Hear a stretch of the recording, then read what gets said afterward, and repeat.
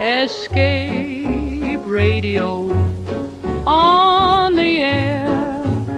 Turn that dial, we're already there. Escape radio, one more time. Open the case, step into the crime. Welcome back to Escape Radio Live, a signal that seems to drift to us from distant times. Here, every investigation begins with the same quiet certainty. Somewhere beneath uncertainty, there is always an answer waiting to reveal itself to those patient enough to search. Truth till the case is done. Escape radio, stay with me. Tonight's tale takes us deep into the heart of the Bellamy Chemical Laboratory, where secrets burn just as fiercely as the chemicals stored within its steel walls. A mysterious fire erupts in the dead of night, leaving behind only ashes, suspicion, and a trail of passion-fueled motives. As Detective Archer prowls the lab's shadowy corridors, the scent of betrayal lingers in the air. Was it accident or arson driven by a burning desire? Shadows flicker between test tubes, and every suspect holds a match. Before to start, let's see what happened the day it was aired. It was February 26, 1952, and that day the world reeled as British Prime Minister Winston Churchill announced Britain had developed its own atomic bomb, while in New Delhi, India mourned the sudden passing of its first president, Dr. Rajendra Prasad, prompting national tributes. Johnny Dollar. Yeah. What? I said, yeah. Oh, what's that supposed to mean, and who are you? Oh, Johnny, this is Pat McCracken at Universal Adjustment Bureau. Well, hi, Pat, but what's with the crazy dialogue? Oh, that word, that yeah, was most of the conversation I got from some crazy character who just called in. I'm afraid I don't dig you. Oh, he called about 5 minutes ago. Said he'd been trying to reach you, but he got no answer. I was out picking up a morning paper. Who was he, Pat? He wouldn't say. He just gave his phone number. Wait a minute. There's only one man in the world talks like that. Yeah. Yeah. Was the call from San Francisco? No. Oh. Los Angeles. Well, then maybe I was, Oh, because the man I was thinking of... Now, wait a minute. Yes, I'm waiting, John. Tell me just one thing, Pat. Well?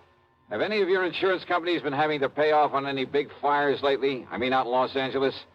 On any fires? You'd better start checking with those companies out there. No, wait a minute. Do it, Pat. And I'll lay odds that you get a handful of arson reports. Arson? Yes.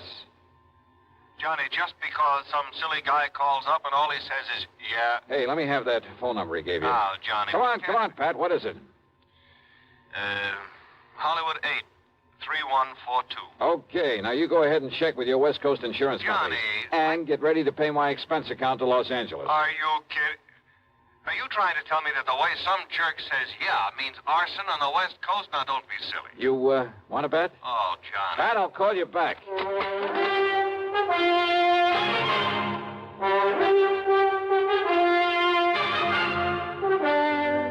CBS Radio brings you Bob Bailey in the exciting adventures of the man with the action-packed expense account, America's fabulous freelance insurance investigator. Yours truly, Johnny Dollar.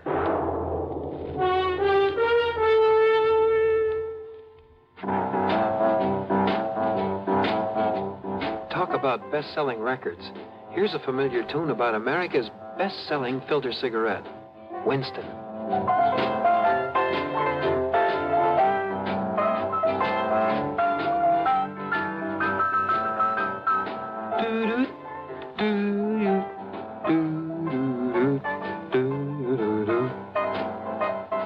Winston gives you real flavor, full, rich tobacco flavor. And you know, that's because only Winston has filter blend up front. Choice, flavorful tobaccos, specially selected and specially processed for filter smoking. No wonder Winston tastes good, like a cigarette should. Smoke Winston. And now, Act One of yours truly, Johnny Dollar.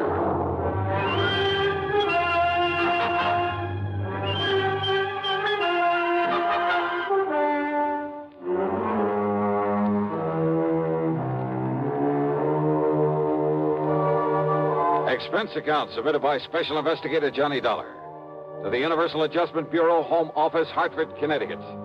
Following is an account of expenses incurred during my investigation of the Burning Desire matter.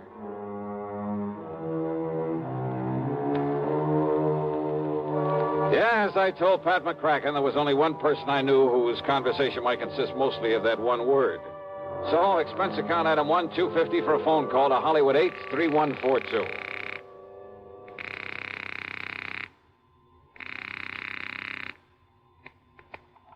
Hello? Hello? Yeah? Yeah, I thought so. Yeah? Smokey Sullivan. Well? Smokey, this is Johnny Dollar. Yeah? Hey, you tried to call me here in Hartford. I was out. You called Universal Adjustment Bureau. I got the message. Here I am. Yeah, Johnny. Only what are you doing in L.A.? Last time I saw you was in San Francisco. Got a job here, Johnny. Legit. Hey, that's the stuff. Pays off, too, doesn't it? Yeah. You're my friend, Johnny. You've done a lot for me. So, when I get a chance to help you... Well, is something doing out there, Smokey, that I ought to know about? A bunch of fires, Johnny. Arson, huh? Yeah. Is there insurance involved? Why else anybody use a torch? Yeah, you got a point there. But do you have any lead on whoever is behind the fires? Yeah. So you better come out here, Johnny. Okay. The first plane I can get. Where'll I find you? 322 South Equity Avenue. South Equity. Okay, Smokey, I'll be there. Yeah. Uh-huh. Now I'll call to Pat McCracken, pack my bag, and... Johnny Dollar. Oh, Johnny, thank goodness. Pat? Yes. I was just about to pack up and call don't you ever get off that phone of yours? I was talking to the guy who Listen to me. Johnny, you were right. Only reason that nobody smelled a rat is because a different insurance company was stuck with each of those fires out there. So until I called them to give me a report. Oh, and listen. I'm listening, Pat. According to the L.A. police, every one of them could have been arson. Okay, I'll grab the first 7 plane. of them in a row, Johnny, that we know about so far. I mean, I haven't got the reports in yet from all the companies, and I'm also waiting for another report from the police. Now, Johnny, your best contact out there. That I've already got. What? Yeah. Oh, you mean that character who called us up? Yeah. Look, will you please tell me, who is he? What does he know about this? Universal Adjustment putting the old expense account on this. Yes, of course. Then I'll give it all to you in the usual report. See you. Oh, now, Johnny, listen. Sorry, Pat, I gotta catch a plane. Expense account item 2, $162.85 plane ticket from Hartford to Los Angeles. Thanks to the time differential, it was only shortly after dark when the big mainliner set down at the L.A. International Airport. Item 3, $750 for a cab to Smokey's address. It was hardly Beverly Hills or Bel Air, believe me. 322 South Equity was in a beat-up part of a downtown industrial section. A weather-beaten 3-story house with a sign out front that said Boarders by the week a month.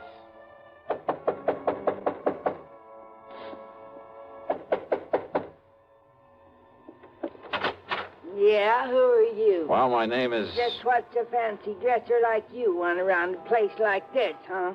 Well?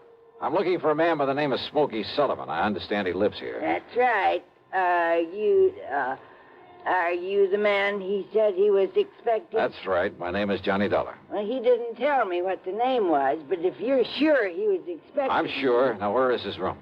I don't know. Where is his room, please? Well, it's up on the 2nd floor. It's just to the right after you get up the stairs. Okay, now, thank you very much. Well, now maybe you'd better... It's all right, I'll find it. Thanks a lot. No, what I mean is, I thought you'd already come. What I mean is...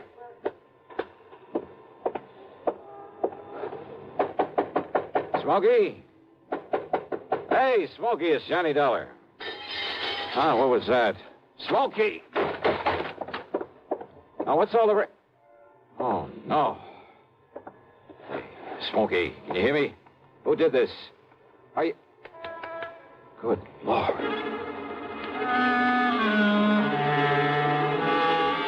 Smokey had really had it. Whoever had beaten him up probably would have killed him if I hadn't come along and scared him away.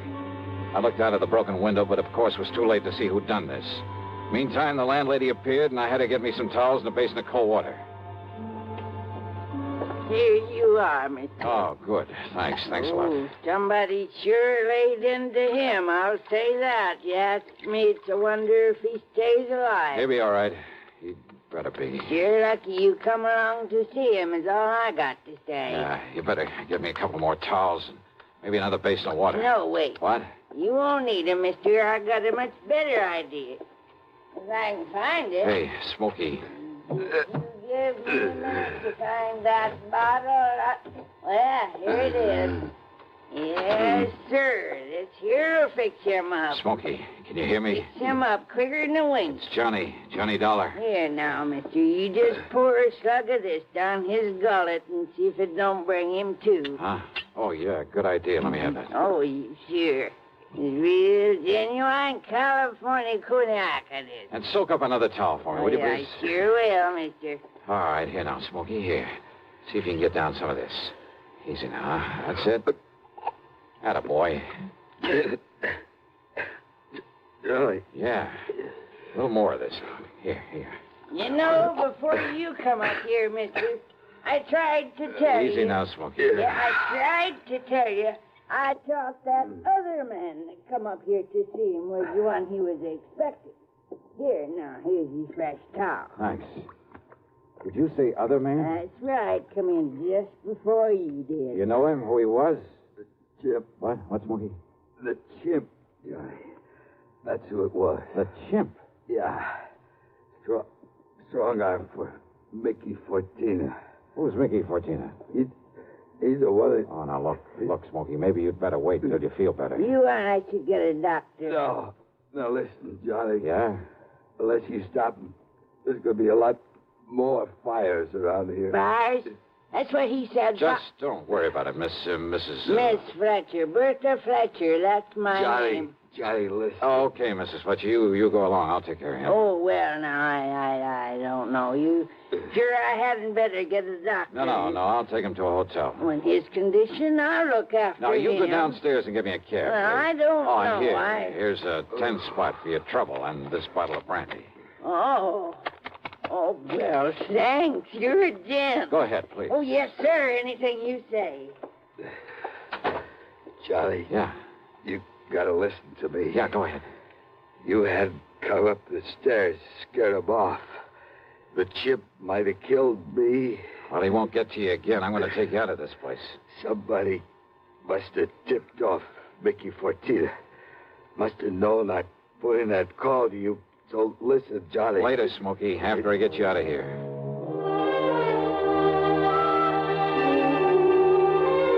Item 4, the $10 to Miss Fletcher. Item 5, $1.50 for a cab to the Statler Hotel, where I had to show my credentials to the room clerk to get a bed for the somewhat mangled Smokey Sullivan. Item 6, $15 to the doctor who came up to the room, and I must admit got him back in a pretty good shape. Then, when the doctor had left us... Yeah, Johnny, all those fires, big insurance, all of them set. 7 of them in a row. So that means by one firebug, No. this Mickey Fortina you mentioned, huh? No, Johnny, Mickey's too smart for that. What? All set by different guys. I don't know who they are, but I see no remains, and the police ain't sure, but I know there was arson. Who's Mickey Fortina? He's a go-between. I seen this happen before. Yeah? Frisco, Seattle, and Denver, a lot of places. He brings in a lot of boys of his own. Everyone got a different way of setting a blaze. So the cops can't tie it up with any local boy whose methods they know. Yeah. Fortina's a go-between? He makes the deal with whoever wants a fire. And the police aren't onto him? What for? He never set a fire himself. Well, I know, but he's the guy that... By the time the arson squad is in, the guy who done it is far away. So there's no witness can prove Fortina set up the deal. And the police have never been able to put the squeeze on whoever made the deal for a fire? And get sent up for it? For being accessory or whatever you call it? Oh, yeah, I see what you mean. Yeah. Fortina sent for me when he found out I was here in L.A. I used to know him, Johnny. Wanted you to be a torch for him, huh? He just asked if I wanted to work for him. And he knew that I knew what he meant. But if you knew that Fortina was operating here... Smokey. How could I prove it? How can I prove it now? Well, maybe I can. But if he finds out I sent for you, Johnny... It looks to me like he already has. Oh, yeah. All right, then. If somebody who wants a fire can get to Mickey Fortina, there must be some way I can. At his office. His what? At his office every night. 1025 South Spring. He has an office for a racket like this? Why, you'd never know it. You'll see. Yeah, I think I'd better see. Hey, Smokey, you... Who's that? You got a gun, Johnny? Right here and ready. Open up in there. This is the police. Police, huh?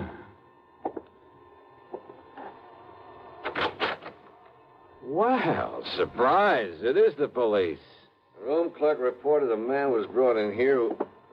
Johnny! Yeah, Pat Nichols. Sergeant Nichols now, Johnny. Good. How are you, boy? Now, wait a minute.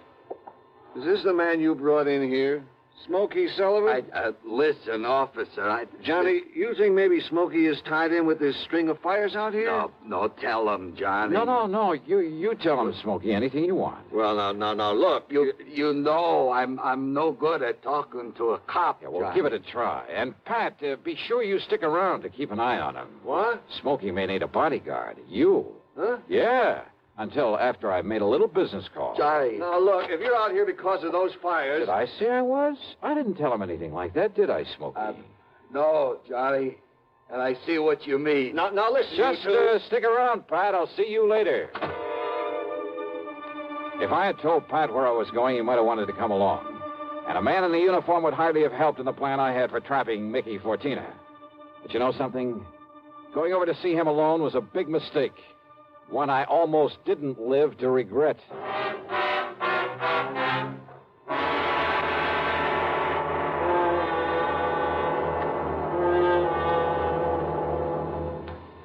We'll bring you Act Two of yours truly, Johnny Dollar, in exactly 1 minute. Here's Hollywood star Mona Freeman. Who feels like acting with a miserable cold? I relieve cold distress the fast way with 4-way cold tablets. Yes, tests of all the leading cold tablets proved 4-way fastest acting. Amazing 4-way starts in minutes to relieve muscular pains and headache, reduce fever, calm upset stomach, also overcomes irregularity. When a cold strikes, do what I do. Take 4-way cold tablets. It's the fast way to relieve nasty cold distress and feel better quickly. 4-way, only 29 cents. Now, here's a word about another fine product of Grove Laboratories. Had dandruff for years? Now get rid of it in 3 minutes with Fitch Dandruff Remover Shampoo. 3 minutes with Fitch regularly is guaranteed to keep unsightly dandruff away forever. Apply Fitch before wetting hair, rub in 1 minute. Add water, lather 1 minute, then rinse 1 minute. Every trace of dandruff goes down the drain. 3 minutes with Fitch, embarrassing dandruff's gone. Fitch can also leave hair up to 35% brighter. Get Fitch Dandruff Remover Shampoo today. And now, Act Two of yours truly, Johnny Dollar and the Burning Desire Matter.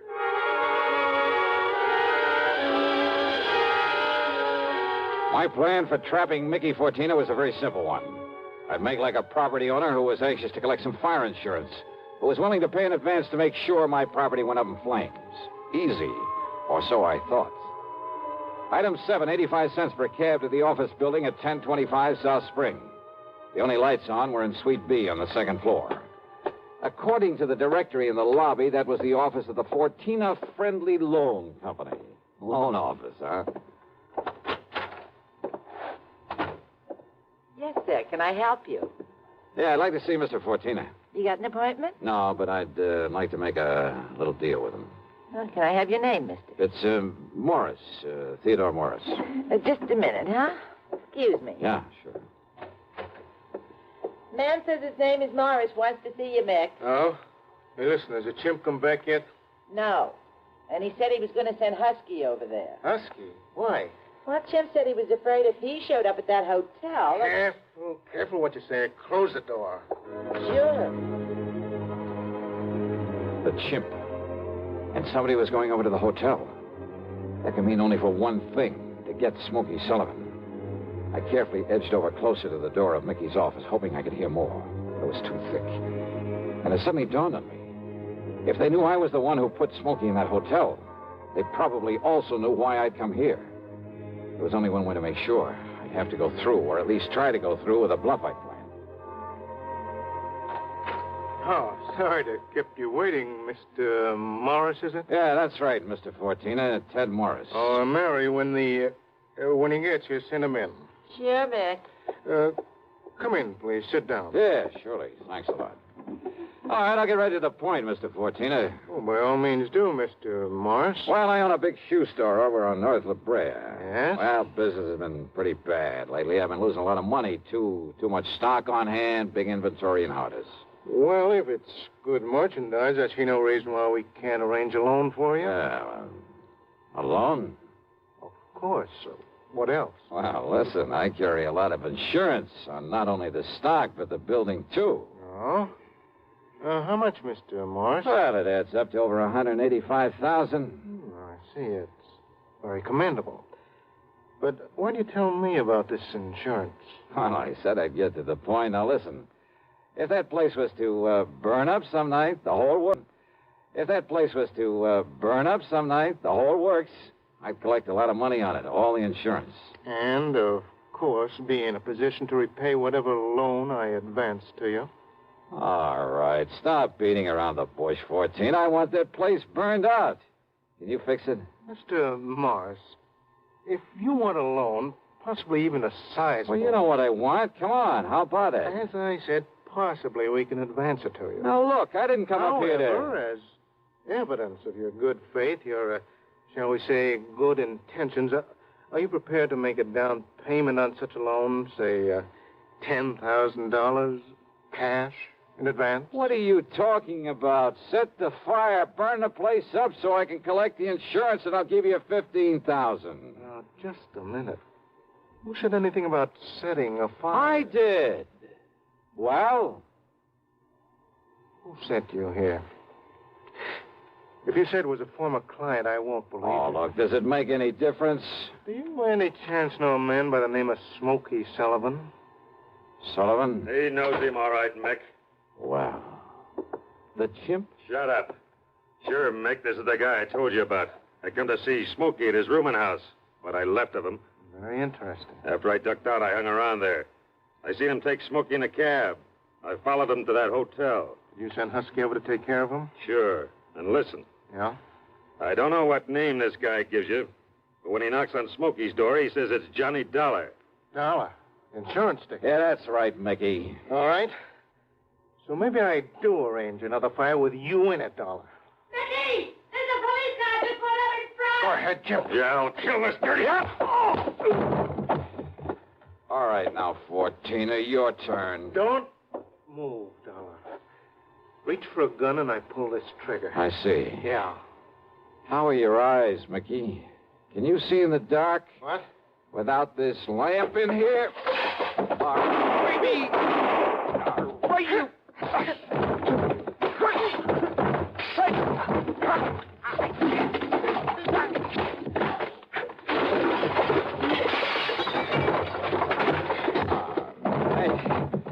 Yeah. Well, I guess Smokey was right at that, Johnny. Hi, Pat.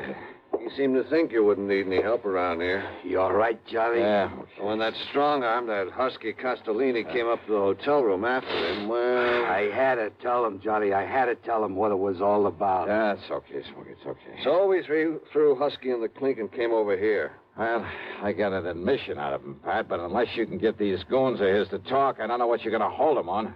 After what just happened in here, Johnny, we'll hold him and his goons just as long as we need to. And unless they want to take the whole rap for him, I think they'll talk. Yeah, they talked all right. And as a result, the police in a couple of nearby states should have no trouble at all in picking up some of the other of Fortina's boys, his hired torches. Funny, isn't it? These stupid jerks just never seem to learn. Expense account total, including hotel bill, plane ticket back to Hartford, and a sizable bit of folding money for Smokey Sullivan. $874.20. Yours truly, Johnny Dollar.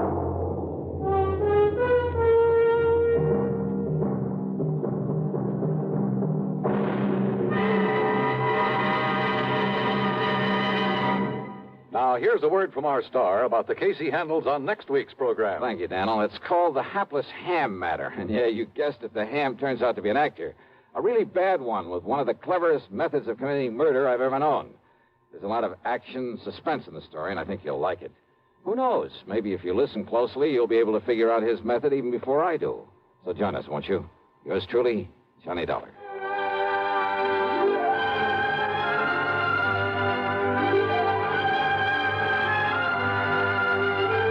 Yours truly, Johnny Dollar, starring Bob Bailey, originates in Hollywood and is written, produced, and directed by Jack Johnstone. Heard in our cast were Virginia Gregg, Gene Tatum, Lawrence Dobkin, Vic Perrin, Paul Duboff, Don Diamond, and Frank Gerstle. Be sure to join us next week, same time and station, for another exciting story of yours truly, Johnny Dollar.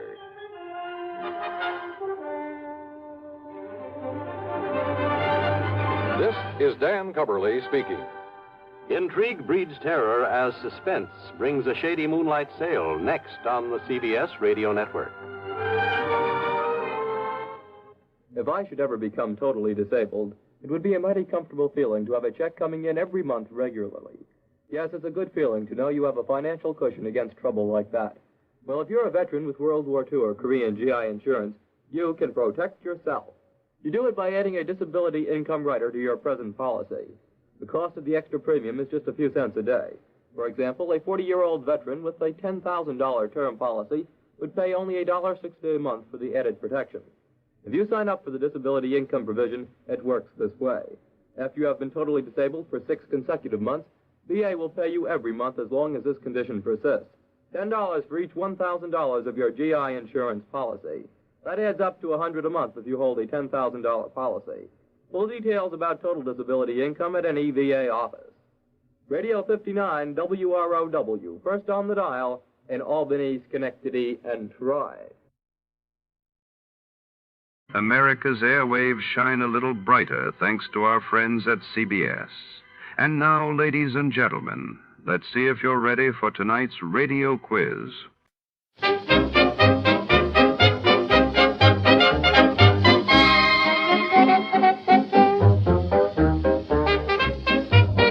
Before tonight's next adventure begins here on Escape Radio, we'd like to thank our friends at CBS. And now, folks, sit back and enjoy a little music from the studio orchestra.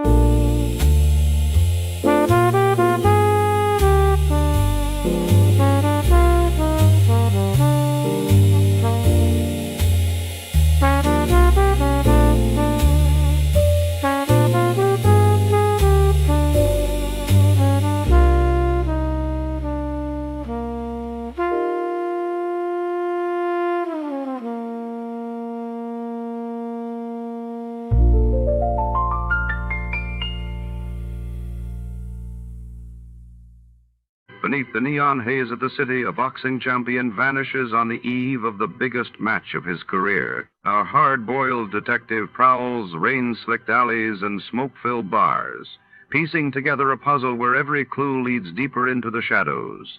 Who wanted the champ out of the ring and why? Stay tuned for a case where every suspect packs a punch and nothing is what it seems. Before we begin, let's see what happened on the day it aired. It was March 10, 1948, and that day the world reeled as John Masaryk, the Czech foreign minister, was found dead under mysterious circumstances in Prague while in New York. The United Nations Security Council grappled with rising tensions over the Palestine question.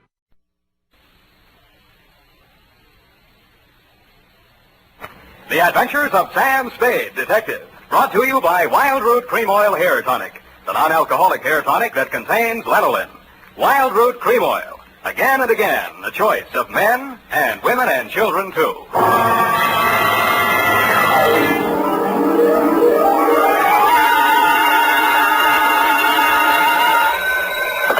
Sam Spade, Detective Agency? Me, sweetheart. Oh, Sam, I'm so glad you called. Why? I don't know. I always am. Was it a good case, Sam? I didn't like it. Where are you? Morgue, San Mateo. Oh, was somebody killed? Yes? Well, do you know who did it? Yep. That's good. No, that's bad. Bad? Believe it or not, F, I wish I didn't know who killed who. I don't understand. Oh, Sam, you sound so downhearted. Well, I'm sorry. I'll try to loosen up. Stay where you are, sweetheart. I'll be right down to dictate my report on the Champion Caper.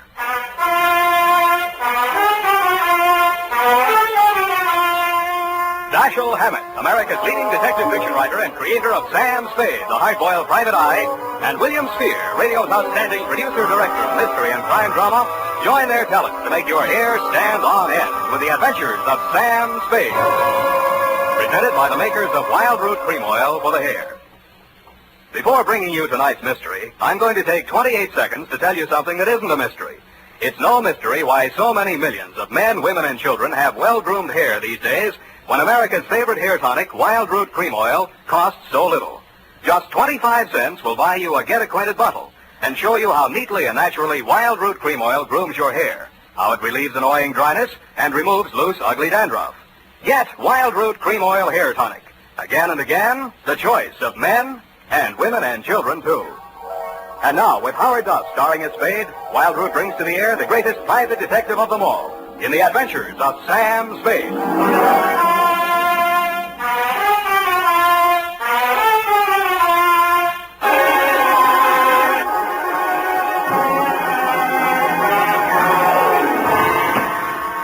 Oh, Sam, I read the afternoon paper. I don't understand it either. Stop that. Really, after all this time, you'd think I'd be acclimatized to all kinds of human storms. I've got my pencil already. I myself again. I'm ready, Sam. Sam, date? Date, August 7th, 1949. To whom, Sam? Jack Manelli. To Detective Lieutenant Manelli, Homicide Detail, San Mateo Police. From Samuel Spade, license number 137-596. Subject... Are you listening, Sam? Subject the Champion Caper. Dear Manelli. You were there for the end of it, and I was there for the start of it, which is in the reception office of Elliot Champion's brokerage house in San Mateo, and where I first met Mildred Champion. Remember that old salve, how a woman in love is always beautiful? When I went in, I had no idea she was in love and no idea she was beautiful.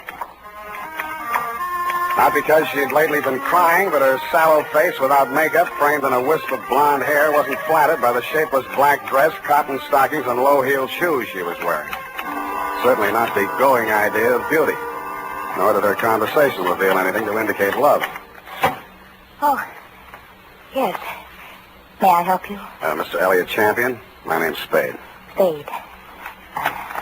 S-P-A-D-E? You don't have to write it. He's expecting me. Your business, Mr. Spade? Private. I have to have a little more than that, I'm afraid. Oh, is this hot here?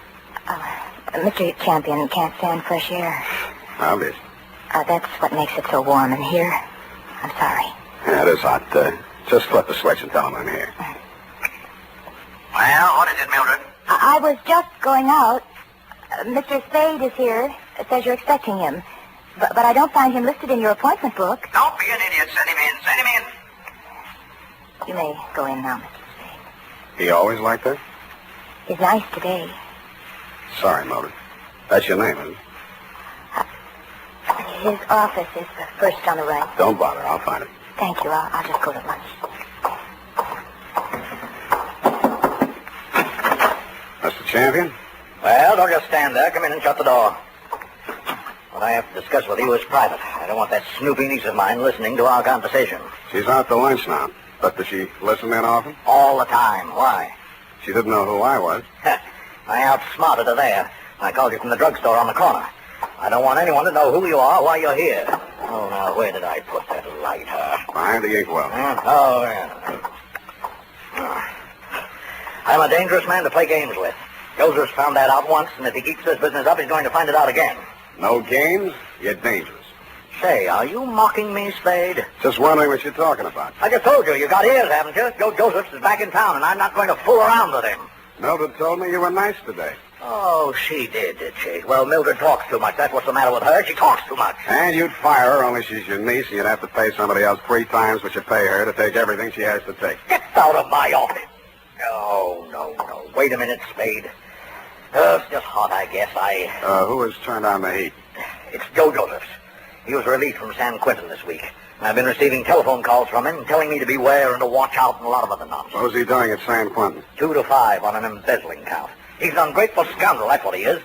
I took him into my office as a junior executive, and 6 months later... He got tired of the $20 a week you were probably paying him and decided to dip into the bin. Only he did a bad job, got caught, you testified against him, now he's out and he's sore, and he's threatening.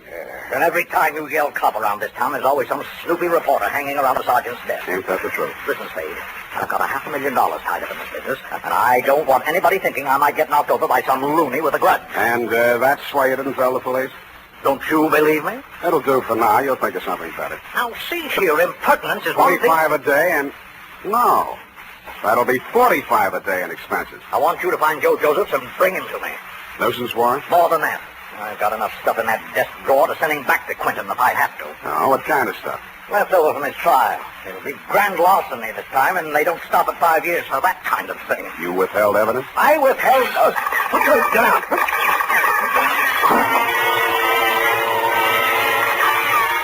My back was only 8 feet from the window, and it came through from the other building across the court. The silencer either ruined the marksman's aim, or he was just a bad shot, because out of 6 tries, he didn't connect with a thing but the desk lamp and a wastebasket.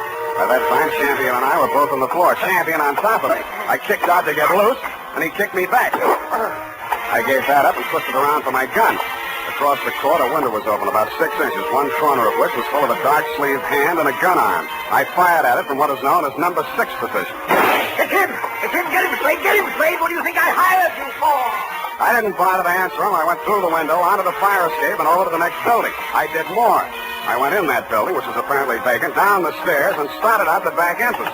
Hey, Curly, watch it, will you? What's the big hurry? Hey, he came out of this building. Which way did he go? Who came out of what building? This building, right here, just a second ago. Here? Yes. Who? Him. Who? The guy who just ran down these stairs. What did he look like? Well, he... Oh, what did he look like? I say, what did he look like? Huh? Who?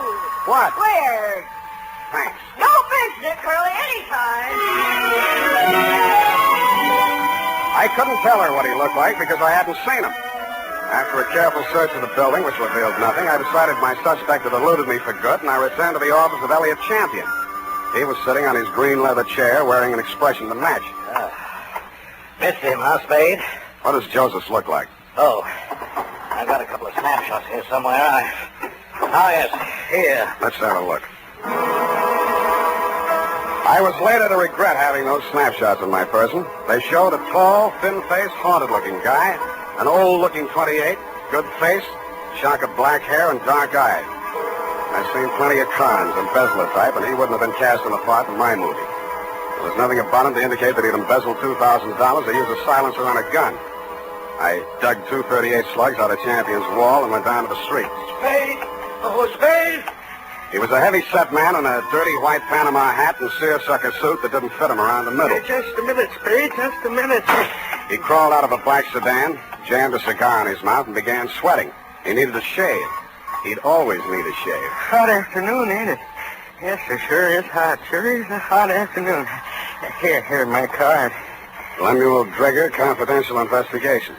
Guess I should ought to have some new ones printed up, huh? I guess you should ought to, Lem, and change the name while you're at it. Huh? Didn't the commissioner bounce you 9 years ago for rolling a pack before you did the booking? Oh, let bygones be bygones, Spade. I'm in business for myself now. How's business, Lem? Punk. Try another racket, Lem. Spade, you been in to see old man Champion, maybe? Maybe. I was just going to go in to see him myself when I spot you pull up. I recognize you from the pictures in the paper last week. I figure maybe you and me ought to talk. What did you figure you and me maybe ought to talk about, Lem? Oh, you make it tough for a guy, Spade. We're in the same business, you know. What you gonna see him about? So long, Lem. Hey, wait a minute. I'm an old gumboot, huh? A fat old gumboot who couldn't get a trick as a housekeeper or tail in a punk. Is that it? Okay, Spade, okay. You're full of vinegar now, but just you keep my card. You'll want to see Lem Drigger before it's all tied up. You'll want to see me. True, Lem. But he was right. I did want to see him because when I got down to the Chronicle office and looked up a morgue on the Joe Joseph trial, the first thing that jumped out at me was the name Lemuel Drigger. Lemuel Drigger, private detective who had been employed when Mr. Champion had become suspicious of Joseph's account irregularities, and who, together with Mr. Champion, caught Joseph's red-handed, and who willingly offered his testimony the same at the trial which convicted Joe Joseph to San Quentin for 5 years. The file also gave the name of Joseph's lawyer, a man named Anthony Speezer. The phone book showed an apartment address on Geary. That's you, Aggie? Hold on a minute. I was just trying to get dinner over before you showed up, but I guess I'm late tonight. Who are you? Mr. Speezer? That's right. My name's Spade. I'm a private investigator. I'm trying to locate a former client of yours, a man named Joseph. Come in. I was expecting Aggie, but come in. Thanks. I always fix my own dinner, poached egg and half. Ulcers. Name Spade? Yeah. Want an egg? No thanks. I'm on duty. Mind if I finish? It's up to you. Who's your client, Spade? Elliot Champion. Joe Josephs is back in town, and he's been making telephone threats and throwing 38s around. 38, huh? Mm-hmm. You know where he is? Joe was a nice kid, but a calendar job. Born with one war going on, a depression on deck, and another war in the hole. Makes a difference. The calendar got him. Everything was against him at the trial, too. I couldn't do anything. He thought I let him down and told me so. He got real sore when they read the book at him. Curtin Champion and that private Dick, Lem Trigger. Trigger and everybody else said he was railroaded. You were his attorney? I know, but he didn't have a chance in a million of beating that rap. He thought I ratted when I took the guilty plea in court's mercy, all for a lousy $2,000. Well, he's done his time and he's out now. He hasn't gotten in touch with you? Nope. No threats? Nope. Have a right to you from prison? Nope. Any idea where he'd be in town? Nope. Is it possible he has a mother? Nope. Then I guess I leave you to Aggie. We play records. Aggie used to be a violinist. Well, it's up to her. Spade. Spade. Yeah? If you find Joe, tell him where I live. I'd like to see him. Why? I don't know. Maybe I just want to see what 5 years in the pen does to a kid like that. Yeah. I'll bet you do.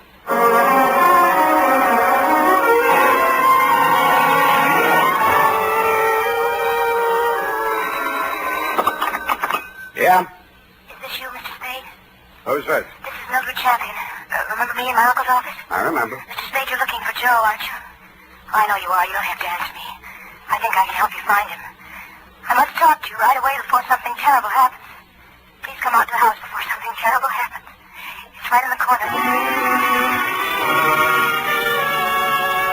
I got out to the house as fast as I could, but not before something terrible had happened. Hey! The front door was open and all the lights were on, and Elliot Champion was lying at the foot of the stairs in the front hall, holding his lapel as if it would get away from him. Hey, don't touch me. Don't try to move me. It's in my lungs somewhere. I never thought.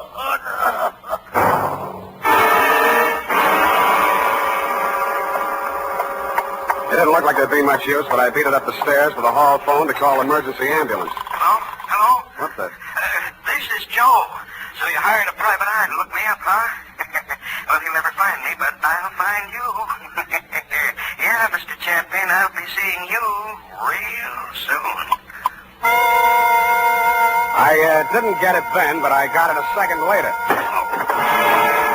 I grabbed for the banister, missed, and hit the top railing. A pair of hands held me up long enough to go through my pockets and then let me go, and that's the last thing I remember.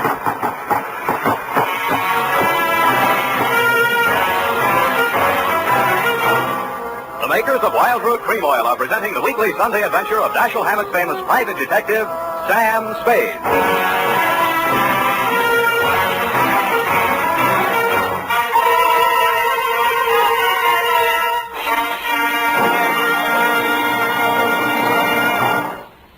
Now, here's important news on good grooming. If you want the well-groomed look that helps you get ahead, socially and on the job, listen. Recently, thousands of people from coast to coast who bought Wild Root Cream Oil for the first time were asked, how does Wild Root Cream Oil compare with the hair tonic you previously used? The results were amazing. Better than 4 out of 5 who replied said they preferred Wild Root Cream Oil. Remember, non-alcoholic Wild Root Cream Oil contains lanolin. It grooms the hair naturally, relieves dryness, and removes loose, ugly dandruff. So if you want your hair to be more attractive than ever before, get the generous new 25-cent size of Wild Root Cream Oil. America's leading hair tonic, on sale at all drug and toilet goods counters. It's also available in larger economy bottles and the handy new tube. By the way, smart girls use Wild Root Cream Oil too, and mothers say it's grand for training children's hair. Get Wild Root Cream Oil. Again and again, the choice of men and women and children too.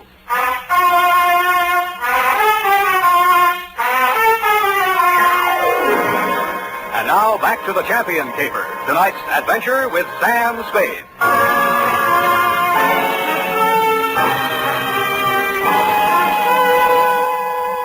The neighbors had complained of gunshots, which was fortunate for me. I still might have been lying at the bottom of those stairs in Champion's house, Lieutenant, if you hadn't walked in, applied first aid, asked me my name, and listened to my story. You considered the threatening phone call after my client's death as a cover-up and promptly sent out a general alarm on Joe Josephs. I took an aspirin and a taxicab for home. Halfway uptown, I discovered the pictures of Joe Josephs were missing from my wallet. And that is why I was absent at the medical examiner's inquest this morning. Instead of going home, I went out to San Mateo, jimmied the lock of Champion's office, and violated City Ordinance number 352B. My dead client's desk revealed one important item. An income tax voucher dated August 17, 1944, noting him delinquent. Then I found another important item, same for 1943. His secretary's desk was even more interesting. What I found there led me to 1, call her home. Result, no answer. And 2, to revisit Attorney Speezer. I found him poaching another egg. All right, I'm here. It's late, Aggie. What's the idea? Unless it's Beethoven, I don't... Oh, Spade. Aggie have a show? Yeah, left early. Has to work tomorrow. Oh, it's too bad. What's with you? Still looking for Joe? Yep. Any leads? Wish I could help you, Spade. Elliot Champion was shot and killed in his home tonight. No. That all you have to say? Joe do it? Maybe. Well, You don't seem scared for a mouthpiece Joe didn't like. if you mean should I be next, no. I'm not scared, Spade. The kid should realize that this time I liked him and did all I could. You've been here all evening? Aggie? Could you prove it? Yep. You may have to. Did you know Mildred Champion was married to Joe Josephs? Yeah. How'd you know? It's a secret. I found this marriage license in a desk drawer. Nosy, huh? I found something else. Champion didn't pay his income taxes all the time. A lot of people are like that, Spade. Me, Lem Trigger testified against Joe at the trial, so did Champion. Mildred worked in the office, but she didn't testify. Wife can't testify against husband. Real good story, Spade. But what about Joe? Champion had something on Lem Trigger, and Trigger had something on Champion. Joe's in between. You tell me, huh? Huh? All right, I'll tell you. It's all about a green kid hired into a brokerage firm to be framed on a phony embezzling charge to cover up a tax delinquency. You want to finish it? I can't. I don't know it. You've got ideas, though. Yeah, Spade, you're right. I've got ideas. And all of them make me sick inside. That kid stood there and told me he was innocent. He said it 1,000,000 times if he said it once. And he told me he thought Champion was short with the income tax people. And if Champion was short, he could phony up a book and get a worn-out private detective like Drigger to testify that there'd been a fraud, and Joe takes the rap. If that's what happened, they did it pretty good. Did you mention anything like this at the trial? Surmise is not admissible. There was no way to investigate it and no way to prove it. Joe was a nice kid, Spade, and he told a good story. I fooled a lot of times. What do you think? I haven't met him yet. All right, he's done his 5 years. He came out, and now they want him for killing the man who sent him up. His whole life's gone. And for what? Spade, I hope you don't find him. I hope nobody ever finds him. But we did find Joe Josephs, Lieutenant. He was right under our noses all the time. When I called you, you told me to come on down to the morgue at the county hospital. We both stood and looked at Joe Josephs. It's a funny thing, Sam. We had an alarm out for an hour on this guy. We've been looking all over for him, and he turns up right here. Well, he's dead. He's been dead since last night, about 7. 7? Same time Champion was killed. TB. Just got the whole story. Had it awful bad in prison on the sick ward his last 2 years. Wanted out awful bad. When his time was up last week, he made him release him. But he wound up here, died in the hospital. He looks awful young to be a con and all. I don't know, Sam, he's just a kid, isn't he? Up until then, you had some kind of case against Joe Josephs. But when the medical examiner reported that my client had been shot with a .32, the rest of it began to fall into place. Lem Trigger's office was a dirty room over a shoe repair shop on Mission Street. The glass on the door hadn't been washed in 5 years, and neither did anything else. You can hardly tell where the office left off and Lem began. Oh, hello, Spade. I've been waiting for you. I thought you'd get over for some talk. What made you think that, Lem? Well, you're here, ain't you? All right, let's make talk.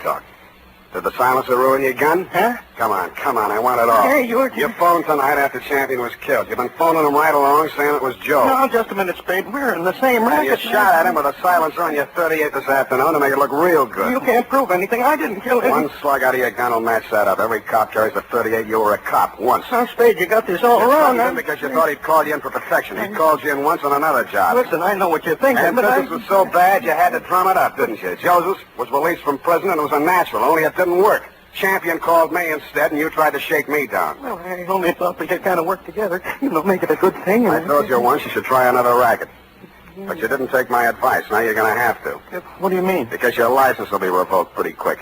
You got into a lot of trouble about 2 minutes from now. I did? I was right here. What are you trying to do? I swore out a complaint on you for assault and battery. Hey, wait a minute. I ain't done nothing to you, Champion. Instead, and yes, I tell you that... did, Lem. You tried to strike me, and I had to defend myself.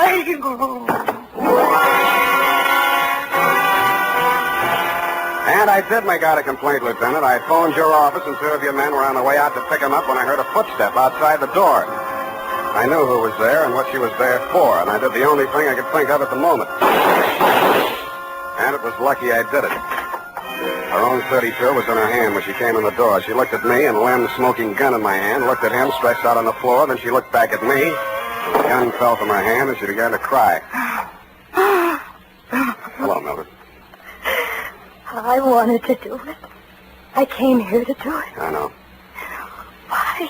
Why did you? To stop you. Why? My bullets went into the ceiling. He's just knocked out. No, he ought to be dead. Dead! No. Not anymore, Mildred. You tricked me. You knew I was coming here. And you know he should die. You know it. That won't bring Joe back. How many real tramps have you met in your life, Mr. Spade? Lots. And some who just thought they were. Well, you met the genuine product yesterday. My uncle, for example. He stole money from himself and made it look like Joe did it. I know about that. And this one? Why didn't you let me kill him, too? Why? Easy. When I went over to see him in the hospital the first time, I knew he was dying. He had that look in his eyes, helpless. And he knew what they'd done to him, and he couldn't do anything about it. But you figured that you could. So you killed your uncle when you found out Joe died, and you came here to kill Lem. They killed him. They killed Joe and they sent him to prison. 5 years I waited for him to get out of that awful place. I waited to hold him in my arms and tell him it was all over. 5 years I waited to help him forget his hate, my hate. 5 years I loved him so much every day. Oh, easy. And then he came back to me the way he did. Those pictures were all I had left of him after 5 years of waiting, loving him. Now he's dead. What can you or I or anybody do about what they've done to him? Look at me, Mr. Spade. Go ahead, look at me. I'm not what you'd call beautiful. I'm not even very pretty. Nobody would ever look at me twice. Well, Joe looked at me. And he loved me. Now he's dead. And I'm dead inside. I'm dead inside, and I'll be glad when I'm dead outside.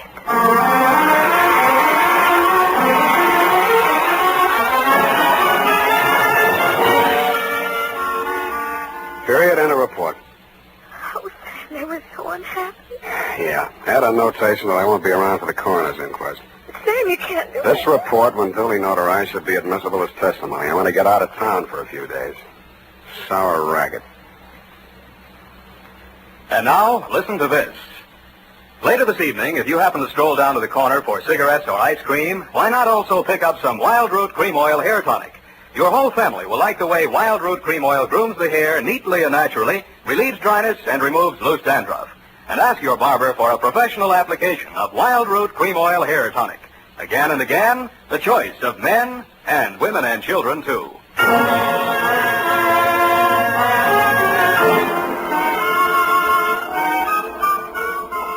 Here it is, Sam. Didn't make any mistakes. Of course you didn't. Are you really serious about getting out of town for a few days? I am? The world's too much with you, huh, Sam? Effie. I know it's torture, Sam, but it seems kind of appropriate right now. I don't care if she did kill those 2 men. I feel sorry for her. What's that got to do with poetry? Well, it's kind of poetic justice. Oh. Why did she dress the way she did in that black dress and low heels? A form of penance, I guess. A mourning, absence of her missing lover. Lover? Yeah, no. Look, you'll have to type it all over if you keep that up. But, Sam, it's all so beautiful and tragic. Yeah. And you watched it all happen with such understanding. I'm so proud of you. Oh, Sam. Come on. Dry up and go home. Good night, Sam. Good night, sweetheart.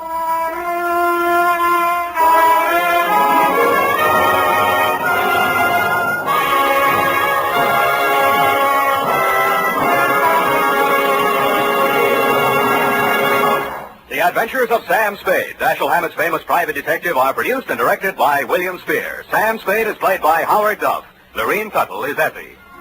Tonight's adventure with Sam Spade was written for radio by E. Jack Newman. Music was directed by Lud Gluskin, with score composed by Renee and Pierre Garriguet. Join us again next Sunday when author Dashiell Hammett and producer William Spear join forces for another adventure with Sam Spade. Brought to you by Wild Root Cream Oil. Again and again, the choice of men and women and children, too. This is Dick Joy reminding you to get Wild Root Cream Oil, Charlie. It keeps your hair in trim. You see, it's non-alcoholic, Charlie. It's made with soothing lanolin. You better get Wild Root Cream Oil, Charlie. Start using it today. You'll find that you will have a tough time, Charlie, keeping all the gals away. Hiya, Charlie. Get Wild Root right away. This is CBS, the Columbia Broadcasting System. America's airwaves shine a little brighter thanks to our friends at CBS. And now, ladies and gentlemen, let's see if you're ready for tonight's radio quiz.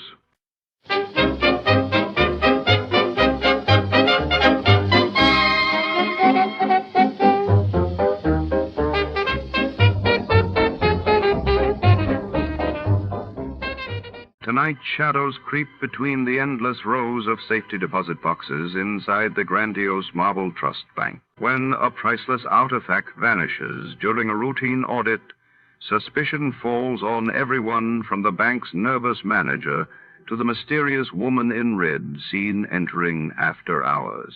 Our detective must sift through secrets and double crosses beneath glittering chandeliers and the cold gaze of security cameras.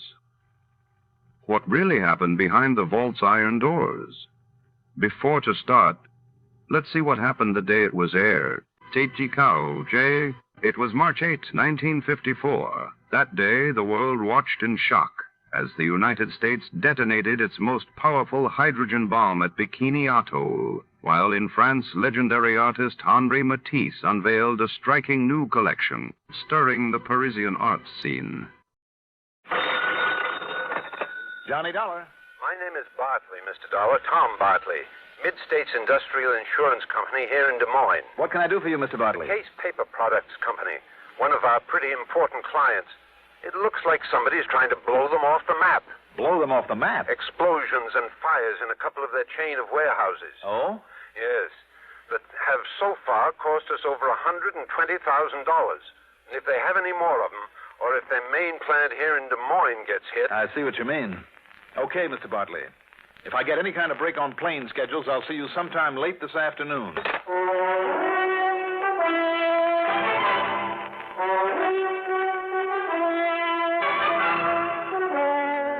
The CBS Radio Network brings you Mandel Kramer and the exciting adventures of the man with the action-packed expense account. America's fabulous freelance insurance investigator, yours truly, Johnny Dollar.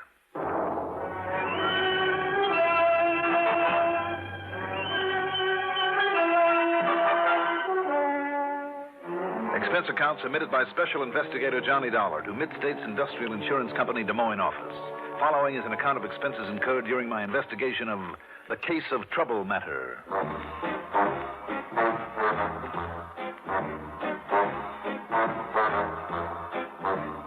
Expense account item 1, $102.65 plane fare to New York to Chicago to Des Moines, Iowa. And thanks to good connections, we circled the transmission tower of KRNT, passed over the Raccoon River, and set down at Municipal Airport shortly after 4 p.m. Item 2, out of force of habit, $50 deposit on a rental car. I headed north on Fleur Drive, that's Route 123, and a few minutes later walked into Tom Bartley's office on Mulberry Street in town. I beg your pardon. Yes, Mr. Case. What? Oh, I'm sorry. Well, may I help you, sir? Well, I don't know. My name is Johnny Dollar, and... Is something wrong, miss? No, I'm sorry. And Mr. Bartley is expecting you, Mr. Dollar, but he isn't here now. Oh? He's gone to Indianola. Where's that? 18 miles south of here, and he wants you to meet him there, Mr. Dollar, just as quickly as possible. Okay, but where down there? He says you'll know when you get there, and that you'll have no trouble finding him. Well, I've never met him, you know. Just the same, he says you'll know when you get there. Funny. And to please see him right away, immediately. Okay, whatever you say.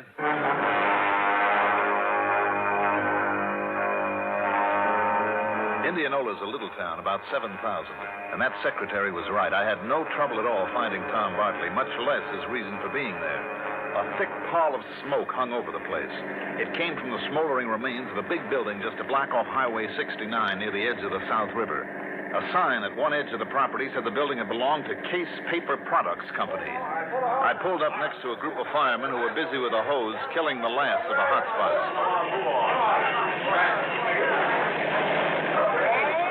Hey, Dollar. Johnny Dollar. Yeah. Tom Bartley. Tom, glad to know you. Well, there you are. There it is, number 3, what's left of it. And this one will cost us 50,000, 60,000 more at least. You think this and the others you called about have been arson, So does Albert Case. He and his brother Ed own the business. Main plant in Des Moines and a lot of warehouses scattered around. Why scattered around, Tom, instead of close to the main plant? No room up there. Also, it saves money because of cheaper property in these small towns. Where are the others? Well, those that are left are in Knoxville, Osceola, Colfax, and Grinnell. But who knows for how long? On the phone, you said explosions and fires. That's the way they've all started, with an explosion. Yeah. That would indicate arson, all right. Also a pattern by one man. Right. But paper burns so hard and fast and hot, there's never any concrete evidence after a fire's over. About these Case brothers, Tom. Now, look, there's no point in hanging around this mess. It's all over and done with, but our insurance payoff. So why don't you pile into your car and follow me home, Johnny? We can talk about it there over a stiff drink that I can well use. Okay, if you like. Besides, it's getting late, and I promised Millie I'd bring you home for dinner. Lead the way.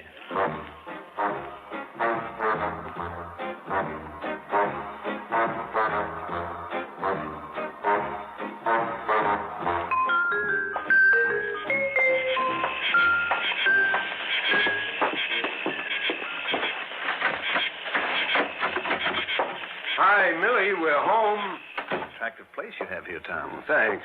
We like it. Oh, hi, darling. Have a busy day at the... What, Ed? Huh? Well, yes, I guess Johnny does look like Ed Case at that. Well, Johnny. Mildred, this is Johnny Dollar. Oh. Well, hi, Johnny. Welcome. Hi, Millie. Now, you two can go in there and relax, and I'll bring you a drink. Scotch and soda, all right, Johnny? It's what Tom always drinks. Oh, that'll suit me fine. Sit down, Johnny. Make yourself comfortable. Thanks, Tom. Mighty attractive little wife you have there. Millie used to be a singer and dancer in a sister act. Oh? Now, about the Case brothers, Tom. Well, Albert actually runs the business. Ed just shares the profits. Kind of a black sheep of the family, I've heard. I see. Here we are, boys. One for you, Johnny. One for you, darling. And one for me. Well, thank you, ma'am. Well, to the gods and goddesses and us. We'll drink to that. Oh, Tom, darling. Yeah? Before I forget, Albert Case promised to drop in. Oh, good. I want Johnny to meet him. As a matter of fact, he ought to be here right now. He only lives a few blocks away. He's been up in the town of Madrid, Johnny, cleaning up after a previous fire so he can sell the property. You mean he's planning to just pocket the insurance money? I guess so. Incidentally, he himself discovered that fire. He did, Tom, tell me, how has business been with the Case brothers lately? Well, not so good, I guess, but then that's true of a lot. Now, wait a minute, Johnny. Possibility, isn't it? But Albert Case burned down his own... Oh, now, listen, you don't know him. I know, but maybe you don't either, Tom. At least as well as you think you do. Oh, no, Johnny, you're wrong in what you're thinking. Why, I've known Al Case for years. I've known him well. Mm-hmm. What about his brother Ed, the black sheep? Well, now, Ed, of course, is a different... Oh, excuse me a minute. Hello? Tom, this is Albert Case. It's Al, Johnny. Come listen. Right. Tom. Yes, Al? I told you those fires were set. All of them. I know you did. Well, I have proof. You have, huh? Then we'll be right over. No. What? No, you mustn't come here. And I mustn't stay here. What? What do you mean? Because I... Hello? Hello? Al! I don't get it. You know where he lives, Tom? Well, sure, but why did he hang up? Come on, let's go.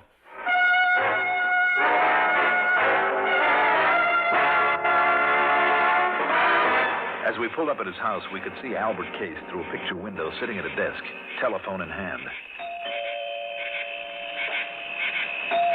Hey, Al, we're here. Darling, can't you see he's on the phone I know, but he acts as though he doesn't even hear us. Wait, Tom.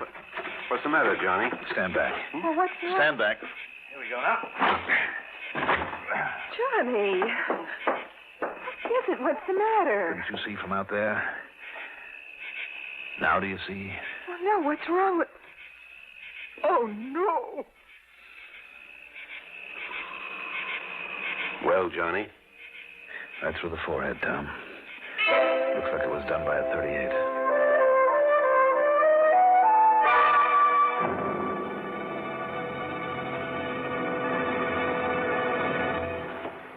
Newport filter cigarette.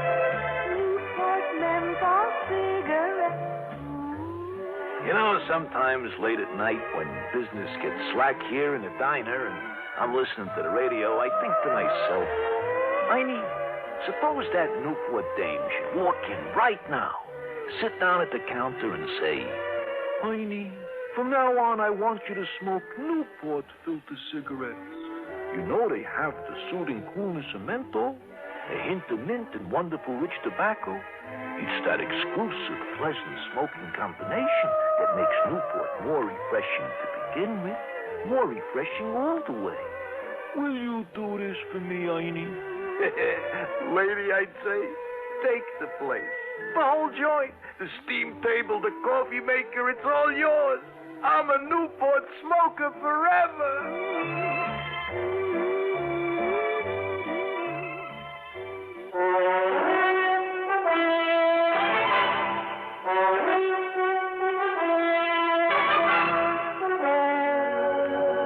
Tom took the telephone out of the dead man's hand and called the police. Millie turned pale and slumped into a chair, and I gave the place a quick rundown, checked the doors and windows. A few minutes later, a young policeman arrived. Were you all here when it happened, Mr. Bartley and Mrs. Bartley? And, who are you? He's working for me, officer. He's Johnny Dolar, insurance investigator. You insurance guys work pretty fast, don't you? Maybe too fast. You related to Mr. Case? Well, are you? No. Why? You look a little like him. All right, now, who busted in the front door? I did, officer, when I saw through the window that something was very obviously wrong with Mr. Case. Oh, just took things in your own hands and busted in, huh? That's right. All right, let's see what I can find out here. Sure, here it is. A bullet hole through this window. You know what that means? It means somebody plugged them from outside there. You're sure? Yeah, sure, I'm sure. So go on, you three-hound. Now, where'd your wife go, Bartley? Out to the car. Yeah, well, who told her she could leave? Who told her she had to sit here looking at a corpse?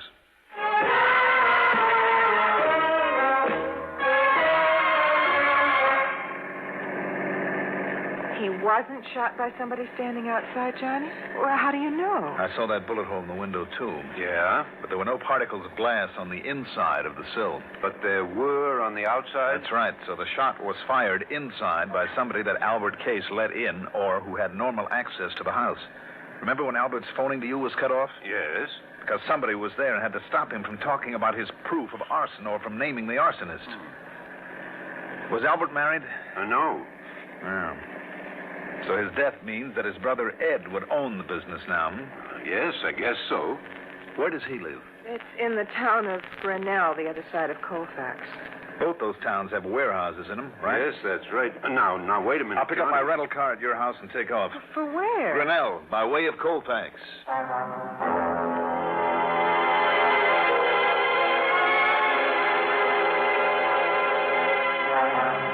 But at Colfax, I made a stop to question some of the people standing around another big warehouse fire.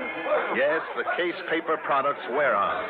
But in walking toward it in the semi-darkness, I stumbled over a little old man quietly sobbing to himself. I'm sorry, I didn't mean to walk all over you like that. Oh, what difference does it make? I knew it would happen. I knew this was going to happen. You mean this fire? Yes, and I told Mr. Albert it was going to happen, too. Wait a minute. You mean Mr. Albert Case? Yes, I've been his night watchman for years, I have. And I told him it would happen, I did. Ever since that car started coming round here every night, prowling around, I knowed it wasn't up to any good, and I told him so. I told Mr. Albert about it. What kind of a car was it? Big, white, foreign car. A Pirati with no top onto it. Yes? And when I told him about that car this afternoon, you know what Mr. Albert said? What? He said he knew then. He knew who it was that'd been trying to burn him out. He said he knew him. Did he tell you who he meant? Only that now he was sure. And he give me this gun, this pistol to carry, in case it'd come around again. A white Pirati convertible, Yes, sir. And I think I know the man he means, too, that drives one. And if he does come round here, Mr... Hey, let me help you up, Sam. You. What? It's you.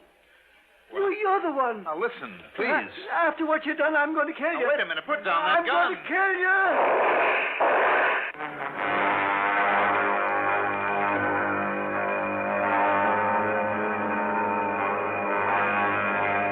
Thank goodness it was a bad shot. There was no point hanging around to explain things to the fireman. I grabbed his gun and took off. Pete thought that I was someone else.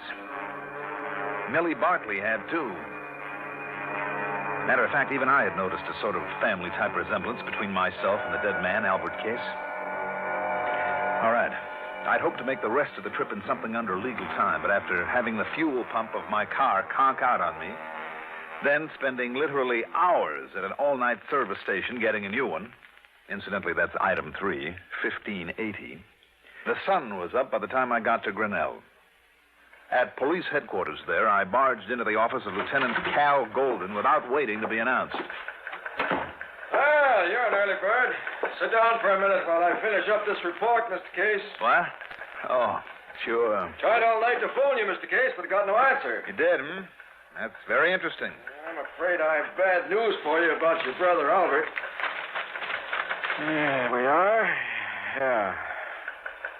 Seems that last night somebody... Wait a minute. Yeah? Well, I'll be... You look like Ed Case. Don't worry, Lieutenant. You're not the first one to make that mistake. But who are you, then? My name is Johnny Dolar. I'm an insurance investigator. By golly, you look enough like Ed Case to be his twin brother, and you sound like it. Tell me, you haven't been able to contact him yet? No, sir. Then let me throw one at you, Lieutenant. Yeah? I have good reason to believe Ed Case is not only the firebug we're after. What? But the man who killed his brother.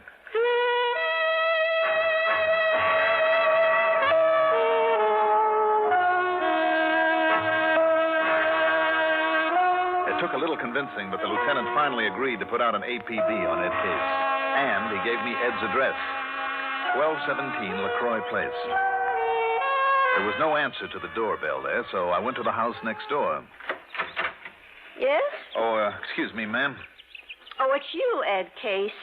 I beg your pardon. No, wait. You're not Ed Case. You're somebody else. That's right, ma'am. My name is Dolar.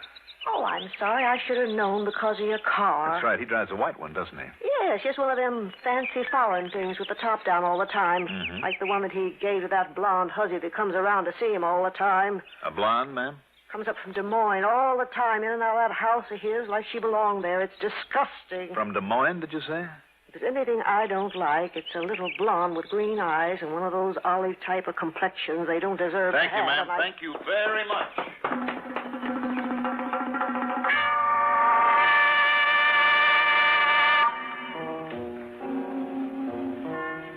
That description of Ed's girlfriend.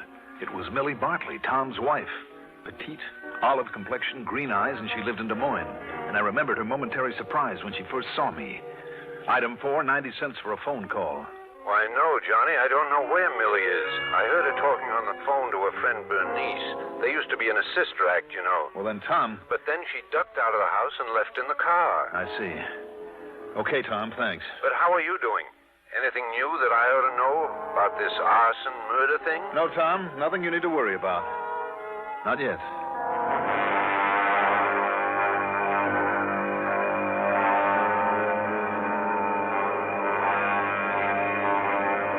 I drove back to LaCroix Place, parked a block away, and walked to 1217. There was no answer again, so I went around to the back door, slipped the lock with a business card, and walked in, leaving it open for a possible quick exit. That was a mistake, because a couple of minutes later, as I rounded a corner to the living room, I felt the barrel of a gun in my back. Oh, so you're out of town, huh? Well, now I know different. Now, wait a minute. Don't move, Eddie boy. Trying to stall on that $5,000 you owe me won't work. You think I'm mid-case? What do you mean, think? Now, listen, You know what happens when you try and stall me, Eddie?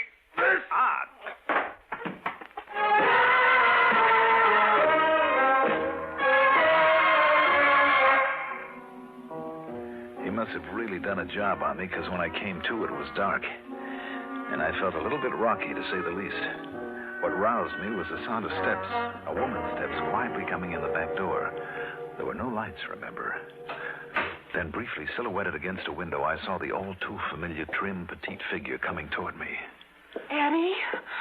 Oh, no, you're hurt. Oh, honey, you're hurt. What happened? Oh, you don't know. Oh, yeah, with Louis getting even because you didn't pay him soon enough for that last fire. Oh, here, Eddie, let me turn on the lights and help you. No. Just let me rest a minute. Oh, I knew that was him I passed on the highway. Why did you come over here from Des Moines? To make sure you'd play dumb when the cops told you about poor dear old Albert getting knocked off. Why did you come here to the house? Because I hoped that you'd come here, I guess. Well, you should have waited until I could get up the money to pay Louis. You mean for killing Albert, too, huh? Yeah. I mean, no. You killed Albert. I saw you from the outside in the car. You'd swear. You killed Albert. I saw you from the outside in the car. You'd swear to that, wouldn't you? Eddie, what a thing to say. You sound like you don't trust me. Look, we're in this thing together. And whose idea was it to knock off Albert?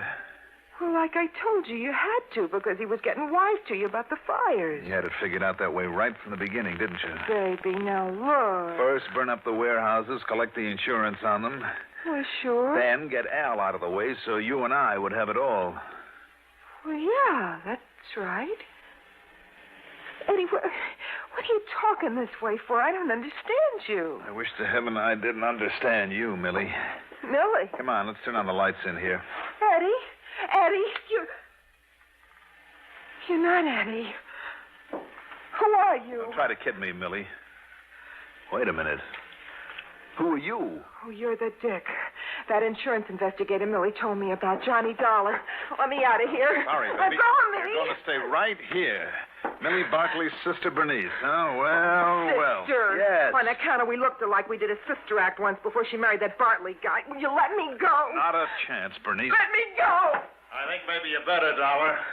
What? Eddie. Yeah, me, Eddie. Don't move, Dollar. Get his gun, Bernice. Take his gun away. Yeah, sure, Eddie. Here it is. Ed Case, hmm? That's right. I guess maybe we do look like each other, don't we? It fooled Bernice, Eddie. Before I put the lights on, she told me everything. Eddie, don't believe him. It's a lie. No, it isn't, baby. I heard. But listen, I thought he was you. Don't you understand? I thought he was you. Why'd you drive on over here anyway? Because Millie told me Dollar was coming You been here. shooting off your mouth to Millie, too? I could tell she was getting wise about the fire. You told her. No, Eddie, honest. But she was my friend. She thought maybe she could help me out of this mess. Yeah, you're too late, Bernice. Eddie, what are you going to do? I'm going to get rid of the both of you. No. And figure out some way to shut up Louis. But you two are first. Eddie. You'll never get away with this, Eddie. No? Even when I use this gun of yours to knock you off? Eddie, please. You're drunk or you're crazy or something. What, crazy? To save my own life? To keep you and Louie and Dollar here from putting a noose around my neck? It's there already, Eddie, and you know it. Shut up. It won't be after I kill you. Eddie, please, That's please. going to be right now. Wait a minute. Who's that? The cops. It must be the cops. Oh, yeah? Well, if it is, you wait here. You wait. Ah, no, you don't. You shouldn't have turned toward that door. Out of my way. Oh, Eddie, you hit me. Now, you, Dollar. Wrong, Eddie. You may have killed her, but you're not going to...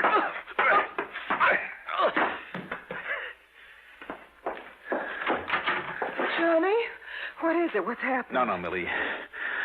Don't go in there. Bernice? Yes. Eddie killed her. I'm sorry. She was my friend. I'm sorry, Millie. Where's Tom? I came alone, Johnny. Why? When I talked to Bernice on the phone, I knew I could tell that your suspicion of Eddie was right. And I hoped that somehow I could help her. Maybe you better call Tom and tell him where you are and what's happened.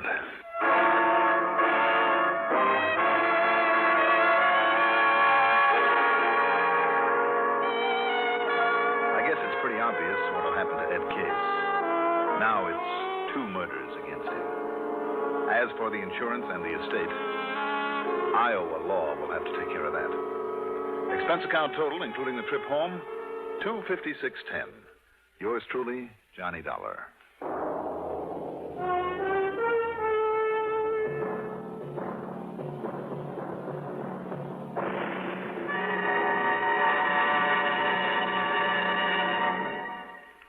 Now, here is our star to tell you about next week's story. Next week, a story with a twist that will surprise you as much as it did me. Tune in, won't you? Yours truly, Johnny Dollar. If you drive a car, remember this. Almost anywhere in the country where you see the Sinclair sign, you can save up to 4 cents a gallon on gasoline by using Sinclair Dyno.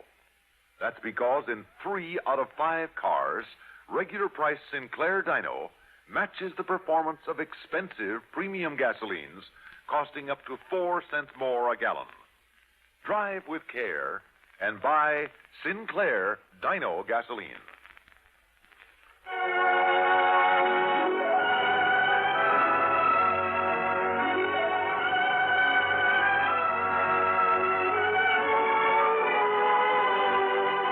Yours truly, Johnny Dollar, is written by Jack Johnstone, produced and directed by Fred Hendrickson. Johnny Dollar is played by Mandel Kramer. Also featured in our cast were John Seymour, Abby Lewis, Terry Keane, Edgar Staley, Jack Grimes, Jim Stevens, and Gilbert Mack. Music supervision by Ethel Huber. Sound patterns by Walter Otto. Technical direction by Fred Cusick. Be sure to join us next week, same time, same station, for another exciting story of yours truly, Johnny Dollar. This is Stuart Metz speaking. Hear the Dean of Newscasters, Lowell Thomas, weeknights on the CBS Radio Network. CBS for Durham, WDNC. It's 6:34. When a headache strikes, headache tension builds up. You feel terrible. You become irritable. When this happens, here's what you should do. Take Stand-Back powders or tablets. The secret of Stand-Back's effectiveness is its combination formula of several medically proven pain-relieving ingredients in one easy-to-take dose. A combination of ingredients that brings you comforting relief from pain. What's more, Stand-Back's gentle and effective action relieves tension, which usually accompanies pain. Stand-Back has earned both the Good Housekeeping and Parents Magazine seals. You can take Stand-Back with complete confidence. For pains of headache, neuralgia, muscular aches, and cold discomforts, test Stand-Back against any other preparation you've ever used. See for yourself how fast, yet how gently, Stand-Back gives comforting relief. Just trade your headache for a smile. Snap back with Stand-Back, tablets or powders. You're listening to Escape Radio with special thanks to our friends at CBS. Stay right there. The next episode follows a quick test of your radio knowledge.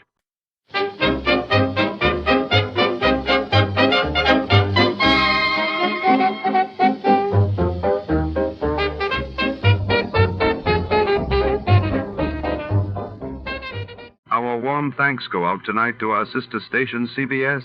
And before the curtain rises on another thrilling episode, let's enjoy a few delightful melodies for the road.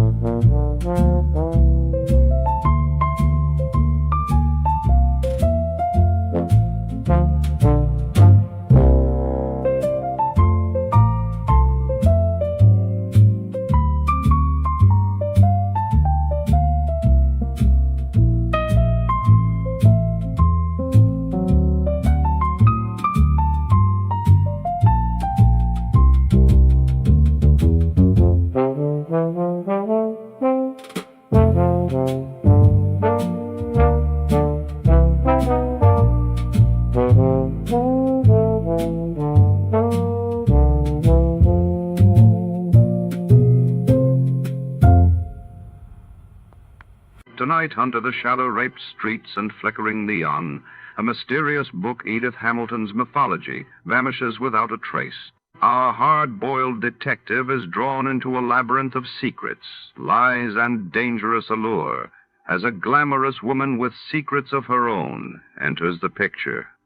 What's hidden between the pages, and who will risk everything to possess it? Stay tuned for the Edith Hamilton Caper.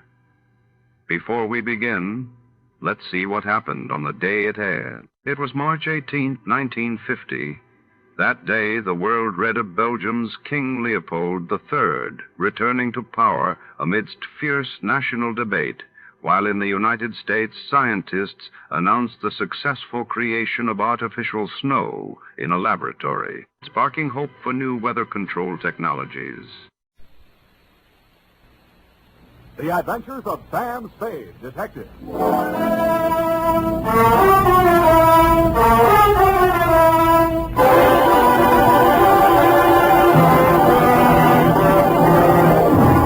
To Dr. Ludwig Zoya, 1241 Leavenworth, San Francisco, from Samuel Spade, license number 137596. Subject, Edith Hamilton. No paper? No caper. Dear Doctor, if I owe you an apology for not keeping you informed on the progress of the assignment and for letting it drag on as long as it has, then I'll have to go on owing you, which makes us even because you don't owe me anything. The start of it was a month ago. 32 days, 8 hours, 3 minutes, and 45 seconds to be exact. Ah, Mr. Spade. Dr. Zoya? Good to see you. Let me think. How long is it? 3 years since I visited your office. That was when you were my leading suspect in the Denov case. Ah, yes, poor Denov. It was he who pointed out that we psychoanalysts are not unlike you detectives. Uh-huh. We probe, we question, we follow up clues in order to find out what is the dark secret which has nervously disturbed the human mind. But we are limited. We have only our patients' words and our interpretations. Sometimes that is not enough. And that is why I need your help in this particular case. What case is that, Dr. Zoya? Please do not interrupt the free flow of my thoughts. Pardon me. Naturally, my ego feels a certain resentment against my id for asking you for your help. What makes me think I need a detective? Well, my id was just asking my ego the very same question. Oh, you too feel resentment. We must analyze that later. Bring me your grievances. Well, now to the case. Oh, yes, okay. This woman was referred to me by her physician. She has suffered a complete nervous collapse because she thought she recognized a certain person crossing the street. A person she had not seen for years. Who was that? My patient's son died under mysterious circumstances 3 years ago, and the woman she thought she saw was her daughter-in-law. Mm-hmm. It was widely reported in the newspapers at the time. Perhaps you remember it. Carter Hamilton? Carter Hamilton. Oh, Roanoke, Virginia, 1946. The mother accused her son's wife of murdering him. Daughter-in-law was hauled up before the grand jury, but not indicted. Dropped right out of sight afterwards. Good, you know that case. Well, actually, my patient is suffering from an agonizing sense of guilt. Unconsciously, she thinks that she herself murdered her son. Did she? Well, there may be something tangible at the bottom of so profound a feeling of guilt. You mean you want me to help you convince her that she really is guilty? No. That is for me. But first, we must find out. What we must find out is somebody else, whether they are guilty. What? Go all the way to Virginia, solve a crime that's been off the books for 3 years? No. The daughter-in-law is actually here in San Francisco. Well, if I remember right, she wasn't the only suspect. Well, whether she is innocent or guilty is of no importance. It is only important that we know. What? Excuse me. Yes, Miss Case. Mrs. Hamilton is here, Dr. Sawyer. Oh, good, Miss Case. Send her in. This is my case. I mean, my patient. I want you to meet her. Oh, good afternoon, Mrs. Hamilton. Good afternoon, Doctor. The woman who stood framed in the doorway was a tall, commanding figure, impeccably dressed in black, with an easy $100,000 worth of black pearls wound around her neck and a black veil covering her face. She walked in ahead of you, displaying not a sign of nervousness, and stopped directly in front of me. Very deliberately, she lifted the veil, revealing a youthfully old face, deeply tanned and set off by snow-white hair.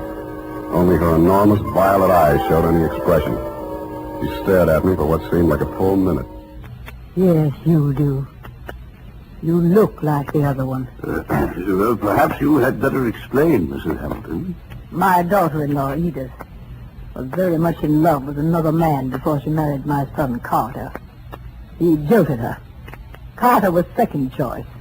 It was I who talked her into marrying him. That's why I'll never rest until my son's death is avenged. We must analyze this desire for vengeance. Oh, yes. Yes, I had a dream last night. I dreamed that Edith was dead, stabbed with the same bone-handled hunting knife she used to kill my son. Yes. Well, no. You just lie down on the couch and relax, Mrs. Hamilton. I'll be with you in a moment. Come, Mr. Spade. This is the most disturbing new development, her dream. You must get to that girl as soon as possible. Her life may be in danger. You mean the old lady is mixed up enough to take a shot at her? Here is the address. And take this briefcase. Why the briefcase? Well, there are legal papers in it regarding the Hamilton estate. They require her signature. I had Mrs. Hamilton arrange for you to take them to her instead of the attorney. I'm supposed to pose as a lawyer. While I'm there, I'm supposed to shake a confession out of her. And while I'm typing it up, I'm a bodyguard. You're getting a lot for your money, Dr. Sawyer.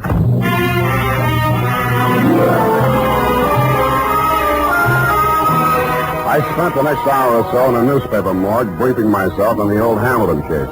The victim, Carter Hamilton, was the 28-year-old tail end of an old Virginia family whose blood was as rich as it was blue. The accounts of the killing were sketchy. At the old plantation, Carter Hamilton had been found one morning by his mother dead in bed of a stab wound. The knife was never turned up. Somebody had wiped everything in the room clean of fingerprints, which sounded like robbery until it was established that nothing was missing. The state was counting heavily on Mrs. Hamilton Sr.'s testimony in their case against the daughter-in-law, but an odd angle I'd forgotten. The old lady had clammed up in front of the grand jury, and the case was dropped for lack of evidence. Then there was a picture. She was the kind of a girl who looks her best in a riding outfit with her freckles showing, and then surprises you by looking even better in full makeup with her shoulders showing. Candid is the word that best describes the features. Large, widely spaced eyes, a generous mouth, and an expression of unaffected sincerity. It was with a certain reluctant eagerness that I kicked myself up Stockton Street to Pine, across Pine to Bush, and up 3 flights of stairs.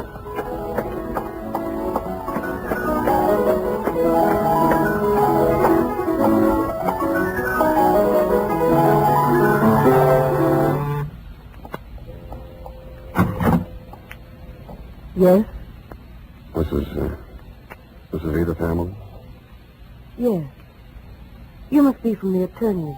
They wired me you were coming. Come in. Thank you. Not that I'm in hiding, but I'm curious as to how they got my address. Would you like a drink? Oh, not right now. Can I fix you one? In about 20 minutes, maybe. I'm still wondering How they located you? I think the elder Mrs. Hamilton saw you on the streets. Oh, is she here in San Francisco? Yes. Is that so surprising? No, it's a large city. What is surprising is her staying on after learning that I was in town. And she's not very well. In fact, I think she's had some kind of a nervous breakdown. I'm sorry to hear that. I'm very fond of her, you know, in spite of everything. No, I didn't know. Maybe I should explain. I'm a private detective local. I was hired here in San Francisco to bring these papers to you. Oh, you found me. I seem to be a little slow introducing myself. I'm sorry. Sam Spade. Well, if it had to be a detective, I'm glad it's you. But I can't help wondering why they didn't send a lawyer. The lawyers cost $50 an hour. I only cost 10. Oh. In the private eye stories, it's always $25 a day and expenses. I wish those writers would get abreast of the times. I'm sure they'll catch up. But if you're being paid by the hour, perhaps I can keep you here a little longer. I'm glad you said that. You remind me of someone. Pleasantly, I hope. Yes. Oh, yes. And sadly, too. Your husband? If you don't know about that, I hope you'll never find out. I'll leave that up to you. His hair was like yours. He was thinner. And his eyes were blue. Maybe we shouldn't wait till 5 o'clock for that drink.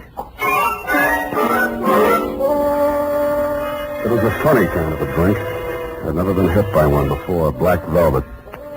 After 2 of them, I even began to hate myself a little less. And after the third, I decided there was some mystical connection between the drink and the color of her eyes. Black velvet.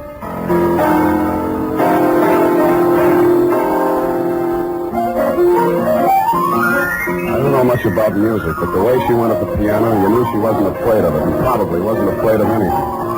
The pieces she played were like her, bold and at the same time delicate. Simple, but with a web of complexities in the background. Brilliant, but always colored with sadness.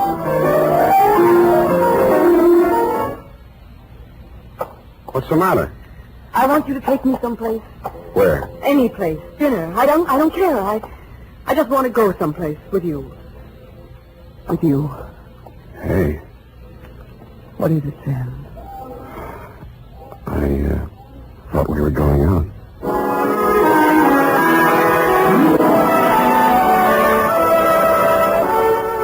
I never paid much attention to San Francisco before I met her. It's quite a place. There's a little park up on Russian Hill where you can stand and look out over the houses of the marina to the Golden Gate. There's an island in San Francisco even worse than Alcatraz. It's in the middle of the lake at Flashacre Zoo, and instead of gorillas, the population is nothing but monkeys. There are only 2 laundries in Chinatown. And out at Golden Gate Park, they have a band concert every Sunday afternoon. Maybe it was just the bright weather, but everything looked clean and shiny, as if somebody had taken a scrubbing brush to all the buildings. We even fed seagulls. At first, she never went any further into her past than the day before yesterday. I couldn't very well charge her for the progress I was not making on the case, so when I learned that you'd sent old Mrs. H to a nursing home for a 2-week rest and Edith did not need bodyguarding for the time being, I took a job that took me down to Los Angeles for a few days. I was awful glad to get back, and not because I don't like L.A.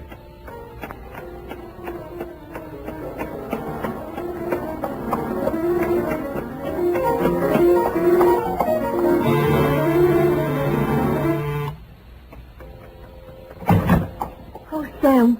Oh, darling, he was gone so long. Hey, the posies. Oh, give them to me. Well, I like that. This is the last time I make a fool out of myself buying flowers. I'll love them later. Hey, you're trembling.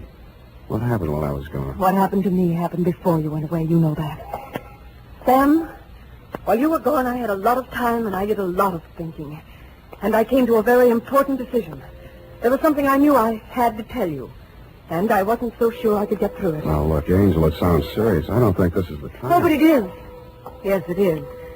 Here, take it before I change my mind. What is it? I wrote it all down. Sit here, facing away from the piano. And don't say anything until you've read it through. Oh, okay.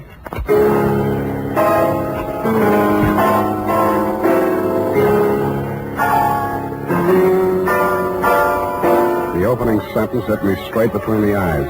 It said, I, Edith Hamilton, of my own free will, make the following confession. It was addressed to the District Attorney of Roanoke, Virginia.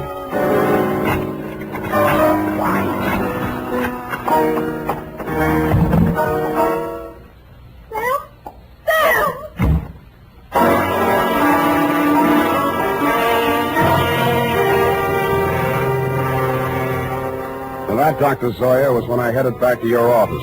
Not to have my head examined, it was too late for that, but to tell you that I was resigning this caper. On the way, I placed 2 ads in the classified sections of 3 papers. One under office space for rent and one under situations wanted. Ex-private detective desires position as night watchman, prison guard, asylum attendant, or any more pleasant line of work. And I really meant it. The United States Armed Forces Radio Service is presenting the weekly adventures of Dashiell Hammett's famous private detective, Sam Spade.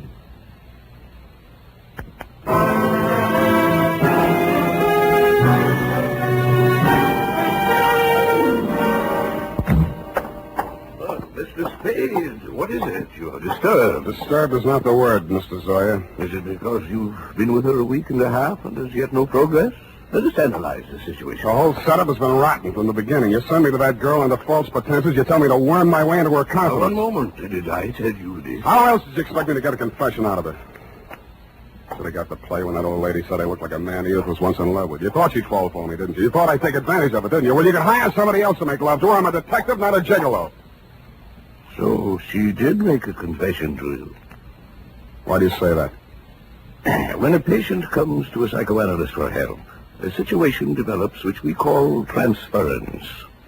Now, this means that the doctor represents to the patient someone in whom he can confide, to whhom he can unburden himself, such as a parent or a loved one. Well, then let's don't go on with it. No. Well, at the moment, that is, what you feel toward me at the moment is what we call a negative transference. You wish to continue to make love to her, but you feel guilty about it, so you blame me. Well, what then? What are you driving at? In this love affair of yours, we have a similar situation. But what she feels for you only resembles love. It is transference. You resemble a former lover, and that is why it only took a week and a half for her to reveal everything. Oh, sometimes I think I am too ethical, or too old. Come now, why don't you tell me? You feel better. There's nothing to tell. She had it written down. I didn't read past the word confession. Well, what did you do with it? I destroyed it. I see. Well, now Miss what? Case, what is it?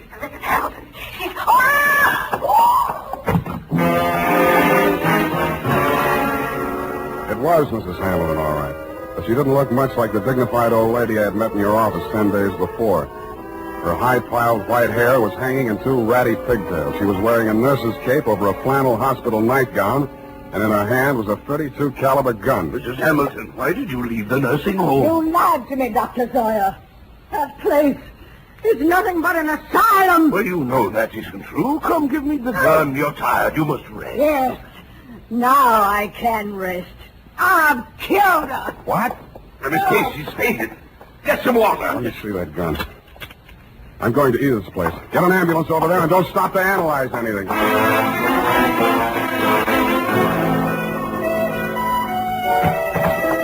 Edith was slumped forward over the piano keyboard. She was barely breathing. The old lady wasn't much of a hand with a gun. 4 of the slugs had punctured the big studio window. 1 had torn a flesh wound in her shoulder. The other had penetrated the right side, just below the rib cage, and there was not much bleeding at the wound of exit. Her face was pale and the skin cold to the touch.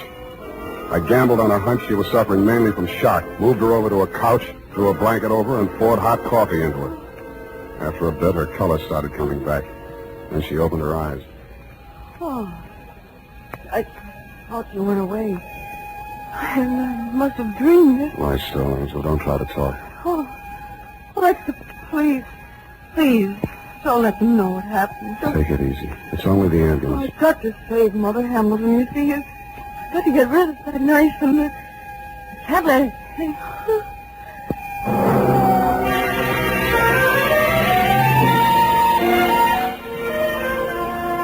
I rode in the ambulance with her. She was still unconscious when they carried her into surgery. They told me she was out of danger. When they threw me out that night, I went back to her apartment. What she'd said about saving old Mrs. Hamilton and getting rid of the knife gave me a new slant on that confession I hadn't read. The pieces were still on the floor where I'd thrown them.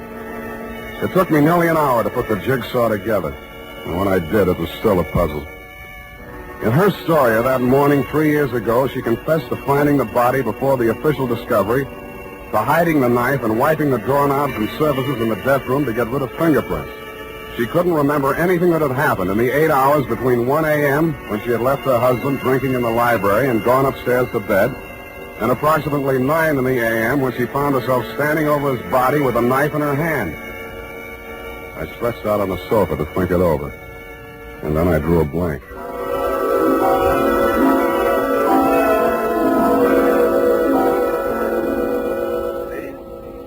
Mr. Spade, wake up. What? How did you get in here? Well, I've been reading that so-called confession. Very interesting. We must analyze it. You analyze it. I'm going to call the hospital. I've just come from there. How is she? Physically, nothing serious. Mentally, she's not so good. She keeps asking for you. Yeah? She thinks you can help her. It's definitely there, the delusion that she's in love with you. What makes you so sure it's a delusion? Don't answer that. When can I see her? Well, it's best that you wait until she comes home. That will be next Tuesday. Look, you're supposed to be a first-class head doctor. Can't you cure this amnesia of Edith? I thought I explained to you last night when we were discussing transference. Please, Dr. Zoya, please. I know you mean well, but don't. I beg of you. Well, it's not important. When she gets to know you better, she will realize that her love for you is irrational. And then realize that her love for you is irrational. And then she will remember everything.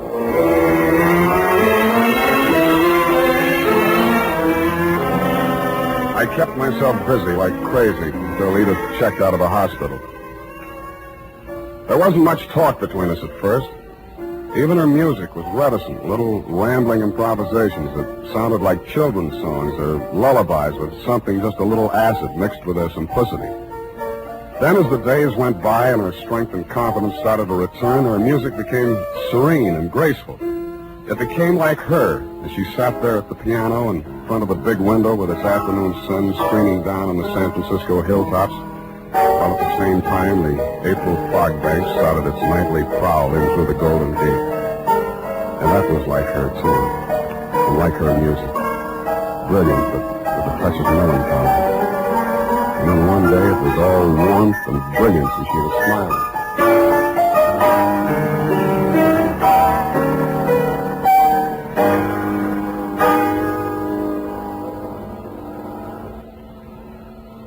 Sam?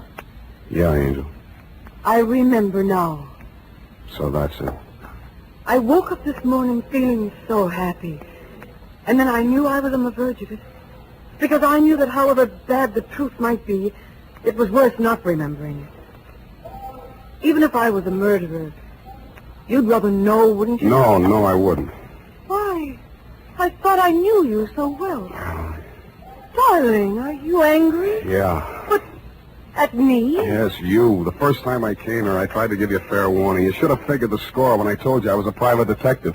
You'd even read the stories where in the end the detective doesn't have any choice but to turn in the beautiful dame, no matter what his personal feelings are. Maybe you didn't think they were true to life, or maybe you thought I was an exception to the rule because you are. Well, I'm not. Truth is, I was hired to get a confession out of you any way I could, and I think in the back of your mind you've known it all along. You want to have your confession, and eat it too. You probably learned as a child that it's smarter to tell all and be patted on the back than to be found out and get spanked. How can you be So smug and so self-satisfied and so... Whatever made me think I was in love with you? Just because you looked a little like someone who I... Zoya was right. Only you thought you were kidding yourself, too. Zoya called it transference. I call it baloney. Goodbye. You come back here. You can't just leave like...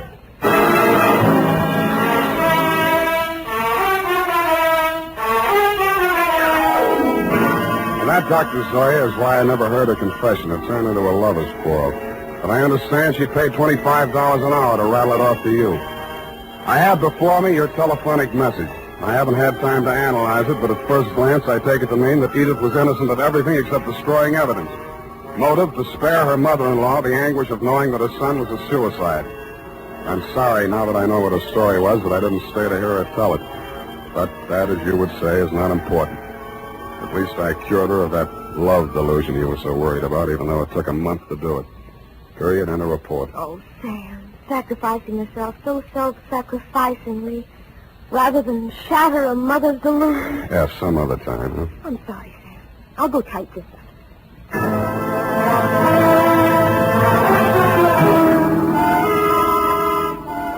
Well, here it is, Sam. Sam, where did you go? Sam Spade Detective Agency. It's space, sweetheart. Sam, where did you go? I'm downstairs in the bar. Sam, there's so much noise on the line, I can't... I'm drowning my sorrows. Well, you don't need to shout. Oh, hold the line a minute. Yes? May I help you? Oh, no, I'm sorry. I was hoping I might find Mr. Spade. Hello? Would you like to leave a message? Oh, tell him Edith Hamilton called. Oh. Ooh! F, are you still on the phone? Ooh. Oh, pardon me. Yes, dear? What happened? Are you taking a bath? Nothing at all. One moment, please. Miss Hamilton, I have him on the line. He's downstairs in the bar. And if you'll hurry, you can just catch him, I'm sure. Oh, downstairs. Well, I will hurry. Thank you. You're welcome. Sam, are you still on the line? What's the matter with you? Nothing. Just go ahead and drown your sorrows. But don't get loaded. Good night, Sam. Well, good night, sweetheart. I'm going to take piano lessons.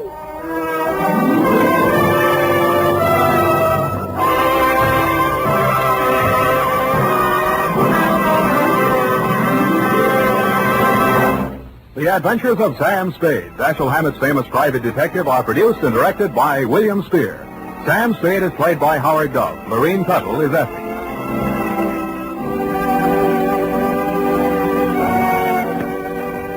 This is the United States.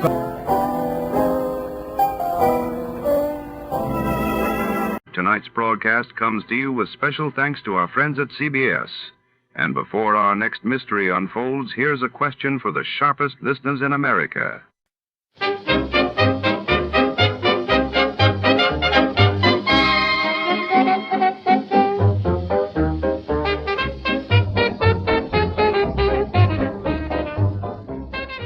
Tonight, under the dim chandeliers and polished mahogany of the city's most exclusive yacht club, scandal is about to set sail. The captain's table, reserved for only the elite, has become the epicenter of whispers and suspicion.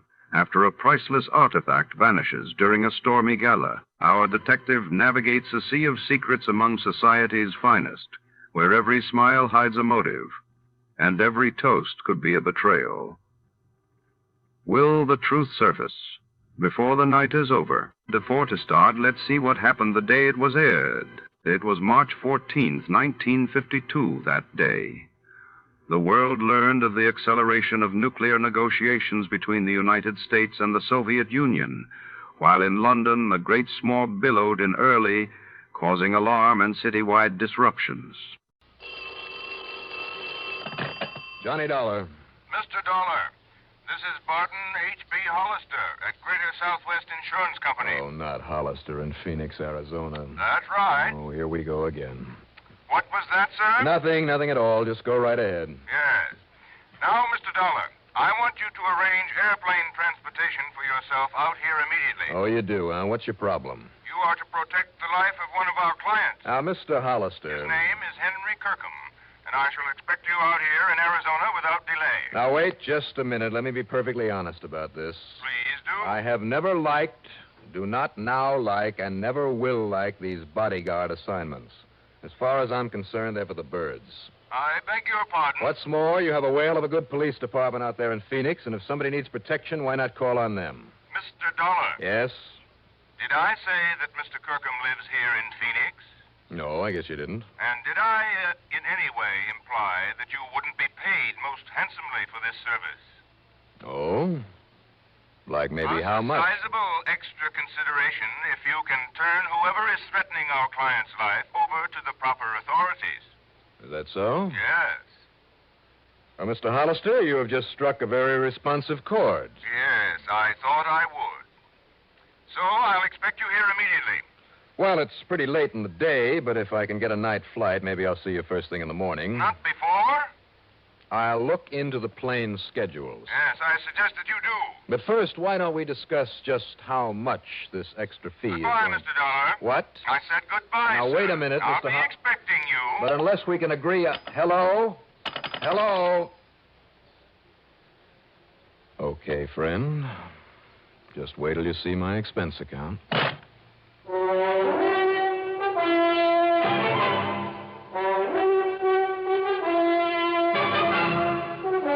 CBS Radio brings you Bob Reddick in the exciting adventures of the man with the action-packed expense account, America's fabulous freelance insurance investigator. Yours truly, Johnny Dollar.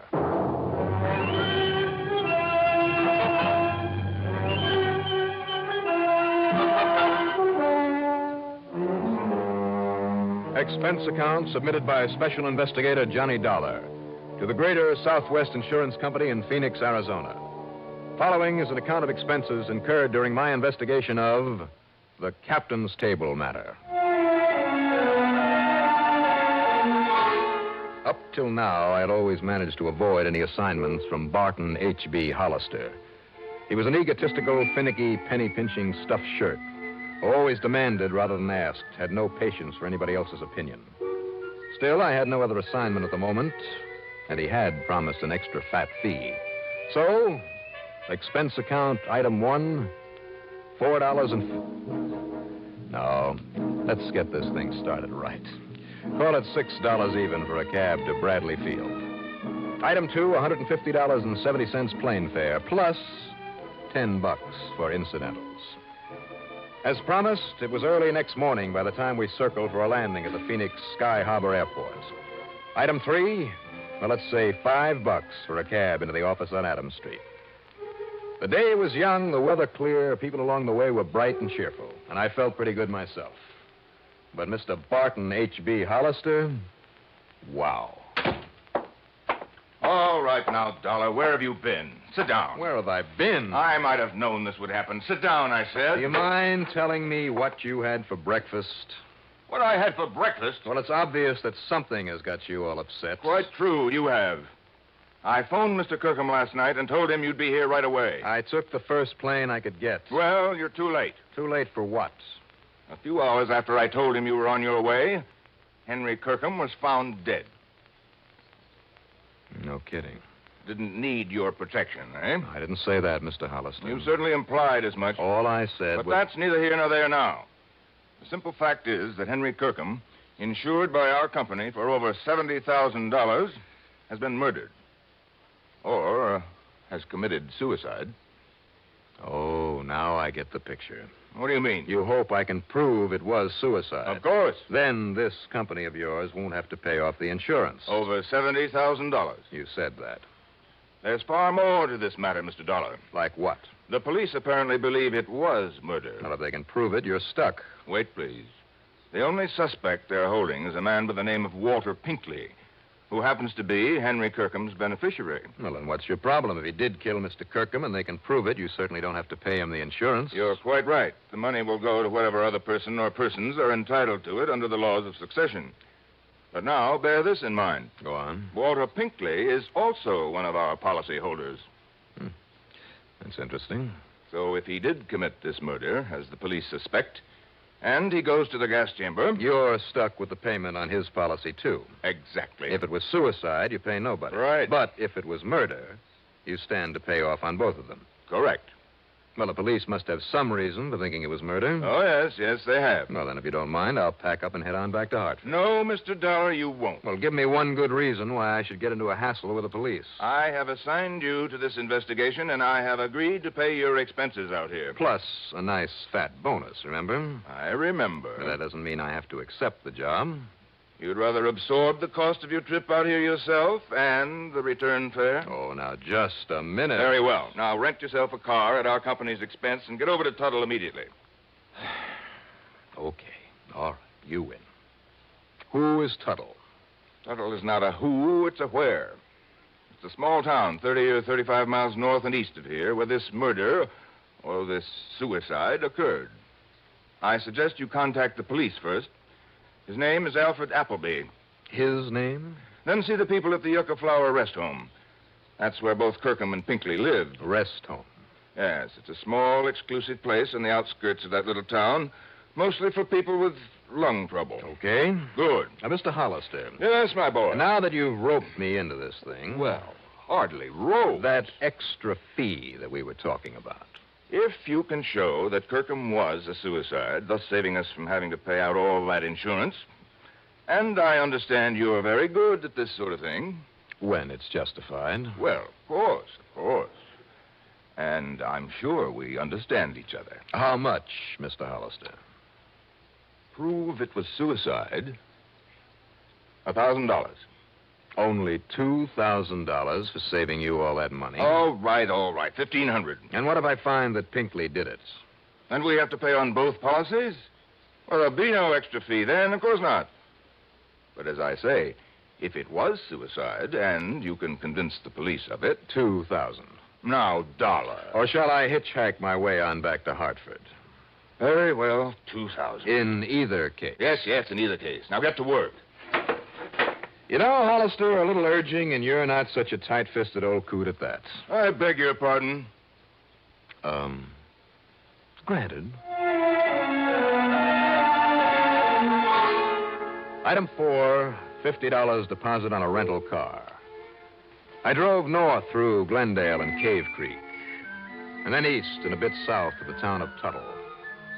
There were a couple of general stores, one of them closed, a gas station, and a rickety old one-story building marked City Hall. That's where I stopped. And believe it or not, its only occupant in a small corner room with bars on the door. That's right, young man. My name is Walter Pinkley. The police chief, who's also the mayor, has gone out to the rest home again. Well, I'm Johnny Dollar, Mr. Pinkley. I represent the company that insured the life of Mr. Henry Kirkham. Oh, poor Henry. Oh, it's a terrible thing. Terrible thing. Pretty terrible for you, sir, if you killed him. Now, isn't that the most absurd idea, Mr. Dollar, putting me in jail this way?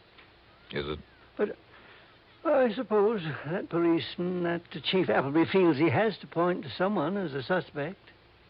Why did he pick on you, sir? Well, after all, Mr. Dollar, I was the only one to have visited with him there at his cottage at the rest home last night. And I'd told everybody I was going to spend the evening with him. I mean, everybody at the captain's table. Why did you call on Mr. Kirkham? Because he was my friend. Henry was the only one who appreciated my ability as a composer. A composer of what, Mr. Pinkley? Why, here. Let me show you. Here now. Do you see? This is the new concerto I'm working on. This will be my finest musical composition. Concerto. You understand music, Mr. Dollar? Well, not enough to appreciate this, I'm afraid. Oh, that's too bad. So few people do, and now that Henry is gone. By the way, did you know that he left all of his insurance to me? So I understand. That was wonderfully sweet of him. And now I'll be able to buy a piano for my little cottage and compose and compose and compose. I wonder. Oh, there's no need to wonder about it at all, Mr. Dollar. I shall. Just how much do you know about the circumstances of Mr. Kirkham's death? Well, not very much, I'm afraid. You see, I went round to his cottage after supper last night. Why, sir? Well, Henry'd been worried about something of late. I don't know exactly what. He never told me, in spite of our friendship. Had he any other good friends there at the rest home? With all the petty jealousies and the people just sitting round getting annoyed at each other over nothing at all? No. No, Henry and I were the only real friends. I see.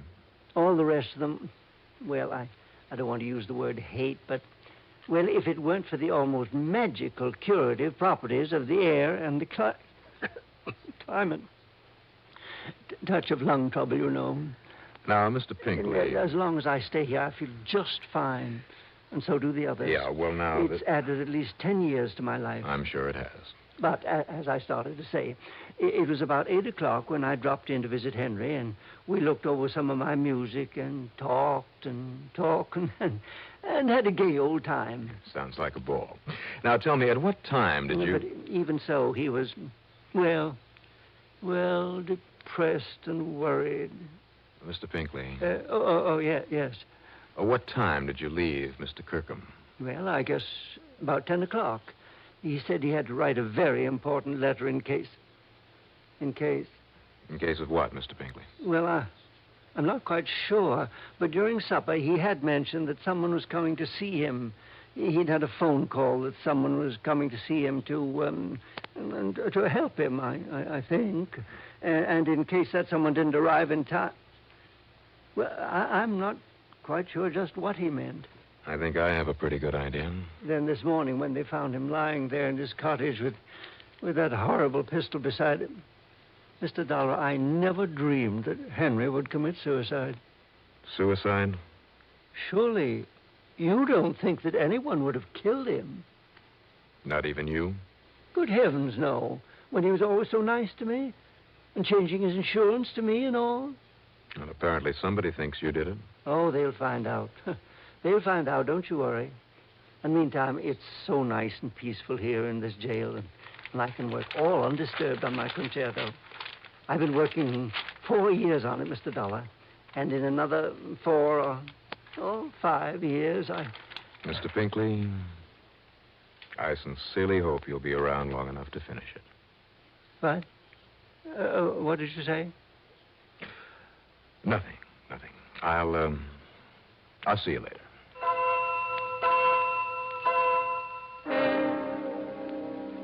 I learned a long, long time ago that the most unlikely person may often be a killer.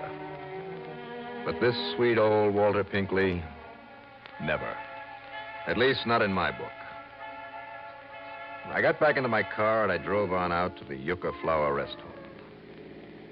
In addition to a small office building, there were 8 or 10 neat little cottages on the side of a tree-covered hill.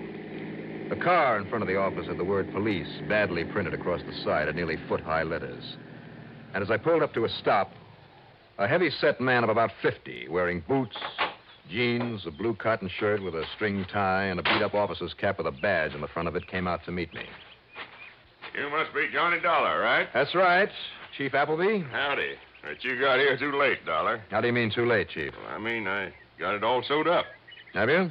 Yes, sir. I suspected this so-called pal of his right in the beginning, right from the time I found out he'd just been named the new beneficiary of the dead man's insurance. Walter Pinkley? Yes, sir. He just couldn't wait to see Nile old crackpot. Didn't realize that trying to make it look like suicide might cancel out that insurance. Why do you think it was Pinkley? Think, Doc. Think. Well, that was only beginning. Now I know. You see, now I got what you'd call uncontroversial proof. You see, Mr. Dollar, it was all made up to look like suicide. I mean, in there all by himself, just laying there in the middle of the floor, shot right through the right temple, real close up, like as if he'd done it himself. Well, now, Chief. Yeah, and the old-fashioned 32 H&R there beside him, like as if it fell out of his hand. Did you check that gun for fingerprints? Not a sign of any prints on it anywhere. Now, you know he'd have to have his own prints on it if he'd done it himself. Yeah, I guess it would. Only one note to have been in to see him last night was that old Walter Pinkley, right? But now, Chief, that still doesn't prove that... But what Pinkley didn't figure on was that Kirkham was already scared of him and he'd sent for you. And Pinkley also didn't know that sometime last night Kirkham wrote you a letter just in case. Chief, I have reason to believe he wrote that after Mr. Pinkley... Now, wait now. Just let me finish, huh? Go ahead. This letter was there on his desk, and Well, I got to admit I didn't take a look at it until a few minutes ago, but here, look at it for yourself. See? Pins the murder on Pinkley and nobody else. Read it. I mean, if you can, that handwriting's kind of old-fashioned. Mr. Johnny Dollar, honored sir. So is the salutation, Chief. Huh? A bit old-fashioned. Honored sir. Yeah, real formal. There is within this place one who would avenge himself upon my life. How do you like that language? Sounds like an old Shakespearean actor. Well, that's exactly what he was, an old ham actor. Now, let's see now. Nor have I been remiss in my endeavor to assuage the passion that manifestly has provoked his wish for my demise. It means he tried to talk this other one out of it, out of trying to kill him. Yeah, fine. Thanks, Chief. But, alas, I had made it only too clear I could no longer abide his ridiculous concertos? Concertos, that's what he meant. Well, maybe so, but it's spelled Concetettos. Concertos. Oh, it's that handwriting. He meant concerto. He couldn't stand that concerto anymore. It's all that old Pinkley ever talked about. But go on. And so, because of my resentment over his stupid concertos... concerto. All right, concerto, whatever it is. He seeks revenge. Yeah. Unless he seek to destroy me ere you come to afford me protection, I tell you now that his name... turn it over.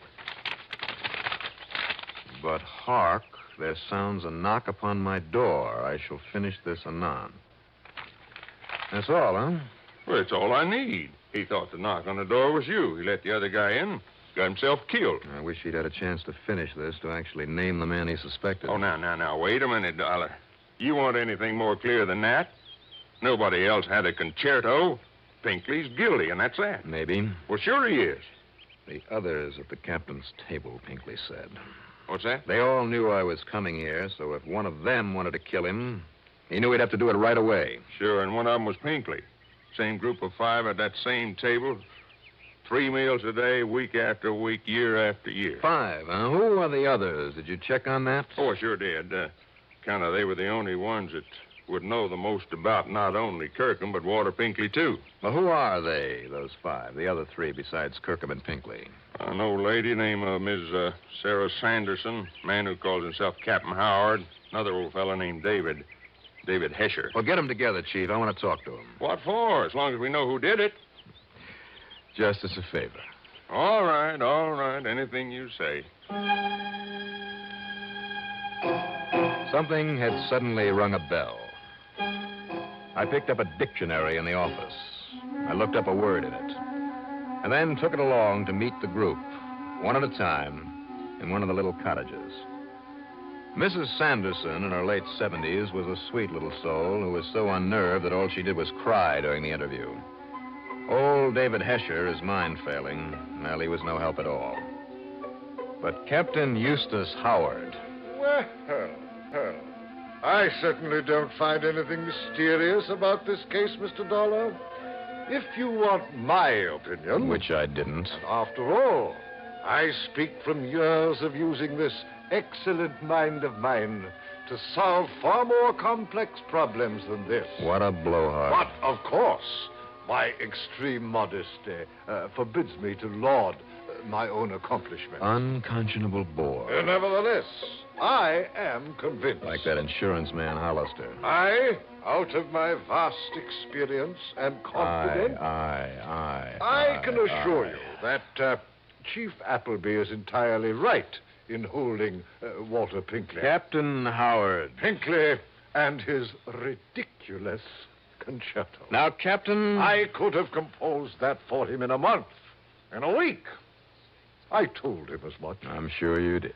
But would he avail himself of my superlative musical knowledge? Now, wait a minute, will you? Will you wait just a minute? You don't want my opinion. I don't think I need it anymore. Really? Chief? Yeah, Dollar? You and Pinkley both told me that Kirkham changed his beneficiary recently. Sure, to name Pinkley. Which I maintain explains why Walter Pinkley killed him. Just hold it, Captain, please. Very well, very well. Chief, who was the beneficiary before? It was this very group of people, Dollar. Mrs. Sanderson, David Hesher, and the captain here. And, of course, Pinkley, too. It was to be split up equal. Well, and that's it. Well, what is? These other people were cut off by the chain. And I assure you, Mr. Dollar, to me, that made no difference. Oh, be quiet, will you? Really? Tie that fact in with the letter, Chief. So that letter pins it on Pinkley, and that's that. Didn't you wonder why the killer left the letter on Kirkham's desk? He must have seen it. I am convinced that Pinkley overlooked it in his excitement over what he'd done. Well, I am convinced that the killer misread that letter the same as we did, that he left it there because he felt sure it would convict old Pinkley. And you, Captain, and this dictionary prove it. Well, I don't get you, Dollar. I am certain that I don't. That word, concetto. Only what he meant was concerto. No, that's just the point. Because do you know what concetto means? It's an old-fashioned Italian word that means conceit. Huh? Unusual term, but so are a lot of others in that letter. Well, sure. Concetto means conceit. So add 'em up. When the beneficiary was changed, this silly, conceited old Captain Howard here was cut off. I beg your pardon. Along with a couple of others. But I doubt if they cared. Only the captain did. Oh, see here. He didn't like the snub that it implied. Any more than he liked being turned down by Pinkley over that music, so he had to get even. Mr. Dollar. If he could make it look like suicide, he not only would get even, but nobody would get that insurance. So he knocked off Kirkham and set it up that way, and I'll bet he made sure that Kirkham's prints were on the gun. Keep talking, Dollar. But then he found the letter, that unfinished letter, and he thought that it put the finger on Pinkley. Now he could get even with both of them. I will not listen to such drivel. Take it easy, Captain. That's when he wiped the prints off the gun. Dollar! So only Pinkley would be suspect because of the letter, he thought.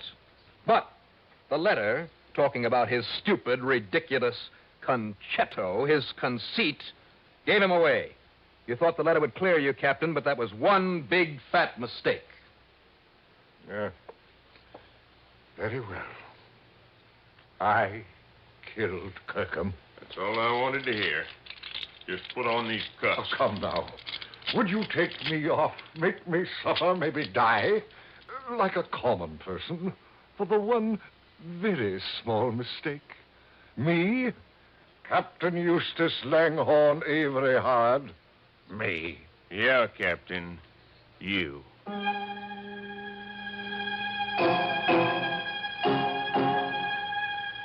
So, Mr. Barton H.B. Hollister, you'd better shed a bit of your conceit and pay me not only that fee you promised, but an expense account total, including the trip back to Hartford, and believe me, all the incidentals I could possibly cook up.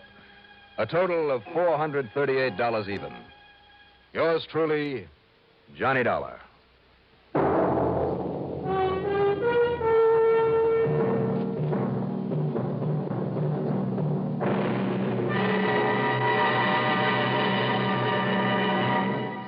Now, here is our star to tell you about next week's story. Next week, the fog, closing in over a dark, abandoned pier in San Diego. A killer on the loose. Join us, won't you? Yours truly, Johnny Dollar.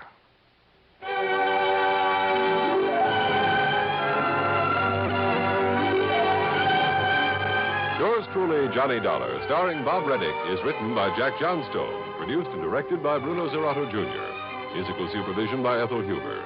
Heard in our cast were Edgar Staley as Walter Pinkley, Richard Kendrick as Barton Hollister, John Briggs as Captain Eustace Howard, and Jim Bowles as Chief Appleby. Be sure to join us next week, same time, same station, for another exciting story of yours truly, Johnny Dollar. This is Art Hanna speaking. This is Escape Radio speaking, with our thanks to the fine folks at CBS. And now, ladies and gentlemen, a little challenge for true fans of adventure radio.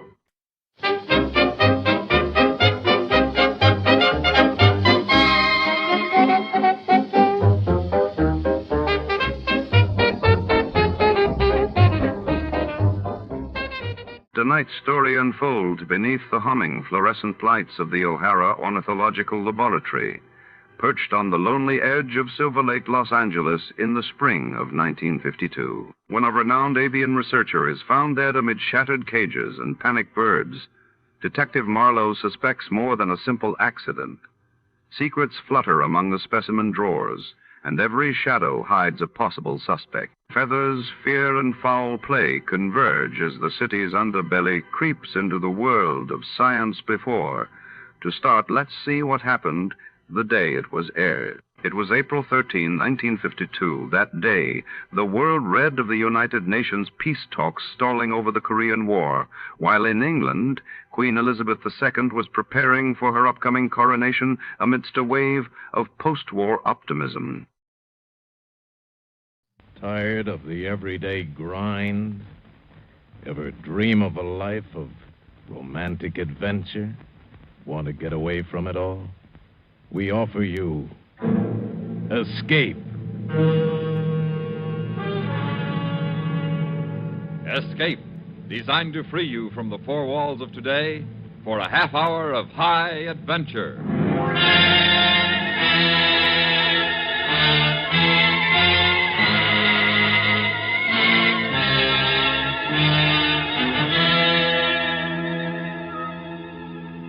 You are in a farmhouse on the southern coast of England, the autumn countryside around you desolate and bleak.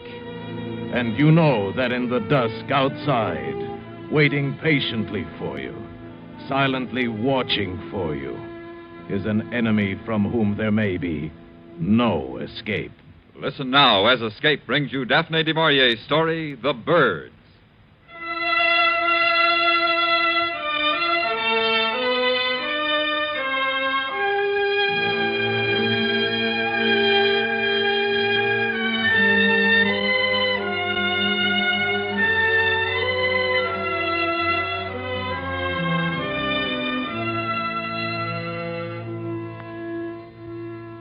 On December the 3rd, the wind changed overnight, and it was winter. Until then, the autumn had been mellow, soft. The earth was rich where the plow had turned it. I didn't do the plowing, no. My wartime disability had seen to that. They gave me mostly the lighter repair jobs to do in the 3 days a week that I worked at the farm. A bank to build up or a gate to mend at the far end of the peninsula where the sea surrounded the farmland on either side. Deborah and I had taken a cottage up here to try again, for the sake of the children. And it seemed to be working fairly well. I enjoyed my work on the farm. It was pleasant to pause at midday to eat the lunch that Debbie prepared and brought to me. We'd sit there on the cliff while I ate, and we'd watch the birds. There are many of them, Nat. Yes. Oh, the autumn's better than spring for watching them. Oh, why? Oh, well, in the spring, they're content, they're full of purpose, they know where they're going, there's no delay. But then in autumn, it's different. The birds that don't migrate seem to follow a pattern of their own. Pattern? Great flocks of them here on the peninsula. Restless, uneasy, wheeling, circling, coming to rest, and flying again. The land birds and the gulls down there in the bay. Strange sort of rhythm in their movements. They don't really go anywhere. Doesn't seem to be any purpose to it. No. Or if there is, we don't see it. Restlessness. They're more restless this year than usual, it seems to me. Do you know, this morning 2 gulls flew so close they knocked off my cap? Just like yesterday when the school bus let her off, there was quite a few of them overhead as if they'd been followed. Oh, well, I suppose it means a hard winter. They always seem to know. Perhaps a message comes to them in autumn. A warning. About winter. And about death. Nat. Many of them will die, and I think they know it. Perhaps they feel they have to spill their emotion out before they die. Like people who know their time is up and run about stupidly, driving themselves. I wish you wouldn't talk like that, Nat. That black side of you that stirred up the trouble between us before. Oh, I'm sorry, Debbie. But it's come over me lately as I've watched them. The land birds mingling with the sea birds in a sort of strange, unnatural partnership. Land and sea. Life and death.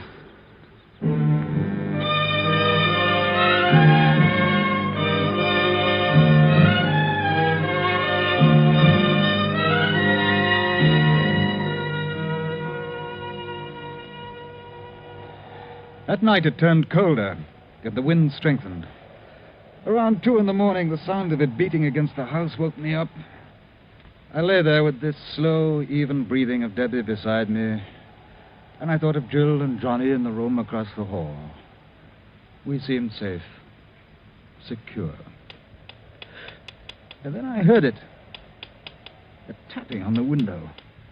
At first I thought it was a loose shutter, and then I realized it wasn't. I got out of bed, went to the window, opened it. Suddenly something brushed against my hand. It jabbed at my knuckles, and then was gone over the roof and behind the cottage.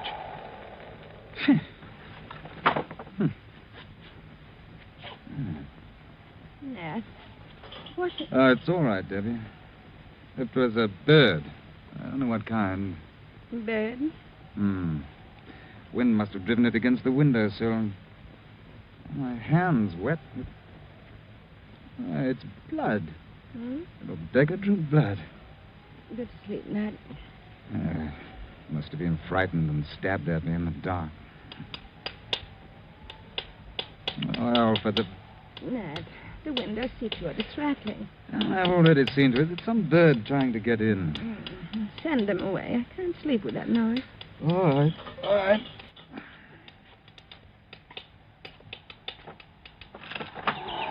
Oh, well, off with you. Why, you little... Stay away from my face. Out! Get away! Never in the world. Did you see that? There were half a dozen this time. They went for me, tried to peck my eyes. Oh, Nat. I'm not making it up, Dick. Mommy! Huh? What? It's Jill. Go see what's the matter. Right. Mommy! Coming, Jill. They keep firing at me. Where's Johnny? Under the blanket. What's the matter? Quick, get the children out of here. Birds. The room's full of birds. And my face. Get the children out of here and shut the door. Quick! I pushed them out of the room, and now I was alone with the birds. I seized the blanket, and I used it as a weapon, sweeping it right and left. And I could hear the thud of bodies, but they kept coming at me. They're jabbing my hands, my head, trying for my eyes with beaks as sharp as pointed forks. And I wrapped the blanket around my head, beat about with my bare hands, blindly. I don't know how long I fought them. Finally, the beating of wings lessened, and then I was still. I unwrapped the blanket from my face. The cold gray dawn had seeped into the room. The floor was littered with the tiny corpses of the birds. Robins, finches, sparrows, larks. Some had lost feathers in the fight. The others had blood, my blood, on their beaks. Sickened, I went to the window. The fierce sea broke harshly in the bay. But there was not a bird in sight. Not a sparrow chattered in the hedge, no early thrush or blackbird pecked on the grass for worms. There was no sound at all but the east wind and the sea. Nat? I'm all right, Debbie. Oh, I didn't know what... You're covered with blood. Some of it's the birds. Look on the floor. Oh, so many of them. Yeah, 50. I counted them. It's horrible. Come on, darling. I'll clean the room later when I have more stomach for it. It must have been ghastly for Are you. the children all right? Yes, I put Jill to work making tea. Johnny's in our bed just now asleep. Nat, why? The birds? Well, it must be the weather. The sudden change confused them. It has to be that. The tea's ready, Mummy. Oh, good. Did you drive away the birds? Yes, they're all gone now, Jill. I hope they won't come again. Perhaps if we put breadcrumbs for them outside the window, they'll eat that and fly away. Perhaps, dear. I've already had breakfast. I'd better hurry or I'll be late for the school bus. Bus? I'll walk with you to the road, Jill. Yes, I think that'd be a good idea. I'll go get my coat and books. I didn't want her to walk alone. Nat, they wouldn't come back again. Well, I'll go over to the farm and find out if they heard anything during the night. You keep all the windows and doors closed, Debbie, just to be on the safe side, hmm?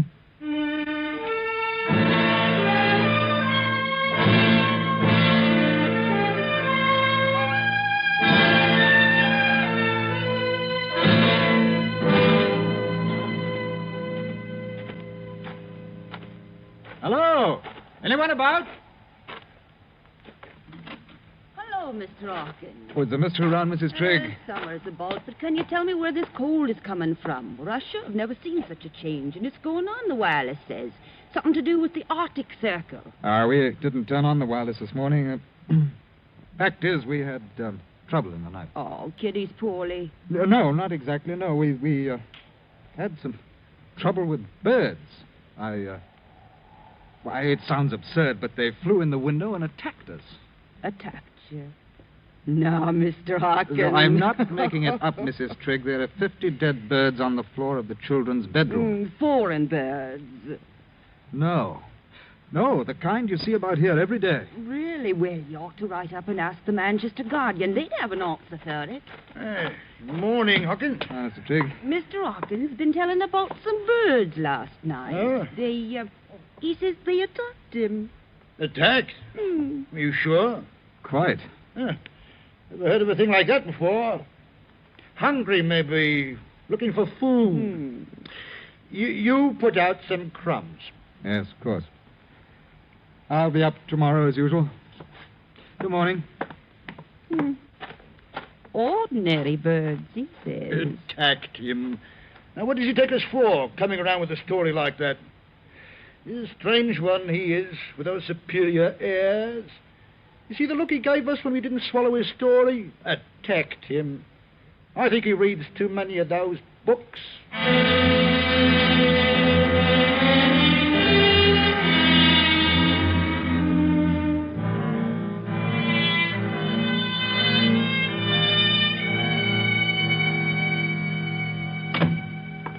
Nat, did you find out anything at the farm? No.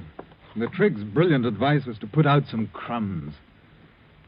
Debbie, I looked all around this morning. There's not a single bird in sight outdoors. Where's they've gone? I don't know. And the Triggs had no trouble last night? Not only that, they clearly thought I was imagining it. Oh, I heard Trigg mutter something about my superior airs and reading too many books as I walked away. Nothing's real to those clods until it hits them over the head. Well, they're nice enough people, Nat.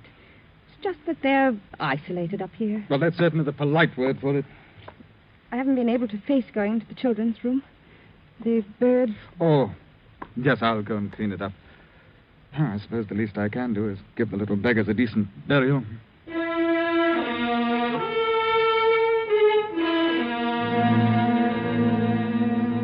I dropped the dead birds into a sack, went down to the beach to bury them. The wind was bitter cold. I dug a pit in the sand with my heel and started to empty the sack into it, but the wind caught the birds and whirled them along the shore. There was something ugly in the sight, but the tide would take them when it turned. I looked out at the crested breakers, and then I saw them. The gulls. Out there, riding the seas. Thousands. Tens of thousands. They rose and fell in the trough of the sea like a mighty fleet at anchor, waiting for the turn of the tide. Waiting. They stretched as far as my eye could reach. They covered the sea. I started up the steep path home, almost running. Someone should know of this. Someone should be told. But who? And then, as I opened the front door, I saw Debbie beside the wireless listening. Damage and even attacking individuals. It is thought that the Arctic airstream is causing the birds to migrate south in immense numbers, and that intense hunger may drive them to attack human beings. Householders are warned to see to their windows, doors, and chimneys, and to take all precautions for the safety of their children. Further bulletins will be issued later. They've been repeating it every few minutes since you left. Well, perhaps now those empty-headed idiots at the farm will know that I was...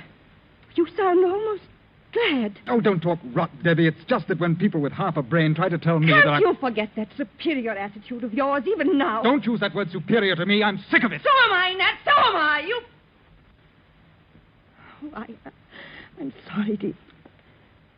This thing has made me a little nervy, I guess. Yes, I'm sorry too, my dear. Nat, one of the bulletins said the birds seemed to be waiting. For what?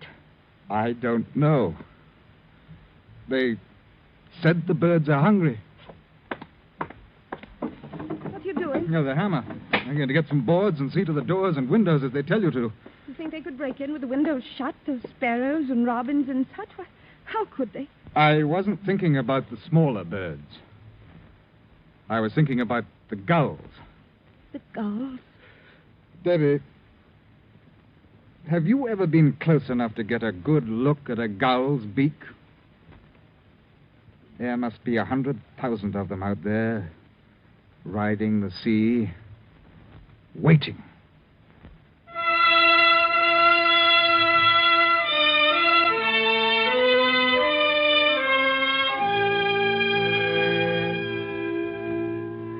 The rest of the morning I worked upstairs, boarding the bedroom windows. And I wondered whether they'd take these precautions up at the farm. I doubted it. It'd probably be a big joke to the Triggs. But according to the wireless, it was no joke. At first, some of the bulletins had been light in tone, but as the morning wore on, the concern in the announcer's voice became more and more apparent.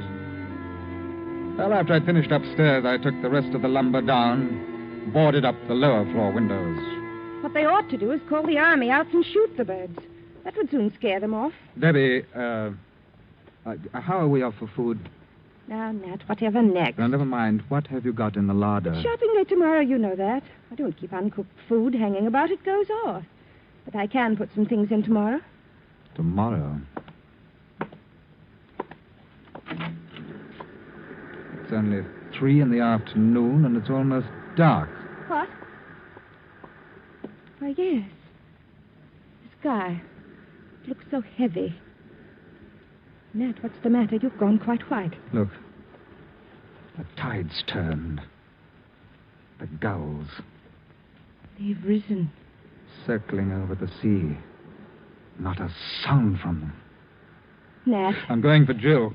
I'll wait for her at the bus stop. You keep Johnny inside and keep the door shut.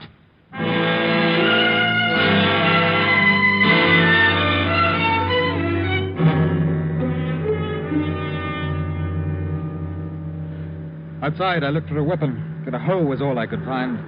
Then I went to the top of the hill and waited. The surf was booming below, and a smudge rose behind the clay hills in the distance. It widened, divided, and spread north, east, south, west. It was a vast cloud of birds. It passed close by, heading inland, up country. They had no business with the people here on the peninsula.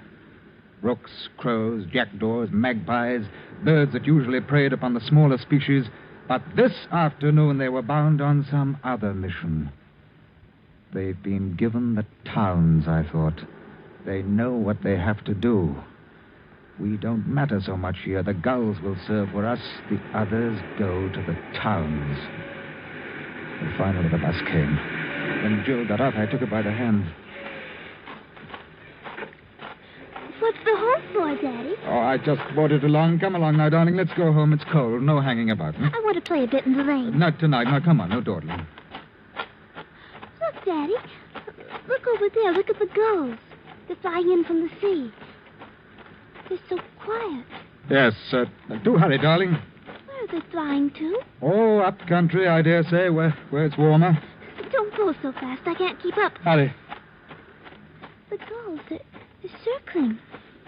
It looks like they're waiting for something. For a signal, an order. What? Nothing. Come on, dear, faster. But I can't go faster. Wait. There's Trigg in his two-seater. Looks as though we're in for some fun, Hawking. Have you heard the news? Everyone's gone bird crazy, talking of nothing else. I'm going to take a crack at them with my gun. Could you run Jill home first? Oh, yes, of course. Not room for you two, I'm afraid. Oh, that's all right. Just get Jill home. Get in, Jill, dear. You like to come shooting with me? No, thanks. Have you boarded your windows? No. There's a lot of nonsense. They like to scare you on the wireless. I'd board them if I were you. Oh, go on. You're windy. Well, see you in the morning. I'll give you a gull breakfast.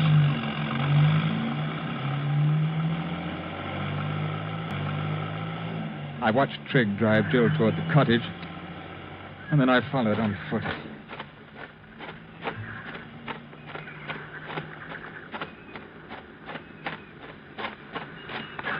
The sound made me look up. The gulls were approaching. The order had been given, and the farm was their target. The black-backed gulls were leading, and there were bigger birds. Gannets, terns. And suddenly one of them dove at me, missed, rose to dive again, and then came the others, 6, 7, a dozen. I dropped the hoe, covered my head with my arms, and ran towards the cottage. They kept coming at me from the air with beating wings. Each stab of a swooping beak tore my flesh. I had to keep them from my eyes. And with each dive they became bolder. And they had no thought for themselves. When they missed, they crashed, bruised and broken on the ground. And as I ran, I stumbled, kicking their spent bodies in front of me. Another aim got better, closer to my eyes, closer.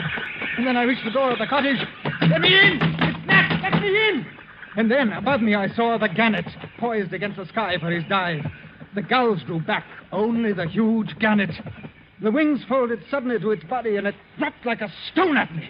The door opened, and I flung myself in. Good Lord! What was that? A gannet. He'd have split my skull.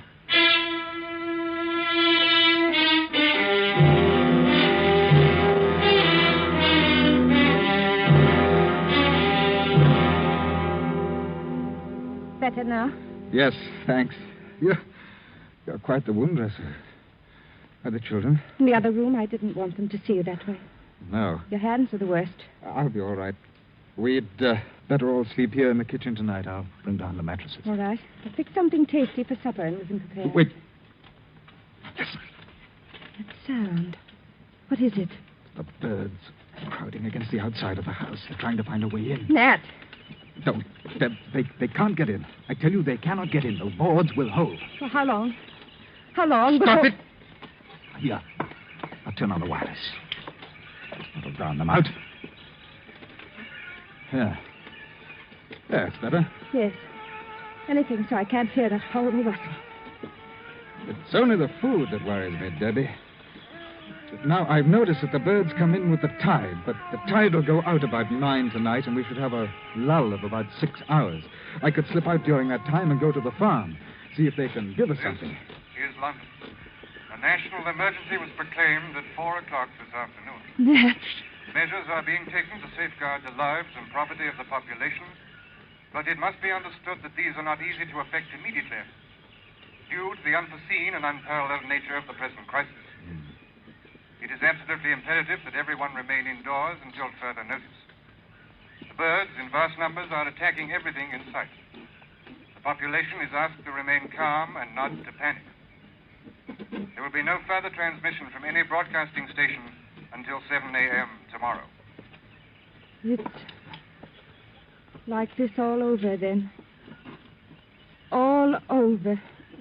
Debbie, about supper, let's forget it. Let's all just try to get some sleep.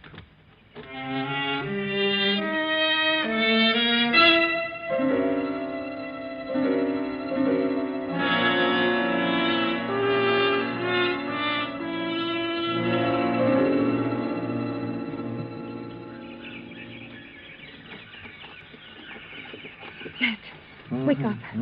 Nat, they're back again. But what time is it? A little after 3.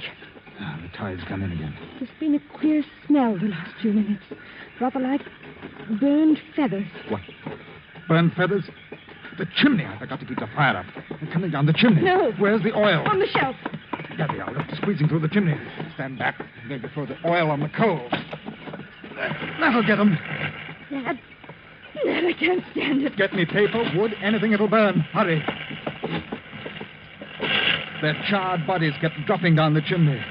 I raked them to one side, but more came. I threw on the rest of the oil. We piled papers on it, kindling, anything. The flames roared higher. More bodies. The stench was unbearable. I kept at it. Finally, they gave up. And I went over to the basin. I was sick.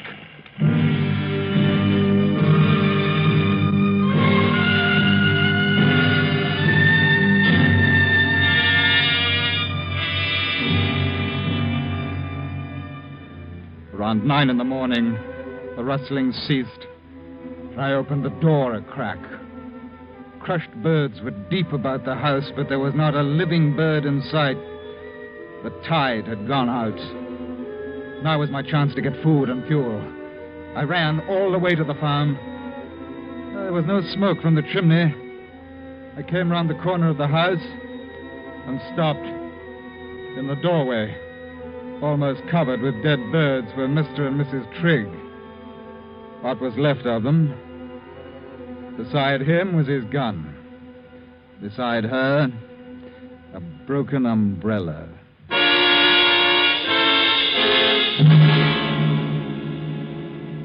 I loaded the two-seater with all the food I could find, enough for perhaps 3 days, and drove back to the cottage.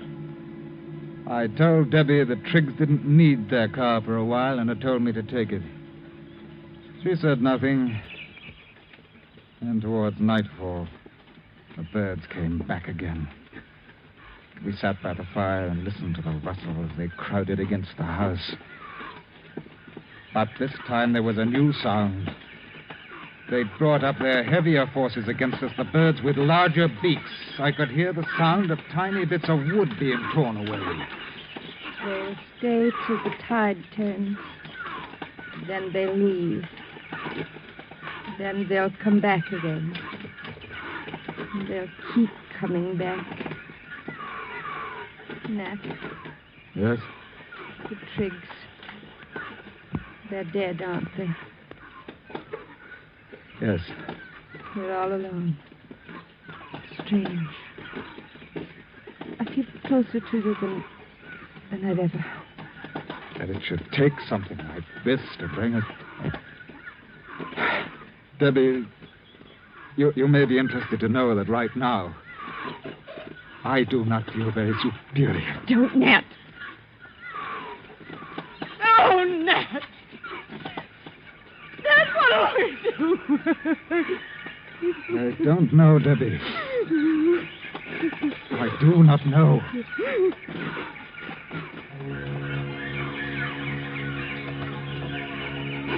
I listened to the sound of the splintering wood, and I wondered how many million years of memory were stored in those little brains, behind the stabbing beaks, the piercing eyes, now giving them this instinct to destroy mankind with all the deft precision of machines. I switched on the wireless. It was dead. I reached for the cigarettes. There was only one left in the packet. I lit it. I threw the empty packet on the fire and watched it burn.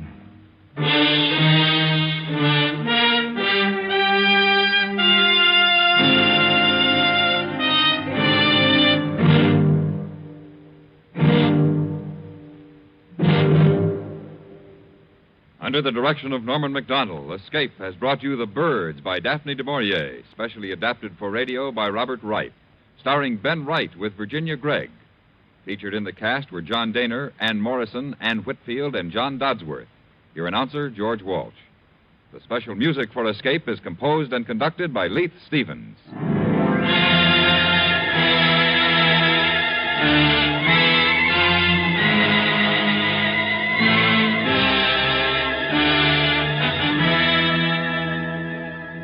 If you like your thrills to be real, your adventure to be true to life, Gangbusters is the show for you. Now, every Monday night, most of these same CBS radio stations bring you the drama that names names, places, and dates in the nation's battle against crime. Stay tuned now for Night Watch, which follows immediately over most of these same stations. Where there's Gunsmoke, there's Western Adventure, Monday nights on the CBS Radio Network. Stay tuned for Night Watch. Herman Hickman isn't the only exciting personality you'll want to hear. Right here at the Star's Address. Of course, where sports are concerned, the famous former football coach at Yale and one-time All-American player is a natural. And he's well worth listening for any Monday through Friday evening at 6:30. But when you're in the mood for musical entertainment, as you're likely to be any Monday through Friday morning at 9:30, Joan Edwards is the person to hear. The melodies she sings or plays each weekday morning are as sunny as her disposition. And her friendly personality only adds to the pleasure of listening to the Joan Edwards Show. Monday morning at 9:30 and every Monday through Friday morning at that time. Remember to tune in on Happiness on our lighthearted... America's airwaves shine a little brighter thanks to our friends at CBS. And now, ladies and gentlemen, let's see if you're ready for tonight's radio quiz.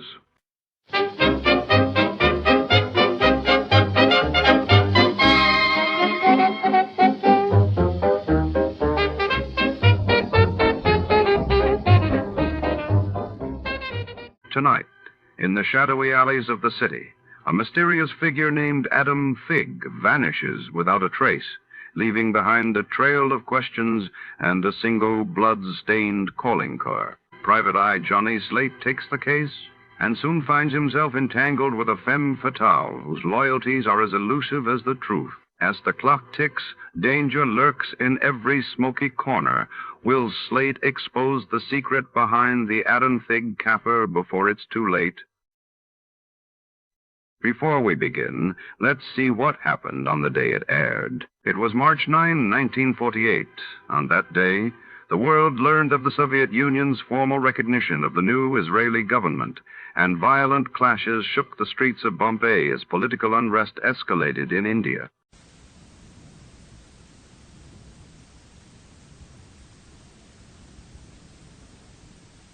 The Adventures of Sam Spade, Detective, brought to you by Wild Root Cream Oil Hair Tonic, the non-alcoholic hair tonic that contains lanolin. Wild Root Cream Oil, again and again, the choice of men who put good grooming.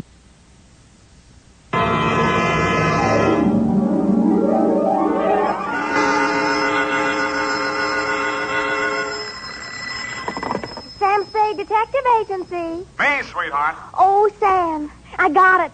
Got what, my pet? A bank book, Sam. Well, you must advertise in the Lost and Found right away, Effie, and find the owner. There might be sickness in the family. Oh, but it's your bank book, Sam. What? Uh-huh, it has your name on it. Samuel Spade, account number 4. It's a forgery. Somebody's trying to pin something on me. Lock it up and don't touch it until I get there. Oh, all right. Did you make a lot of money on this one, too? Got the check right in my pocket, $500. Oh, Sam, we're making more money than a movie star. Well, almost. And all honestly, too.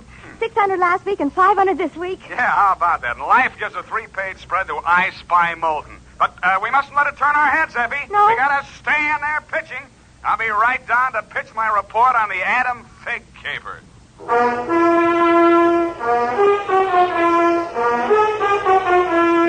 Dashiell Hammett, America's leading detective fiction writer and creator of Sam Spade, the hard-boiled private eye, and William Spear, radio's outstanding producer-director of mystery and crime drama, join their talents to make your hair stand on end with the adventures of Sam Spade.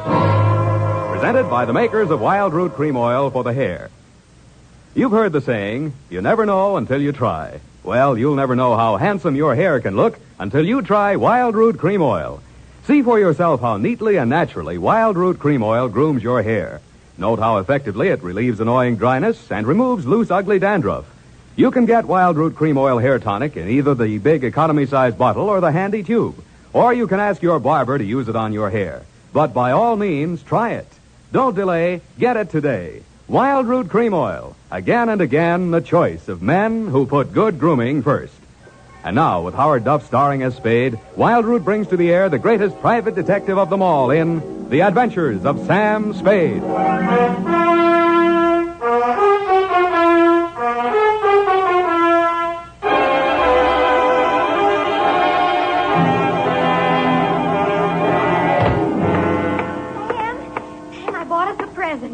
Oh, you're going to love it. Well, we got to watch these expenses, Effie. There's always something. Yes, but this will be saving. It saves confusion. It saves fretting. Mm-hmm. Now, this gadget here, what is it? It's a Minirobot. A what-a-bot? It's for busy men like yourself, Sam, so you don't have to burden your mind with petty details. You see, it has this dial on it, right here. And you drop these little cards in this slot. Mm-hmm. You don't have to worry about that. That's for me to take care of. Oh, good. Then, when you come into the office, and supposing you have an appointment with Mr. Jones at 2 o'clock, and you forgot about it, you just dial 2 o'clock, and the little card pops out.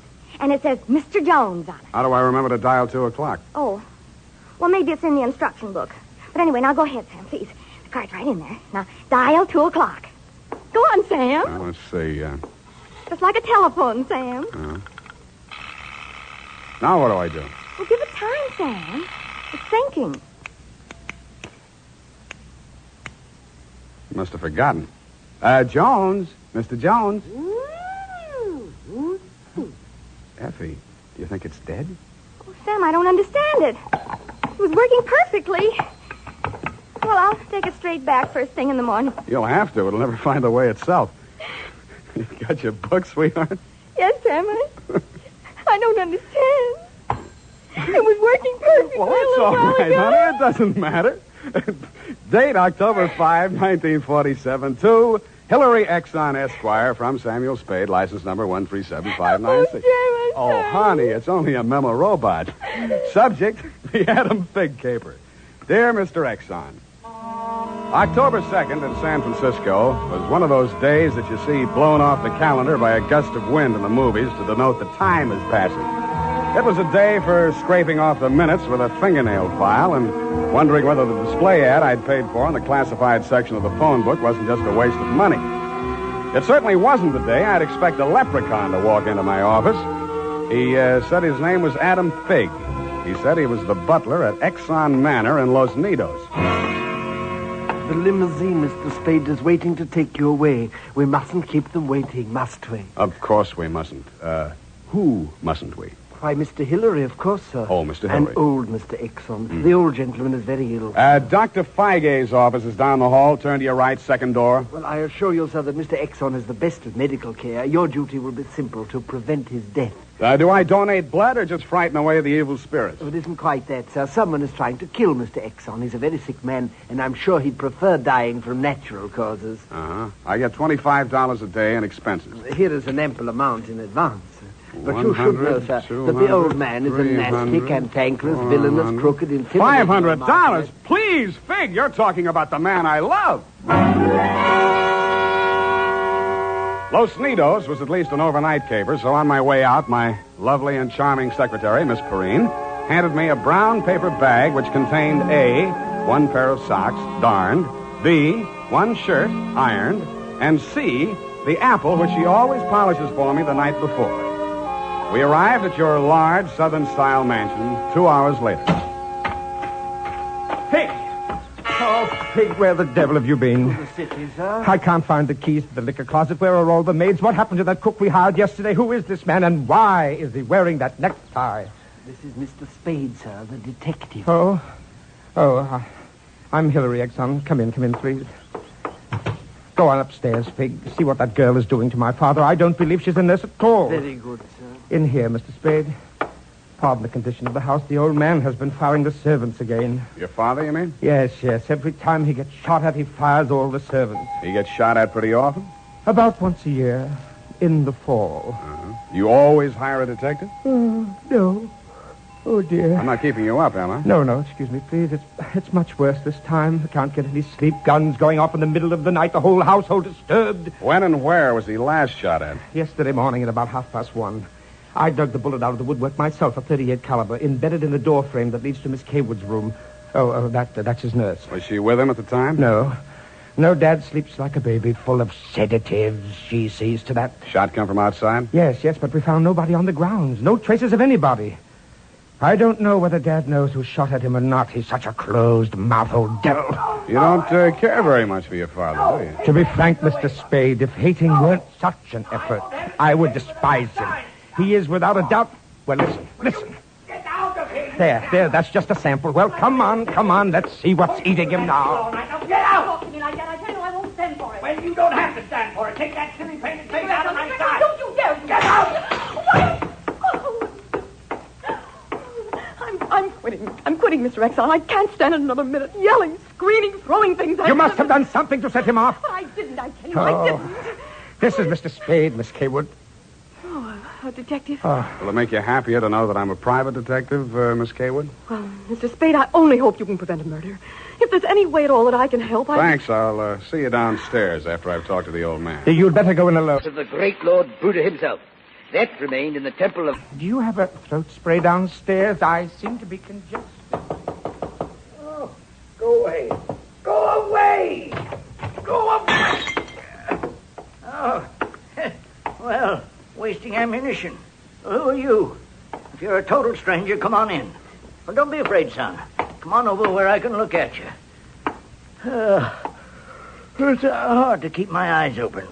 Oh, no, I mustn't do that. Oh, so you're the detective, eh? That's right, Pop. If you want to take a little nap or something, I'll come back later. What did I say just now? Come back later? No. There's no reason for you to come back later. I'll say everything I have to say right now. The shot woke me. I didn't see anything. I don't know anything. I've got a million enemies. I can't remember the names of any of them. Why don't you try to remember? I could have them checked. You're wasting your time, Sonny. In my day, I've wiped out 100 men, and I'll outlive anybody who's gunning for me now. You must be proud of your past, huh? Proud? Sonny, a past like mine is the finest thing an old man can have. I've swindled my partners and betrayed my friends. I've turned state's evidence just to see my associate get sent up for 20 years. And they say my wife died under peculiar circumstances, and I got rich off her insurance. Now I'm done talking. Do me a favor, son, please. I've got to get a half hour, 20 minutes sleep alone. You'll keep them out, everybody. Please, will you? Sure, Pop. Go ahead. Go on, sleep. Oh, thank you.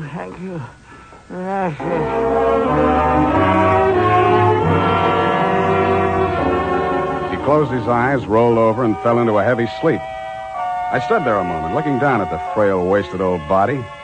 Then I cased the room. In digging the bullet out of the door, Hillary had done a good job of ruining any chance there might have been of proving the direction it had come from. I strolled out on the balcony. It was a pretty night. I lit a cigarette and took it in. Then I heard a door open and close softly behind me. Nurse Kaywood was at your father's bedside. She was filling a hypodermic from a small vial of bluish liquid. He didn't awaken when she jabbed it into his arm. Then she saw me standing in the doorway. She hastily dropped the medicine vial into her uniform pocket and came around the bed to meet me. Oh, Mr. Spade, thank heaven. Why, when I saw you standing there in the half-night, I thought you might be... Thought I was who? Why, the man who fired the shot. It was a man? I don't know. I didn't see it happen. I just assumed that... You shouldn't have done it. I warned you, sir. Eleanor. Oh, we're disturbing him. Let's talk outside. Okay. Oh, it's good to breathe something besides sick room air. I thought you got used to things like that in your profession. Why are you so unfriendly, Mr. Spade? Nurses are human, aren't detectives. Try me, sweetheart. Oh, I know what you're thinking of me. But after a week in this horrible house, that poor old man, he's frightened. He's really frightened. What else? Why, the shots. 38 caliber or hypodermic? Surely you don't think that He's supposed to be under sedatives. The doctor's orders. Sorry, sweetheart. It's my job to suspect everybody. Oh, can't you forget your job, even for a moment? Sure. If you don't mind the fact that I know you're a liar, that I'd make book you didn't come here primarily as a nurse, and what's worse, your act's not even convincing. Oh. Is it that bad, Sam? Yeah. Almost bad enough to be good. Come here. Oh, I hate you.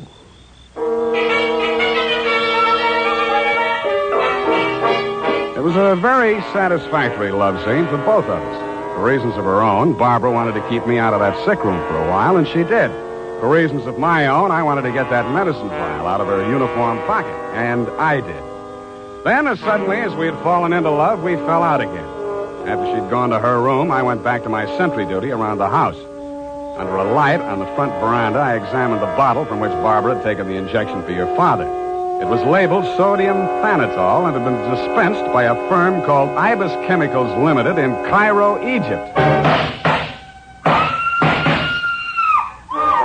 The scream filled the house, high and frenzied. I started running toward Barbara Kaywood's room. I slammed the terrace door open and found the light switch. Barbara was sitting upright in the center of a bed.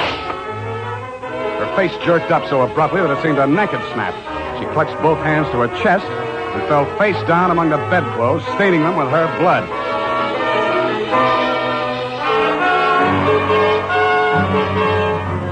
I don't know whether I went through, over, or around the screen that stood between her room and the old man's. I circled Exxon's bed. He lay on the floor on his side facing the window. I went outside. A .38 automatic lay on the ground a few yards away from the building. I put that into my pocket and listened. No shadows moving. Nothing. Then he was on me before I could be sure he wasn't a medium-sized tree. Break your back, be the light. The warm stuff in my cheek might have been the thing's blood or mine. It gathered me up and bent me back and tore at my throat. Then I remembered that hands are stronger than fingers. I started with his thumbs.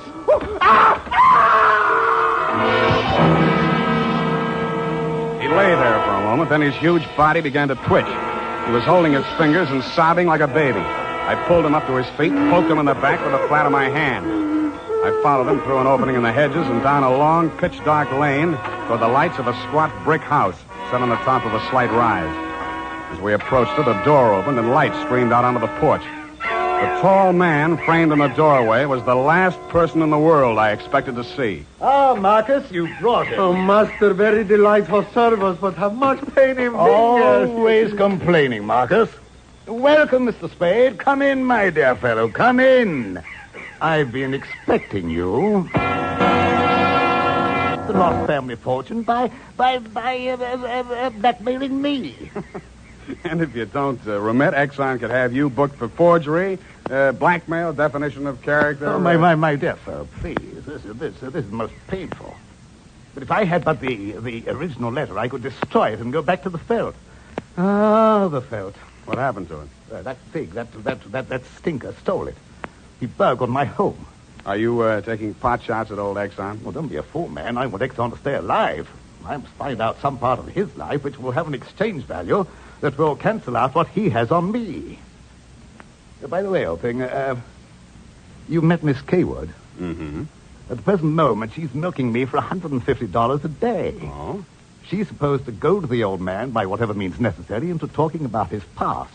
And that information she is to bring to me. Well, that ought to be easy. Exxon brags about his past. Now, so far, I've learned that Hilary Exxon stole 2 heifers at the livestock show in Abilene in 1906. I feel for you, Captain. That wouldn't get much on the current market, would it? My dear fellow, I've a proposition to make to you.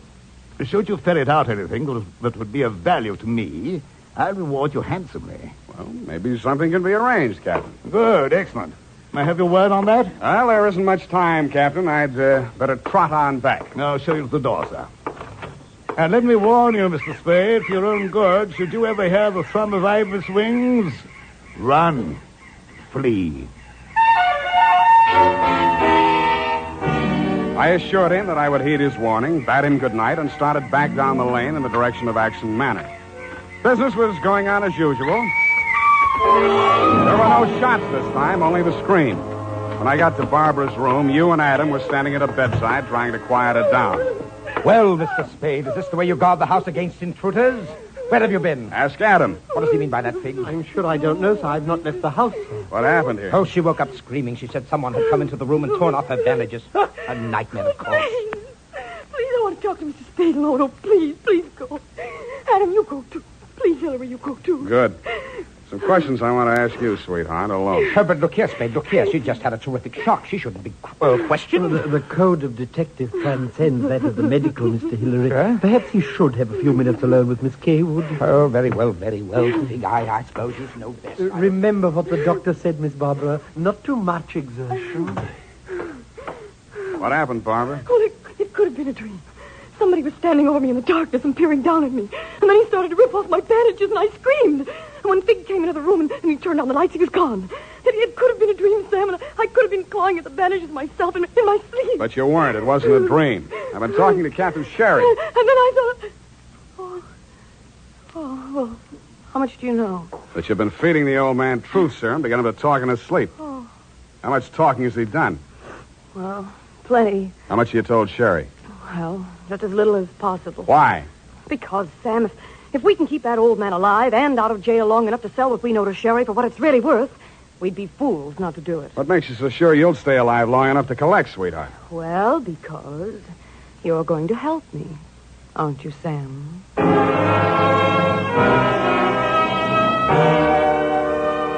So I helped her, but not for the reason she thought. I made a lot of noise leaving her room and going to mine. Going back, I didn't wear any shoes. I slipped into a clothes press in her room so quietly that even she didn't hear me. I left the door slightly ajar and waited. Time passed, and I was stiff from standing still. It happened at about 3 a.m.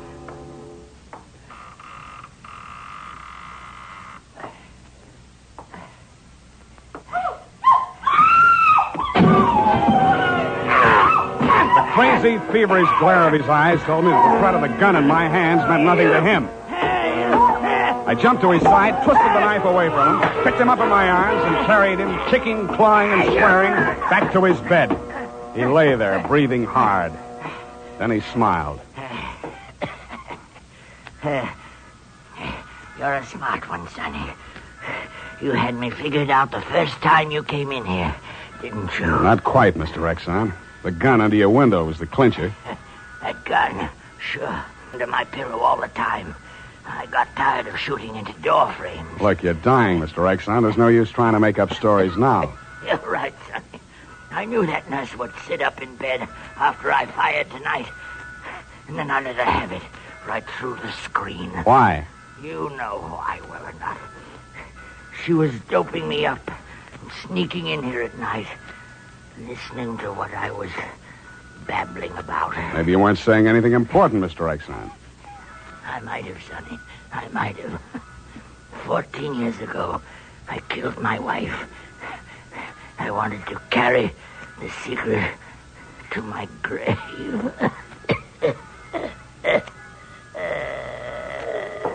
You nearly made it at that. Spade! What's happened? Is he dead? He's dead. Did he say anything, sir? Did he confess anything? You must tell me if he said anything. I didn't hear him say a word. Well. Yeah, Mr. Spade. Charged with a certain texture, a significant quality. There's a certain smell, yes. An omen. You can inhale it, sir. Journey thou to Nairobi on the veldt. Tarry 7 days, and you will collect the fabulous golden skull of Wizami, king of the Bojamas. Aha! Marcus! Yes, master. Unhook the hooker. Pack the marmalade. We are off to the veldt.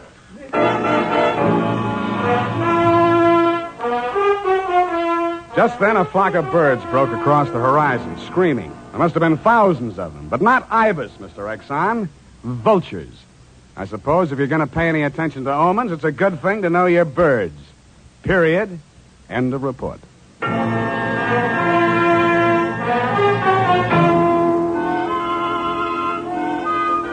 Right now, I have something to say to every man who doesn't use a hair tonic, to every man who says I don't believe in it or I don't need it. That all depends on what you mean when you say hair tonic. If you mean the old-fashioned greasy kind that leaves your hair smelling like a perfume factory, you're absolutely right. But remember, Wild Root Cream Oil Hair Tonic is nothing like that. Wild Root Cream Oil is an entirely new kind of hair grooming preparation. There's not a drop of alcohol in Wild Root Cream Oil, and it contains soothing lanolin that's like the oil of your skin. Most important, Wild Root Cream Oil grooms your hair the right way, neatly and naturally, never leaves your hair sticky or greasy. Get the big economy-size bottle and the handy new tube that's economical, easy to pack when you travel, and grand for the bathroom cabinet. Don't delay, get it today. Wild Root Cream Oil Hair Tonic. Again and again, the choice of men who put good grooming first.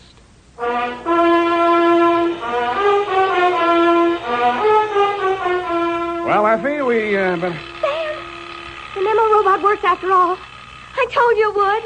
Yeah, it just takes a little time, sweetheart. Oh, read the card, Sam. Now, you see? You'd know you were supposed to see Mr. Jones at 2 o'clock. Isn't it wonderful? Well, this card doesn't even mention Jones. Huh? What does it say, Sam? Well, it says, journey thou to Friskin's drugstore, wager $5 on Ira W. in the 3rd at Belmont Park. Oh, Sam, it's psychic. Tarry but a moment. Yes? Thou wilt lose $5. Oh, good night, Sam. Good night, sweetheart.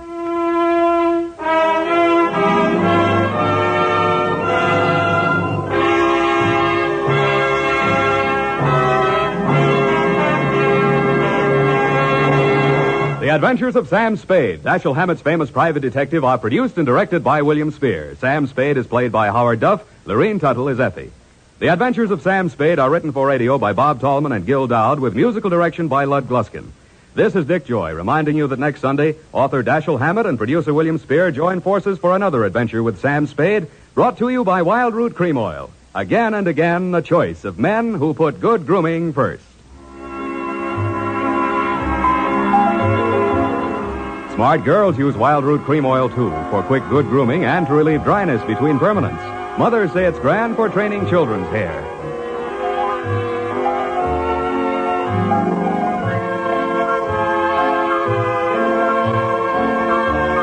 This is CBS, the Columbia Broadcasting System.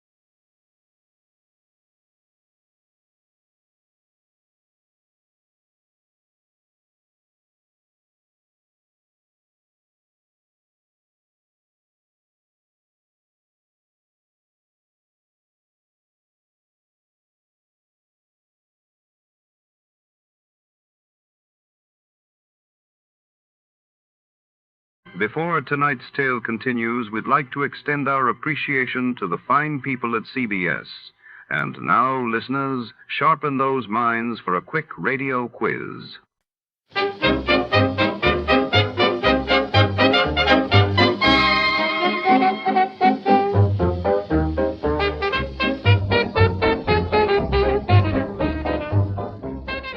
Our warm thanks go out tonight to our sister station, CBS. And before the curtain rises on another thrilling episode, let's enjoy a few delightful melodies for the road.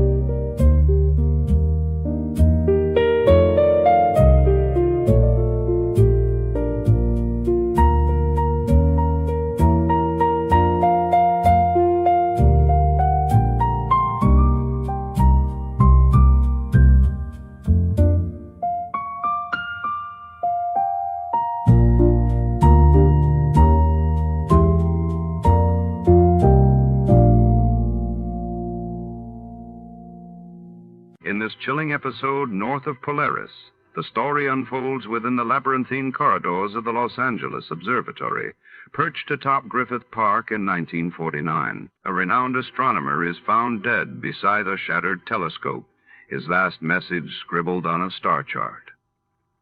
As storm clouds gather outside, Detective Mason prowls the echoing marble halls, piecing together cosmic clues in a race against time.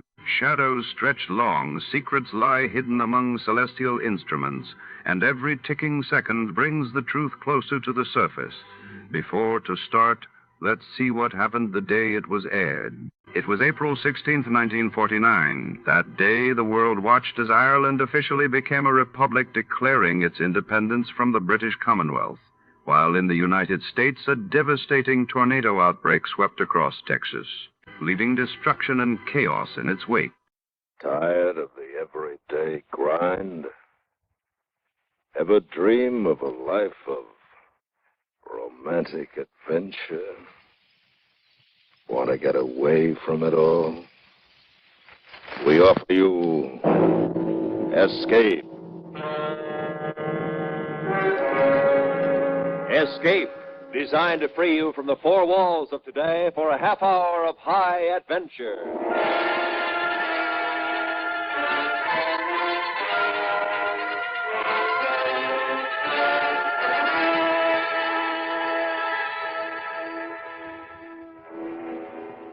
You are on a planet of desolation and utter ruin, awaiting the return of your comrades to carry you to safety, while the remains of life about you, crawling and evil, are slowly hemming you in and ruthlessly tracking you down to your death. Listen now as Escape brings you Charles Smith's unusual story, North of Polaris.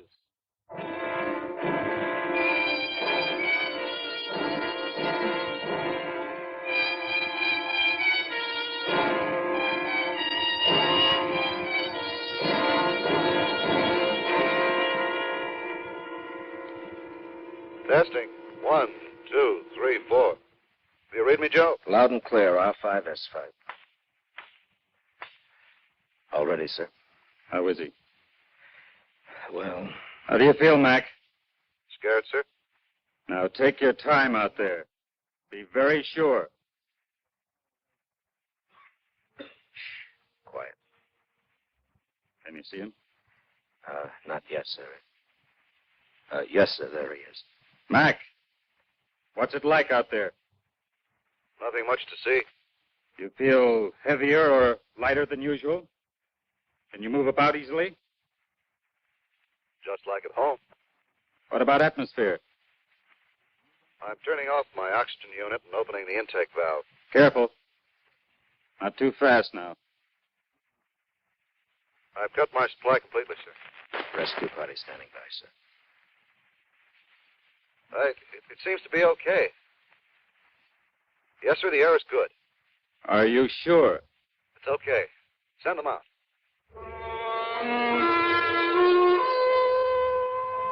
From the port of the spaceship, we could see him calmly walking about on the surface of a planet approximately 20 million miles from our own. All 40 of us had drawn straws. Mac had won. And if we returned home safely, he would be remembered as the first man to touch the soil of an alien planet. Well, Joe? Well, I guess I'm as ready as I'll ever be, sir. Who else are you taking with you? Stoner. He's good with the camera. Sam, have you got your gear ready? Joe, all set for the pick.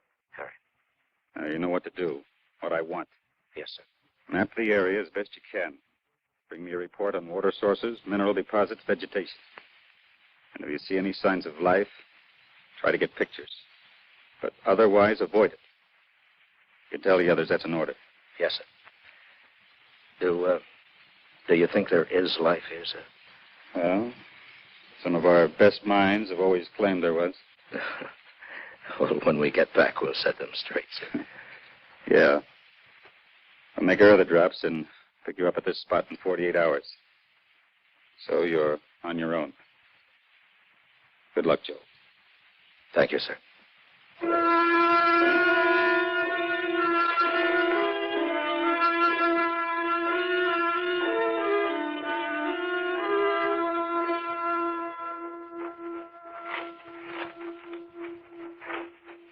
Joe, do you notice anything wrong with this place? What do you mean, Mac? Well, look around. You see any trees, bushes, grass, anything growing? You see anything green? Yeah, that's right. Well, it's probably desert country. No, look here. You feel the soil. What? It's rich enough. Gets plenty of sun, probably plenty of rain. Look at its color. Gray, dead. Maybe it's like the moon. Maybe this is just another moon. No, there's air here. There isn't any on the moon. How you know? You ever been there? Well, that's what they say, Sam. Sometimes they're wrong. Well, what now? Well, we got about 5 hours of daylight left. We'll head north. I don't like it. It's too quiet. Not even the wind. What are you trying to do, Mac? Don't you think we're jumpy enough? How long are they going to leave us here? 48 hours. That could be a long time.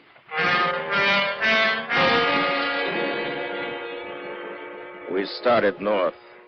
It was easy walking over the flat, rolling land, easy because there were no trees or bushes or weeds. There was nothing. Nothing but the gray sky and the gray, dead soil. I was beginning to think that maybe it was only a moon. And then we made camp for the night. Okay, come and get it. Well, look here. Beans and K-rations. Just what I wanted. Oh. Hey, watch those cans, they're hot. Now you tell me. You know the first thing I'm going to do when I get home? Oh, what? I'm going in the best restaurant in town and order the biggest steak in the joint. You're pretty sure you're going to get home, aren't you? Sure, I'm sure. Why, aren't you, Mac? I don't know. Hey, want some coffee, Joe? Yeah, thanks. You married, Mac? Uh-huh. Any kids? Yeah, one, a little girl. She's 5. Huh. What made you volunteer for this trip? I don't know. Maybe I just had to. You understand that? Yeah, I think so. Hey, you know what I miss? The crickets. You know, at home you sit around a campfire, like at the lake. You hear the frogs and the crickets. And slap the mosquitoes. Yeah. It's funny. Oh, what's that? Well, here we are, 20 million miles away from our home. 20 million miles. And yet up there in the sky, we can still see it. Yeah, I wonder if anybody's looking at this stinking planet and wondering if we made it. Oh, sure they are. All the scientists, astronomers. I don't mean them. I mean... I know what you mean. You got a family, Sam? Only my mother. She lives... Hmm? What is it? Something's out there. Moving.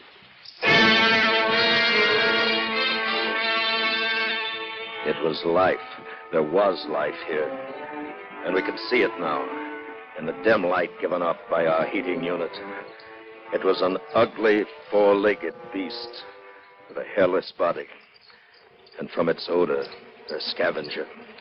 Like everything else here, it was the color of gray. All right, cut it out. Sam! Well, that's real smart. You're supposed to be a photographer. Take pictures of what we Oh, find. lay off him, Joe. It was only a rat, a big rat.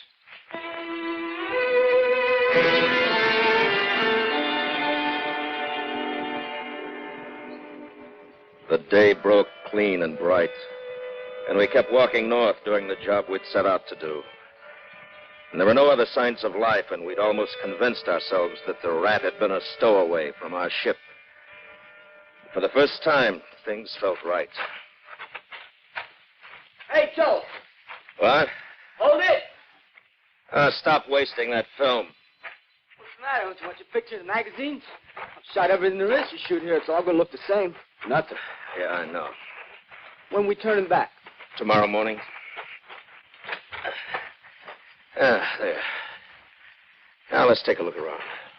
What's the use? There's nothing to see. Hey, why don't we start back now?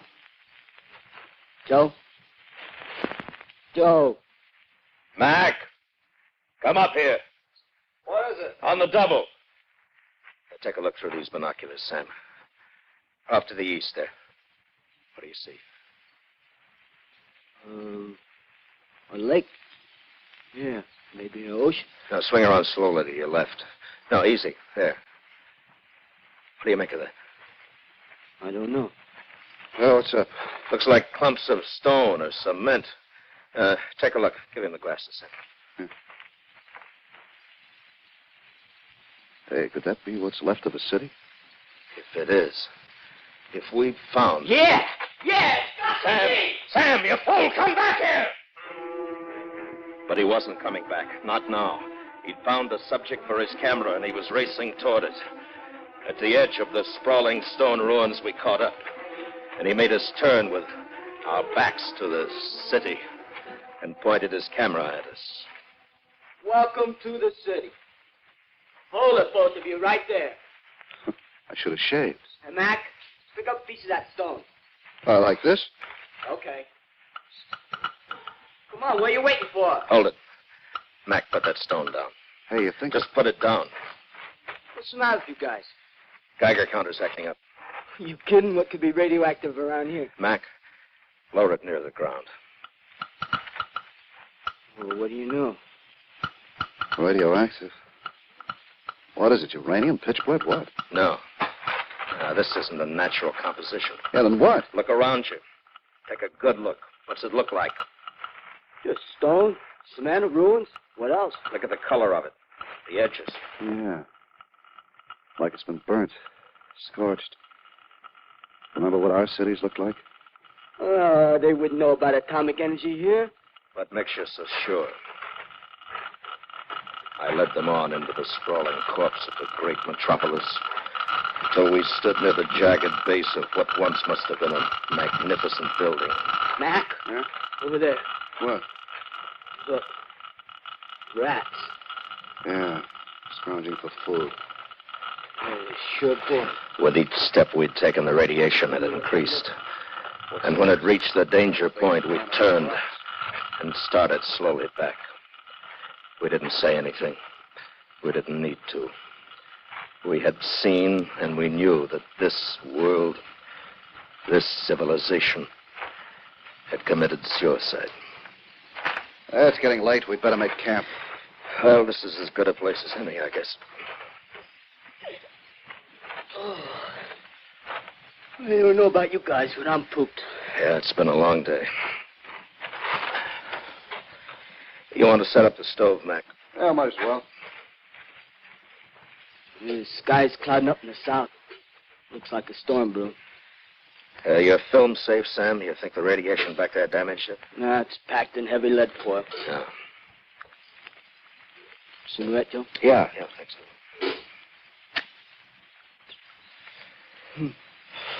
That's funny. No, what's that? Take a look out there. No, south, I mean. It's not the sky that's clouding up. It looks like dust. Dust storm. Couldn't be. There's no wind. Take a look. Yeah, but there's no wind. Well, something's out there kicking up the dust. How far away you figure? It's hard to tell. 10, maybe 15 miles. Joe! Joe, look! What? There, to the right about a mile. You see him? See what? No, over to your left. Well, what is it? People. You're crazy. There's nothing out there. Two of them, they fell. I can't see them now either, but I did see them. There, now they're up again. Joey's right. The people like us. Hey! Oh, hey! All right, stop it. Cut it out. Stop it. Look, we've got orders to avoid contact with life here. But, Joe, they're people, human beings. You don't know what they are. Just because they resemble us physically, that doesn't mean a thing. But, Joe, we got our orders. The ground's higher over there. Let's move over there where we can see them better. Come on. When we made it to the rise, we could see a man and a woman. Two people just like ourselves. Even what was left of their clothing was similar to ours. And they were running desperately. And then I looked beyond them and saw the cause of their fear. Stalking them, slowly closing the distance between them, were 6 of those great, evil rats.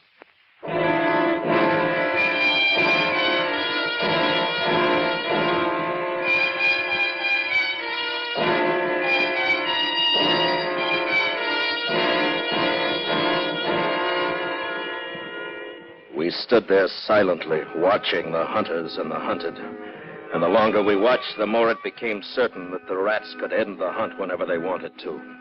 I could see their features now. The woman was much younger than the man. Their faces were distorted by panic and fear. And we watched and waited. And then the old man fell, and Sam and Mac were running, screaming, driving off the rats.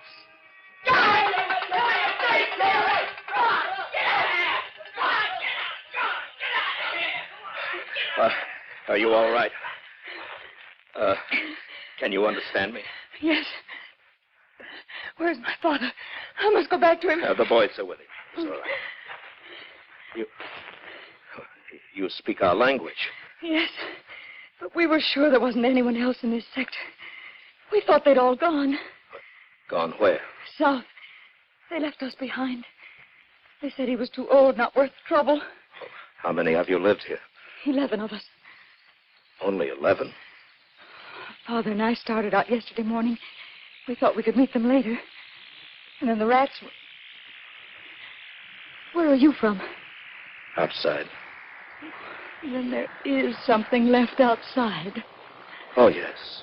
Oh, I was sure. I'd hoped. I knew it couldn't end here. Come on, we'd better get you back to camp now.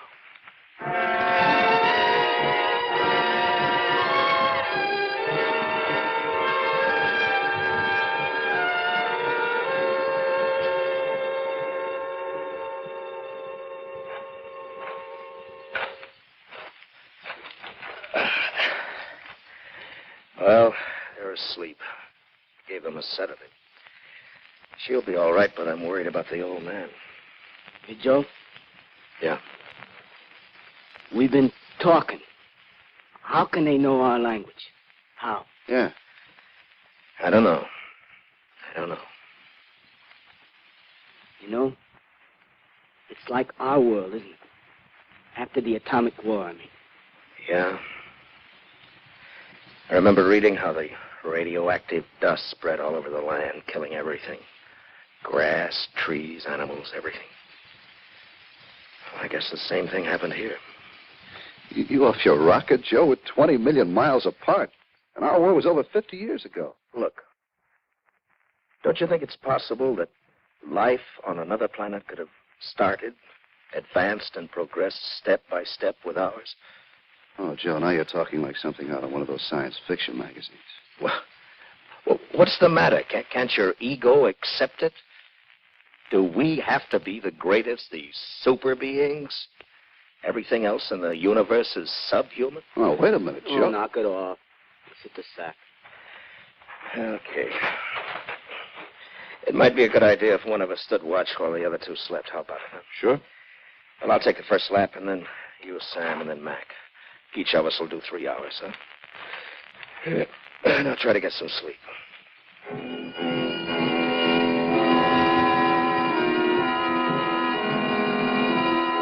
The 3 hours passed quickly. My mind was racing, asking if this world was a parallel to our own world. Were all the worlds of the universe alike? I was trying to find the answer when Sam relieved me, and I still hadn't found it when I dropped off to sleep.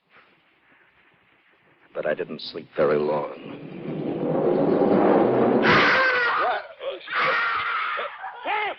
Sam!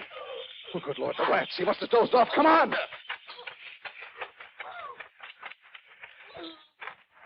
Oh. Look.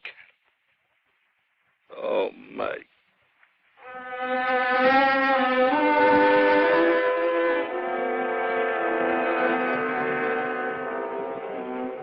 We buried Sam just as the sun rose full above the horizon. And then as we turned to walk back to camp, we saw it. The sky to the south was black with dust. It was closer now, much closer than the day before. And whatever it was out there was moving straight for us. What do you make of it, Joe? I don't know. Oh, Jean. Yes? Does your father feel well enough to travel? Oh, he's much better. He wants to talk to you. All right. Much better.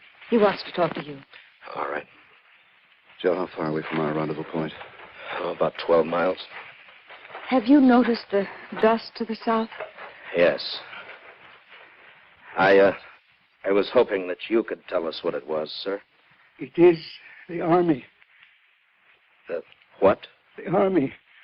The great army of the rats. The others. Those you saw yesterday and this morning. They were the scouts. Out there is the main force. Well, why only rats?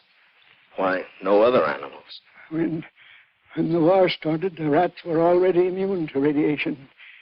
They thrived on it when all other life perished. But why?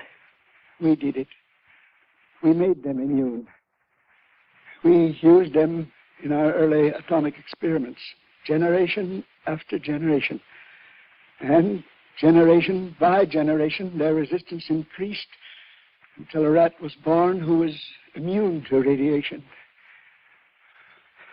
What are we waiting for? Let's get out of here. Yes, we must run. For now they are the masters, the rulers, and we are the scavengers.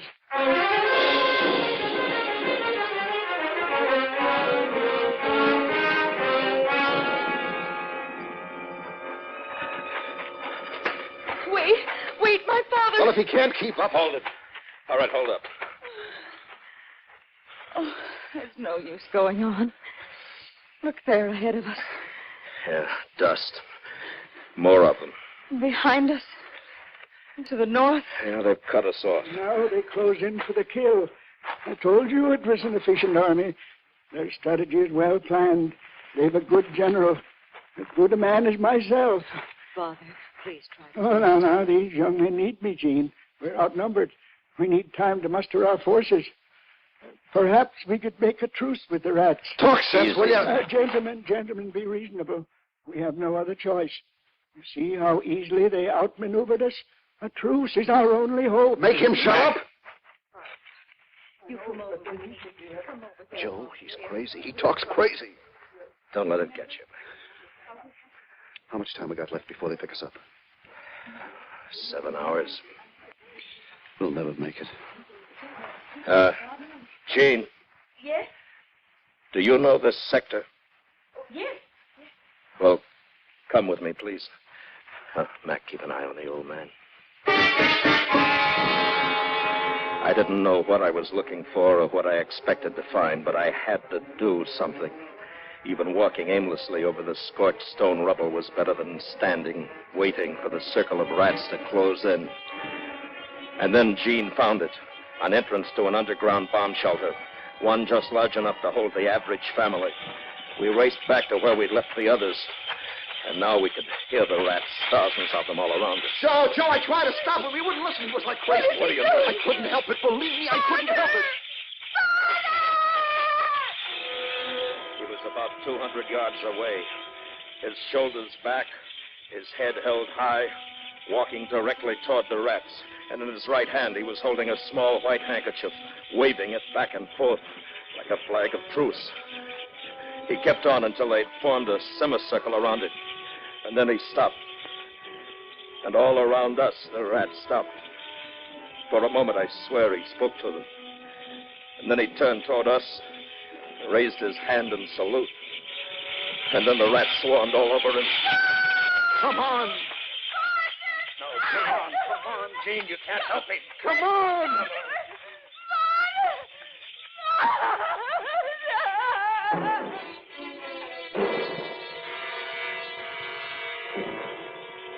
We burrowed ourselves in the shelter.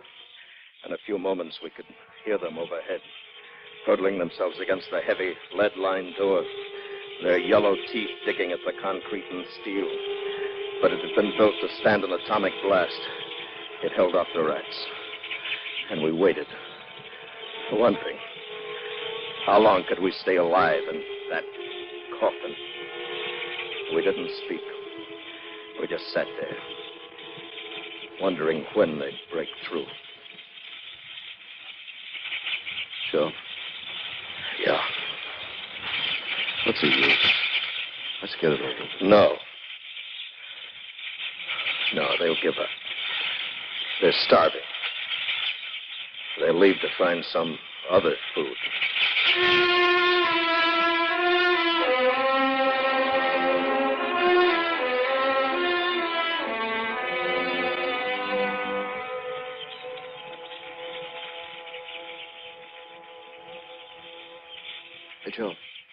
The rats. They're quitting. They're leaving. Maybe they are. Maybe they just want us to think they are. No. No, they're leaving. I'm going to take a look. Mac, don't open that door. Joel, they're... Now, listen. Listen, it's a ship. Clark and the ship. Come on, Joe. Let's get out of here. Everybody can see us. Hey! Hey! Down here! Hey! Well, Gene, we can go out now. They've gone. What? It's all over. We're safe now. We can go out. Out? Out? Oh, I can't believe it. We're going to take you back with us. Away from this. Now, come on. Oh, no, please. Please, I'm afraid. Afraid? Don't you hear it? That noise? Well, that's our ship. Here, I'll show you. Look, you see the landing. Ship? I don't understand. But the one that brought us here. Brought you here? Yes. Where did it come from? Europe? Asia? Where? Europe? Asia? Oh, I knew we hadn't destroyed all of the Earth. Earth? Is that what you call this planet? Earth? This is the Earth. You. Where are you from? What? Way up there. Just north of Polaris.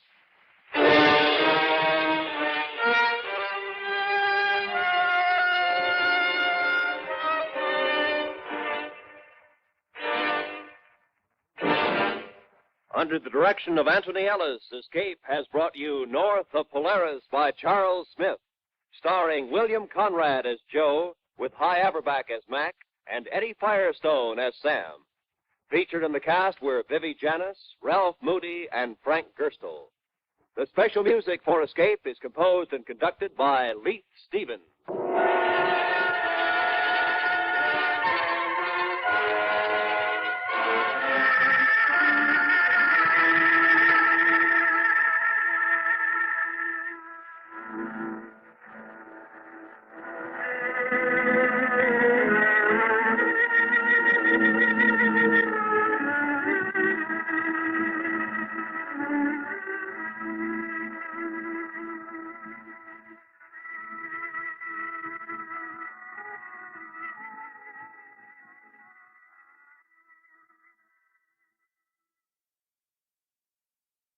A gracious thank you tonight to CBS for keeping America entertained coast to coast. And now, folks, let's have ourselves a little quiz.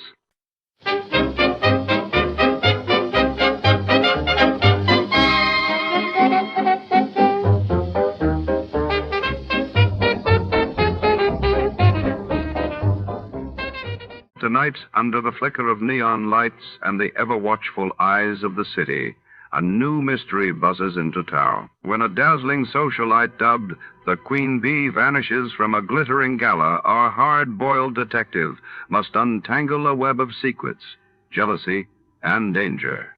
Shadows grow longer as the clock ticks who is behind the disappearance and what stings await in the hive of high society. Stay tuned as the case unfolds. Before we begin, let's see what happened on the day it aired. It was April 1, 1949, and that day the world learned that Newfoundland officially joined Canada as its 10th province. While in Europe, the Soviet Union signed a new 5-year trade pact with Hungary, deepening Cold War tensions. By transcription.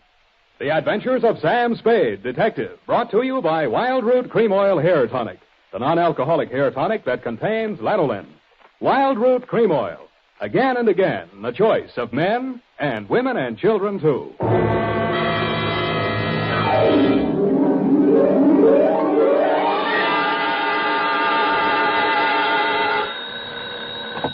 Sam Spade Detective Agency. Me, sweetheart. Sam, where have you been? I've been tasting the bitter with the sweet at Miss Wigginson's School for Girls, sort of a special course in homicidal apiculture. Apiculture? There were apes involved? Effie, where is your Latin? Apis, apianus, of or pertaining to bees. Oh, bees, of course. It was a bee caper? It was a beekeeper caper. Oh, that's funny, Sam. That's a honey. Effie, put these words down in your little book. Honey, sweetness, hives, combs, etc. Never mention them again. What? Keep things humming, sweetheart, and I'll be right down to drone my way through my report on the queen bee caper.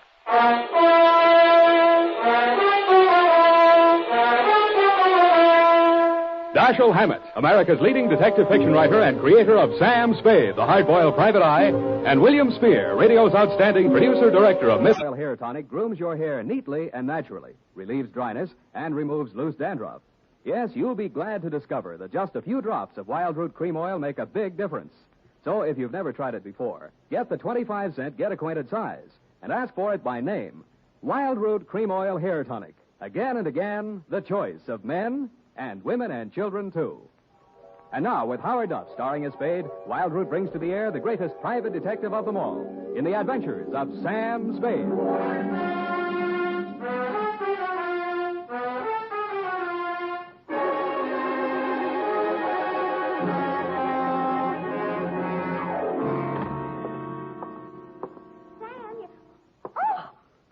Sam, your face.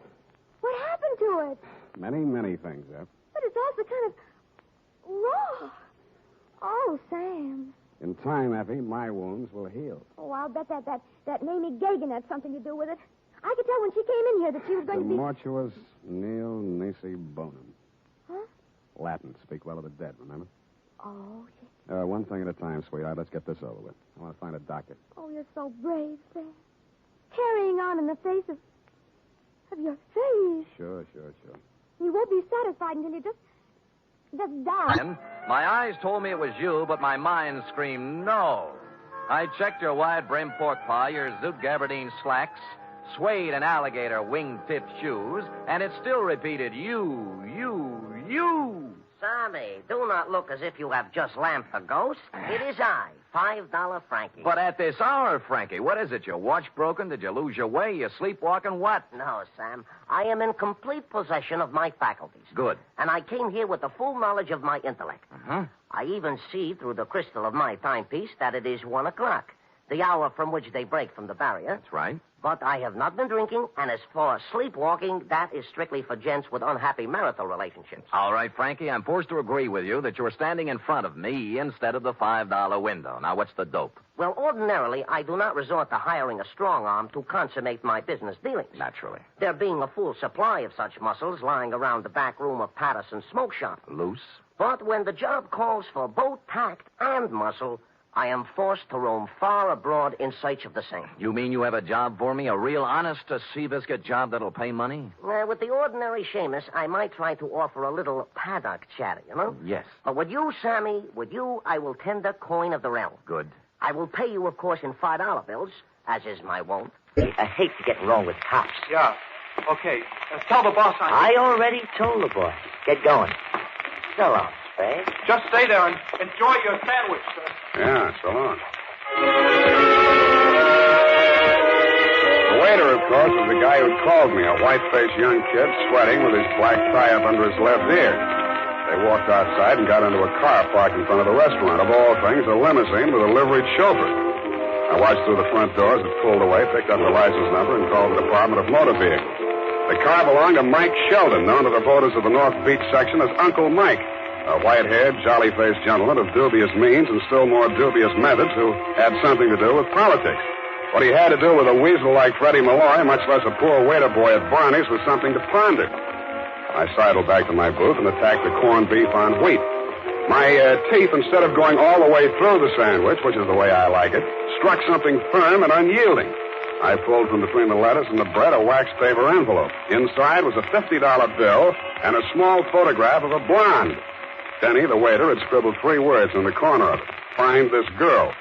Care for some more coffee, sir? I got plenty more. Yeah. Bring the pot, will you? And, waiter. Yes, sir? This, Denny, the kid who was just here. What's his last name? Denny? It's Weston. Denny Weston. Yeah, okay. Where's he live? A trick like that. Mm-hmm. And, what do you want me to do, Miss Adams? I want you should pay a formal call on that dame and tell her that upon the very next occasion of any violence or threats thereof out of her, I'm going to yell cop. In fact, Mr. Spade, I am placing my life and limbs in your hands, and if you are anything of what you're cracked up to be, you will have no difficulty in giving that creepy crow the bum's rush straight out of my life. Pardon me, Miss Adams. My secretary seems to be calling you. Out of my way. I know who's in there, and I'm going in. Out of my way. Mrs. Spade is her. Keep her off. You should have hired the 4th Marines, dearie. Now, ladies. Ladies, please. Break it up. I'll show you who to get tough with. You don't Ladies. call me shameless, or I'll let you have it. Now, ladies, please. Now, let's talk this over calmly and sensibly. Okay, you asked for it. Now, ladies. Oh! Please.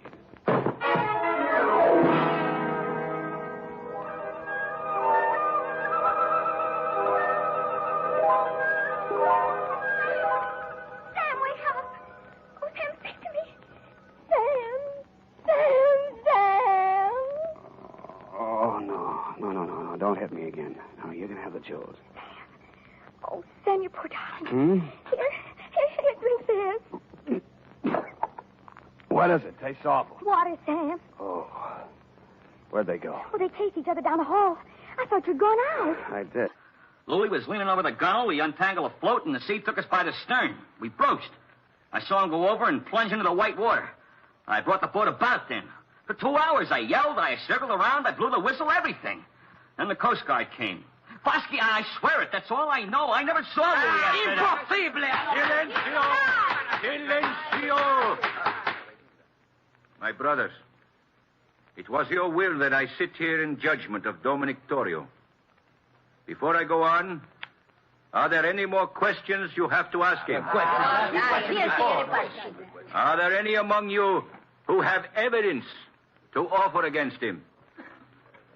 So be it. You know as well as I, there is only one verdict here. The charge is dismissed. The court is adjourned.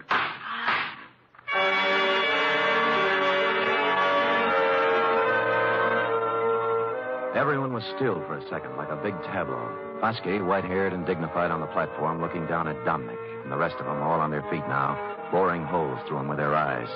He was the first to move, turning slowly, walking out through the crowd toward the door, looking tentatively from face to face, knowing now he hadn't been acquitted at all, as one by one they turned their backs on him. I felt terribly sorry for Dominic. Unfortunately. The dame? The dame. To paraphrase Bergendorf, calling her a dame was like calling the Kimberly Cross a hunk of jewelry. But that's not what interested me, at least not right then. She was walking back and forth in front of Bergendorf's like a kid at the dentist door trying to get up the nerve to push the button. Quoting from my notes, it says 9:02 a.m., girl, 5'2", blonde, early 20s, gray tweed suit, spent a few indecisive minutes in front of Bergendorf's, finally went in. She came out almost immediately, started west on Sutter, then evidently saw a patrol officer approaching on same side of street, hurriedly crossed toward our post in Public Health Department Mobile Unit number 2 and entered. Hello. Well, good morning, good morning. Am I too early for the, Oh, you're just in time. First customer of the day. There, let's see now. Name? Martin. Martin. First name? Bernice. Address? 826... She wasn't a very good liar. While she was telling him her name was Bernice Martin, she filled with a leather handbag with the initials PC on it, big enough to read from across the street. George filled the form out, then moved her around to the machine. By now, the cop she was ducking had walked by and turned the corner. No. She walked in front of the camera at just the wrong time and loused up the shot. We had to shoot it over. Yeah, we had a model with a pair of Norby's nylons on, see? Well-known brand of stocking, and the idea was to stand her up next to a train coming down at the depot there. Then what we tried to do was get a shot of her fixing a guard, a leg guard, you know. Yeah. Surefire. Yeah, with a lot of admiring glances from the crowd. Brand new idea, real train, real station, real people. Human. Documentary. Yeah. So Al sets up the camera, and the model makes with the garter, and I whistle to get the crowd's eye, and we set off the flash. But the dame here walked in front of the camera. However, it was not her fault. No, it's an awful nice kid. We told her to drop by, we'd give her the shot. Great, swell. What's her name? I don't know. Did she come by? Yeah, a couple of mornings ago. I gave her the print and the negative, too. Got me other copies of it? Well, I don't know. It'll take us a while to check the file. Oh, a third. Well, look, do that, will you? And if you find anything, here's my phone number. Yeah. Now, as I was saying about that pork, John, again with a your pork. pork is your pork. There is nothing you can do to glamour it. I glamorize the number of pork.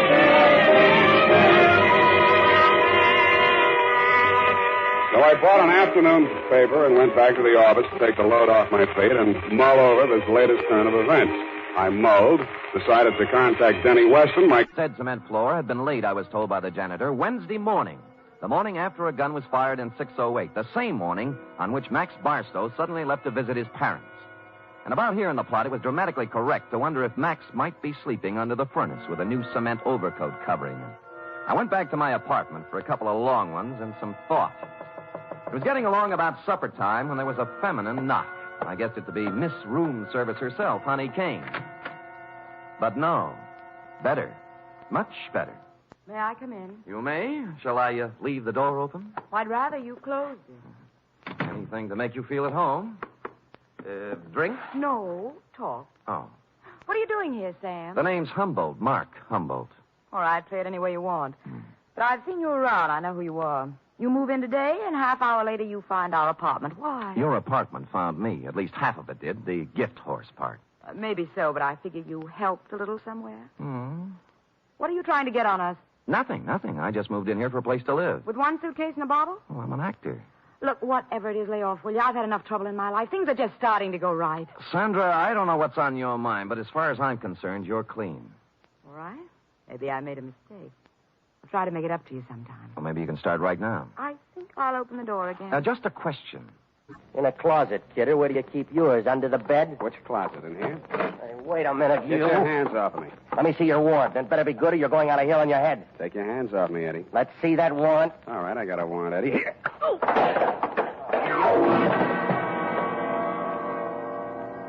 I didn't find what I was looking for, a pair of crepe-soled shoes with traces of Apple of Eve nail polish on them, but in one of his coat pockets I found a sales slip from a department store cosmetics counter. There were several items, but the one that interested me said, 1 lipstick nail polish set, Apple of Eve. About then, I smelled brandy, and a voice behind me said... What happened to the kid? Huh?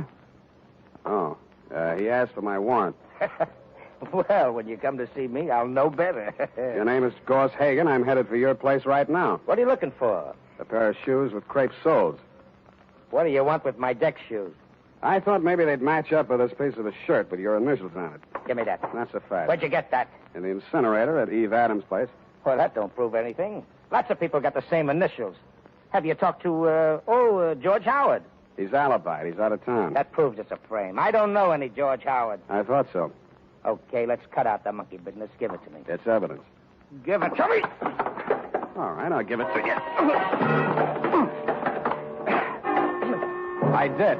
He gave it right back to me. I was only losing on points until I tripped over poor old Eddie and lost my balance. That's when he gave me the coup de grace.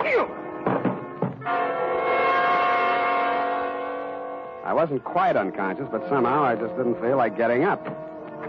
And when the apartment door opened, I opened my good eye just wide enough to see Dream of Love walk in. Gorse, what are you doing here? I come to help you, Dreamer. I don't need any help from you, Gorse. I told you that 3 years ago. Did you kill her? I don't know what you're talking about. You killed Eve Adams. Why? You're wrong, Gorse. I haven't seen Evie and Edith. Why did you kill her? All right, I did it. Yeah? Why? I was jealous. Seeing the two of you together after all we'd been to each other. Go on, laugh at me. I committed murder out of love for you. It's very funny, isn't it? I'm very fond of you, Dreamer. My poor little Dreamer love. I'd give you anything, honey. The shirt from my back. Here's a piece of it on the counter. Where'd you... I see you're impressed. Me, too. Come on, we'll go someplace where we can be alone and talk things over. Oh, no, Gorse, please. I can explain everything. You can explain in the car on the way down to the boat. Come on. You're hurting me. Oh! Hurry. No! Come on, out the door.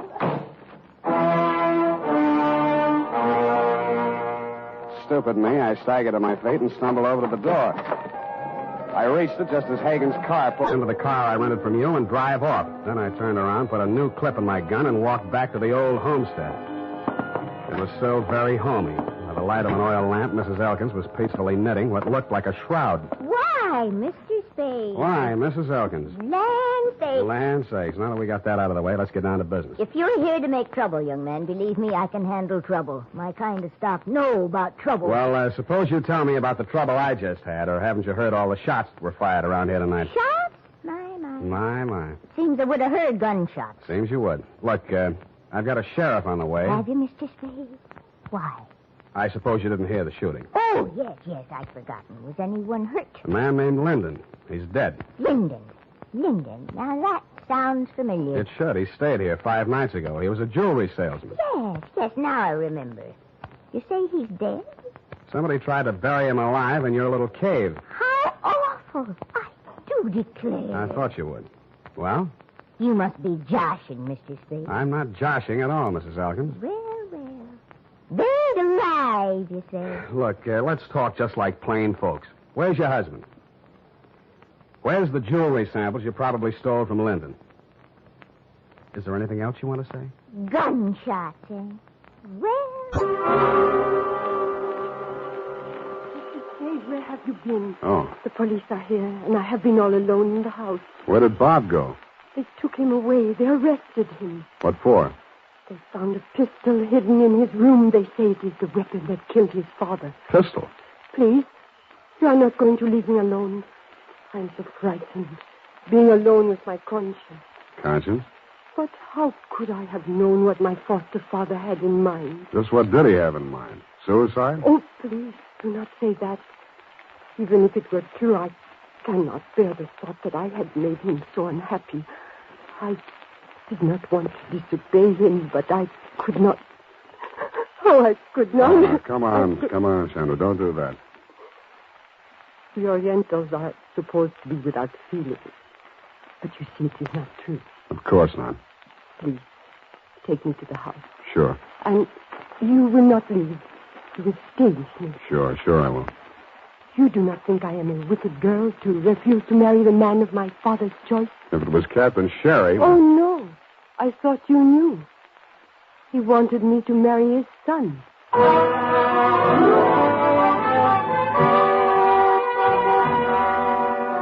I spent the rest of the night keeping her insomnia company, and a very pretty one, too.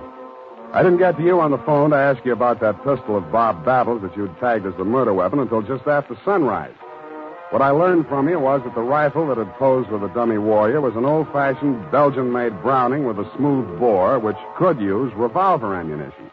But the fatal slug did match the test slug from Bob's revolver. What I told you was that ballistics can lie, and that you should take another look at the metal clamp and the trigger guard of the rifle. You said you would, had the lab run tests on both guns, and by noon you had freed Bob Battle and released the exhibits into my custody. By 12:45, I had the stage set exactly as it had been set for Jonathan Battle's murder, except that the door was not locked. Chandra was standing at the easel as near as I could figure in the spot where Jonathan Battle had been standing when the slug tore through him, and Bob Battle was standing just close enough to her. You, Deputy dear, were lurking in the shrubbery outside, observing the whole colossal spectacle.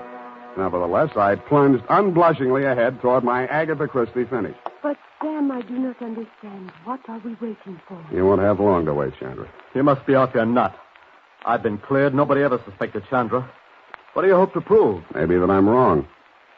Well, why do you hope to prove? Maybe that I'm wrong.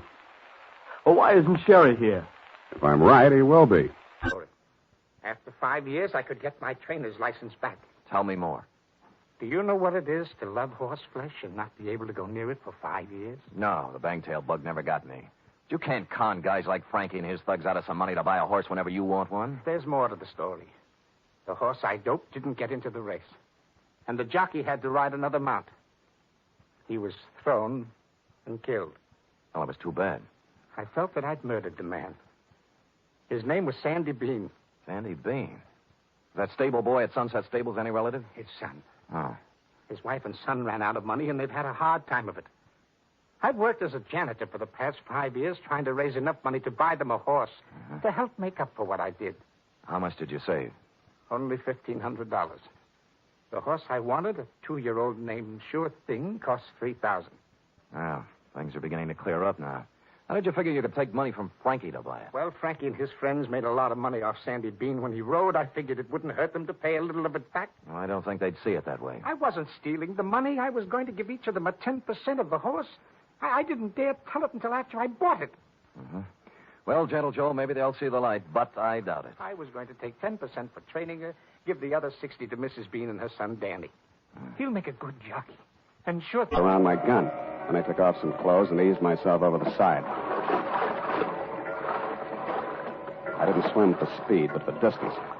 Stopping now and then to make sure the man in the boat was still covering for me. Felt my way around the hull till I found the anchor rope. Just as I grabbed it, I heard him rest his oars. Hagen, who's that? Eddie Love. What do you want? I've come after my sister. Go on home, Eddie. She's sailing with me. That's the way she wants it. You're lying. Wait a second. Come on out there, Dreamer. What's happened? Your brother's down there in the boat. Talk to him. Well, what am I going to... Talk to him. All right. Eddie! What's he done to you, sis? I'm all right, Eddie. Everything's all right. Garth and I have decided... Go on home, Eddie. He's lying to you. He knows you framed him. If you sail out with him, you won't come back. No, Eddie. I'm coming aboard. Eddie, no. Garth, please. No, Eddie. Drop it, Hagen. No. Drop the rifle. I'll go up. You're lousy, shameless.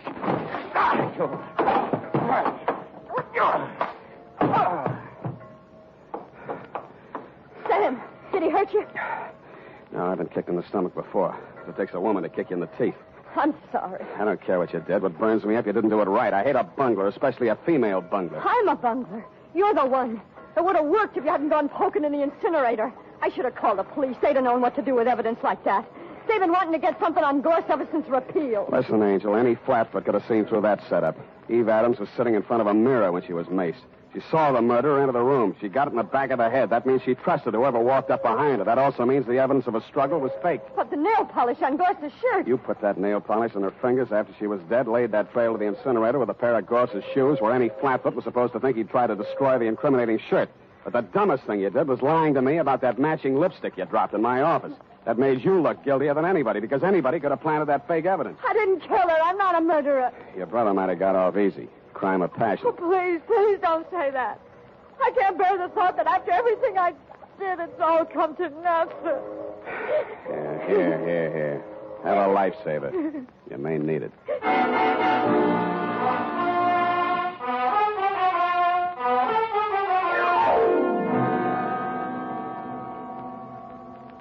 Period. And a report. Oh, Sam. Poor Captain Pasolti. P is silent. F is in Passam. Go type that up. All right, Sam. Oh. Last one in the package. Yeah, country liquor. Tell me, Sheriff, did you by any chance... Well, sure. Of course I did. I got him, Slade.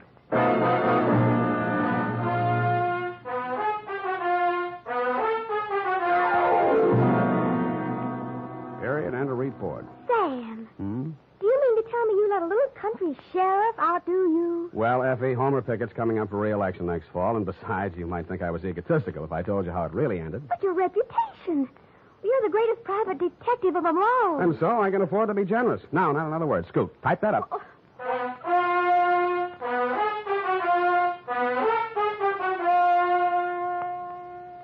If your supply of Wild Root Cream Oil Hair Tonic is getting low, better make a note to get some more tonight or first thing tomorrow.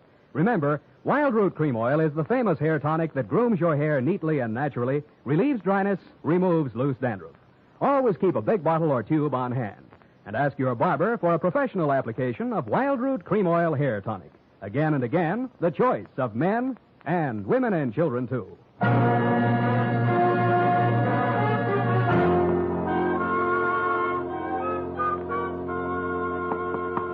Here it is, Sam. Let me see here. F. You read, Sir, I can't seem to hold me. This was an awkward plan at best. The mortuus nil nisi bonum, Spade. Or if your second year Latin escapes your memory, speak Well, today.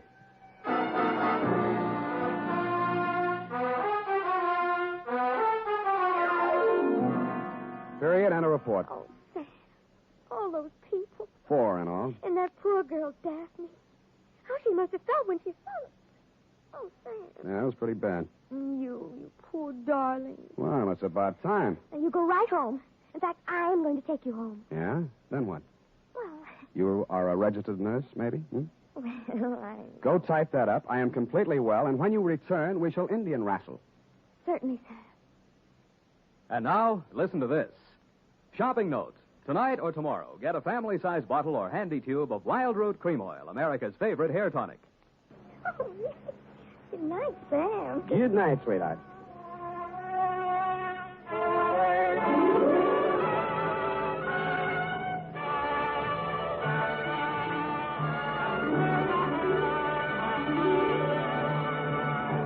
Listen to this. Shopping notes. Tonight or tomorrow, get a family-sized bottle or handy tube of Wild Root Cream Oil, America's favorite hair tonic. Good night, sweetheart.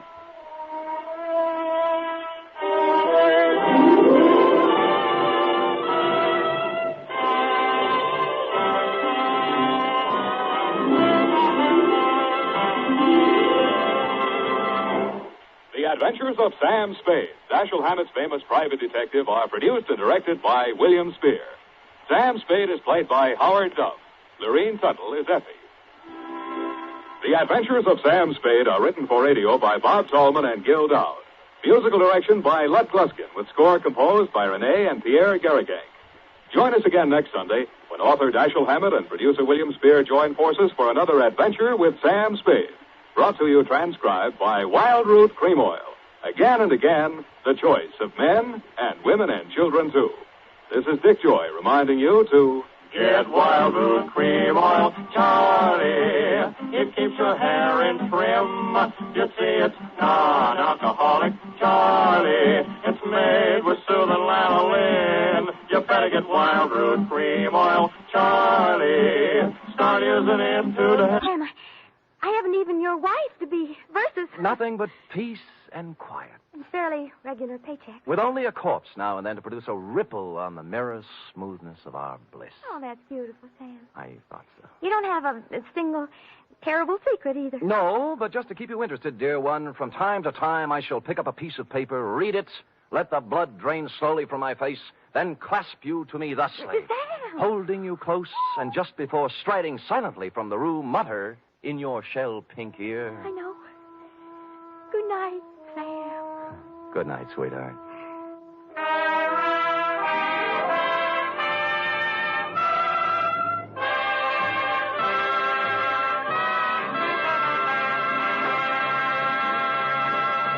The Adventures of Sam Spade are produced, edited, and directed by William Spear. Sam Spade was played by Stephen Dunn. Lorene Tuttle as Effie. Script for tonight's adventure by Harold Swanton. Musical scoring by Lud Gluskin, conducted by Robert Armbruster. Our sincere thanks go out to the wonderful network at CBS. And now, dear listeners, let's put your knowledge of the airwaves to the test.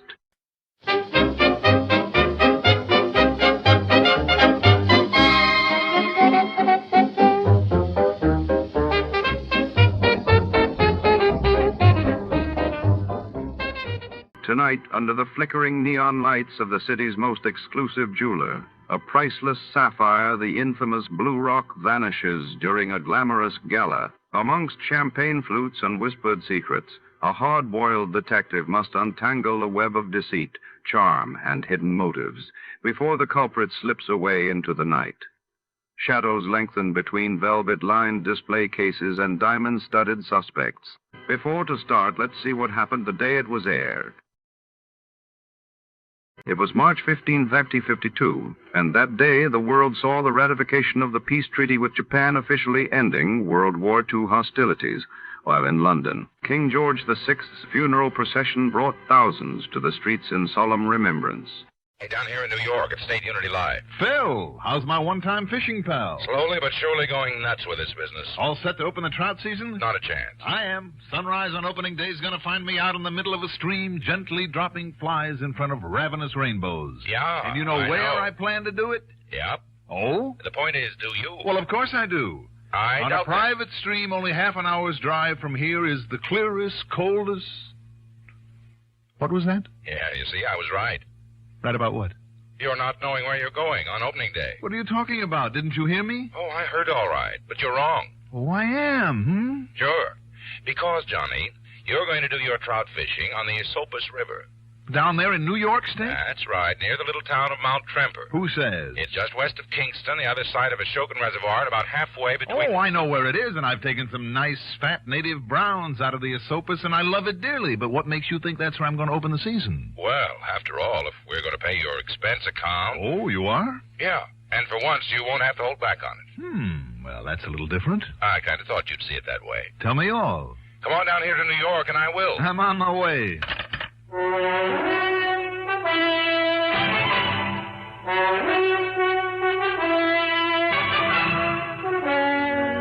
The CBS Radio Network brings you Mandel Kramer in the exciting adventures of the man with the action-packed expense account, America's fabulous freelance insurance investigator. Yours truly, Johnny Dollar.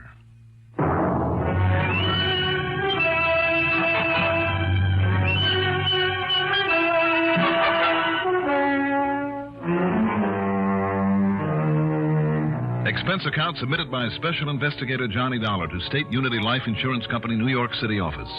Following is an account of expenses incurred during my investigation of the Blue Rock matter.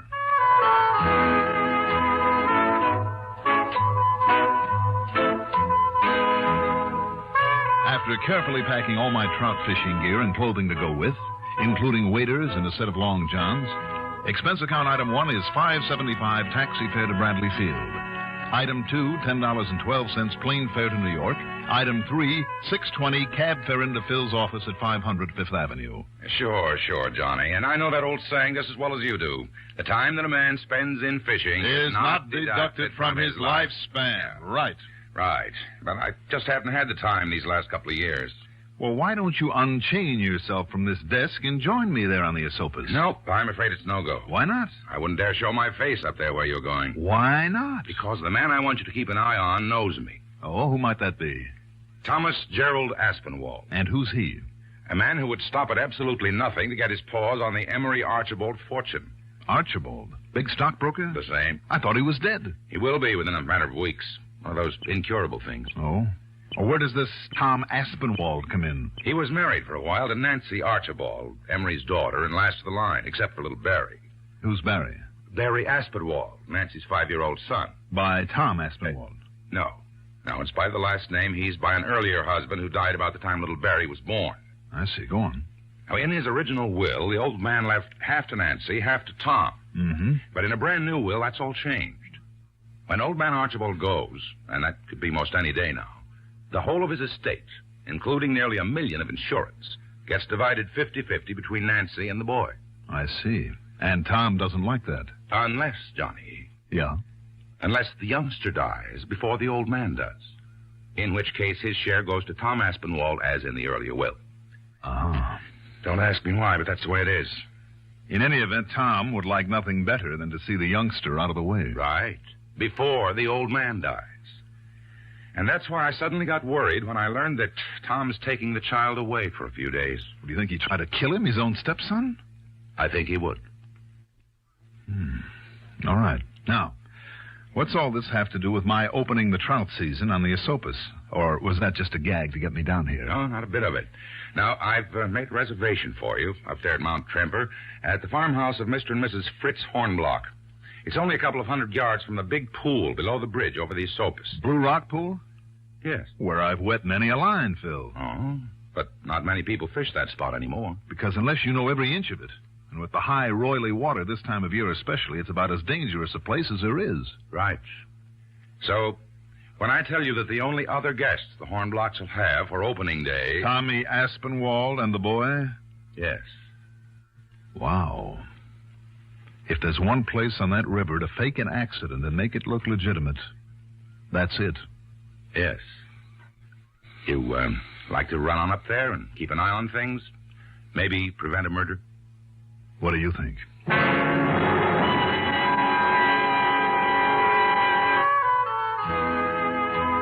Expense account item 4 is $28 even. Includes cocktails and dinner, a movie, a soft bed at the Lexington, and breakfast the next morning. After which I spent item 5. $275 for a 3-day non-resident fishing license. Item 6, the usual $50 deposit on a rental car. I drove north on Route 9, crossed the Hudson at Poughkeepsie, north on 9W to Kingston, then west around the Shokin Reservoir to Mount Tremper. By the time I got to the Hornblock Farm, it was late afternoon, and the weather had turned very windy and very cold. Now, you think I'm too old to carry these packages of yours, Mr. Dolar? Well, no, but let me carry some of the fishing gear at least. Nine. I'm strong as an ox. Are there any other guests, Mr. Hornblock? Here now. Right in here. Okay? Oh, looks fine to me. Good.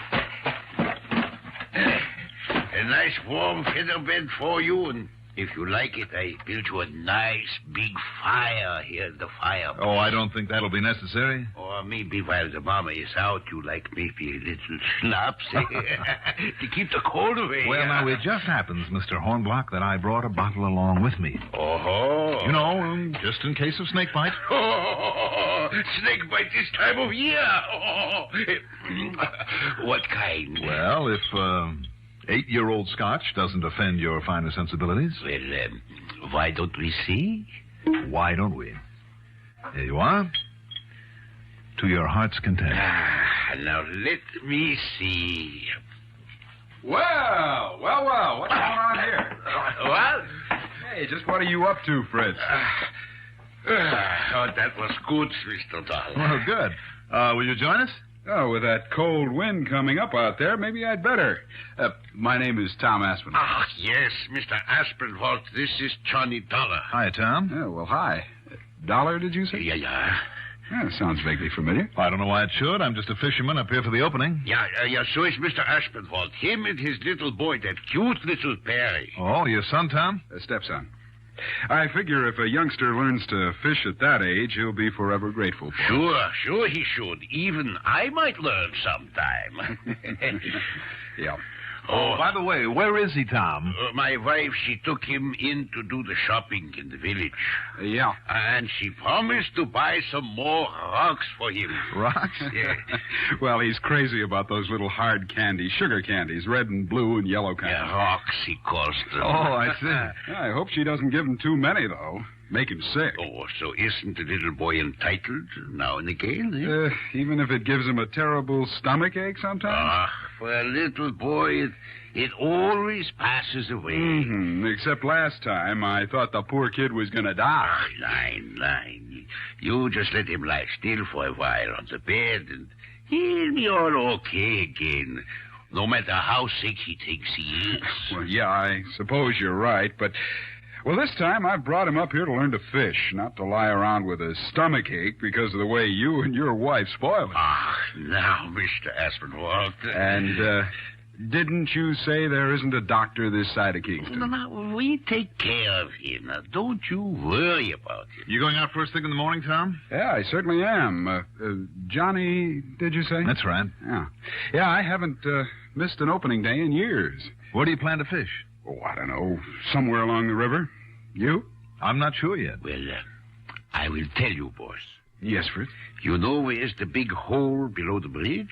Oh, you mean where the Blue Rock is? Yeah, sure. Oh, of course. It's an ideal spot. And nobody else will be fishing there. Right, that's for me. Only one thing, though, Mr. Aspinwall. Yeah. I won't let you take that little boy there. Oh? Why not? It's too dangerous, all those slippery rocks. Oh, now look. And with all that ice on them in the early mornings, 9. Well, with me along. Maybe later in the day after it gets warm. Okay, Fritz. We'll see. Now, you don't take him there. Okay, Fritz. Hey, now, wait a minute. Yeah? If that's such a hot spot... Sure it is. Well, Tom, why don't you and I hit it at the crack of dawn? Well, now, just wait a minute, Johnny. Sure, that's a good idea. Sure, what difference would it make to a youngster of 5? Well, it's simply that I promised him. I mean, a place where he'd be sure to get some fish. What's more, it'll be a lot warmer later in the day. Of course. And after you've caught your limit, we hope, you'll feel a lot more like taking the time to teach him. Yeah. You leave him with us in the morning. Now, he listen, can play around this place the way he likes to. Does he really care about fishing at that age? Well, he will, once I've shown him how. Well, he'll enjoy learning a lot more if he's warm and comfortable. I suppose you know all about kids. No, not very much, but if he does enjoy playing around the farm the way Fritz says he does... Sure, that's what he really likes. And, you want the truth, Tom? Truth? Well, apparently you're the expert around these parts. I'm not, so I'll use whatever arguments I can to make you help me get a limit tomorrow morning. Johnny, now... And don't you think that would be the sporting thing for him to do, Fritz? Sure it would. All right, then it's all set. You and I open the season with a bang at this hot spot of yours. Then later, when it's warm and the rocks are dry, we can both take Barry out and teach him how. Well, thanks, but I prefer to teach him myself. Okay. Would you care for a little snort out of this jug? Yeah, sure. No, thanks. I've got to run over to Kingston to pick up some dry flies I forgot to bring along. Sure. That's much better. Yes, I think so, too. Say, more trout flies, did he say? That's funny. Is it? You should see what he bought. Every fly that was ever made. Well, more to the point, Fritz. Yeah? Purist though he may be, and I like to think I'm one, too, doesn't he know that dry flies would be ridiculous this time of the year? Sure he does. Some wet flies, or nymphs, or streamers maybe, or even when you come to being practical about it. Yeah. Some of the nice fat worms that I have already for you, eh? And he knows that's the way to fish this water at this time of year, as well as you do, if you want to catch the fishes.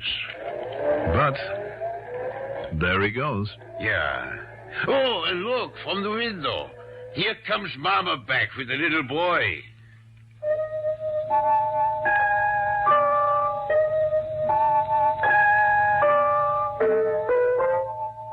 It was obvious from the way he spoke of him that Barry wasn't overly fond of his stepfather. But he was a cute little tyke, and I didn't blame Mrs. Hornblock, a sweet, typical housefrau, for wanting to spoil him just a little. A little, judging by the size of the sack of hard candies he clutched in his hand. Blue rocks, he called them. She was doing a pretty good job of it. The kind he likes the very best, his steppapa says. There was something about those candies, though, that vaguely reminded me of... I wondered... Yeah, and the blue ones, those are his favorites. Any kind that's blue, he loves it. But, Fritz, where's the steppapa? Oh, just to Kingston to make an errand. Tell me, Barry. Uh-huh? You looking forward to fishing tomorrow? Oh, I'd rather stay here and play with the pigs and chickens. Sure you would. I'd eat rocks. You want one, mister? No, thanks. Now, come, Liebchen. You must wash off all the sticky. So much happier the boy is with the pigs and chickens. But he's bound he teach him how to fish. And so he will. Will he? Huh? I wonder.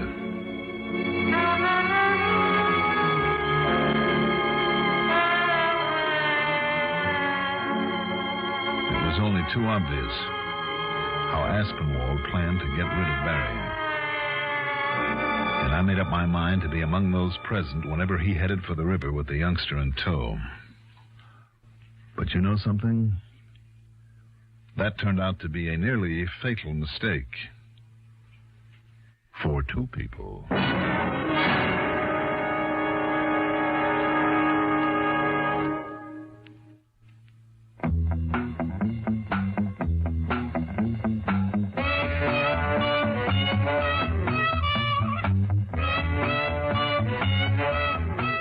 Pardon me, mister. She said... Do you have a match? The old gag. Sure, I said. Do you have a cigarette? She had one. Newport filter cigarettes. We lit up. Some smoke. Finest rich tobacco flavor I'd ever tasted. Real tobacco, the way I like 'em. The right touch of menthol and just a hint of mint. A great combination. She suggested. Makes Newport more refreshing to begin with. More refreshing all the way. She wasn't kidding. Been smoking them ever since. Newports. Newport filter cigarettes.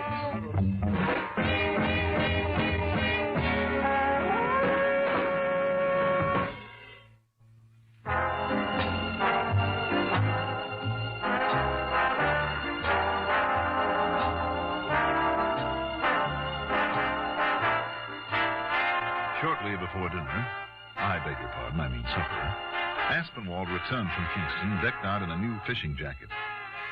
And judging by the way one of his pockets bulged, he'd added to his collection of flies and lures. During the meal, his annoyance, a couple of hours earlier, seemed to have disappeared. You must really like the new coat, Mr. Aspinwall, wearing it to the table, huh? Would you like some more pig's knuckles? Oh, no, thanks. No, I just want to make sure it's broken in, Mrs. Hornbach, before Johnny and I hit the river in the morning. Oh. That's a good-looking jacket, Tom. I like those bellows pockets. Yeah, they're nice and roomy. Mm-hmm. Looks like you bought a pocket full of new lures, too. Oh, nothing of any consequence. Mama, please, some more sauerkraut. Yeah, here you are, Papa. And did you buy me some more rocks? Now, Barry, don't you think these folks gave you enough of that hard candy? Oh, no. Well, it seems to me that everywhere I turn, there's some of it lying around, waiting for you to find it. I know, and I look for it. And every time I get a stomach ache, too. You sure do. Well, I don't care. No, of course you don't. And he always gets over it. You're still set for the crack of dawn, aren't you, Johnny? I sure am. But just the two of you. Why, sure, Fritz. Just the two. Yeah. And, Barry, while we're gone, you can fool around the barnyard. God. Can I have my dessert now? Yeah, in a minute. Papa. Yeah? Yeah, when you go to the village in the morning, you'll buy my little boy some more blue candy. More blue candy, you Yeah. fool. Oh, there isn't enough of it around here. Oh, and I must take some butter over to Mrs. Hilger after breakfast. And I'll stay here and watch your chickens. That's right. You'll leave him alone? Oh, just for a little while. He will be all right. Sure. If you say so. Oh, by the way, Tom, I'm guaranteeing that we'll bring in the limit tomorrow. You mean if we're lucky? Oh, luck won't even enter into it. Oh, no? No. Papa Hornblock's promised me a secret weapon. Haven't you, Papa? Yeah, that's it. A secret weapon. Like what? You just wait. I'll show you tomorrow morning after you're through beating the river to a froth with no results.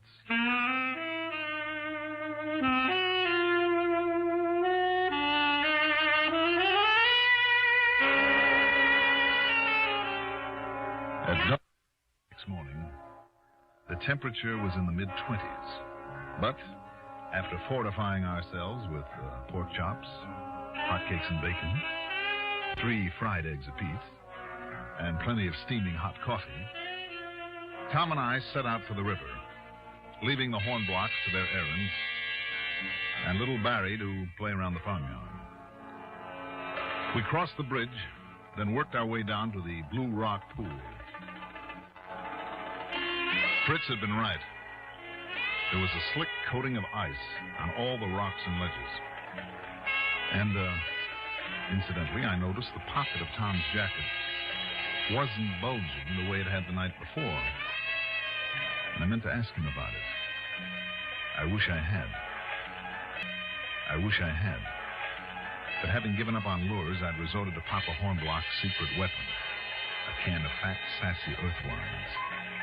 Then, precariously perched on a slippery rock, I tied into the first trout of the season. Yo-ho! Hey, good boy, Johnny. Looks like you've got one. Oh, I sure have. This one's a dilly. Well, and here I come for some of that secret weapon. Just watch your footing, Tom. Oh, don't worry. My hand's free. I can hang on to bushes along the side. There he goes again. Oh, he's a good one. Yeah. Johnny Dollar, huh? What? You think I didn't know why you came up here? Wait a minute. Oh, look at him go. Yeah. Yeah, well, look at you. Go. Hey!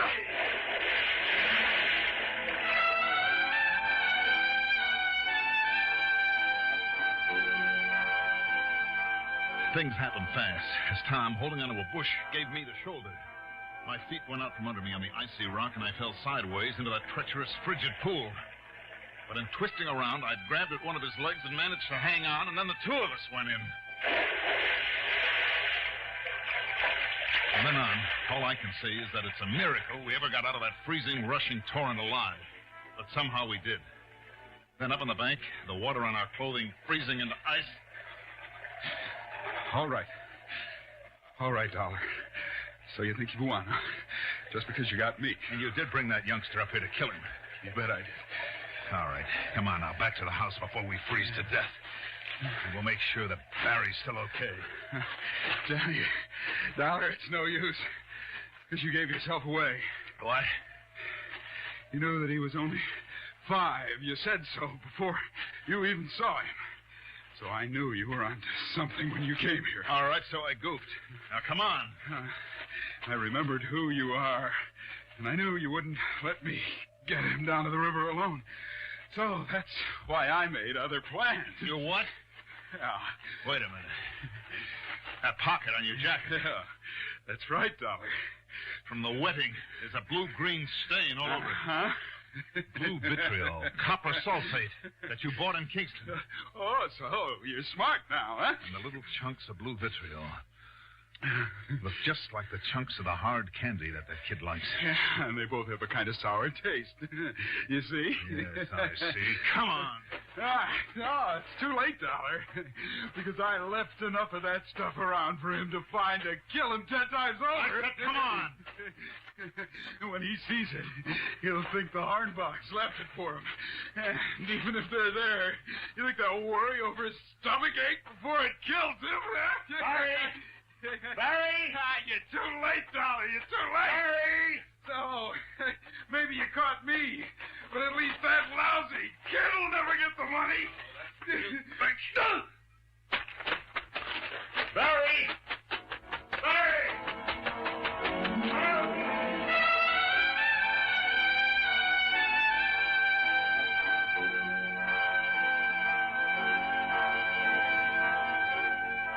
A big dramatic ending? Oh, I'm sorry. Not this time. Thanks to the fact that Mrs. Hornblock had changed her mind and had taken Barry along on her morning errand. By the time they got back, I'd cleaned up every chunk of the blue vitriol that Aspinwall had planted. Mostly around the chicken coop. So the only casualty? Aspinwall, who'd nearly frozen to death in his wet clothes on the frozen ground where I'd knocked him out. And he was a very docile prisoner when I handed him in at the Kingston Hooskow. Expense account total, including a bit extra for the Hornblocks? Oh, call it 200 even. Yours truly, Johnny Dollar.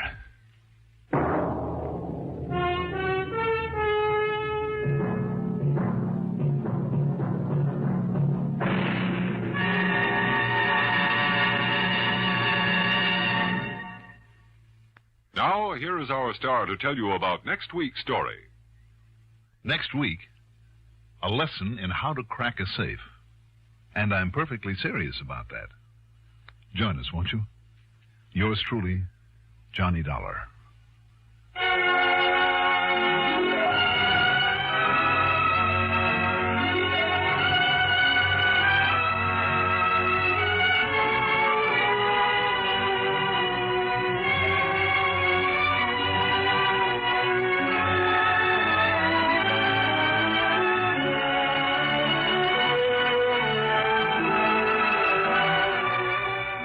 Yours truly, Johnny Dollar, is written by Jack Johnstone, produced and directed by Bruno Zerato Jr., music supervision by Ethel Huber.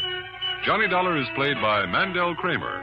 Also featured in our cast were William Mason as Tom Aspinwall, Carl Weber as Phil Taylor, Louis Van Ruten as Fritz Hornblock, Rainer Rayburn as Mrs. Hornblock, and Sarah Fussell as Barry. Be sure to join us next week, same time, same station, for another exciting story of yours truly, Johnny Dollar.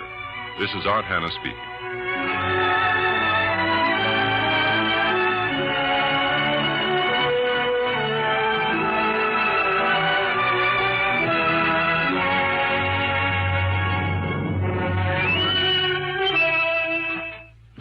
the CBS Radio Network. From all of us here at Escape Radio, thanks kindly to our sister station, CBS. Now then, let's see if you're true masters of classic radio.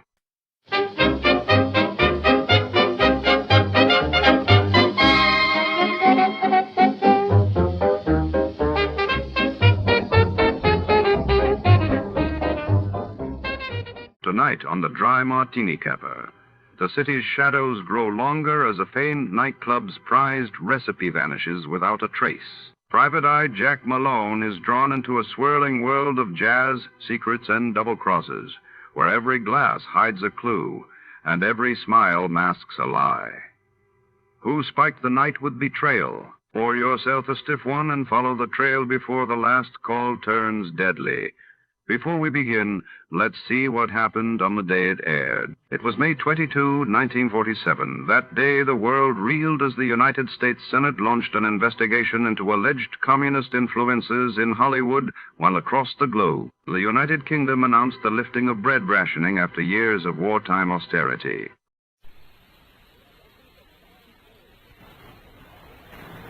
The Adventures of Sam Spade, Detective, brought to you by Wild Root Cream Oil Hair Tonic, the non-alcoholic hair tonic that contains lanolin.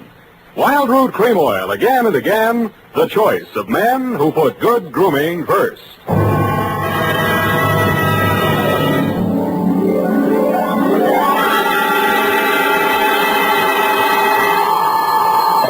Sam Spade Detective Agency. Me, sweetheart.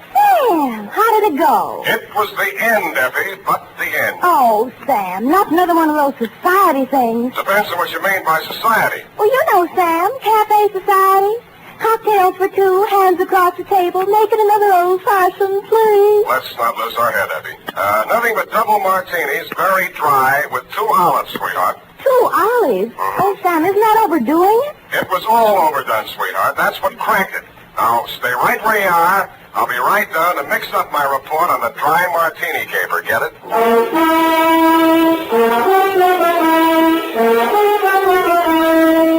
Dashiell Hammett, America's leading detective fiction writer and creator of Sam Spade, the hard-boiled private eye, and William Spear, radio's outstanding producer-director of mystery and crime drama, join their talents to make your hair stand on end with the adventures of Sam Spade.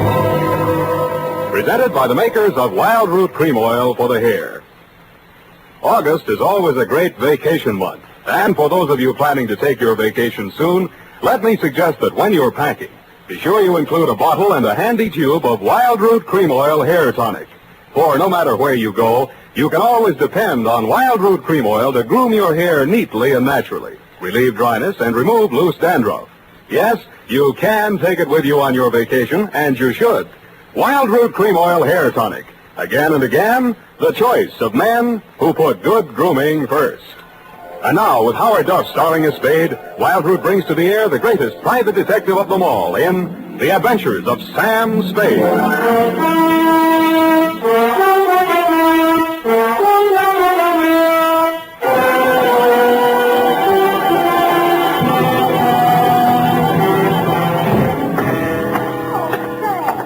You look sober as an owl. Wise as an owl, sober as a judge, F. Oh. Well, the way you talked on the phone, I thought you'd ground the shamrock, kissed the Black Betty, spliced the Ming brace, decorated the mahogany, made a Dutch bargain, or, in a word, gone to give a Chinaman a music lesson. Effie, I wish you'd spend more time with Harper's Bazaar while I'm gone and less with the thesaurus of slang. Didn't know I could say that. Are you sober? Well, I've been riding the choo-choo, drinking Adam's ale, and if you don't believe it, just ask me to walk a chalk. Okay, heelsy-toesy, arms akimbo, eyes glazed. Yes, Sam. Now then, tip of the forefinger to the tip of the nose. Oh, Sam, it makes me dizzy. Dizzy Gillespie? Dizzy go, oh, Sam. Exactly. And you are not sewn up, shagged, shellacked, chickered, stuccoed, tap-shackled, stiffo, or real crazy. Well, you know best, Sam. Good, now try this one. Yes, Fred. Sitting posture, limbs cruciform. What? Cheesecake stop. Oh, Sam. That's it. Now place the notebook. Just a little higher. Good. Yeah. Now apply the tip of the pencil to the top of the fool's cap and proceed viz. Viz. Date. August 1st, 1948. To Mrs. Netta Martini, 1000 Marina Boulevard, San Francisco. From Samuel Spade, license number 137596. Subject, Dear Netta, the first I knew of the caper was day before yesterday morning when I saw your husband's picture in the paper. It was one of those lovingly retouched executive-type photographs of a man in his late 40s or early 50s, graying at the temples and wearing an embalmed man of distinction look. The story was headlined, Corporation Head Waylaid by Mysterious Assailant. Chauffeur foils would-be kidnappers at offices of Martini Trading Company. The item under it wasn't as thrilling as the headline. Sounded as if he'd been knocked down for his wallet and the attempted kidnapping had been dreamed up by a bored city news reporter. I tossed it in the wastebasket along with my morning mail and went back to the Police Gazette. On page 3, the phone rang. Unique Garage, Harry speaking. Mrs. Spade? One moment. Who's calling? Gordon Martini. Not Gordon Martini, the corporation head, waylaid by mysterious assailant. Chairman of the board, and there's nothing mysterious about it. Then what are you doing on this phone? I can't talk on the phone. Where are you? In a hospital? I left that pest house this morning. I'm at my residence, 1000 Marina Boulevard. Yeah. It'll take you exactly 20 minutes by cab. You will meet me in front of the building, and we'll have our conference in my car en route to the office. Where's your office? Downtown Post Street. Well, why don't I meet you there? I'm a busy man. Have a full calendar. I'm already late due to all that hospital red tape. But I can fit you into my schedule if you'll hurry. Now, look alive, man. Well, it's a little early in the morning, but I'm trying on. Good. What will you want for a retainer? I'll let you know if I decide to take the job. Fair enough. 20 minutes. I'll expect you.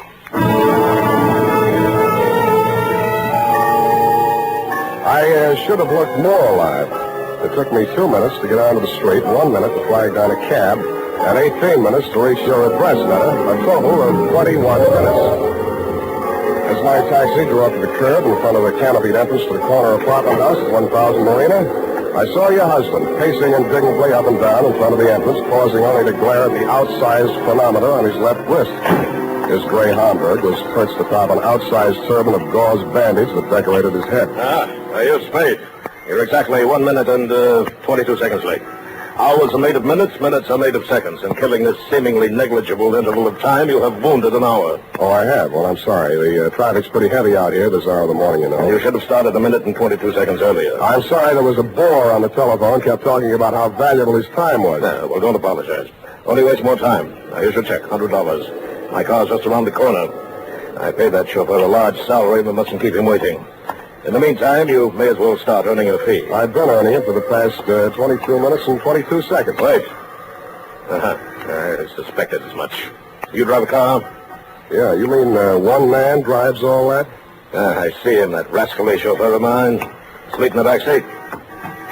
All right, come out of there, you. Hey, what?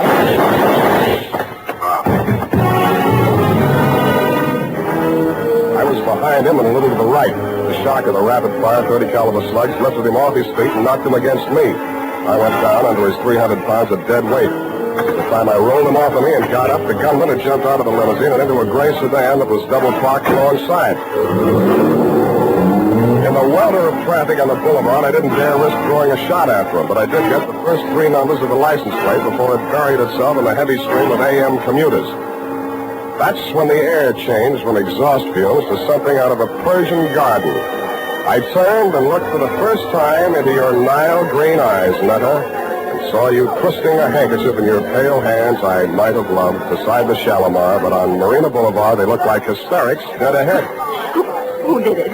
You saw him. Don't lie to me. Why don't they come with me? Why are all those people standing around there staring at me? Make them go away. Make them go away. I can't stand it. Stop it, will you? That's better. Now, come on over here. Who are you, his wife? Yes, and it was all my fault. This is the end. I called Ernie out the window and asked him to come upstairs. I wanted him to return some lingerie. They sent the wrong color, Peter. Yeah. Who's Ernie? He's our chauffeur. I was looking for the exchange slip when we heard the shots. Is he dead this time? Yeah, don't go to pieces. Poor Gordon, he had so many enemies. He didn't drink well, you know. People dropped us like flies. Well, they certainly dropped your husband. Are you a policeman? No, but I'll do until the real thing comes along, which is right now. If I were you, lady, I'd go back upstairs and relax. They'll get to you soon enough. Yes, I suppose you're right. Poor Gordon, he looks so natural stretched out on a pavement. Yeah. I keep thinking he'll get up and stagger on into the elevator. He didn't drink at all well. Go on, will you? All right, I'm going. Oh, Ernie, where did you go? Down at the garage. I heard a car drive in. for, Mr. Martini. It's all my fault. No, Ernie, it's mine. If I only had mislaid that exchange slip. What? You know, when I called you out the window to come and get that package. Oh, that. What do we got here? Who's the witness? Me. Oh, Spade. Lost another client, huh? Not quite. I hadn't cashed the check yet. I only got him anyway. All right, pull a space in there. Let him through with that stretcher. All right. Step over here out of the crowd, Sam. I want to get this straight. Yeah. All right, turn the way, please. Okay, Jerry, take it down. Got a pencil? Yeah, and I want it back. Let's have it. This guy is Gordon Martini. He headed up a local firm, the Martini Trading Company. Last night he was working late at his office. Got boinged. Phoned me this morning. Didn't know why. Thought maybe he wanted a bodyguard. Anyway, he needed one. Gunman was crouched in the back seat of the limousine and shoved the carbine out when Martini opened the door. Carbine, huh? Didn't get a good look at him. You could see why, the way it's closed in, no side windows. Foreign car, isn't it? Stop drooling. You can't afford one. You getting all this? What about the getaway? Martini fell on top of me. I saw the getaway car on the back of his head. Yeah. The car was a gray sedan. The back of his head was a standard make, too. Only got the first 3 digits of license plate, 5D9. 5D9. Anything else? Yeah, give me back my pencil. The homicide boys want some help. They know my fee. Mr. Spade. Mrs. Martini. Why aren't you and Ernie upstairs getting your alibis shaped up? Oh, please, I can't face the questions just yet. Would it be legal if I just avoided them till I can collect myself? I don't know about legal, but it might be smart. Where can we talk? What do you suggest? Well, there's a little cocktail lounge up on Lombard where Ernie and I all... it's just around the corner. Very handy. Let's go.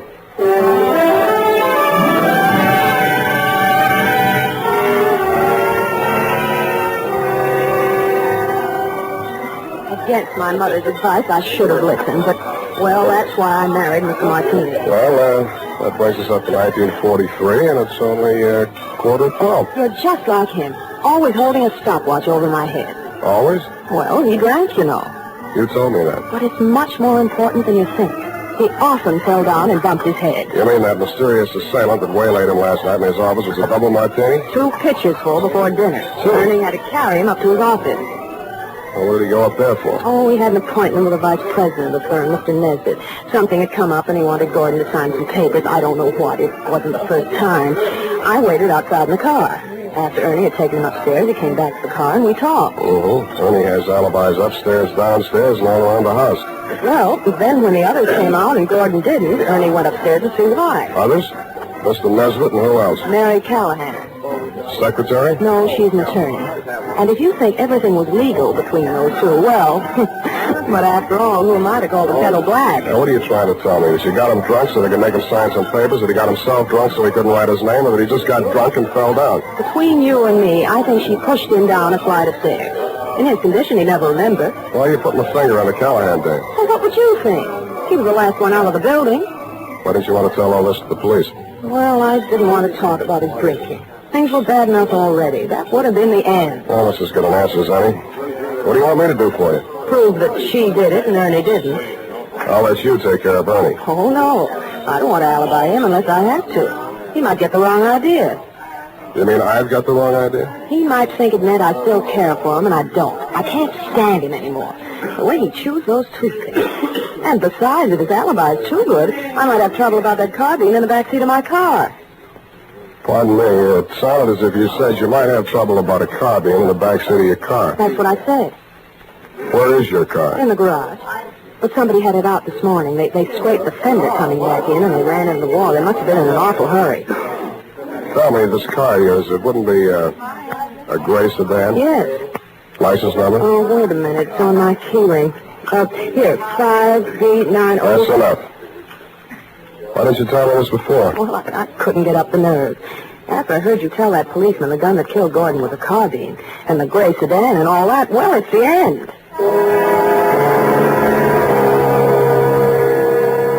I hoped you were right, but I didn't think so. When I went to look at the gray sedan in your garage, I knew you were wrong, dead wrong. It was the getaway car, all right, and the carbine, as you know, was proven later to be the one that killed your husband. But Ernie had turned into a very poor suspect indeed.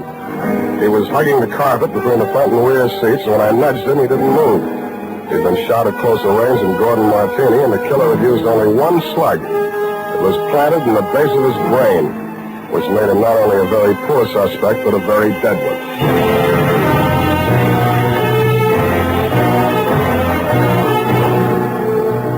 The makers of Wild Root Cream Oil are presenting the weekly Sunday adventure of Dashiell Hammett's famous private detective, Sam Spade.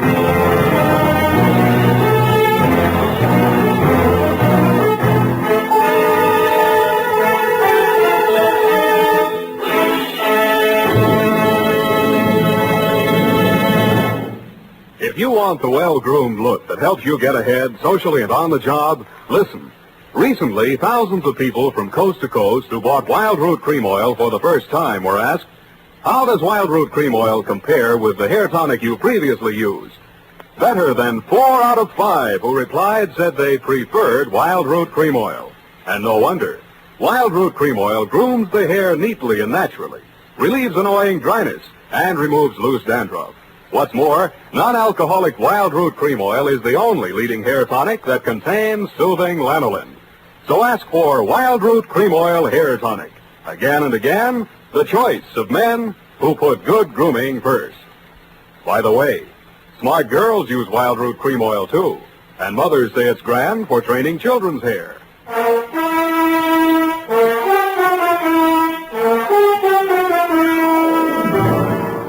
And now, back to the Dry Martini Caper. Tonight's adventure with Sam Spade.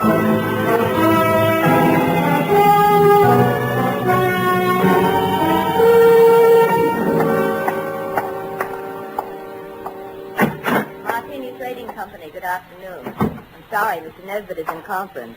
I'll see that he gets your message. Well, what can I do for you? I would like to see Miss Callahan. Miss Callahan is in conference with Mr. Nesbitt. Good. I would like to see them both. But I have orders not to disturb them. You do not have to. I will. Just a minute. You can't go breaking in like that. Yes, and I'll tell you something else. He won't ever get away with it. Why, everyone in this town knows about your underworld connection. Why, you doddering old fool, when I get through with you, if you don't go to the gas chamber for Gordon Martini's murder, you'll wish you had. If I go to the gas chamber, it'll be for killing you, not Gordon. Oh, you said it all. Why didn't I have witnesses here?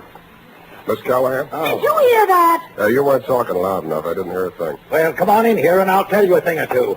Close that door. Now, sit down. Thanks. I listen better on my feet. Oh, so you're the detective Netta Martini employed, eh? What's she paying you? That'll depend on how much I have to do for her. Well, I'll tell you how much you'll have to do for her. You'll have to make a case against me, and that's not going to be easy. Why do you think she's out to get you? Why, indeed. For years, this moth-eaten mouthpiece, this parboiled porker, has been victimizing poor Gordon, taking advantage of his weakness for good. Oh, Now that she's liquidated him, she appears with 55% of the common stock. Motive enough, eh? Why, you fraudulent old fool. I simply bought up his debts and threw an attachment on those stocks. Unethical, but perfectly legal. Look, Well, you're not even a proper thief. You're nothing but a bumbling old embezzler. Now, listen You here. only killed because he was going to call in the auditors look over those books of yours. The deed of double entry, Mr. Spade. Look, will you save this for the courtroom scene? Now, you've convinced me. You're both crooked. I'll see that you both go up for something. That's a promise. Mr. Spade, I gave you credit for better sense.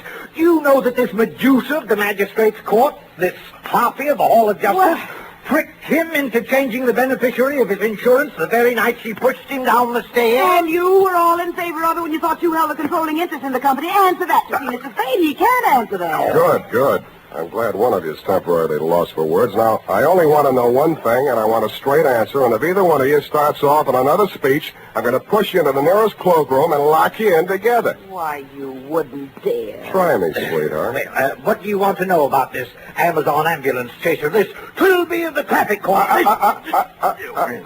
Watch it. Well, what do you want to know? About Martini's insurance policy. Now, you say he changed the beneficiary. Please answer in 10 words or less. Who was the beneficiary and who is the beneficiary now? I'll have to answer that question in 2 parts. The beneficiary was his wife. He changed it to the Martini Trading Company, a corporation of the state of California. Thank you, and goodbye, Mary Callahan.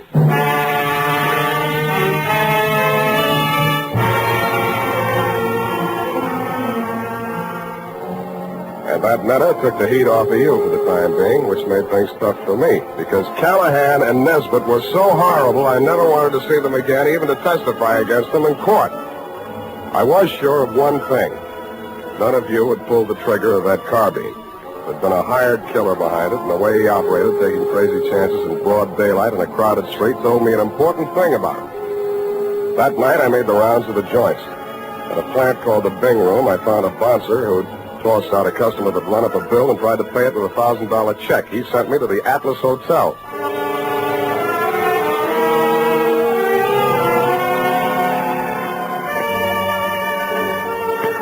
The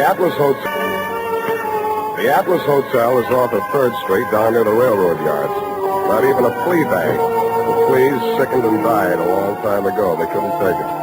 And from the look of the guests sprawled out in the mission furniture of the lobby, they wouldn't be able to much longer. A half-dead room clerk came back to the land of the living long enough to mutter a room number and waved me feebly toward a flight of crummy stairs.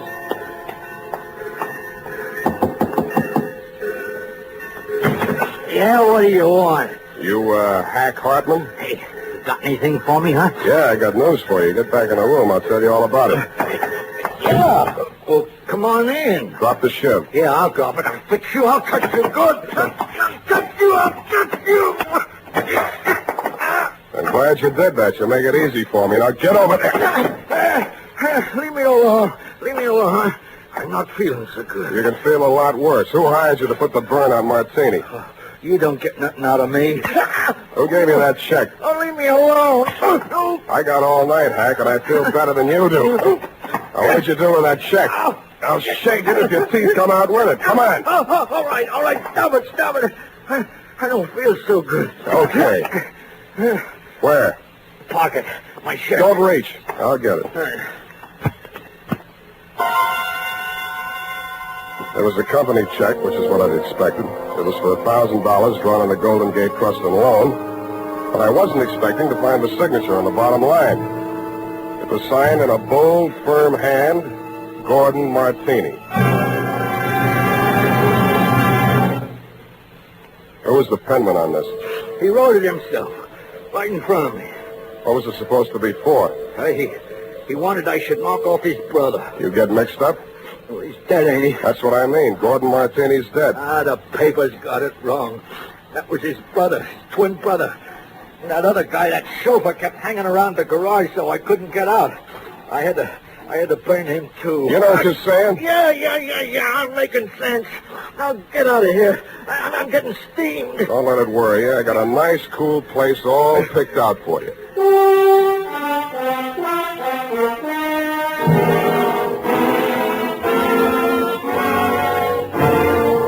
After I turned Hack over to the cops, I did what checking I could on my own at that time of night. As nearly as I could learn, Gordon Martini could never have had a brother, twin or otherwise. He was a first child. His mother died in childbirth, and his father died 1 month later.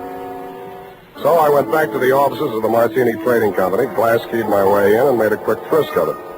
There I learned that the signature on the check was indeed Gordon's, but that he had closed out his account at that bank the day he wrote it. I thought about that on the way out to your apartment.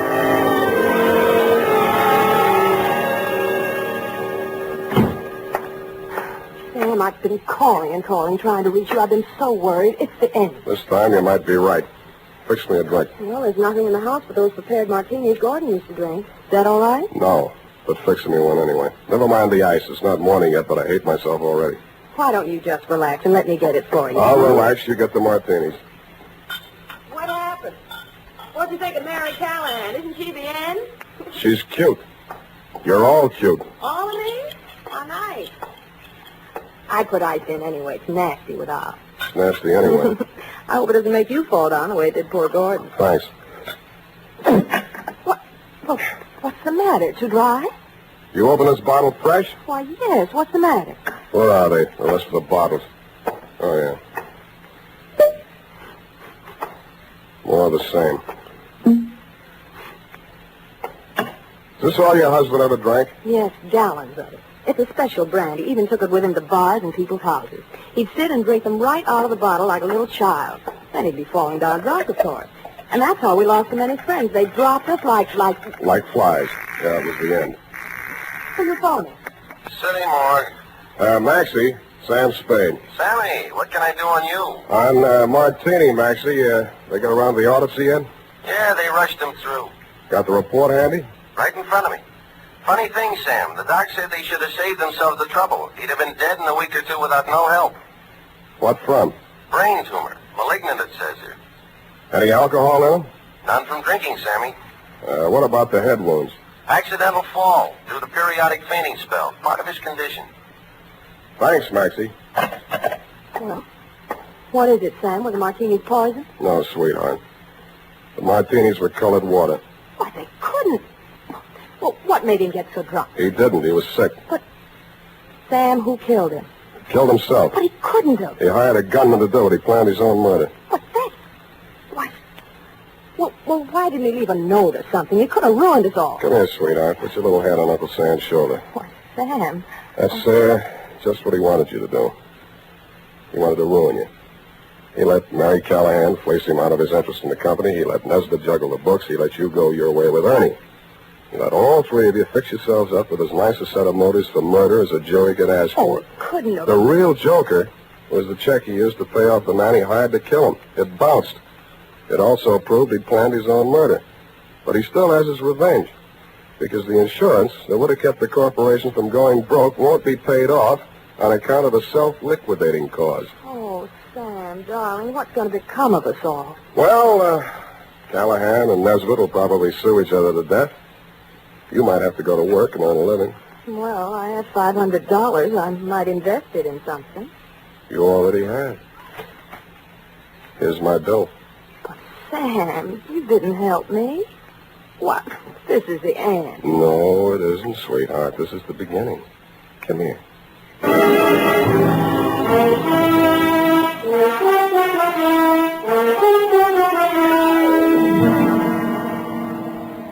Period. End of the end. Well, you ask me. You helped us. Now, F.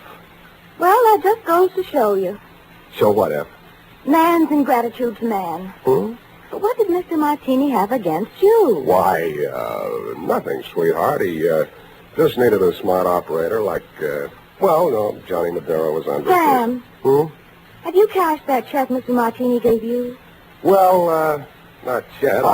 Sam, any bartender would know better than to take a check from a man who drinks that much? F, you haven't been paying attention. He didn't drink. He didn't. I was able to establish that later on. You Well, haven't at the been listening. time, Sam, for all anybody knew, he was a hopeless drunk. He was, Sam. Oh, you're so wonderful and trusting. But I do wish that you'd understand this. He was a hopeless drunk. For the last time, Effie, he didn't really drink. I'll just type this up, Sam, while you call the bank. I'll do that.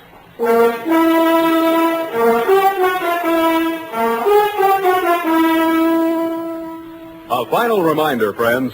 Whether you're going on a long vacation trip or just a weekend to the beach, be sure you've got a bottle and tube of Wild Root Cream Oil tucked away in your suitcase. Do this, and you'll find it's easy and quick to spruce up again after stepping out of the water or off the tennis court. For no matter where or when you use it, Wild Root Cream Oil grooms your hair neatly and naturally, relieves dryness, removes loose dandruff. So at home and away from home, help yourself to handsome hair with Wild Root Cream Oil. And next time you have a chance, ask your barber for a professional application of Wild Root Cream Oil Hair Tonic. Again and again, the choice of men who put good grooming first.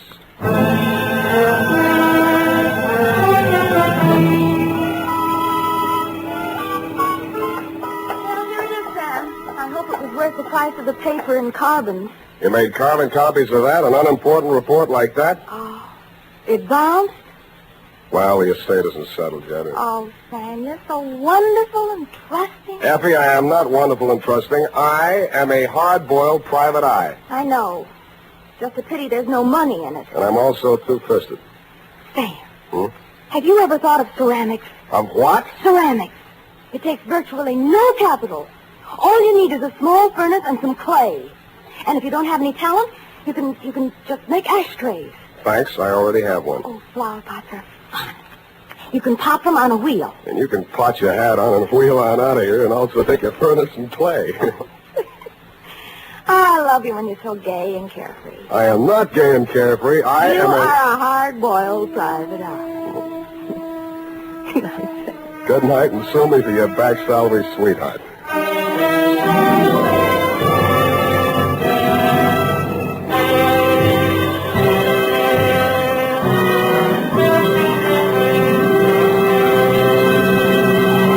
The Adventures of Sam Spade, Dashiell Hammett's famous private detective, are produced and directed by William Spear.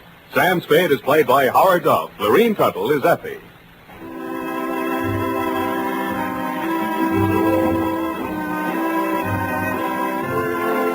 The Adventures of Sam Spade are written for radio by Bob Tallman and Gil Dowd, with musical direction by Lud Gluskin. Gil Dowd directed tonight's broadcast in William Spear's absence. Join us again next Sunday for another adventure with Sam Spade, brought to you by Wild Root Cream Oil. Again and again, the choice of men who put good grooming first. This is Dick Joy reminding you to get Wild Root Cream Oil, Charlie. It keeps your hair in trim. You see, it's non-alcoholic, Charlie. It's made with Sula lanolin. You better get Wild Root Cream Oil, Charlie. Start using it today. You'll find that you will have a tough time, Charlie. Keeping all the gals away. Hiya, Baldy. Get Wild Root right away. This is CBS, the Columbia Broadcasting System. America's airwaves shine a little brighter thanks to our friends at CBS. And now, ladies and gentlemen, let's see if you're ready for tonight's radio quiz.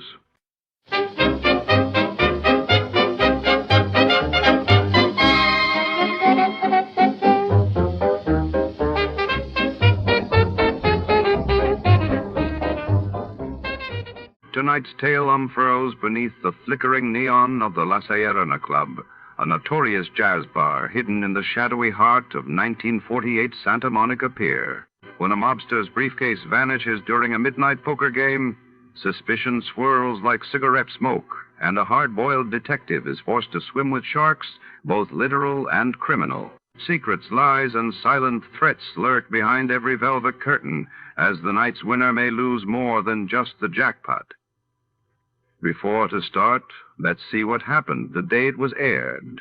It was April 14, 1950, and that day the world learned about the Soviet Union's announcement of a new long-range bomber stoking Cold War tensions, while in England, Princess Elizabeth gave birth to her second child, capturing hearts across the Commonwealth. Tired of the everyday routine? Ever dream of a life of romantic adventure? Want to get away from it all? We offer you Escape. Escape, designed to free you from the four walls of today for a half hour of high adventure. Escape, brought to you by your Richfield gasoline dealer and the Richfield Oil Corporation of New York. Marketers of Richfield gasolines with xylene, Rich Lube all-weather motor oil, and other famous petroleum products. Look for the Richfield Eagle on the cream and blue pumps.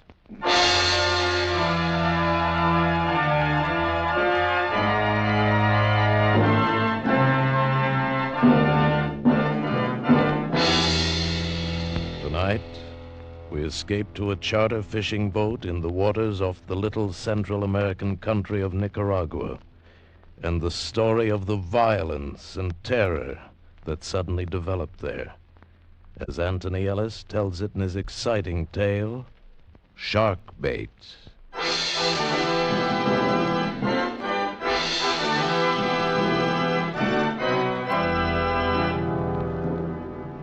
I just come out of the hole they call El Splendido. Passes for a hotel in Puerto Morazan. They call it El Splendido, I guess, because of the bigger and better cockroaches.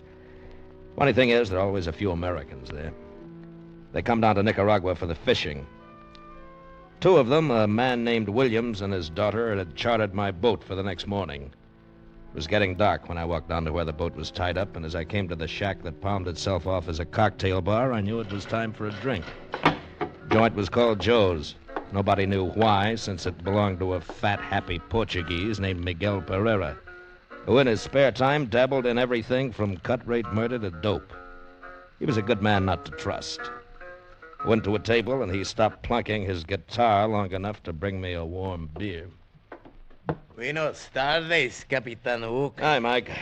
It was hot today, eh? Yeah. You are the first person for cocktails all day today. Now, that's tough. But when it gets dark, the Americanos will come in. Then I make up my loss. I'll bet you do. I have heard some interesting talk today. Is that so? I would not breathe it to a soul but you. Go on. Across the border, they are ready. Oh, the rebels again? So they say. Oh, those Hondurans. I have heard something else. Huh? They are bringing guns in for the attempt. No kidding. See. They pick them up from a Honduras fishing trawler off the coast tomorrow night. Then take them to Point Maria here in Nicaragua. Well, that's the point a couple of miles below Puerto Morazan, is it? See, from there they carry the guns across the border to Honduras. Well, that's pretty slick. These things I have heard, amigo. You're a true conspirator, Miguelito. There is something more. And believe me, dear friend, I would tell it to no one but you. The guns arrive at Point Maria at 30 minutes past 10 tomorrow night. Well, that's valuable information, Mike. You'd better not tell anybody else. You know, you might get yourself into trouble. Oh, but of course I would not. You I tell because I can trust you as you can trust me, Capitan Hook? Yeah. Come, I bring you another beer, Anjos Cocktail Bar, free.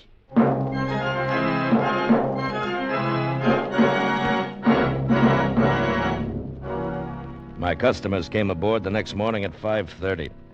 Mr. Williams, short and fat, with a prissy little mouth that smiled and sparkling eyes. His daughter looked all right. There were two other men with them. I didn't like that, though. Strangers in Central America, particularly these days, can mean trouble, and that was something I didn't want. My deckhand, Sam, was standing by to cast off. Hey, Captain Hook. I should like you to meet Mr. Baxter and Mr. Gordon. How do you do? Gentlemen. They're staying at the El Splendido. Missed you last night when we made the charter. They're coming with us. Now, wait a minute, Mr. Williams. Wonderful day. It should be great for fishing. Look, Mr. Williams, my charter calls for only two, you and your daughter. Well, my dear fellow, Mr. Baxter and Mr. Gordon are my guests. You will be paid accordingly. Now, that's settled. Shall we shove off? Okay. All right, Sam, cast off. See you, Jocko.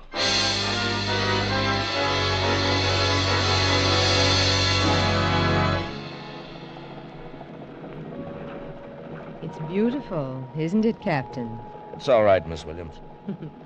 It's because you're used to it. I've never seen water like this before. No? Your deckhand, you call him Sam. What about him? Sam. He is Spanish, isn't he? Part. Rest is Nicaragua. Why do you call him Sam? Is that really his name? No, but it's easier. The other one's too long. He calls you Jocko? It's Jonathan, but he can't pronounce it. Strange to find a man like you down here running a charter fishing boat, and with a name like Captain Hook. It's very romantic. I'm glad you like it. Oh. Am I annoying you? No, of course not, Miss Williams. It's my job to answer questions. I see. Captain, that dark patch of water over there. See? Yeah. It seems to be moving. It is. Manta raya. Manta raya? A giant manta ray. We stay away from him. It's healthier. Oh, my camera. I must get a shot. Can you get closer? I can, but I won't. Well, now, look here. There's no need to use that tone with me. I'm hiring you. I want to get a picture of the beast. I'm sorry. I'm chartered for fishing. This is a 46-footer. Now... Your beast is about 35 feet across, and he's bad-tempered, too. Nothing doing. Oh, very well. Jocko! What? Albacore! Where? Of the port bow. I see him. Forget your manta ray, Mr. Williams. Look, albacore. Tell your friends to get ready. Better let me try for the first one. If we lose him, the rest will get away. Watch those outriggers, Sam! Mr. Williams, break out your gear. This is it.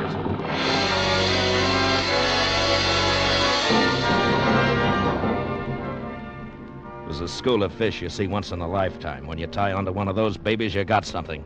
I turned the wheel over to Sam and got set. The albacore took the feather jig like a crazy horse, only 10 times faster.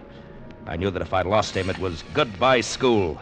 That's the way albacore are. Oh, you've got him, you've got him. Come on, get those lines wet. Over on the other side of me, Baxter. Right. No, Baxter, look out. You're crossing my line. I'm sorry. Now get around me. Here. Here, not that way, you fool. You're fouling me. Under me. That did it. There goes the line. I'm sorry, Captain. Forget it. Well, you won't see albacore again today, Mr. Williams. There they go. Dear. Too bad. Oh, well, that's luck. Come along, Baxter. We'd better have a beer. Good idea. After all that excitement, I could almost feel the fight in them. It's really too bad, but accidents will happen. All right, Sammy, I'll take the wheel. See you, Jocko. Perhaps we catch something else later. Yeah. You're angry, aren't you, Captain? What? No. Oh, yes, you are. If Mr. Baxter hadn't been so clumsy, we would have caught albacore. That's right.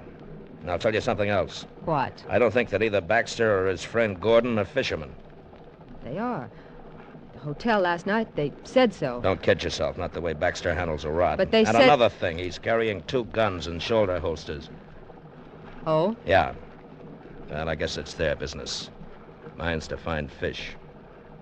You're not afraid of very much, are you? Listen, why don't you go and sit up forward? Are you afraid of me? Look, I've taken too many spoiled dames on these trips. Like smallpox, I'm immune. And I'm bored. You talk like a bad movie. Now go cut up mullet or something. I'm not expendable. We cruised for another couple of hours. Sighted one marlin tied into another. That is, Mr. Williams did, but he lost it. Baxter and his quiet friend didn't fish much. They watched. I didn't like that any better. We landed a few barracuda, big nasty devils that could rip the meat off your arm in a second. And it was hot. Sun bounced back from the glassy water and made you wish you were somewhere else. And then it was afternoon. Those 2 guys just sat. They were making me nervous. Williams drank beer and perspired while his daughter kept casing me. I figured she was getting ready for another try when we saw the boat. It was a fisherman flying the Honduran flag. Oh, not very good sport today, eh, Captain? It may get better. It's too bad I missed that marlin. There'll be another. I hope so. First the albacore and then marlin. Hey, on your right. Huh? What sort of craft is that? That's commercial fishermen. Oh, quite large, isn't she? They take a lot of fish. Of course.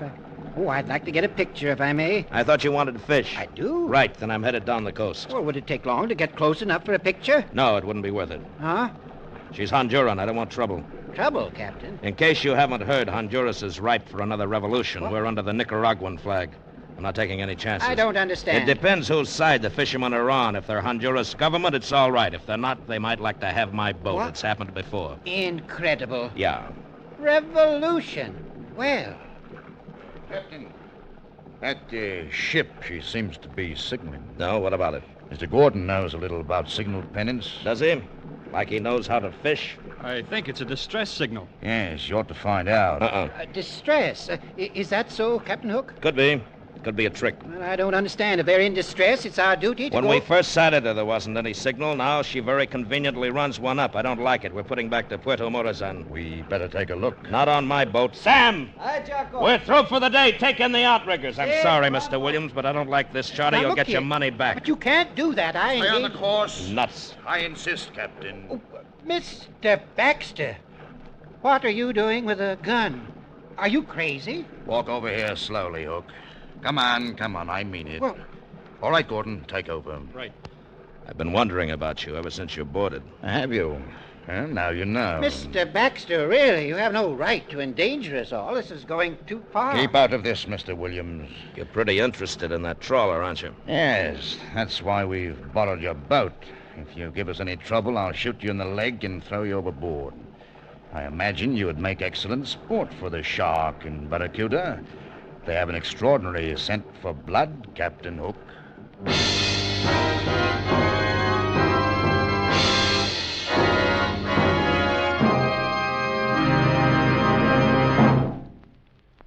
Did you know that today's motor car is the most powerful ever built? but it needs gasoline to match. It needs gasoline containing xylene. Xylene, a great discovery of modern science, puts a new dynamic wallop in gasoline. That's because xylene is one of the highest anti-knock gasoline components ever discovered. A super component to give your car new, higher anti-knock performance. Today, every gallon of Richfield gasoline contains xylene. Try Richfield gasoline on a gear shift hill. Press down on the gasoline pedal. Feel your car leap forward. That's what xylene in Richfield gasoline does. You get new high anti-knock, new power, new mileage economy. What's more, you have a choice of 2 great Richfield gasolines with xylene. The Richfield dealer offers Richfield Ethyl.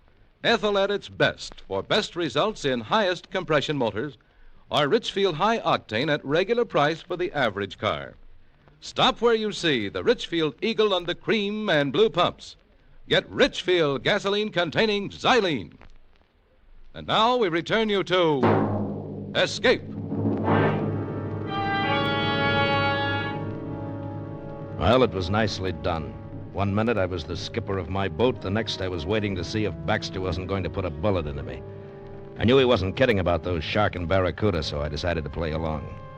Gordon may not have been a fisherman, but he knew how to run a boat, and he headed straight for the fishing trawler. Well, what does it mean, Captain Hook? You tell me, Mr. Williams. How long did you say you'd known those guys? We met them last night, Jonathan. Yeah? Well, certainly. Well, you don't for 1 minute suppose that I would have invited them had I known this was going to happen. Well, whatever are they up to? I've never heard of such a thing. It's rather exciting. Dana. I've got an idea. Oh? I told you they're ripe for a revolution in Honduras. Yes? That trawler might be carrying guns. Guns? Mm-hmm. But why? I mean, what's the point of taking over your boat? Unload guns, put them aboard us for the revolutionists. What? But Baxter couldn't have known we were coming out here. Oh, I don't believe it. Sure he could. How? You could have told him. I? That's right. Last night I told you I'd run out from Puerto Morazan for about 2 hours, you remember? Huh? Even told you the direction, south-southwest. Yes. You said we'd have a chance at Marlin and possibly Tarpon. Yes. I guess I did mention it to them. Okay. That's why Baxter didn't want us to stop for those albacore. He and his pal made a deal with the skipper of that boat to meet him somewhere around here and at about this time. Oh? It's only a guess, but it'll do for now. And it was a good guess. 10 minutes later, we tied up alongside the trawler. She was filthy enough, but she wasn't fishing, and she wasn't in distress. The crew was right out of a Sabatini novel. They didn't have cutlasses, but they had plenty of guns, and not the government kind either. The skipper had a few words with Baxter while Gordon covered us. Then a package changed hands, and they began to put the boxes on our deck. A couple of the deckhands stowed them below and in the cabin. We had quite an arsenal aboard when we pushed off. Well, Captain Hook, you wanted to put back into Puerto Morazan, so we shall. Are you kidding? Not at all. If those are guns, how do you think you're going to get them into Nicaragua? Nobody said anything about guns. I shouldn't worry about the contents of the boxes. We shall wait until night, then put into Point Maria. We'll put the cargo ashore there. Just like that? Just like that. You get paid off, and somebody else worries about getting them over the border into Honduras, huh? Yeah, that sounds familiar. If that is my plan, you have described it perfectly. And, Captain, remember, it's pointless for you to attempt any heroics. Our stakes are rather high, and we should prefer not to kill you. You won't kill me, don't worry. Your boat will be returned to you, and there'll be a bonus for your rather unusual charter.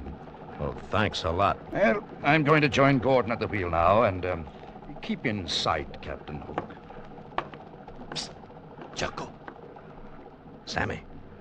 Stay down. They can't see you. Choco, they think I am below. Yeah. I behave very scared. They did not trouble to search me carefully. I have my knife. Good boy. Not now, though. Stay out of the way. If we get a chance, I'll... Duck, here comes the dame. Well, where's your father, Miss Williams? In the cabin, worrying. Who were you talking to just now? Huh, me? Talking? Uh-uh. Yes, you were. I know. It's your deckhand, Sam. Isn't it? Keep your voice down. Sorry. Haven't they missed him? Probably not. Sam can look like a real scared Indian when he wants to. He isn't scared, is he? No. You've got a plan. Maybe. I could help. No, just stay out of the way. But I want to help. What can I do? What's your first name? Dana. That's no name for a girl. Well, it doesn't matter. I am a girl. Yeah, I can see that. What do you want me to do? Go over to the wheel. Gordon hasn't got a gun in his hand. Baxter's the one to watch. Get him talking, and if you can move him in front of me, cut him off for about 5 seconds, right? But you haven't got a gun. What can you do? Not me, Sam. If I got his knife, he can do tricks with one. Just give him time to get a good throw, that's all. When I yell, duck. Where is he? Inside the bait tank behind me. All right. I'll take care of Gordon. You still game? Of course. All right, go on. Sam. See, Jocko? Get set. Did you hear what I told her? I hear. Make it good, boy. If you miss... I won't miss, Jocko. Now, she's talking to him now, Sam. You haven't got much time. I'm ready. I'm going for Gordon. We'll get him off guard. If you miss with a knife, rush him. Okay, Jocko. All right, now, Sam. Look out! Stay where you are, Captain Hook. That was most unwise. Jonathan, he must have seen him. I couldn't help it. Sam. Sam. I'm sorry, Jocko. I was not fast with the knife. I'm sorry. Oh, come on, Sam. You'll be all right, Sam. There we go. We have one good, fine time together. Jocko. Sure. Sure we do, Sam. And lots more. Put him overboard, Captain. What? Put him over the side. He's dead.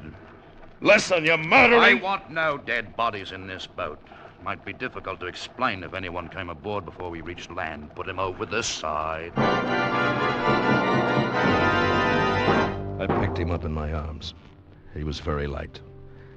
The little mestizo who'd been with me for 3 years was dead. Sam was dead. He looked like a sleeping child, except for the blood stain creeping over his wet shirt. I stood at the rail for a moment. Then I let him go. He fell astern of us, and I had to watch. I knew what was going to happen, but I had to watch. So did Baxter. I could feel that murderous fascination as he waited. Then there was a swirl. And another. The water boiled with triangular fins. And Sam was gone. After that, I just waited. Williams and the girl didn't show. It was just me and those two at the wheel. Then it began to get dark like it does down there. We didn't show any lights. Gordon was still at the wheel, and I could see the glow of Puerto Morazan off the port bow. There was no moon, just sudden blackness. Must have taken Carter by surprise, because when he called to me, I wasn't sitting by the bait tank any longer. I was around the other side with a big gaff hook in my hand. Captain. Captain. Why didn't you watch him? Never mind that. He's still aboard. Hook! I'm coming to get you. Don't be a fool. Hook. This is your last chance. I swear I'll shoot. I caught sight of his figure for a second against the glow of the town, and then he was gone. But I was ready. I could hear him. Just a couple of more steps. 1, 2, 3. Hook, you're a fool. I'll put on the lights. No. They'll see us from shore. Then I could hear him breathing. And I hit out with a gaff, and I caught Nexter in the throat. He went down hard, dying fast. I grabbed his gun and moved quietly toward Gordon at the wheel. Did you kill him? Baxter can't hear you, Gordon. He's dead. All right, drop it. Drop it! I got away from the wheel. Okay. Williams! Williams, get out here. It's all right. I've got him. Captain Hook. Oh, well done. It mustn't have taken a lot of nerve to do that. Pity it's wasted. Sorry, Captain Hook.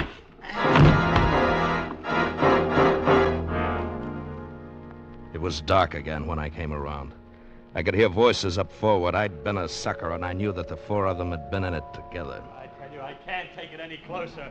Baxter knew these waters. I don't. We could hit anything. Rocks, shoals. We wouldn't have a chance. The sharks. If you hadn't been so careless, this never would have happened. Well, what's the use of talking? We've got to do something. Look, What? Isn't that a point over there? On your left? Yes.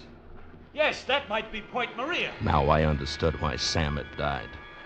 The girl must have told Baxter what was going on, then faked the routine we'd worked out. That's why she got so cozy with me, just to make sure she'd know what I was up to. And it was quite a setup. It's a lot of dough and running guns, and it takes all kinds to do it. And I decided it was about time to let them know I was awake. Well, Captain. Yeah. You feeling better? Yeah. I didn't mean to hit you quite so hard. No, I'm sure you didn't. You caused us quite a little inconvenience, you Yeah? know. I'll bet Sam's sorry for you, too. That's a nice kid, your daughter. She pulled wings off of flies when she was younger. Not my daughter, Captain. Dana's, well, shall we say, a partner in the enterprise. Oh? And we have a proposition to put to you. Oh? Frankly, we need your help. Mr. Gordon is unable to discern the landmark we have chosen. Baxter might have found it, but, well, Captain, we needn't go into that. I offer you $1,000 if you will take us in to Point Maria, where we should be able to see the signal. Sorry. 2,000. Find it yourself. Shoot him. He'll only give us more trouble. Yeah, do that. Then explain how Sam and I disappeared when you get back to Puerto Morazan. By the way, have you checked the fuel? It's almost empty. That's right. All right, Captain. What do you want? Look, Williams. Suppose I take you in, and we decide on a fair deal when we get there. Very well. You have my hand on it, Captain? Yeah. Gentleman's agreement. Are you sure this is Point Maria? I'm sure. Do you want me to signal? No, we'll wait. They are to pick up the guns at 10:30. The boats will put out from shore. It's 10:30 now. We'll wait. It's okay with me. 5 minutes went by, and then we heard the sound of muffled oars. From out of the blackness, riding out to us on the swells, came 3 boats. I was at the rail when the first man lumbered heavily over the side. It was the owner of Joe's Cocktail Bar, Miguel Pereira, still fat and still happy. 4 others followed, well armed, stood waiting. Captain Hook, my good friend, and Senor Williams. Yes. But I did not know that you were acquainted. Well, the captain was kind enough to assist in delivering your consignment, Senor Pereira. So? Oh, now I understand. You and the captain have become partners, eh? You use this boat for the task. Very good. Not partners, Mike. These are my guns. Oh, now come now, Captain Hook. You're getting a little out of your depth, aren't you? You might as well start unloading, Mike. But there is only one consignment? That's right, mine. Williams wasn't able to pick his up. Wait a minute. Are you running us, too? You, Captain? You're running guns? Yeah. It wasn't nice of Mike not to tell you about me, and it wasn't nice of him not to tell me about you. Would have been simpler to let us do the whole thing instead of splitting it up, Mike. Never mind what was nice. I know what I'm doing. It was safer this way. If one of you were caught, the other would get through. Mr. Williams said he arranged for a boat and would pick up his guns this afternoon from the trawler and bring them here this evening. And you, my dear friend, were to pick up yours tonight, as I told you. That's right, and you've got them. Now, look here. If you think I'm going to be double-crossed like this, you can... Go ahead. There's a load of guns waiting for you out on that Honduras fisherman. Pick them up. This one's my deal. Well, I tell you, Senor Pereira, these are mine. We must have the other shipment of guns tonight. Looks like you're not going to, Mike, unless I can get them for you. You're not going to get away with this, Captain Hook. You will return to the trawler tonight, Captain? Sure. You'll have to pay me first for these. It is done. Oh, no. We made a deal, Pereira. I am not You did not keep your bargain, senor. Obviously, these are the captain's guns. Look. Please, no violence. My men are nervous. That is better. Here is the money, my friend. Thanks, Mike. I'll give it to Sam's wife. It won't make her feel any better about Sammy, but it may help a bit. Well, Captain Hook, you've done quite well, haven't you? Where does all this leave us? Out, Mr. Williams. And if you're smart, right out of Central America. And if I were you, I'd do my fishing in a lake from here on. It's healthier.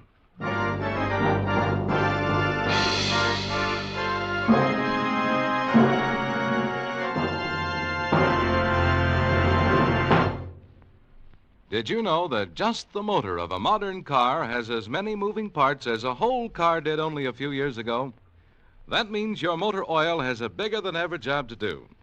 That's why it's more important than ever to use Rich Lube all-weather motor oil. Rich Lube is refined 100% from the costliest Pennsylvania crude. It protects moving engine parts with a tough elastic oil film that stands up under the hardest driving conditions. Rich Lube keeps your motor cool by carrying excess heat away from vital engine parts. In addition, it cleans your motor of harmful deposits as you drive. Rich Lube, the Pennsylvania premium motor oil, saves you money by protecting your motor under all-weather, all-driving conditions. Yes, it's much cheaper to use Rich Lube than to pay the cost of motor repairs. Change to Rich Lube all-weather motor oil tomorrow. Keep your motor clean. Keep your motor young. Escape is produced and directed by William N. Robeson, and tonight has presented Shark Bait by Anthony Ellis. Featured in tonight's cast were Bill Conrad as Captain Hook, Mary Shipp as Dana, Will Gear as Williams, John Daner as Baxter, Steve Roberts as Gordon, Harry Bartell as Sam, and Paul Frees as Miguel. Special music was arranged and played by Ivan Ditmars. Next week. You are standing on the deck of a whaling ship, about to put out from San Francisco, when a stranger suddenly appears to inform you that he has just murdered your first mate. A stranger from whom you realize there can be no escape. Next week at this time, the Richfield Oil Corporation of New York invites you to escape with the story of intrigue and violence aboard a whaling ship of 100 years ago, as Bud Nelson tells it in his exciting tale, Yellow Wake. Be listening. Goodbye then until this same time next week, when once again we offer you Escape. Tom Hanlon speaking. This is CBS, the Columbia Broadcasting System.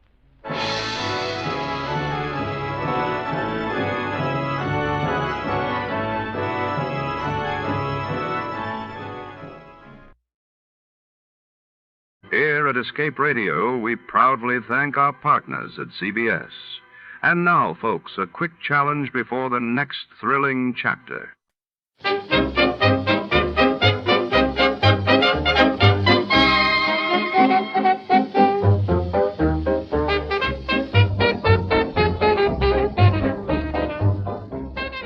Tonight in the fog-choked streets of Calcutta, a mysterious trunk arrives at the bustling railway station. Inside lies a secret that could turn the city upside down, and only our hard-boiled detective has the nerve to follow the clues. But as he gets closer to the truth, a beautiful stranger steps out of the shadows, her motives as hidden as the contents of that fateful trunk. What is she hiding, and who else is willing to kill for what's inside? Shadows deepen and danger lurks in the Calcutta trunk caper.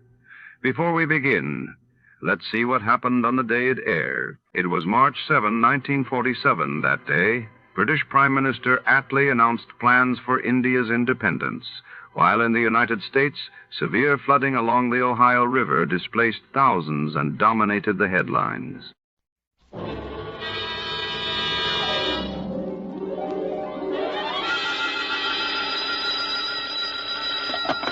Sam Spade Detective Agency. Ahoy! It's me. Just came ashore. From what? A boat? A ship, Effie, a ship. Anything over 400 gross tons is a ship. Anybody knows that. May I inquire what was your port of call? Calcutta. My, that was a quick trip. Well, Effie, I'll tell you, I got so homesick for you I couldn't stand it, so I assembled my gear and jumped ship. Why, Sam, how sweet. A fast there, gal. I'll be right down to dictate my report.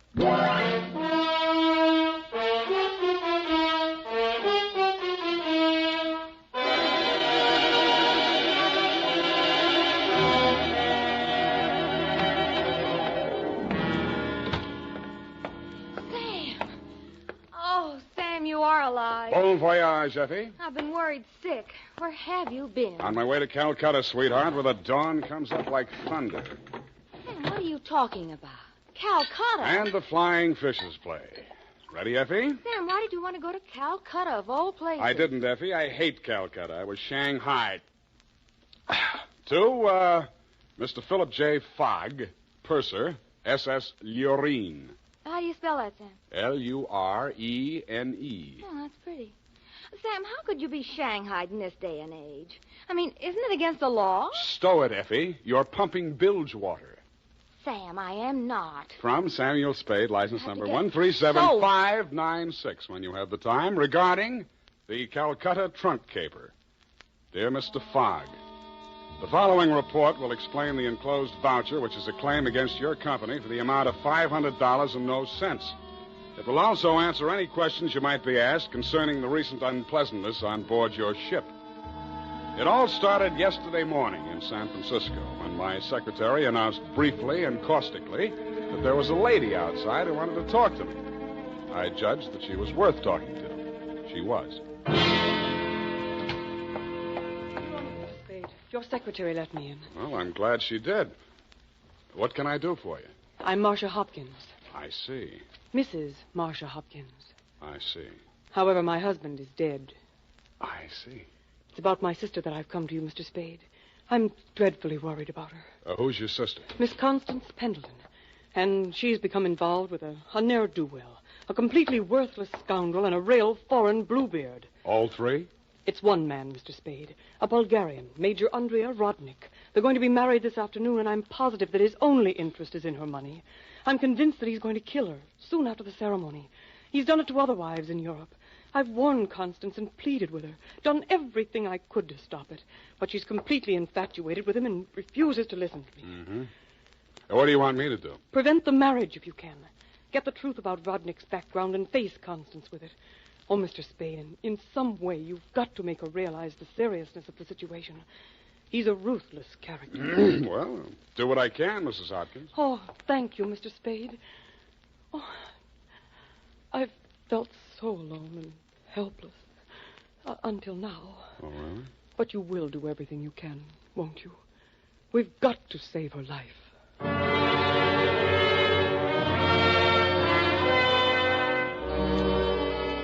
She daubed at her eyes with a stamp-sized handkerchief, patted the red gold hair at her temples nervously, smiled at me bravely, and swayed out.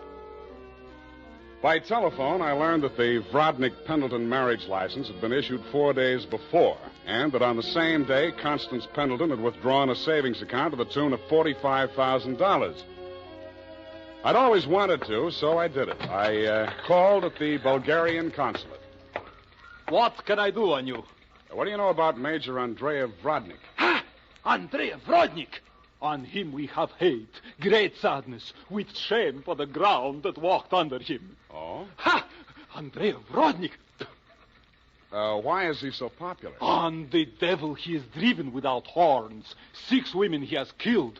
6 times he has insulted the police of Europe by refusing to confess. We have proof of the murders, but never can we prove the proof on him. Yeah, sometimes it goes that way. Ha! Never do we find the bodies of the 6 women. Only their money in the name of Andrea Rodnik.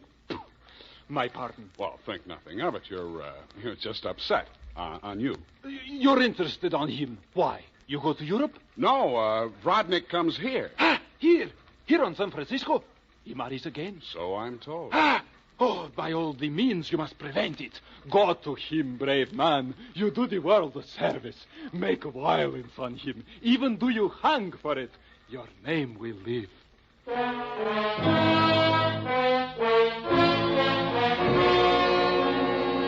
With those valiant words goading me on, I left. The farther I got into the caper, the more it looked as if Marcia's fears for Constance Pendleton were very real and very well-founded. When Constance opened the door of her hotel suite, I could see 3 trunks and a number of smaller pieces of luggage, all locked and ready to be taken out. Yes? Constance Pendleton? Yes? I'm a detective. My name is Spade. Detective? What do you want? I want to talk to you about that Bluebeard you're going to marry. Get out of here. you listen, I'll talk, and then I'll get out of here. I just left the Bulgarian consulate. Vrodnik has been accused of the murders of 6 women in Europe. Each of them were wealthy. Each of them married him, and each time Vrodnik came into all their money. Are you trying to blackmail me because of the lies about my fiancé's past? If you are, you're wasting your time. Well, no matter what I'm doing, I'm wasting my time. But to put you straight, your sister hired me, and I am now resigning. She's worried about you, not me. Then you should spend more time investigating your clients, Mr. Spade. You could have saved both of us some time. I have no sister. This is my wedding day. Goodbye, Mr. Spade.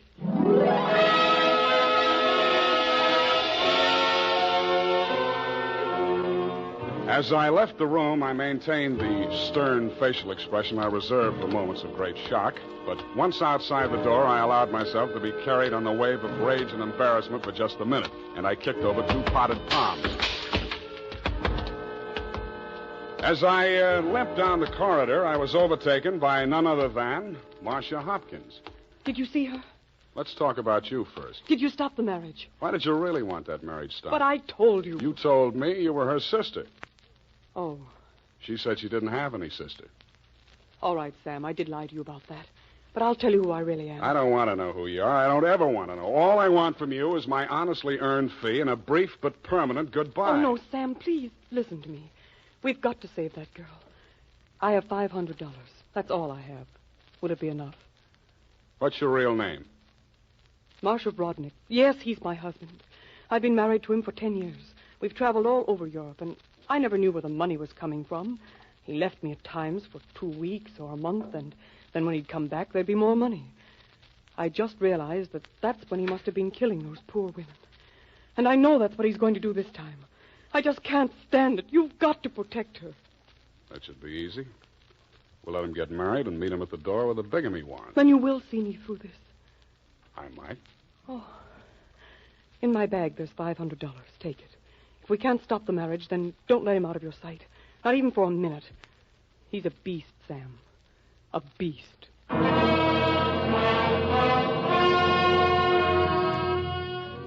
Marcia dropped me in front of the Beast's Hotel, and I climbed some fake marble steps to the 2nd floor and knocked at his door. The man who opened it was heavy, handsome in a swarthy, coarse sort of a way, and glowing conceit through 2 eyes, one monocled, one not. You are facing Major Andrei Vrodnik, 1st Bulgarian Horse. What want you? You were facing Saul Fox of the law firm of Fox, Smedley, Van Dusen, and Grip. You overwhelmed yourself. I came here to warn you. If you go through with the marriage to Constance Pendleton, you're going to find yourself tangled with civil law. Warn Andrei Vrodnik, who has personally led more saber charges than you have teeth in your skull. Yes. Who has personally split, slashed, and impaled on his own blade more men than you have fingers and toes. You warn me? What is this talk? You're going to have a bigamy charge slapped on you 5 minutes after you slip her the ring. The warrant signed by Mrs. Marcia Vrodnik. Bigamy? Ha! I laugh. This is not bigamy. Marcia's your wife, isn't she? That bigamy was committed when I married her. I had another wife then.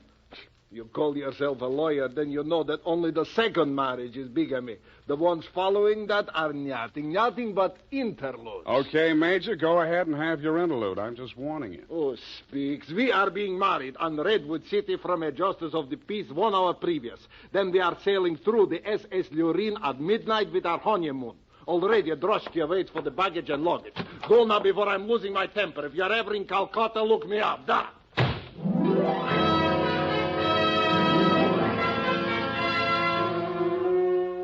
I could see the direct approach was getting me nowhere, so I decided to proceed by stealth. I waited outside the building, and when he left, I tailed him. He made 4 stops.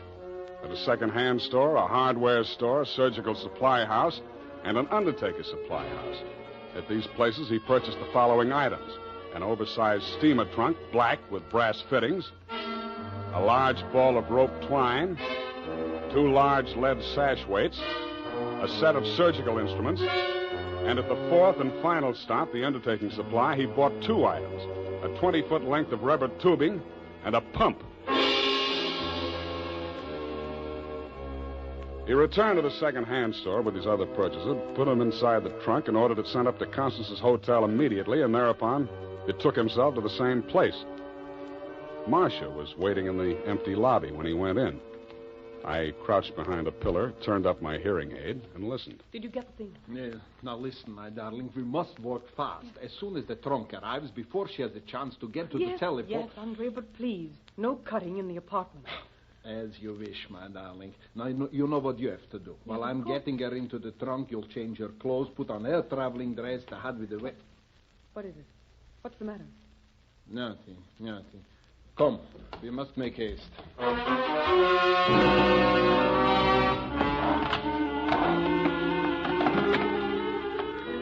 They made haste to the elevators, and I made haste to the row of house telephone booths around the corner and called Constance's room. Hello? Mrs. Rodnick? Speaking. Listen, get out of that room right away. Don't take the elevator. Get down the stairs. Who is this? What are you talking about? I haven't got time to explain, and you haven't got time to listen. All those stories about your husband are true. He's going... Hello?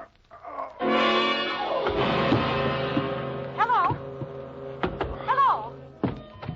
Are you still on the line? My hand clawed out for the door handle, but I couldn't reach it. I felt as if the walls were closing in around me, and just before it got dark, I had the crazy notion that I was inside Brodnick's big black trunk with the brass fittings. I could still hear Constance's voice way off in the distance, somewhere in the direction of Calcutta. I tried to shout to her, to warn her, and then the lid closed over me.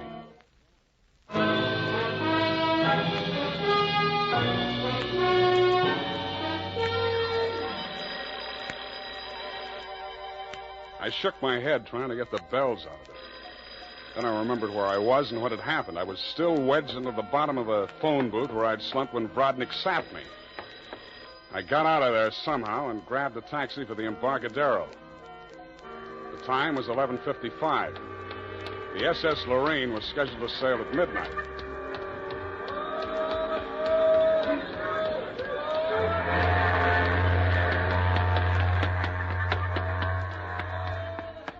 I was no sooner across it than they hauled up the gangplank and the ship started moving out of the berth. I didn't know where she was bound for, and I didn't much care.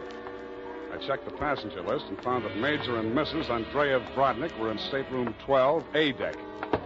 1 minute later, I was hammering on the door of stateroom 12. The woman in Brodnick's stateroom was Constance, and she was not in a trunk. I thought I told you to stop interfering in our affairs. Yeah, your husband told me to, but I didn't like the way he did it. Get out from here, get out! I see you got your trunk in here where it's handy. Doesn't it make the stateroom kind of crowded? Why don't you give up, Mr. Spade? 2 times already, you are twice a fool. Marcia has no money to pay you, neither have I, even if she had the case. And believe me, she has not. Oh, why do you even bother talking to him, Andre? Mr. Spade, will you go now, or will I have to call the steward and make a complaint against you?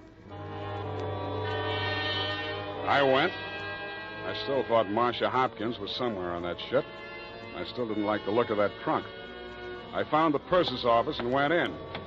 You looked at me as if you thought I was a stowaway, Mr. Fogg, and you were right. I'll have to make arrangements for you to ride back with a pilot, Mr. Spade. You realize, of course, that you're subject to a fine. Look, I don't want to do anything illegal. You know, it was just an impulsive thing. Couldn't I book a passage? Oh, there's the matter of your passport. We could arrange your visa and so on in San Pedro. We'll put in there in the morning. Well, that's good enough. How much is the fare? Oh, let me see. That's $483.87, exclusive of tax. Oh, hey, now, wait, I wasn't thinking of taking quite such an extensive voyage, you know. I just wanted to get a little sea air, and... how much to Pedro? Well, I'm afraid you don't understand, Mr. Spade. This is not a coastwise steamer. Our first official port of call is Calcutta. Yeah, I know, but... Calcutta? That's in India. Well, don't you have something a little less expensive, like steerage or... There is only one stateroom available, number 14A deck. Take it or leave it. Okay, Calcutta.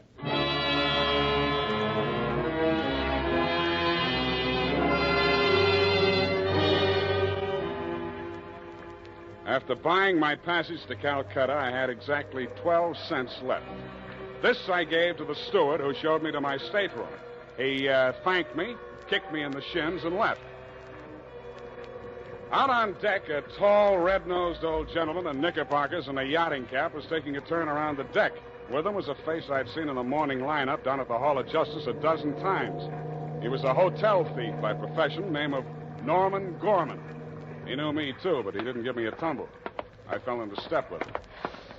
Ah, sea air. Nothing like it, am I right? Yeah, I guess it's okay, but there's so much of it. Brisk, bracing, salt spray. Nothing like it. Oh, hey, Norman, my lad. I hate it. I hate boats. Suppose there was a fire on board. Fire? Oh, ridiculous. This your first voyage to the Orient? Yeah. The inscrutable East. You've made this trip before? Oh, yes, indeed. I've worked this line. Yes, indeed. I make this voyage very often. Business interest out in India. Tea, you know. Runs in my family. Sturgis's Golden Orient in the little yellow package. Ever tried it? No, I never indulged. Huh? Don't drink tea. That's ridiculous. Commodore, I need a drink. I ain't happy. Suppose there was a fire on board here. Well, let's all have a drink. Yeah, suppose there was Shall a we? fire. Come on, I'll shot you to a drink, sir. Not me, Commodore. I just remember this is Fire Prevention Week.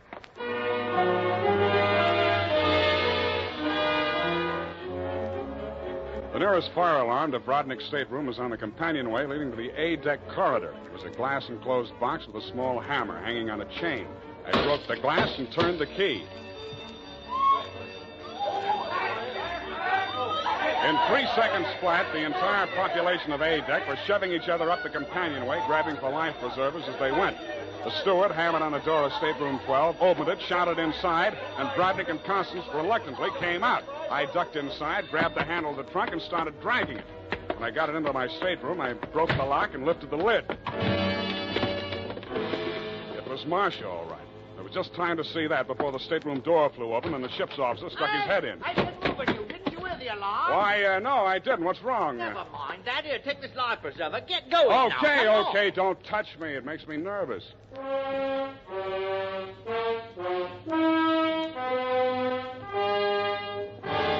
20 minutes later, the captain announced to the mob up on the deck that it was a false alarm, and the passengers drifted back to their cabins. I tried to look casual as I unlocked my stateroom door and walked in.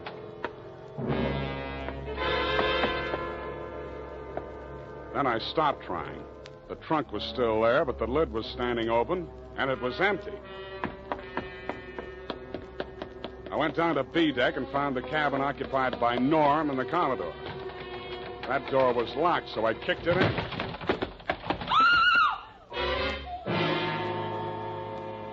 You could still see the marks on her wrists and ankles where the cord had been. It was the girl I had seen in the trunk. It was Marcia Hopkins, and she was very much alive. Oh, I'm sorry. I thought it was... Oh, what am I going to do? What am I going to do? You've got to help me, Sam. Why should I help you? He's crazy. They're both crazy. It all depends on who's in the trunk, doesn't it, Marcia? When it was Constance, you didn't think he was so crazy. Oh, don't you understand? I had to pretend that I'd help him. He was going to kill her right there in the hotel. Help him. He was going to kill her right there in the hotel room. I told him it was too dangerous. If anybody looked in the trunk, it would be safer if she was in there alive. So he finally agreed and said he'd wait until we got out to sea to kill her. And then he was Yeah, going I know to... about that. Oh, the idea was so awful, I couldn't stand it. I started to scream, and then he stuffed the gag in my mouth and tied me up. He must have used chloroform or something, because the next thing I knew, I was in the trunk. And that little dark man was leaning over me. He and that old man with the knickers. They brought me here. So they pulled a switch on you. You were the fall gal all along. Oh, you've got to believe me. It was the only way I could save her life. You're the only one I can turn to, Sam. That little thief and the old man, they'd deliver me dead if there was an extra $25 in it. Oh, say you'll help me, Sam. Please say it. Well, when you ask me like that, what else can I say? Oh, you do believe me, darling. You do believe me. Come on, let's get out of here. I'm sorry, Mr. Spade. Please step back inside. I promised my associate, Mr. Gorman, that I would not allow this young lady to risk her life by leaving this cabin. You're getting into this caper at the wrong end, Commodore. It's wound up. They've bungled it. It's no good anymore. You may be right. But you understand my position, sir. I can't take any chances. You've talked to Mr. Gorman? Norm? Yeah, I talked to him. He took you into his confidence? Stop making with the pistol, Commodore. You don't know how to use it anyway. Oh, heavens, Norm. You're as white as a sheet. What is it? Oh, he's sick. Go get a doctor. Yes, indeed. Right away. Listen, Spade. Take her with you. Get out of here. I don't want no part of this. You got it bad, Norm. I'm sick, I tell you. The way I had it sized, this was a clean caper, a snatch. I figured the dame here's an heiress or something. Maybe they drop her off in L.A., connect some ransom, and go on. I figured there was enough for all of us. Oh, but that creep, that Rodnick, he's crazy. He's a regular Jack the Ripper. Stop babbling, Norm. Tell me what happened, exactly what happened. I get a sinking feeling in my stomach every time I think about it. Well, I go in, see? He's very smooth, very businesslike. He offers me a drink. I accept it. He mixes a couple of highballs for me and the dame, then he starts talking. I guess she don't know all about it before this, because she gets just sick as I do.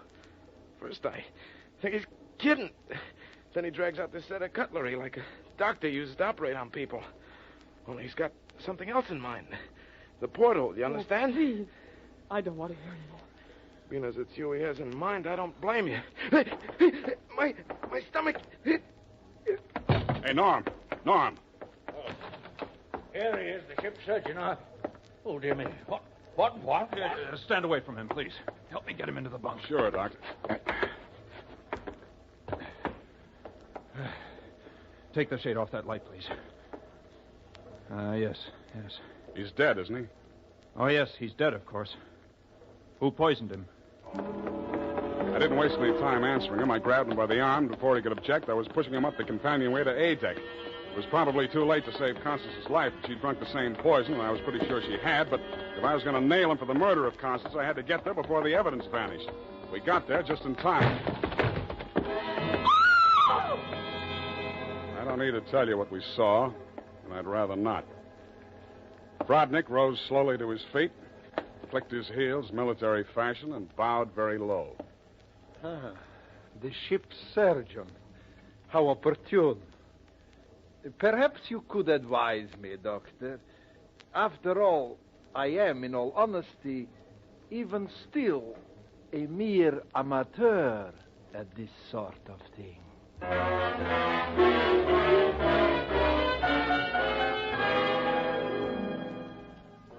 After Rodnick had been taken into custody, we took another turn around the deck. It was daylight, and the ship was lying to off San Pedro.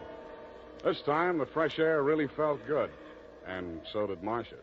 It's all over, Sam. Yes, sweetheart, it's all over. But not between us. Say it, Sam. Say it's not all over between us. How can it be? I knew it. I knew you felt the same way. All my life before, it's been like a terrible nightmare. It never really happened. But it did happen, sweetheart. Oh, but you can forget it, darling, can't you? Please forget it. I'd like to, Marcia. I really would. Hold me close, Sam. Never let me go. You're beautiful. Is that all, Sam? Nothing else? Yeah, lots else. That's why I think we better say goodbye right now. Because when I feel like this, I get foolish. And if I get foolish with you, I'm likely to wake up in a trunk someplace.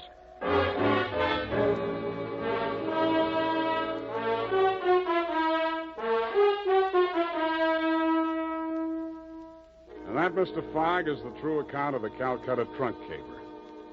As my voyage was interrupted through no fault of my own, I trust you will advise your company to refund my passage minus the one-way trip to San Pedro. Period, and a report. Here at Escape Radio, we proudly thank our partners at CBS. And now, folks, a quick challenge before the next thrilling chapter.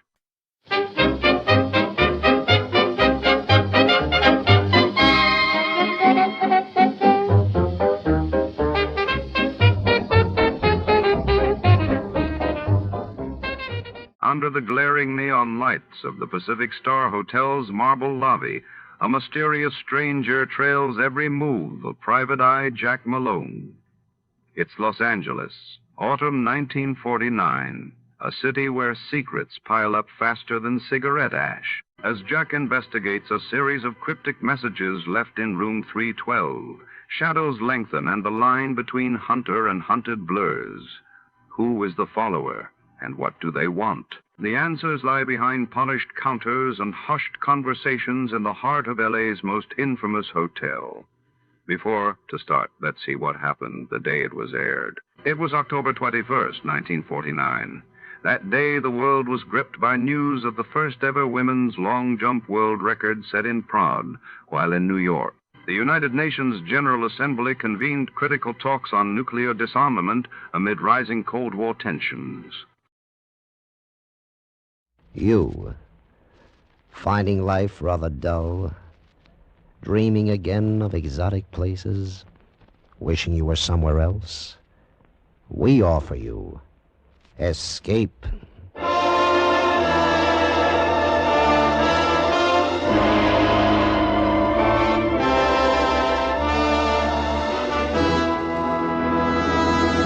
Escape with us now to Mexico City and the story of a man caught up in a terrifying web of murderous intrigue, as Patrick Quentin tells it in his exciting story, The Follower.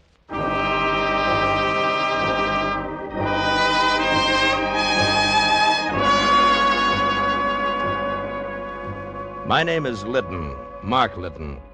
I'm a petroleum engineer just back from 3 months in Venezuela. I hadn't cabled my wife that I was coming home to New York because I wanted to surprise her. We'd only been married 2 weeks, Ellie and I, before I went on the trip, and well, I was crazy to get back to her.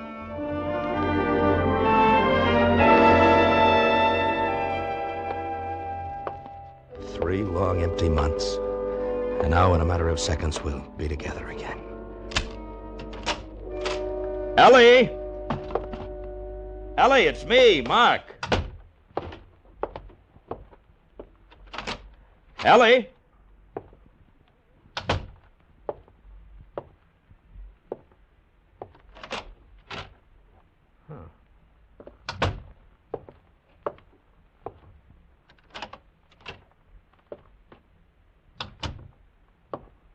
Ellie, are you here? Oh, let's cut out the comedy. Hey, who are you? What's the matter? What's wrong with you, anyway? Corey. Good Lord. It was the guy Ellie had thrown over to marry me, Corey Lathrop. And he was dead. I saw the 2 bullet holes in his chest. Turned sick. He'd been dead quite a while, maybe a day or 2, and he didn't look much like the socialite man about the clubs, member of the State Parole Board Society lawyer. He just looked dead. I recognized that torn piece of negligee in Corey's hand. I ought to. I'd seen it often enough. On Ellie. First thing to do was locate her fast. No. No, not the police. Not yet. Not without knowing what it's all about. Who else, then? Certainly not her society friends. They wouldn't tell me if they knew. I was an outsider, big prospects, but no money, the dark horse who'd rushed Ellie off her feet. No chance there. Maybe some of her other friends, though, she'd messed around with just for thrills because she was rich and bored. Maybe the gambler, Victor Vittorio. Yeah, that was it. If anybody knew what had happened to Ellie, Victor would be the guy.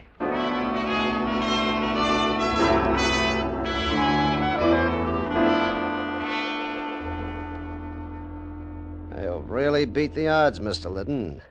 Very few people I'd let come back here to my private office. Oh, thanks, Victor. Of course, you're different, though. You're married to little Ellie. I'd do anything for Ellie. How is she, by the way? Well, I was hoping maybe you'd know. Oh? Now, why would I know anything about her? Well, you're a friend of hers, aren't you? Why, sure. I knew Ellie long before she met you. She's a great little kid. Too much money for her own good, but still... You know where she is, Victor? No, I don't. But she wasn't here a couple of nights ago. Saw her at one of the roulette tables. Ellie sure has a weakness for roulette. Yeah. Well, look, can't you tell me... I remember now. That was the night she got into me on credit for $20,000. $20,000? I guess the guy she was with was bad luck for her. That nose in the air, what was his name? Lathrop? Corey Lathrop. Lathrop? Yes, somebody ought to smash that guy. He's just too good to live. Yeah. Yeah. Look, Victor, about that money Ellie lost... Oh, don't worry your head about it, Mr. Lytton. Ellie's a friend of mine. She'll pay when she gets the dough. These little cafe cookies understand gambling, how it works and all. They always pay off. Every one of them pays in the end.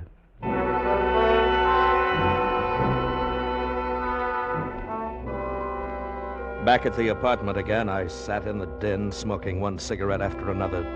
Tried to think it out. Started to get dark, and I still sat there, not knowing where to turn. Stopped cold.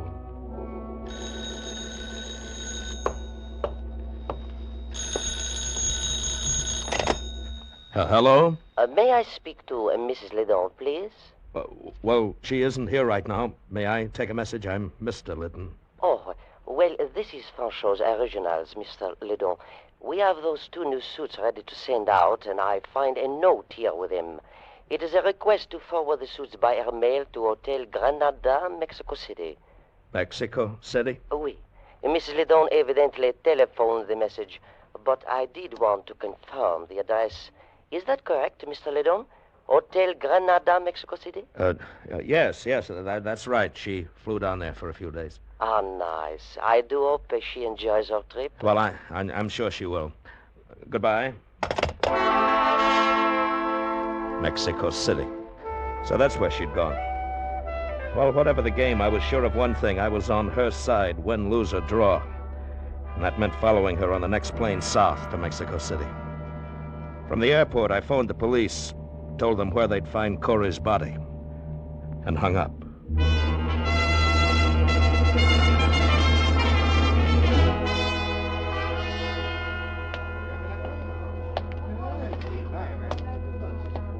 I beg your pardon. Is the desk clerk around? Pues sí, senor. I am the desk clerk. Can I help you, senor? Yes, I believe my wife is registered here, Mrs. Mark Lidon. Lidon? That is not a very common name, senor. No, I guess it isn't. Well? That is a very nice jacket you are wearing, senor. Soft and warm like the breath of a senorita. Thank you. It must take many pesos to buy a jacket like that. I really don't remember now, if you'll be kind enough to... It must be very nice to have many pesos. Look, what are you after, a tip? Senor! How much? Pues, when a pobrecito has 5 sisters to support and only one very small job, 20 pesos? 10. 15. It is only pesos, senor, not like dollars. All right, here. Gracias. Now we are friends. The senorita is registered in room 522. 522. Okay, thanks. But wait, senor. What? She is not there now. Oh? Well, where is she? The senorita is go to the bullfights, I think. But no matter, senor. You are her husband. You are my very good friend. So I let you wait in her room for only 10 pesos more. Look, if you like golden eggs, don't kill the goose. But, senor, you do not look at things the right way. For only 25 pesos, you now have Oscar for your very good friend.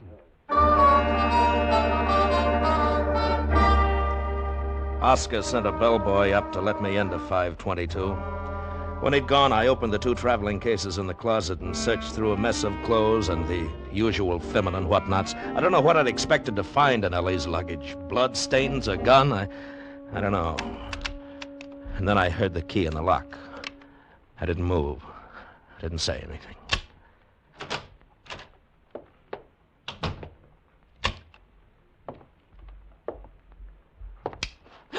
Ellie, baby, who the devil are you? I could ask the same question, and with a lot more reason, too.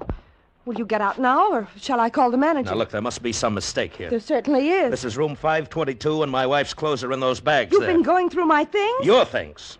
Not unless you happen to be Mrs. Mark Lidon. That's exactly who I happen to be. Oh, now, wait a minute, honey. I'm Mark Lidon. Oh, please, that's a real old one, and I'm just not in the mood. I'm Mark Lidon no matter what, and you're impersonating my wife. I'm Mrs. Mark Lidon, and you're trying to impersonate my husband. Now get out, or so help me, I'll phone the manager. Wait, let me make a call first. It just so happens I know the Spanish words for police and American embassy.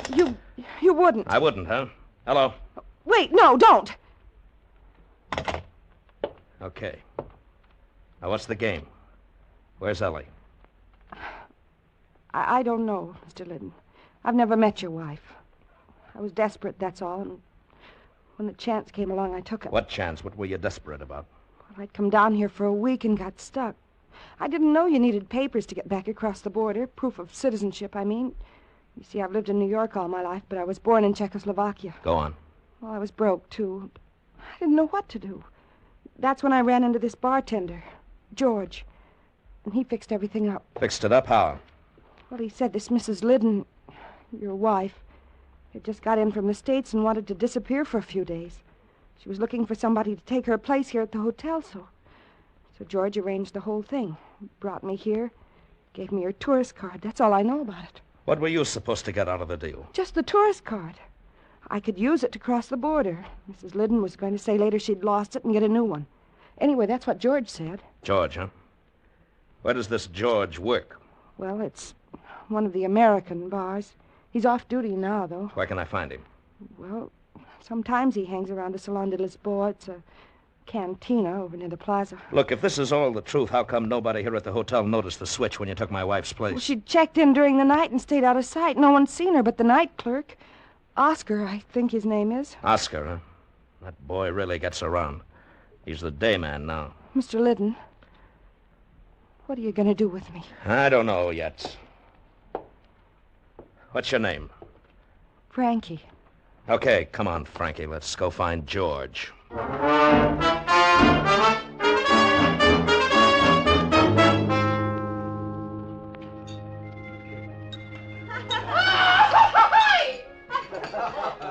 There he is, Mr. Liddon. He just came in. The short blonde guy. Looks like a Benham rooster. Yes. George! Over here, George! Cocky and tough. I know the type. George, we've been waiting here for you. Huh? I was beginning to think maybe you'd been called back to work No. at the bar. No, I'm off duty. This is Mr. Liddon, George. Mr. Mark Liddon from New York. Oh. Okay if I sit down? Sure, George. That's the idea. Hey, I suppose you're looking for your wife. That's right. Where is she? You've been away somewhere, haven't you? Out of the States? Yeah. And your wife wasn't expecting you back so soon. No, she wasn't. Well, I'm afraid you're out of luck, Mr. Liddon. She took a plane to Guatemala this afternoon. Dispénsame, jefe, pero el cantinero quiere saber si ustedes desean algo que tomar. No. You wouldn't be lying, would you, George? Don't push me, Mr. Liddon. Your wife's missing, and you're all upset about it, but don't try to push me. Where is she, George? I just told you. That's all I know about it. I'm just a guy who helped her out of a jam. What kind of a jam? All I know is what she told me. Said she'd run out on a big gambling debt in New York.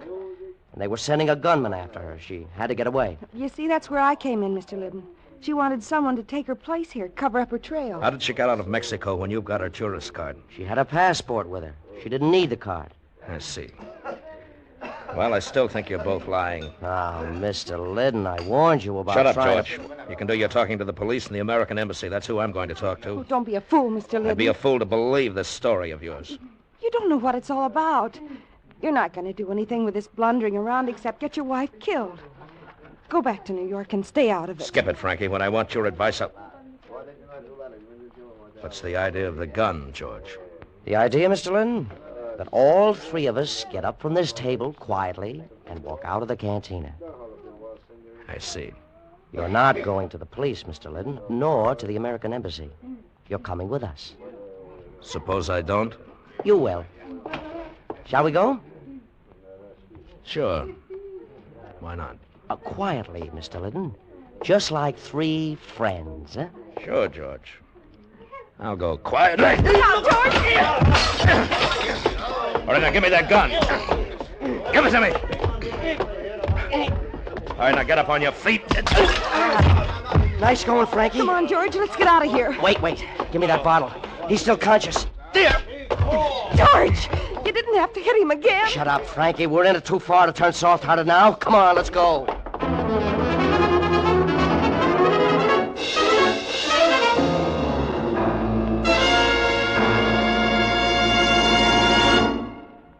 Escape, under the direction of Norman MacDonald, returns in just a moment.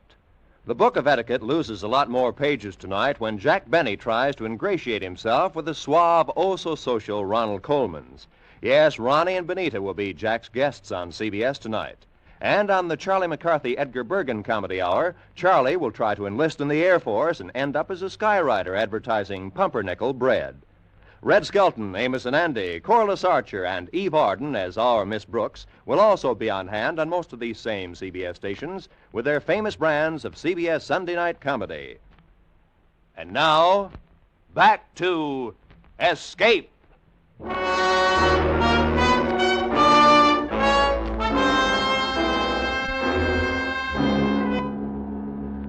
I came to a half hour later, Frankie and George were gone. The only lead to Ellie I had, gone. And I left the canteen and flagged a taxi. In the whole picture, there was only one man who might be able to help me now. I headed for the Hotel Granada and Oscar.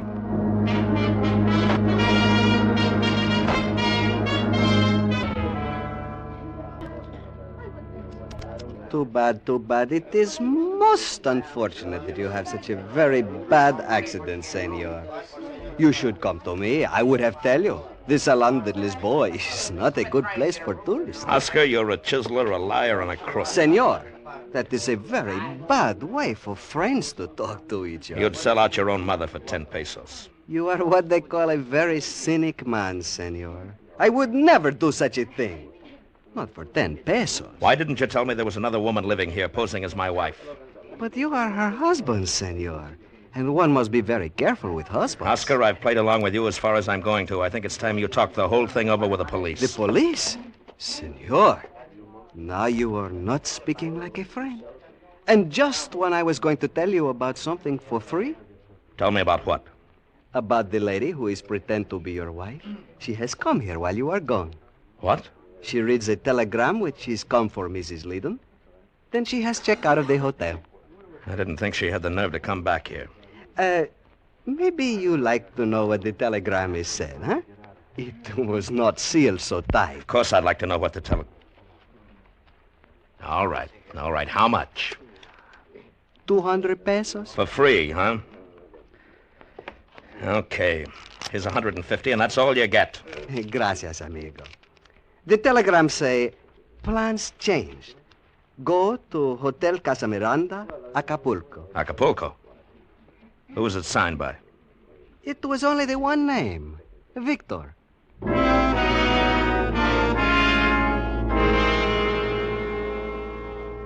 I hit my first lucky break in Acapulco. I came in from the airport and went to the Casa Miranda Hotel. And halfway across the lobby, I ran into Frankie. Mr. Liddon, what are you doing here? Looking for you. How did you find out? Easy. I'm one of Oscar's very good friends. All right, now tell me, where's George? In Mexico City. Oh, please, Mr. Liddon, don't try to interfere. Leave, right now. You're going to ruin everything. I hope so. Where's Ellie? She's not here. She's in Mexico City. Oh, please, I know you're trying to help her, but you don't understand. You're only making things worse. You mean worse for you? Worse for everybody. Ellie, too. You don't even know what it's all about, and you're going to get yourself killed. Where's Ellie? I promise you, in a week, everything will be fine. Where's Ellie? You've got to believe me. You have to... There you are, Mrs. Liddon. Are we ready to go? Yes. Yes, I'm ready anytime, Senor Gallus. Very well. Aren't you going to introduce me, darling? Introduce you? Yes. Why, yes. Senor Gonzalez, this is my husband, Mark. Oh, a pleasure. How do you do, Senor Gonzalez? He just arrived unexpectedly. Oh, I see. And are you planning to go out to the villa with us, Mr. Liddon? Oh, I don't think he Oh, wants... sure, definitely. I'm in on this, too, you know. You know what is involved, then? Well, naturally. The little woman always tells me everything. And you have no objections? Well, if it's all right with her, it's all right with me. Well, you are a very broad-minded man, Mr. Liddon. Shall we go?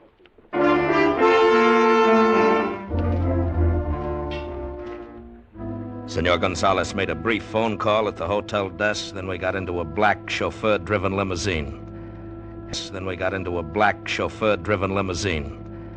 Headed out along the shore highway, skirting the sea.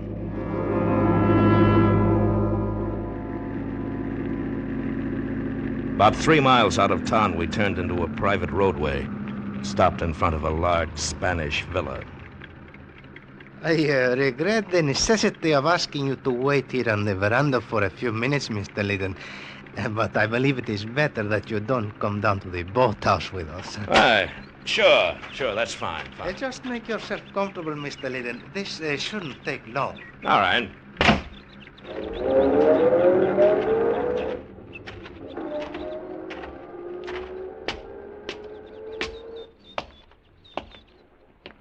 Mark. What? Mark, over here. Ellie.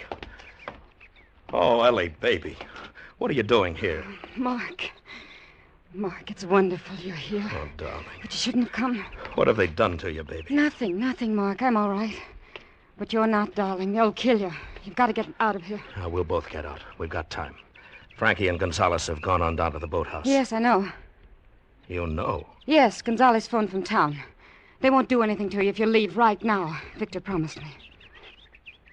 Ellie, what are you talking about? I didn't want you to get mixed up in it, Mark. I wanted it to be all over before you came back from Venezuela. I think you'd better tell me what this game's all about, Ellie. I had to do it. Victor made me do it. I lost a lot of money at his club, and he said if I didn't, he'd kill me. If you didn't what? Bring a load of dope across the border for him. Dope? That's another one of his rackets, along with gambling. He gets it down here from Gonzalez. So, Victor hasn't been after you. You've been on his side all the time. But then, what if Frankie and George come in? They're both working for the police. They kidnapped me from the hotel, gave me drugs so Frankie could take my place and meet Gonzalez. They planned to get the dope from Gonzalez, deliver it to Victor, and then have the police move in on everybody. I got away, though, and phoned Victor. He came down here. So that's why Frankie was impersonating you. George used to be one of Victor's boys. Then he got sent to prison. He just got out on parole. It was through Corey he began working with the police. Ellie, tell me the truth. You killed Corey, didn't you? I had to, Mark. He was going to turn me in. He was on the parole board, and George reported to him, so he found out about me. He was going to turn me in. All the time you've been in it up to your neck. It'll be all right, Mark. Victor will fix it. About Corey, I mean. We'll pretend it never happened. Just another thrill, huh, Ellie? Mark. I've been crazy about you, but I guess I haven't known you very well. You know, I thought this fooling around the clubs with Victor and the others was just bored little rich girl stuff. Mark. But it goes a lot deeper than that, doesn't it? But, darling, I had to do this. Don't you understand? What was I, Ellie? Just another thrill? Something different for a while, No. huh? No, that's why I did it. For us, I mean. Victor was threatening me. He'd have told you all kinds of bad things about me. That's why I had to. Is Victor down at the boathouse? Yes. What are they going to do to Frankie? I don't know. They're going to kill her, aren't they? Why, I suppose. I don't know. What's the difference anyway? Who cares? She doesn't matter. Don't you see that? It's us that counts. That's why I did what I... Mark, where are you going? To get her out of it if I can. That's the least I can do. No, come back. Goodbye, Ellie. Mark, no! No! I ran down the driveway toward the boathouse. I was sick. Sick inside and all over. Sick from seeing Ellie the way she really was for the first time. Dazed with the shock. They looked at me startled when I burst through the door. Frankie, pale but defiant, sitting in a chair against the wall with Victor and Gonzalez bending over her. Well, this is quite a surprise, Mr. Liddon. You're supposed to be escaping. Yeah, I know. I talked with Ellie. Generous of you, Victor. Letting me go. Oh, we do anything for Ellie. She's a great little kid. Right, Gonzalez? Oh, yes, indeed, a most charming young woman. She wanted us to let you go, so we said okay. That's too bad you had to blunder on down here. That's all right, Victor. I wanted to see Frankie. I tried to keep you out of it, Mr. Liddon. I guess now you know. That's right, Frankie. Now I know. That's too bad, Mr. Liddon. But you ought to have taken Ellie's advice. No, Victor. You're all mixed up. I'm in on this, too, now. You know, any game Ellie plays, I play, too. Well, we figured you for one of those moral guys. Real gone on a kid, huh? Yeah. Yeah, real gone on the kid. Well, fine, Mr. Liddon. Join the party. Thanks. We're trying to get this little cookie to tell us where George is. If she doesn't, I'm going to count to 10 and then... Well... How about it, honey? I told you. I don't know where he is. Mm-hmm. It's too bad. 1, 2. Better talk, Frankie. 3. I stood there watching them trying to 4. figure a play. Victor held a gun pointed at 5. Frankie's head, and Gonzalez was probably carrying one, 6. too. Whatever the play, it had to be fast. 7. 8. 9. Victor! Don't hurt him, Victor! Ellie. He doesn't know what he's saying about trying to help Frankie. I mean, he's out of his head. Mrs. Liddon, you fool! So that's a game. Victor! No! No! As Victor swung the gun toward me, Ellie jumped and grabbed his arm, and hang on. Gonzalez was just drawing his gun when I hit him, and we both went down. As he scrambled to get up, I drew back my foot and kicked him in the head. I fumbled on the floor for his gun, and from the corner of my eye saw Victor turn his own gun point blank on Ellie. As he turned toward me, I was up on my knees, Gonzalez's gun in my hand, and I let him have it.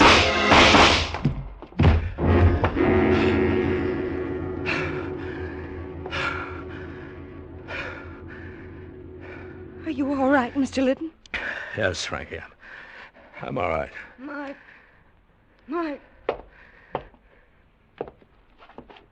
Yeah, baby. Mark. It would have worked out all right. No, it would. Sure, Ellie. Of course it would, Ellie. We'd better get her to a doctor, Mr. Liddon. I wanted it to. Please believe me.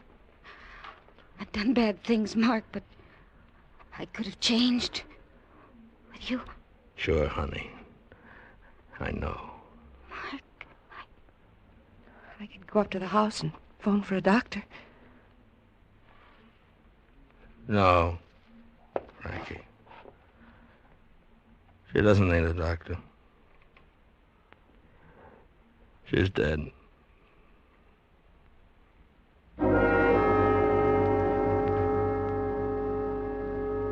Well, that was it. Whatever Ellie was, whatever she'd done, I loved her more than anything else in the world. A love like that becomes a part of you. And even when it gets diseased, it has to be cut out. It leaves a deep wound. It takes a long time to heal. If I'd known more about it, I may have acted differently. She might still be alive. I don't know. But as it was, I'd done the only thing I could. I'd followed her. I'd followed her clear to the end.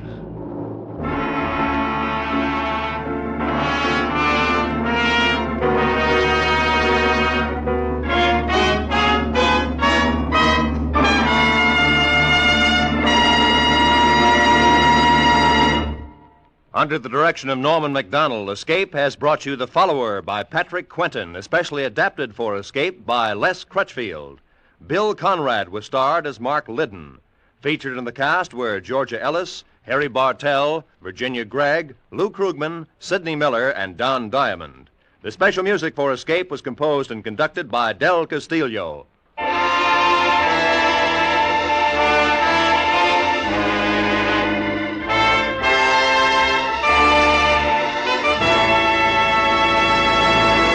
In just a moment, we're going to ask you to stay tuned for Bill Goodwin and $1 a Minute. But that reminds us that starting next Sunday, $1 a Minute will move back a half hour and be heard on most of these same CBS stations at this time. That is, the time you've been listening to Escape today. The new addition to the CBS Sunday afternoon lineup next Sunday will be Rate Your Mate, the comedy quiz starring Joey Adams. So now, stay tuned for Bill Goodwin and $1 a Minute, which follows immediately on most of these same CBS stations today and will be heard a half hour earlier next Sunday. This is Roy Rowan speaking.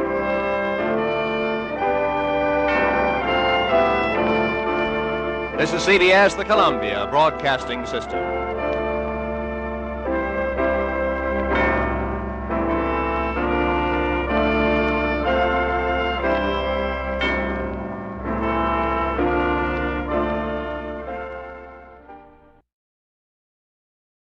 Good evening, friends.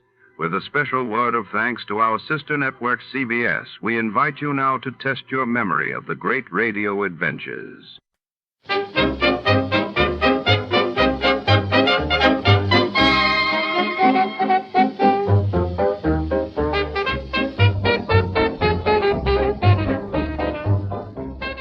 Tonight, in The Bolt Out of the Blue matter, our story crackles to life within the high-voltage corridors of the Edison Electric Laboratory, where genius and danger dance beneath humming coils and shadowed catwalks. When a renowned scientist meets a shocking end under mysterious circumstances, Detective Malone must navigate a web of secrets, jealous rivals, and forbidden experiments. The air sizzles with suspense as lightning flashes both inside and out. And no one is safe from the storm brewing within these electrified walls. Stay tuned. Before to start, let's see what happened the day it was aired. It was March 14th, 1952. That day the world watched as the United States announced the successful detonation of a hydrogen bomb in the Pacific, marking a new era in nuclear power and across the Atlantic. London was abuzz as King George VI's funeral procession drew vast crowds in solemn tribute to the late monarch. Johnny Dollar. This is Harry McQueen, Johnny, up here in Gloucester, Mass. McQueen? That's right, 4-State Mutual. Oh, sure, Harry. How are you? What's on your mind? Johnny, I have a real funny one for you. Okay, so I'm laughing. Oh, I mean funny peculiar, you know. Do I? Why don't you tell me about it? We'll see. Well, it appears that somebody's threatening the life of one of our clients. You call that funny? I told you, Johnny. Yeah, you told me. What's the name of this client? Amos R. Weatherby, an old retired sea captain. Lives in a little town of Annisquam up on Cape Ann. How much insurance does he carry? $50,000 straight life. And who's the beneficiary? His pretty young niece, Thelma Jane Weatherby. Oh? She lives with him, sort of takes care of him. But she just can't wait for him to die a natural death. Hmm? Oh, wrong, John. She's the one who called me about it a few minutes ago. Asked that you be sent up there. Well, now, Harry, you know as well as I do that if she's smart... And she is. And if she has got any intentions, the best way to keep suspicion from herself. Wrong again, Johnny. I'm sure of it. Yeah. Just wait till you see and talk to her. Well? Young, did you say? In her late 20s. And, pretty? Very. The most gorgeous girl I think I've ever seen. Okay, then, Harry, give me the address and telephone her that I'm on my way.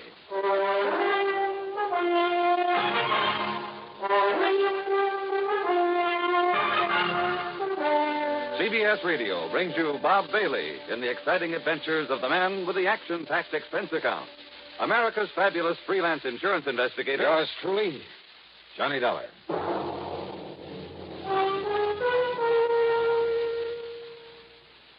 Now, Act One of yours truly, Johnny Dollar.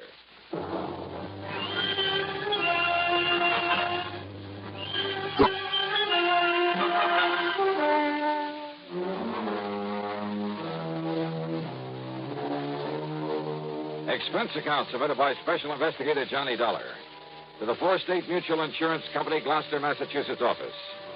Following is an account of expenses incurred during my investigation of the Bolt Out of the Blue matter.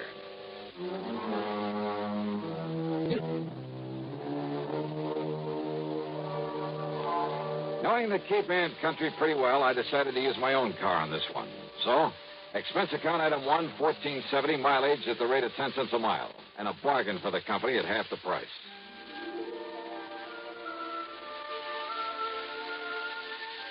Annisquam, on the northwestern end of the Cape, is a pleasant little settlement, unspoiled by the vacation crowds. A kind of quiet summer haven for writers, poets, and painters, with a few large and very old homes. The address that Harry McQueen gave me turned out to be one of them. Set on a high, sandy knoll, it was a big frame house with hip roof, shingled turrets, and cupolas, half a dozen gables and dormer windows, all of it dripping with gingerbread and covered with Boston ivy.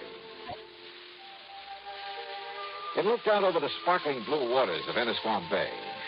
On one corner was a big tower with a platform on top surrounded by a heavy, well-polished brass railing. A flagpole carried not only the national ensign, but a couple of signal flags on separate lines below a sort of yardarm, I guess you'd call it. Another shorter pole supported a weather vane and one of those revolving things to measure wind velocity. The whole place, in spite of its weather-beaten age, was in good condition. Was what the owner, according to Harry's description of them, would probably call shipshape. All very interesting and colorful. What interested me most, though, was the vision that greeted me at the front door. And I mean vision. Yes?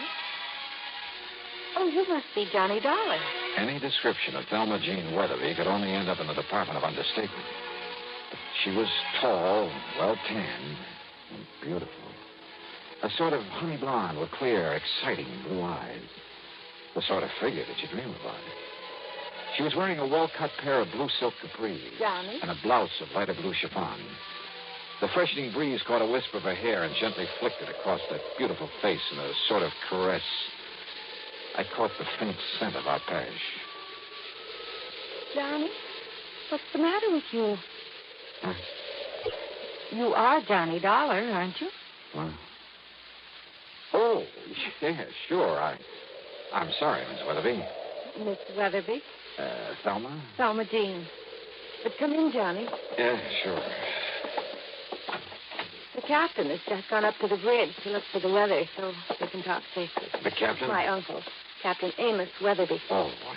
And the bridge is on that tower on the corner of the house. I see. He spends most of his time up there. It was about Captain Amos that I called the insurance company. So McQueen told me. Sit down, Johnny. And would you like a nice cool drink or something after your long drive? Well, I take it you'd like to tell me what this is all about while the captain isn't here, so why don't we save the amenities for later, huh? All right. I can tell you all about it in 2 minutes. All right. I was engaged to a fellow. That I can believe. His name was Roger Burton. Until a couple of weeks ago when the captain, who didn't like Roger from the start, well, he found out some rather unsavory things about him. Like what, Thelma Jean? Roger never told me, Johnny, but he'd been married. Twice, as a matter of fact. And both of his wives died under very funny circumstances. I see. Also, they both had considerable money, which I will if anything ever happens to Captain Amos. So I understand. His insurance. So I not only broke off with him, but Captain Amos literally threw him out of the house. And believe me, in spite of his age, he could do it. And now? Well, before he left, Roger told Captain Amos he'd get even with him. He said that he'd kill him. You mean just like that? Yes. He even boasted that he could do it and get away with it. The same as he did with a couple of nosy wives. Those were his very words. Oh, you have no idea what a horrible person he became after the captain showed him up. It was like a maniac. Well, then you're lucky to be free of him. You bet I am. It'll be a long time before I fall for any sweet talk again. Oh, it'd be a terrible waste, Thelma Jean. What? Yeah, like you. Oh, Johnny, not you. No, I'm just kidding. Or am I? You better be. And yet, if all the stories I've heard about you I don't are believe true. one of them. And to prove that I didn't come up here just because Harry McQueen said you're the most beautiful, the most gorgeous Mr. gal. McQueen told you that? I'm sure right, 1,000%. But Then now... if I'd known that, and if you hadn't come, I'd never have forgiven you. Yeah, but now let's get down to what... Especially after what he said over the phone about you. Like what? Oh, that, you're an old, dull, stodgy, pedantic, Why, I'll bumbling... sue him. And I'll certainly try to prove otherwise. But right now... Now, Johnny. Now, let's get down to business. Well? Well, after the captain threw him out, we thought that was the last we'd see of Roger, in spite of what he'd said, in spite of his threats. But? Johnny, somebody has been prowling around outside this house at night. I've only caught glimpses of him, of his shadow, really, but I'm sure it's Roger Burton. It can only mean one thing, Johnny. He's here to carry out his threat against Captain Amos.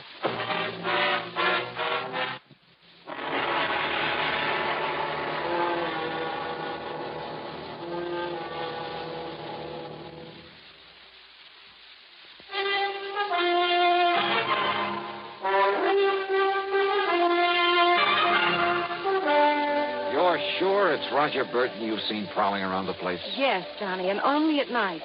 And he's supposed to have left Anna's farm, to have gone out west or something. Now, don't you see what that means? That he's going to carry out his threat to kill Captain Amos. And we've got to stop him somehow. If you're right about all this. Oh, if only you knew what a terrible person he is. And yet you were engaged to be married to him. That was before the captain showed him up for what he really is, a wife killer. Well, you admit yourself it's never been pinned on him. Because he's clever. That's why he boasted that he could kill my uncle and get away with it. And now that I've seen him here... Johnny? He hasn't made his presence around here known to anyone else, Thelma Jean? I'm sure he doesn't know that I've seen him. But now Well, listen...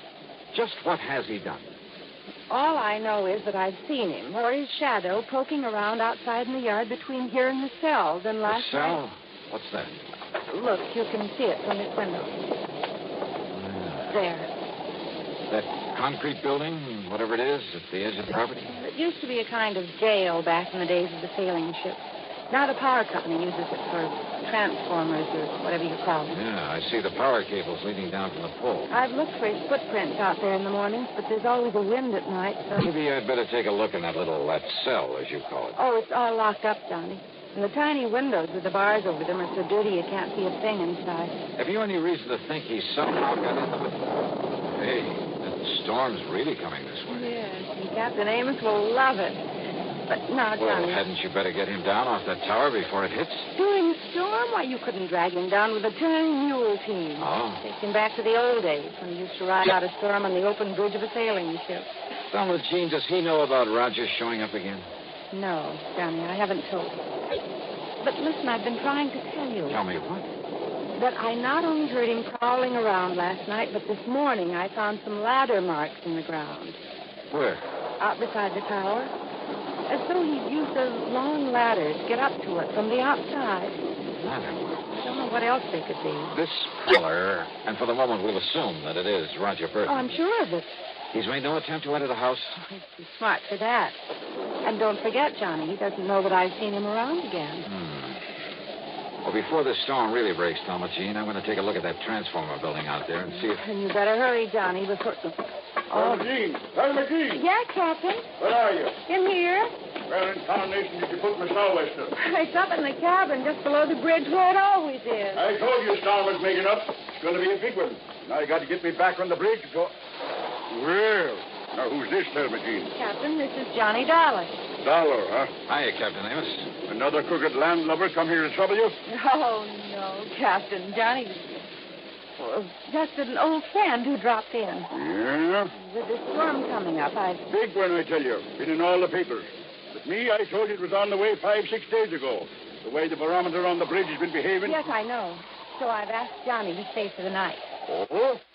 Well, whatever my little girl wants, Thelma Jean, you know that. But, Johnny? Yes, sir? You do anything to hurt my little girl, and by Jupiter, I'll keel haul you. Don't worry, Captain. All right. Sou'westers in the cabin up there? Aye, sir. And I'll see you below here when the storm's over. I'll bring your dinner up to you. Oh, when I'm riding on the storm? Don't be silly, woman. Aye, sir. Johnny, if you're going out to look at that cell... First, I want you to show me where you found the ladder marks, okay? Aye, sir.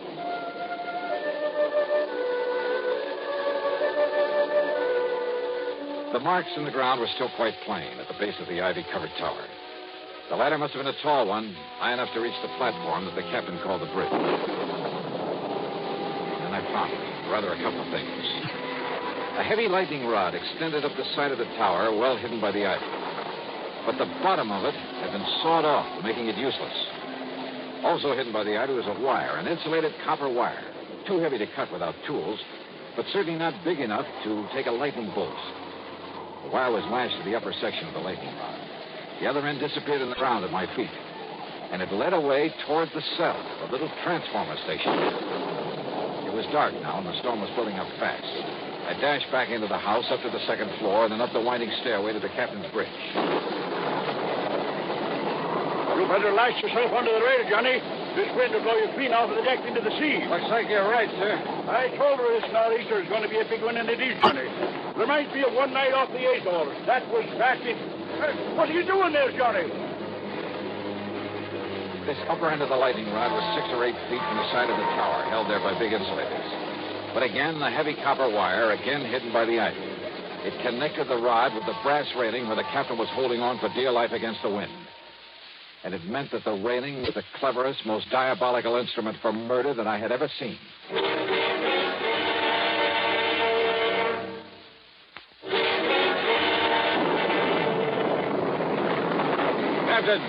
Captain Amos. Listen to her blow, Johnny. Listen, we've got to go below. Below, and Mr. Storm like this? Come on, Juan. It'll thunder like hysteria. Listen to me. Keep away from that rail. Let go of this rail. It'll blow us into the sea. I tell you, get away from that rail. Keep your hands off me, you blubber and you... Sorry.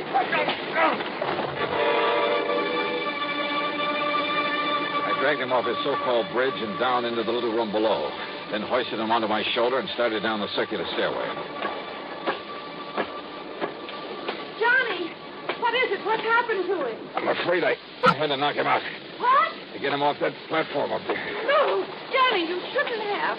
You'll never forgive you for... For what? For preventing him from getting electrocuted? Oh. Better give him some brandy or something. Oh, Johnny, don't you understand? Didn't you see the lightning rod up there? You bet I did. Right next to the platform. And while you're at it, you can bring a slug of that for me. Don't you understand? Lightning wouldn't hit a rod like that, not once in 100 years. In 100 years, Johnny, here. Thanks. What it does is clear the air of static electricity all around the place, so the lightning won't strike nearby. Yeah, that's what you and don't you see what you've done to him? I'll never forgive you for this. Here, darling.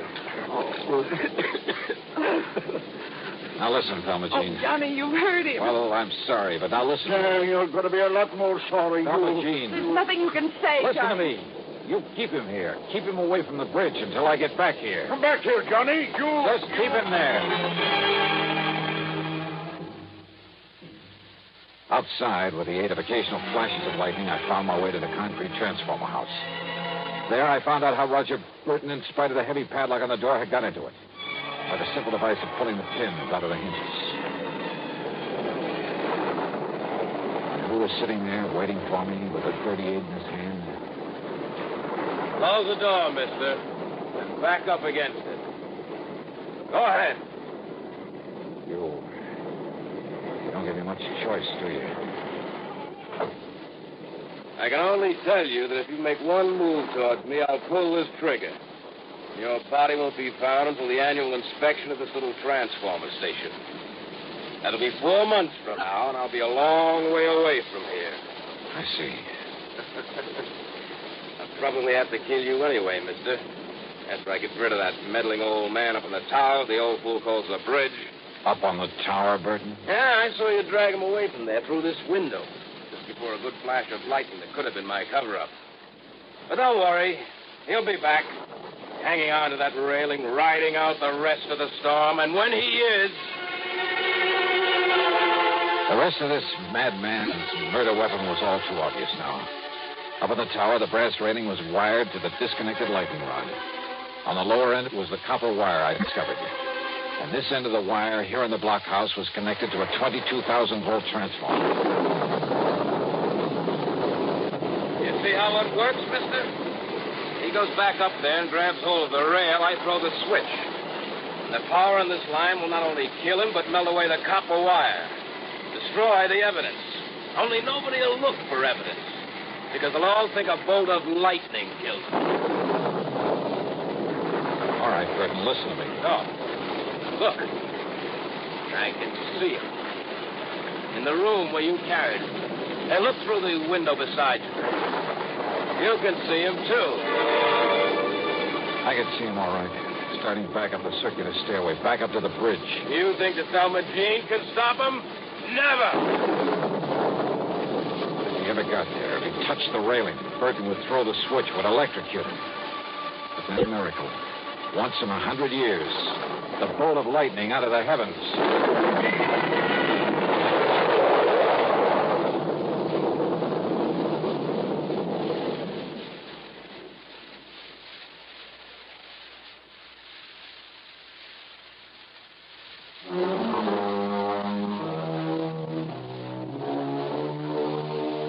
Yeah. The bolt of lightning had struck the rod high up on the tower, had streaked down the wire into the blockhouse, had fairly exploded inside of it. The force had blown me out through the door, and it was a couple of hours later inside the house before I was able to move. Burton, holding the switch, had been killed instantly. I'm glad I hadn't tried to get any closer to him. It was a bolt out of the blue. It was justice in its own strange fashion. Expense account total, including a checkup by one of the local medicos, some new clothes, mine were in shreds, incidentals, and the trip back to Hartford, $171.50. Yours truly, Johnny Dollar.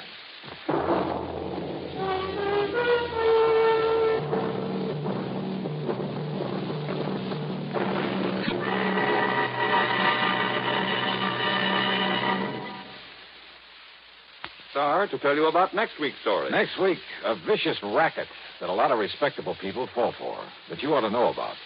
Join us, won't people fall for, that you ought to know about. Join us, won't you? Yours truly, Johnny Dollar.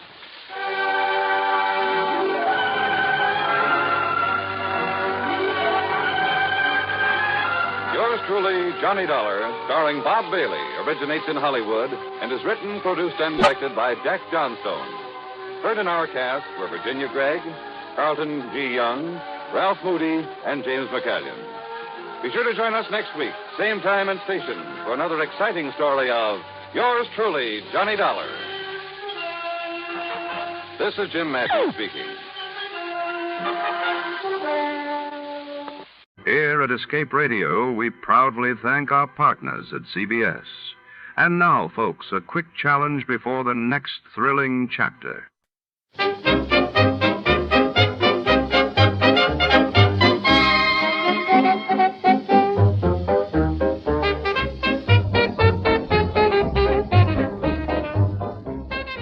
Tonight's intrigue unfolds within the stark, humming heart of the Los Angeles Telephone Exchange. Late at night in 1949, rows of switchboards and tangled cords form a labyrinth where secrets travel faster than footsteps. When a mysterious stranger manipulates the lines, the city's fate hangs on each whispered connection. In this world of blinking lights and hidden motives, trust is as rare as silence. Before to start, let's see what happened the day it was aired. It was May 5, 1949. That day, the world watched as the Council of Europe was formally established in London, aiming to unite a war-torn continent while in New York. The Yankees faced off against the Red Sox in an early season clash that drew headlines across America. Tired of the everyday grind? Ever dream of a life of romantic adventure? Want to get away from it all? We offer you Escape.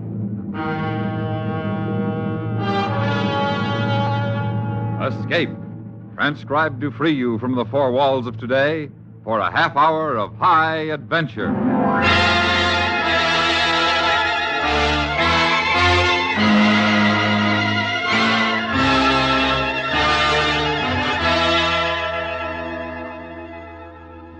You are groping your way through the belly of a sunken ship, a fortune and pearls secured to your belt. While above on the ship that tends you, working the pump that sends air to you, is an adversary whose plans include the taking of your pearls and your life. Listen now as Escape brings you John Russell's story, The Adversary.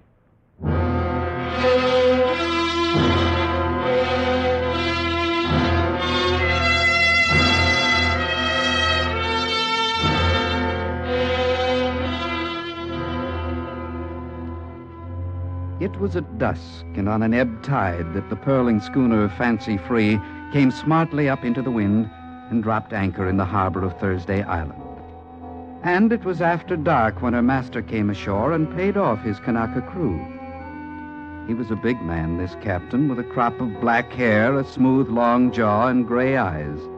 As he went swinging along the waterfront, the crowd parted right and left before him. Now, news of any arrival travels fast on Thursday Island, and with such a figure as this, the conversation at the Portuguese bar had been going on for some time. One thing I know for certain, he's got the trimmest lugger in these parts. And where's he from, Smike? First time I ever laid eye on him or his boat was this evening. If he was from these parts, Portuguese, Captain Smike would know him. Well, wherever he from, he'd be like the rest of you, up to no good. Oh, you've no use for pearlers, have you, Portuguese? You're all cut from the same cloth. Thieves, drunkards, brawlers, and worse. Ah, you fat devil. You're no better than the worst of us. I know and can account for my shortcomings. It is not so with you, who make a living like so many sea gypsies. What's he saying, Captain Smike? Alf, drink your drink. I only wanted to know. The stranger, Smike. He's another pearler, perhaps. Yes, he could be. I'll find out more when he comes for his rum. Yeah. Pour me a drink, Portuguese. And one for little Alfie. Yeah. A toast to Thursday Island. Thursday Island. Where the only honest man to grace its shores came by land. You there! At the bar. Cool. Look at the size of that one. My name is Smike, if it's me you're talking to. My name is Weatherby. John Weatherby. I'm master of the Fancy Free. That's the lugger in the harbour, ain't it? And so, Captain Weatherby? I've come to spend some time with you. Captain Weatherby, what is your pleasure? But first I'll have my say. That's your right. A moment back you drank a toast to which I take exception. That's so.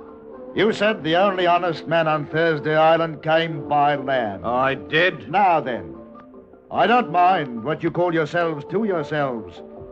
As long as I'm in your midst, anyone that says I'm not honest and can't prove it, I'll knock the 7 bells out of him. Since you're a stranger here, Weatherby, I'll tell you something. I'm senior captain on Thursday Island, and I say what I wish when I wish. And it's like I said before. The only honest man on Thursday Island came by...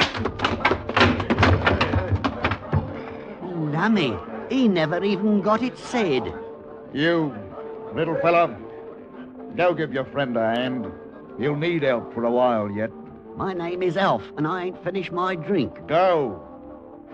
Yes, sir. Now, I'll have that rum. Right away, Captain Weatherby.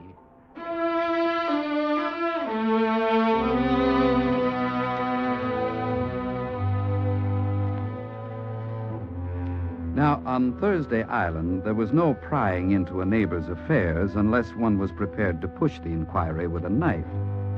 And so it was that nobody questioned where Weatherby came from, or his pearling license, or the motley crew he picked to replace the skilled Kanaka boys he'd let go. His new cook was Chinese, his head diver a Manila man, and his mate a giant North African who went by the name of Buttermilk. But questions or no, as the months passed, a legend was growing about Captain Weatherby. Or he'd chase you right across the Pacific to pay you tuppence he might owe you. That's his sort. You never had tuppence in your life, Alfie. 5 nights ago, he was in here, and he drank 5 hard cases under the table. And when they left, he squared the whole bill himself. Honest Weatherby, they call him. Honest Weatherby, he's up to something. They say nothing but good about him. You're right as rain, Portuguese. Last month he stayed in quarantine voluntary-like, just because of that island steamer and the cholera scare. Then paid his crew their monthly wages anyway. His crew. A good master wouldn't allow one of them to set foot on deck. Well, they ain't been exactly trained by the Queen's Navy. What I want to know is this. Why's he got the fastest lugger in these parts manned by that collection of trash? You still hold that blow against Weatherby, Smike. But he's all right. Harbour authorities, pilots, and other masters, and the whole lot. They all like I him. don't. Listen, that will be the Brisbane steamer. It's trying to get her bloody passengers back aboard. She sails at midnight. Australia. I wish I was going. I'd like to see Australia again. Yes, they'd probably like to see you, too. Oh, now, Captain. Like as not, it's her pilot the Fernshaw's blowing for. Pilot? Ever since she put in here, Weatherby and that ship's pilot been trying to drink the island dry. I wonder where he is now. Down at the docks, like as not. Pouring his pilot friend aboard the steamer. Another rum, Portuguese. And another for little Alfie. And in truth, Weatherby was down at the docks, his coat turned up against the squalls that were blowing wet from the ocean. He was standing in the shadows by some packing crates, watching from a distance the yellow cargo flares that showed the loading of the Fernshaw was still in progress. Then, just as Captain Weatherby was turning away, another figure slipped from the shadow and moved to confront him. Captain Weatherby? Yes? I'll take halvers, if you please, Captain Weatherby. What? I said halvers. Now, don't move, Captain. I've got you well covered, and I'm not afraid to shoot. Deacon! After all these years, the Deacon. Bless me if I didn't think I'd done you in. I should have died, but I didn't. No thanks to you. And what are you doing on Thursday Island? I dropped in from Samurai, meaning to catch the Brisbane steamer. Huh? I've been doing some diving up the way, but I'm only a fair diver, and my luck's been poor until tonight. Until tonight? And why the change, little beetle? Because I chanced to see you, my old friend, and I was strolling along the front, and I made inquiries, and I heard what they call you in these parts.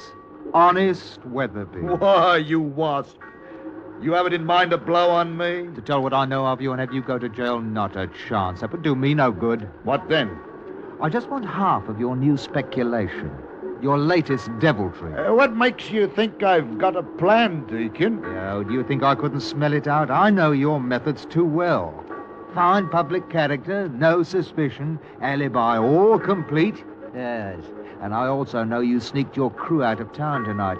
Your lugger's ready to slip cable this minute. And most important, I happen to know what the Fernshaw's carrying aboard of this trip. Oh, the devil you do. The season sweep of pearls, 20,000 pounds worth. Suppose I was after those pearls. How would I get them? That's for you to do, and me to profit by. Oh, so you'll let me do the dirty, and then take ours, That's eh? right, Captain Honest Weatherby. Blast me if it isn't hard to know whether you're with me or against me, Deacon. Thus saith the Lord, an adversary there shall be, and he shall bring down thy strength from thee. All right. All right then, Deacon, I'll put up with your blackmail and piracy. And I'll take you on as an adversary. And you'll be part of the enterprise. Good. And now, Weatherby, tell me this. How are you to get the pearls that are aboard the steamer there? Eh? I shall have to dive for them, Deacon. Dive for them? And like it or not, since you've declared yourself in, you'll be a party to it. You mean you're going to sink her? That's exactly what I mean, Deacon.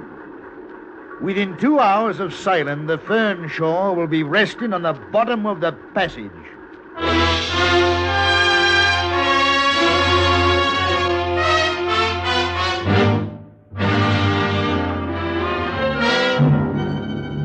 You are listening to The Adversary, tonight's presentation of Escape.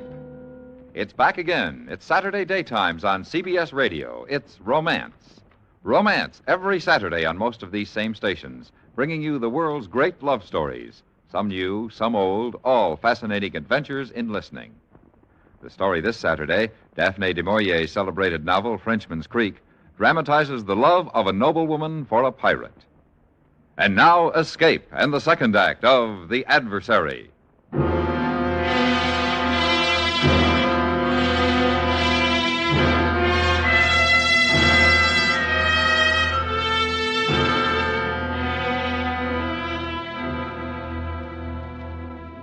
Within half an hour, the little lugger Fancy Free was standing out to sea. The master, Captain Weatherby, and a small and shivering passenger sheltered in the lee of the deck house. The deacon had wanted in on the profit, but he had hardly counted on mass murder as a means to it. One man's death he might have countenanced, but to murder a steamer was something else. Weatherby, you can't do it. You can't drown a whole ship's company. Did you ever hear the Volga, the Chateau, or the Mecca? Well, they all fell a trifle off the track. Their bottoms were ripped out on Tribulation Show. Now, the same thing might happen to the Fernshaw. But how? There's a light on Tribulation Show. So there is. It's a fourth-order fixed dioptric, unattended. Now, suppose that light were moved. But like you say, it's fixed. And besides, the keeper lives only a mile away on Horn Island. You couldn't move it. Suppose a man were to land on the lee of Tribulation Shoal, and with a canvas, blanket the light to westward. Now, if that same man were to take a discarded lightship lantern that he might have aboard his lugger, and after anchoring some half-mile away, show this light at his masthead, what then? What? You're mad, Weatherby. You begin to see the possibility for error? You really are going to wreck her. Well, I am, Deacon. You wouldn't. You daren't. Captain! What is it? Big surf head. Can't hear. How far? Close, very close. Deacon, get below. We're a tribulation shoal, and there's man's work to be done yet tonight. Weatherby. Get below. Buttermilk! Captain. How close now to the surf? 200-300 yards. Have the helm put over, Buttermilk, and drop a hook.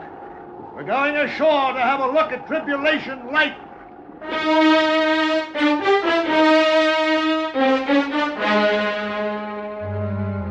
Now, it is a fact that no one knows or is ever likely to know the actual explanation for the wreck of the Brisbane steamer, which left Thursday Island and came to grief some 2 hours later on Tribulation Shoals. But the records declare that she went clean off her course, and a coral reef laid her open as neatly as a butcher's knife lays open a carcass. She sank within 5 minutes. The next morning, as the dawn spread in iridescence over those waters, Captain Weatherby anchored his lugger between the tips of the two sunken masts. All right, Buttermilk. Get my equipment ready. I get diving suit. Well, Deacon, you'll note for yourself there's not a trace of evidence. We've not been spied. The lantern we used is sunk, the canvas destroyed, and Tribulation Light as it was before. You're evil, Weatherby. Pure evil. Deacon, is there so much difference between a lot and a little? Come now, Deacon, cheer up. Here we are, and there are the pearls. 20,000 pounds worth of them, just oversized. No, I don't want any part of them. And within 3 hours, I'll be back out on the pearling banks about my business, never having heard of the wreck. Captain, you strap diving shoes. Next week, or any time I choose, I'll be walking the streets of Thursday near the news. And who will be as surprised as Captain Weatherby, that hard-working man.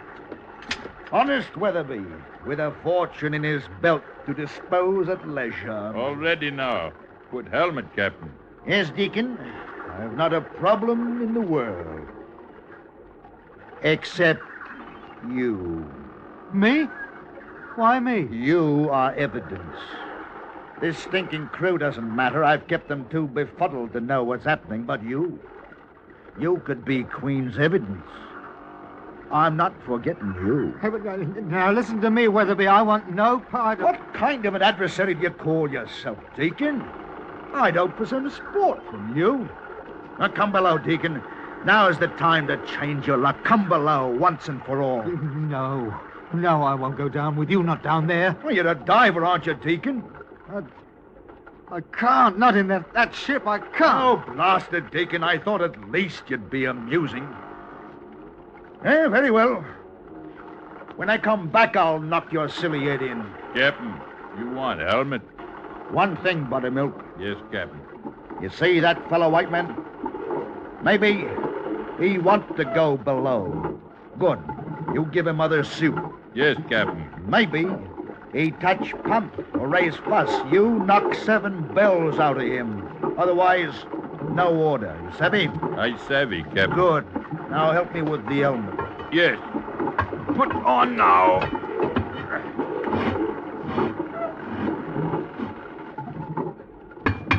You okay now, Captain?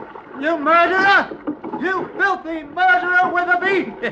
Captain no here. Not in helmet. You white fella, move away. Captain go waterside now.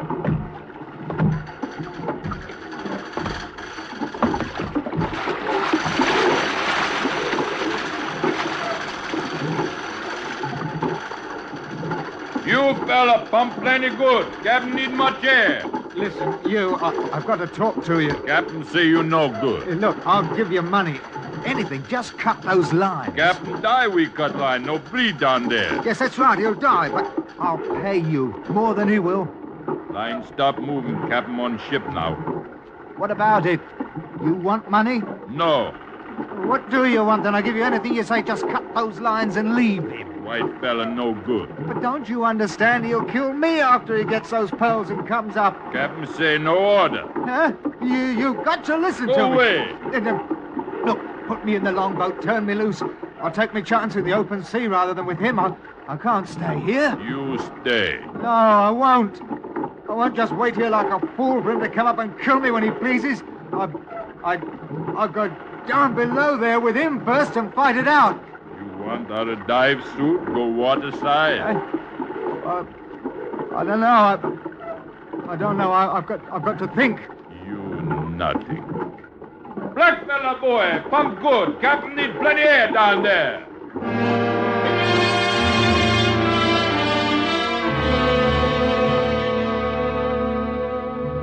And down below, everything went exceeding fine for Captain Weatherby.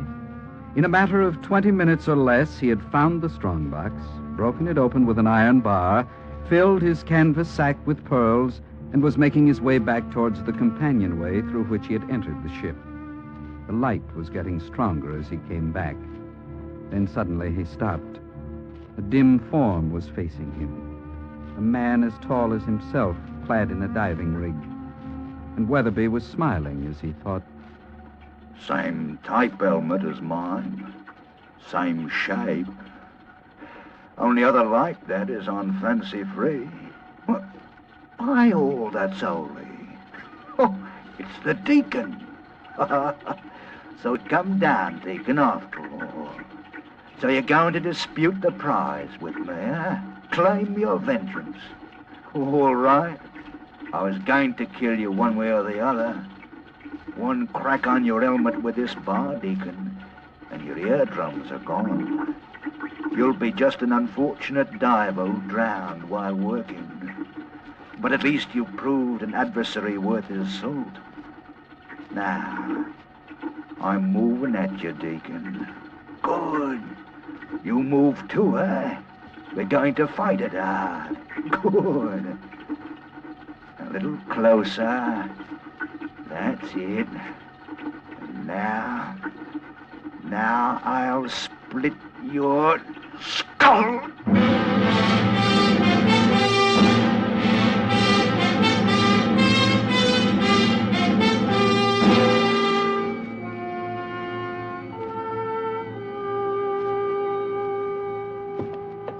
Oh, set out another bottle of rum, Portuguese. I'm cold clean through to the marrow. 5 days out there at the wreck, and no thanks from anybody. Not even from the man you brought back? Him? He's crazy as a tick. Calls himself a deacon, a man of the cloth. Look at him over there, sitting alone at the table, talking to himself.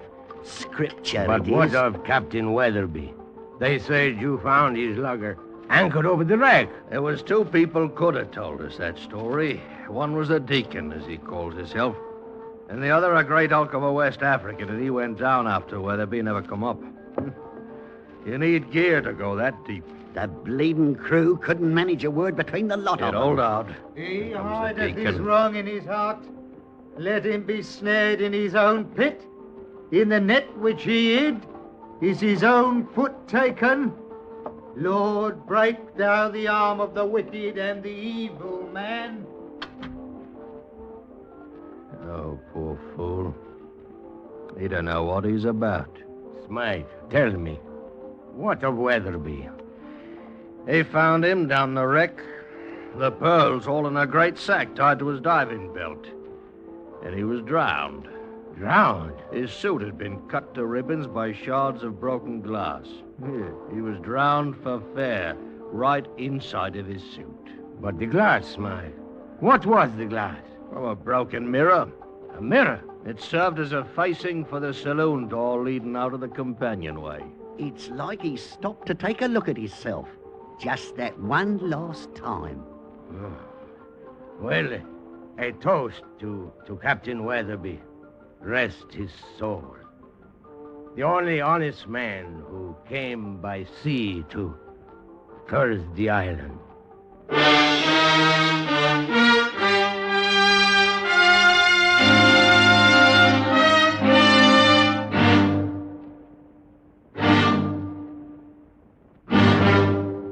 Under the direction of Norman MacDonald, Escape has brought you The Adversary by John Russell, specially transcribed for radio by Mr. MacDonald.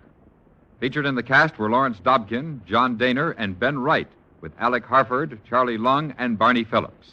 The narrator was Vic Perrin. Your announcer, George Walsh. The special music for Escape is composed and conducted by Leith Stevens. Next week.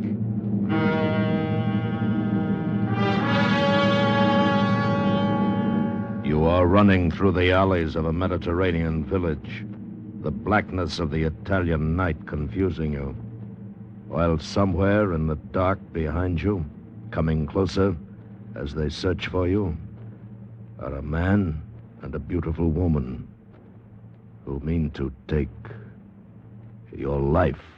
So listen next week when Escape brings you Kathleen Height's story, An Ordinary Man.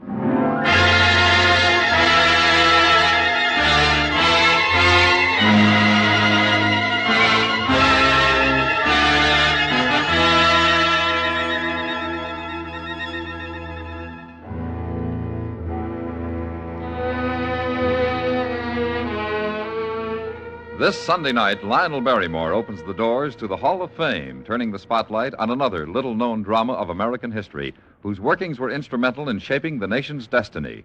Empire builders, dreamers with high ideals, men and women whose pioneering made history. These are the heroes and heroines of the Hall of Fame, starring Lionel Barrymore this Sunday night on most of these same stations.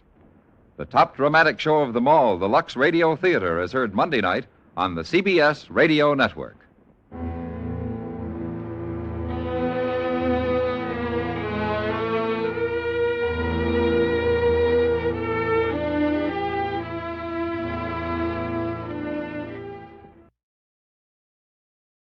Good evening, friends. With a special word of thanks to our sister network, CBS, we invite you now to test your memory of the great radio adventures.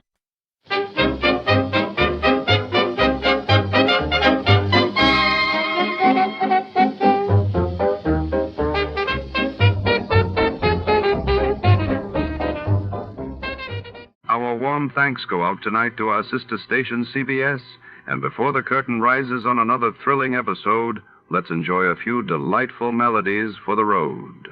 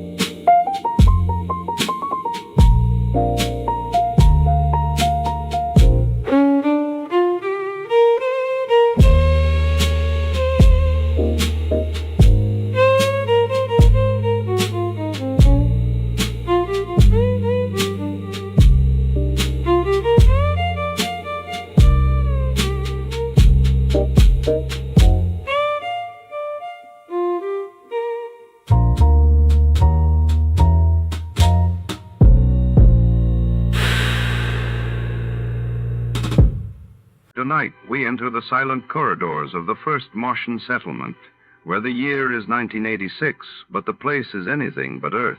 A crew of American astronauts lands on Mars only to discover a small-town America from 1926, complete with white picket fences and familiar faces thought long dead. Are these ghosts a trick of memory or something more sinister lurking beneath the red planet's surface? Secrets and illusions converge in a surreal, labyrinthine colonial outpost where every door hides a riddle, and every smile could be the last thing you see before to start Let's See What Happened the day it was broadcasted. It was May 17, 1950, and that day Britain's Parliament approved sweeping new measures for post-war economic recovery, while in Calcutta, India, violent clashes erupted between rival political factions, leaving dozens injured. Tired of the everyday routine? Ever dream of a life of romantic adventure? Want to get away from it all? We offer you Escape.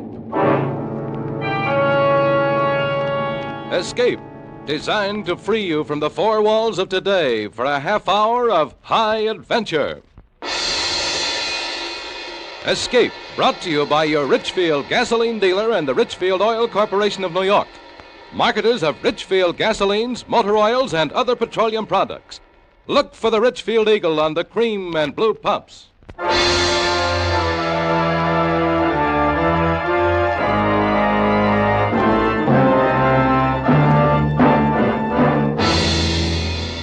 Tonight, we escape to a gigantic rocket ship about to be shocked into space on man's first voyage to Mars. As Ray Bradbury tells it in his famous science fiction story, Mars is heaven. The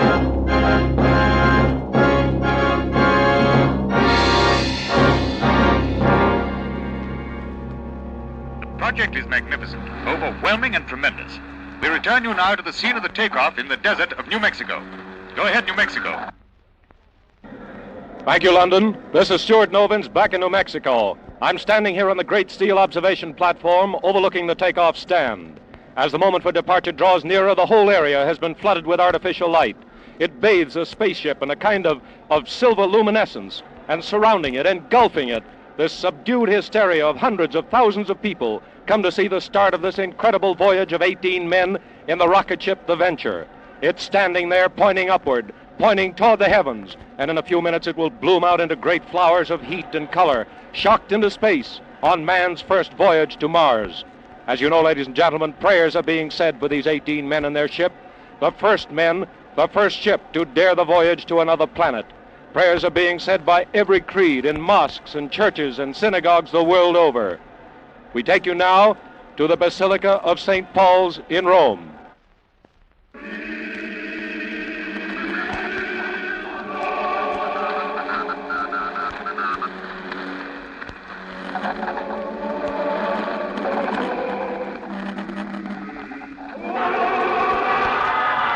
This is New Mexico again. We're sorry to cut in, but that roar you're hearing, the roar of the crowd, it's the moment we've been waiting for. I can see the crew of the Venture walking up the catwalk that leads to the spaceship. The men are entering, and now the escape hatch is closed. Now the men are in the ship. This silence, this great, awful silence of the crowd, it's the voiceless prayer that's in every heart. They're about ready now. Some lights from the ship just blinked on and off. It's a signal. In just a few seconds, a few more. Stand by. Stand by.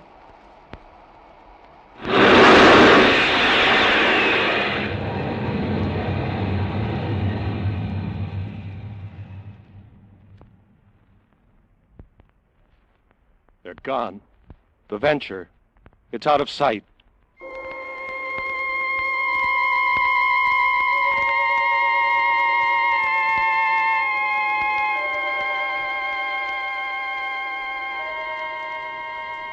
Log entry, U.S. rocket ship Venture.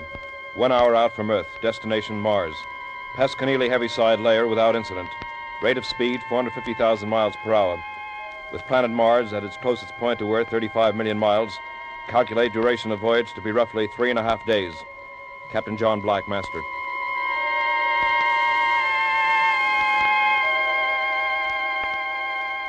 Log entry, U.S. rocket ship, The Venture. 12 hours out from Earth. While navigating supertensioned atmospheric forces, port shield generator broke down. Replaced by boosted. Yes? Lieutenant Lustig reporting, sir. Come in, Pete.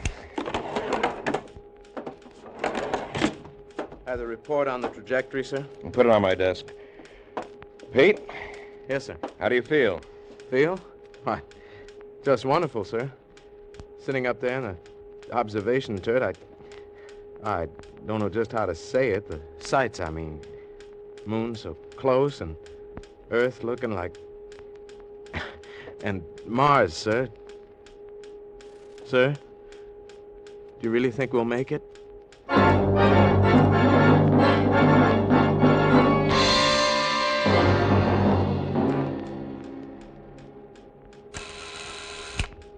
Who is it? Dr. Hingston, Captain. May I come in? Sure, Sam. You weren't asleep, were you, John? No, Sam. Just sitting here thinking. Well, don't think about it too much. Sleep instead. You need all the sleep you can get. Who sleeps? Who sleeps and has no way of knowing what's waiting for him? Look at it through the porthole, Sam. Mars.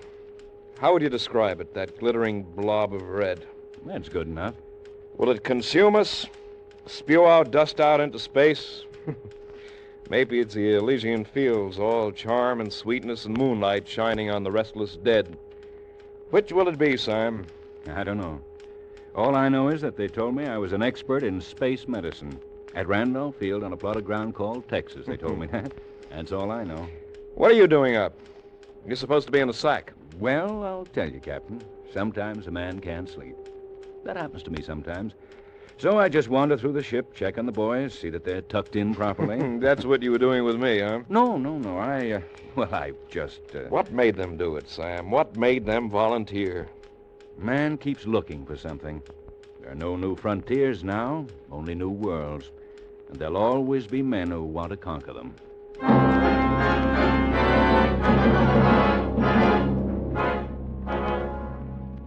Log entry, U.S. rocket ship Venture.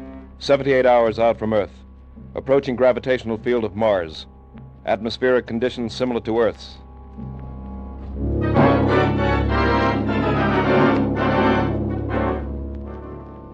Log entry, U.S. rocket ship Venture. 79 hours out from Earth. Have this moment landed on Mars at 1700 hours. We made it. Chemical analysis indicated on ship's instruments shows air to be breathable and will sustain human life. Gravity comparable with that of Earth's. Ready, John? Yes. How are the men in sick bay, Sam? Happy? They're all right, John. You ready? First one thing. Captain to crew, your attention. We have landed on Mars. No man is to leave this ship under penalty of court-martial. Dr. Hingston and I will make a brief reconnaissance. Crew will proceed with repair of ship's hull. As you know, our ship is armed against any possible aggression. I can't impress it upon you too strongly. No man will leave this ship until Dr. Hingston and I ascertain that we are not in a hostile world. That is all. Let's go, Sam. You first, Captain. It's your honor. You, the first man from Earth to walk on Mars.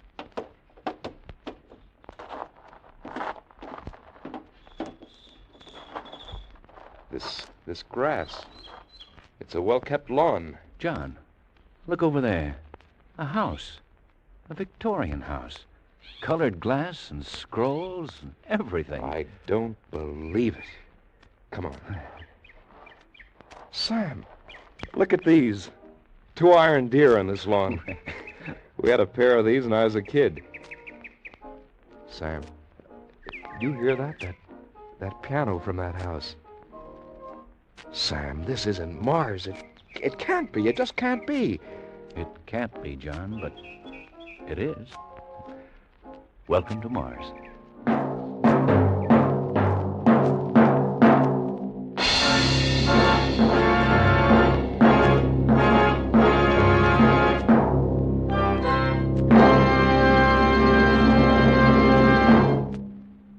Perhaps you know that skilled research scientists have worked for many years to develop new high-octane components for gasoline. Components to give your car higher anti-knock performance and greater power. But do you know that from this research has come xylene? Xylene, one of the highest octane components in gasoline history. Now, listen. Today, every gallon of the famous Richfield gasoline contains xylene. Xylene in Richfield gasoline helps give your car new, lively pickup, new high anti-knock power, and new gasoline economy. Furthermore, there are 2 great Richfield gasolines with xylene. That means you can select the right Richfield gasoline to give your particular car the finest performance at lowest cost per mile. Richfield high-octane gasoline at regular price is specially refined for the average motor. Richfield ethyl, ethyl at its best, meets the requirements of the newest motors of the highest compression. And remember, both Richfield gasolines contain xylene.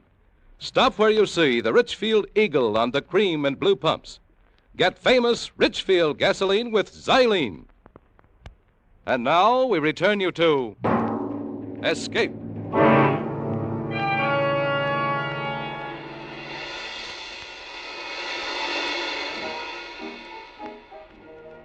What did I say, Sam? Somewhere back there in space?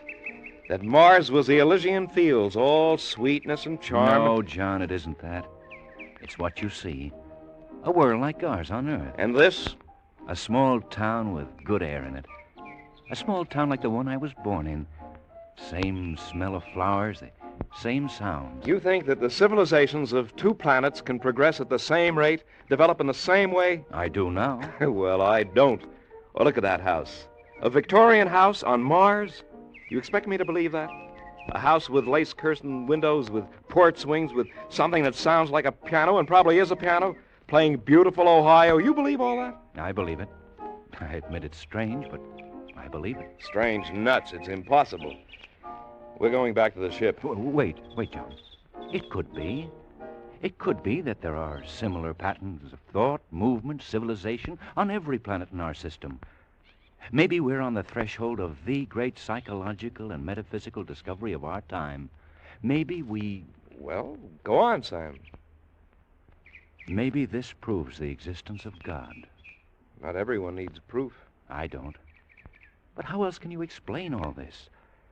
John, it fills me with terror and joy. I don't know whether to laugh or cry. I admit it looks peaceful and cool. Pretty much like Council Bluffs, where I was born. That was a good, quiet place, Council Bluffs, Iowa. Do you see that, Sam? Do you hear it? I see it and hear it. It's there. A horse and carriage going down the street. Just suppose that by accident or something, we landed on a planet in space in another time. Suppose that this is Earth, 30 or 50 years ago. Maybe we got lost in the dimensions.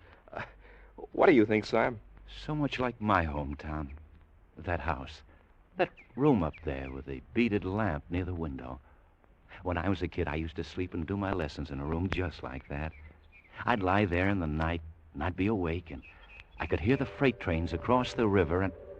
John, do you hear that? I hear it. Let's go. Where? We're going up to that house and ask questions. Where else? Come on.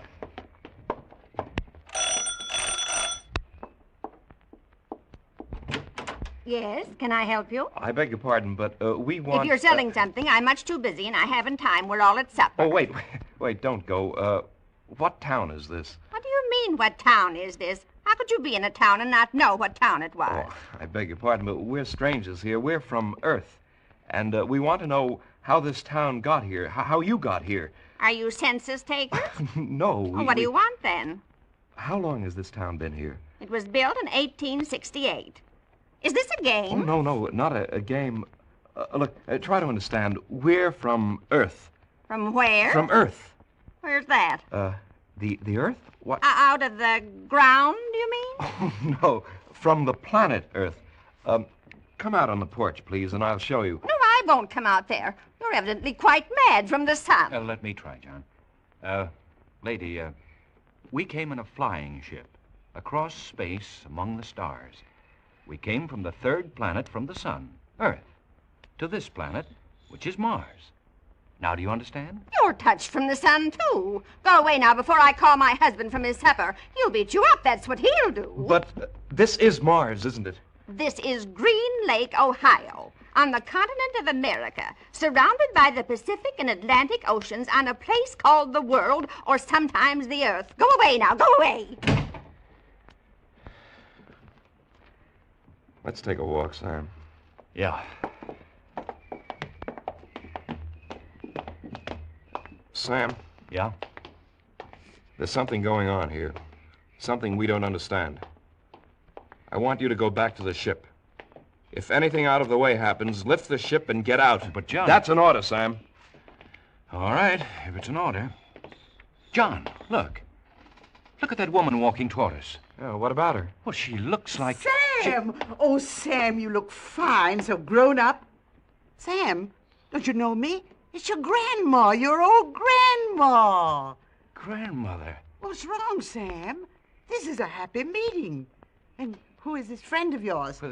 This is Captain John Black. John, this is my grandmother. Grandmother? So help me. So help me, John. This is my grandmother. She's dead. Died 30 years ago. But this is my grandmother. Well, there's no sense standing here on the street. You just come along to my house. We've so much to talk about. You too, Captain. Any friend of my grandson's is mine, too. Now, don't stand there with your mouths open. Come on.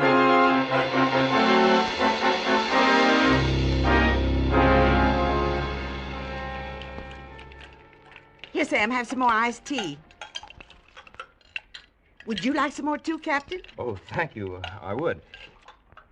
Well, here's to our health. Well, how long have you been here, Grandmother? Ever since I died. What? Don't look like that. I said ever since I died, 30 years ago. Sam. Who are we to question what happens? What's living, anyway? All I know is I'm alive again and no questions asked. Here, Captain, feel. Go ahead, feel my arm. Solid, isn't it? You hear my voice, don't you?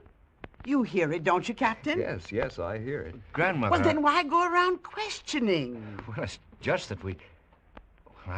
I never thought I'd see you again, Grandmother. Mrs. Hingston. Yes, some more iced tea, Captain. Oh, no. I just want to ask you a question. Mrs. Hingston, is Mars heaven? Nonsense. No. It's a world, and we get a second chance. It's like another Earth. How do we know there wasn't one before Earth? That's a good question, John. Well, maybe we better get back to the ship, Sam. It's been nice, Mrs. Hingston. Thanks for the drink. You'll be back, of course. For supper, I mean. We're having fried chicken Wait with a minute. mashed potatoes. Wait a minute. What's that? Excuse me, Mrs. Hingston. Sam? Sam, come here. Hey, well, what do you know, John? A parade with a brass band. But the crew, my crew marching behind the band with all those people. But they're heroes. These people are Wilkinson's heroes. The abandoned ship. They had orders. I'll court-martial every one of them. John, listen to me. They found old relatives and friends just like I have. They had their orders. What would you have done? Obeyed orders. I... What's the matter? Sam, I don't believe it. It's impossible. John, they said I would find you here. Phyllis. Of course, darling. Phyllis. Of course. Who did you think it was? This is Phyllis, Sam. My 10 years ago. After that, I never got married. We're waiting for you. Your mother and father. They're alive? Waiting for you. At your old house. On Maple Avenue. You heard that, Sam, didn't you? This is Phyllis talking. And she said Mother and Dad and the house... You understand it now. The crew. Same thing has happened to them. Yes. When I open my eyes, it'll all be gone. Phyllis will be gone. Open them, John. Phyllis. Oh, my darling. My darling.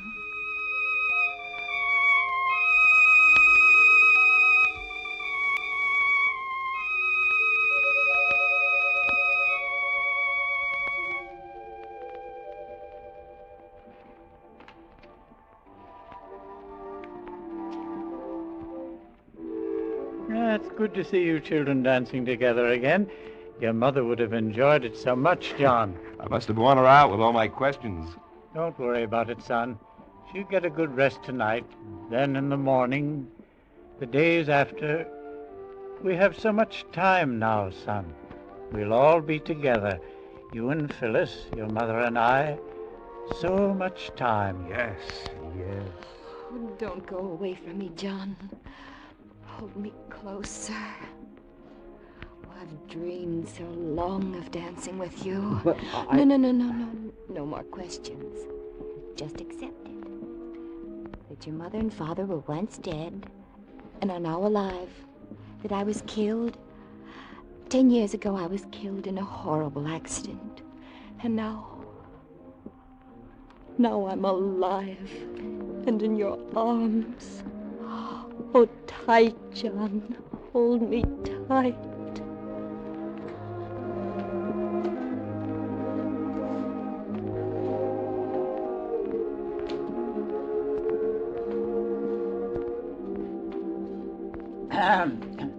Well, I think I'll run along to bed now. You children won't forget to turn out the lights. Well, you know what to do. Good night, Phyllis. Good night, Father Black. Good night, son. Good night, Dad.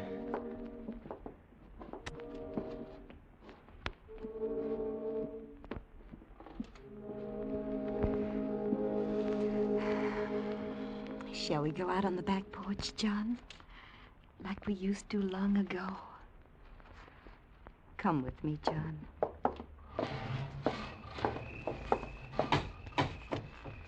Here. Let's sit here on the steps. Remember that grape arbor? You built it. Oh, I remember you hit your thumb with a hammer, and I cried. You're very silent, John. Is anything wrong? Phyllis, I've just had a crazy notion. Suppose this were Mars. But it isn't. Humor me, Phyllis. Suppose it were Mars, and the Martians saw our ship coming and saw us inside our ship and hated us, and they wanted to destroy us, but in a very clever way. Yes? Well, what would be the best weapon a Martian could use against us with our atomic bombs, our hydrogen? John... No, let me finish. The hypothesis is interesting. The Martians would use telepathy, hypnosis, memory, imagination. Oh, John, don't question us anymore. No more. Look, suppose this town is some other shape, a Martian shape. But by playing on my memory and my desires and my wants, they've made it what I've wanted it to be. Yes. Now, suppose my mother and father weren't that at all, but two Martians, incredibly brilliant, keeping me under this dreaming hypnosis as other Martians have done it to my men, to Sam. But me. You've had your arms around me. You've kissed me. We shared old secrets. Was that a Martian hypnosis, John? Phyllis. Yes, what is it, John? Where are you going? I've got to talk to Sam. I've got to find out what he thinks now that he's alone with his grandmother. Stay here with me, John. Well, I've got to talk to Sam. Maybe he's beginning to wonder, too. You're not going anywhere, John. Phyllis! Phyllis, no! You're not Phyllis! I was right! You're not... You're not...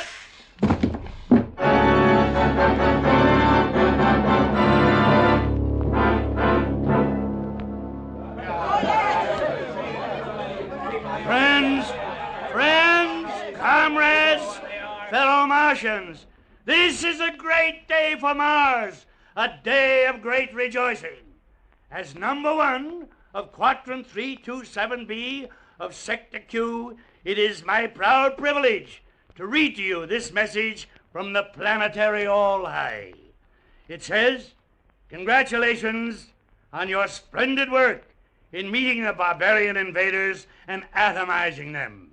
You have proven the complete efficiency of Plan A, and hereafter, mass hypnosis will become standard operating procedure in repelling any further invasion from outer space, be they submartian, from Earth, or any other creature from any other planet. Well done. I can add little to this unstinted praise from the All-High, but I would like to point out to you that what you have accomplished could not have been done had it not been for our space heroes who have risked so much and often given all in recent years to keep the planet Earth under close surveillance. This surveillance, as you know, has been accomplished by our space patrols, known to Earthmen as flying saucers.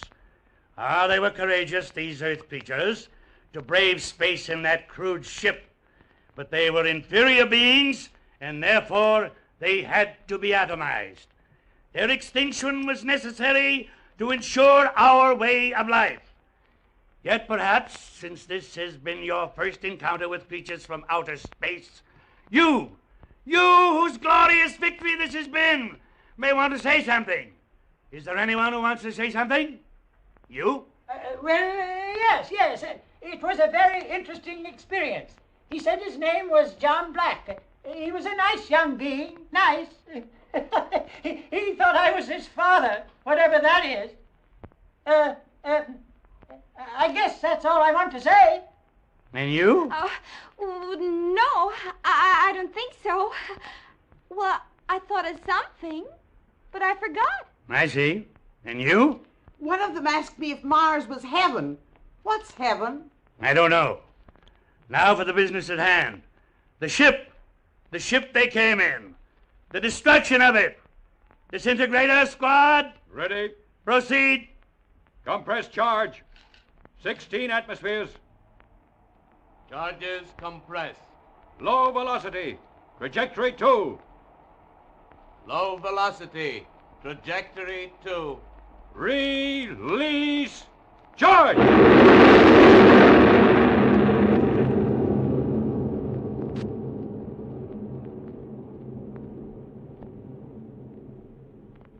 The ship they came in, it's gone.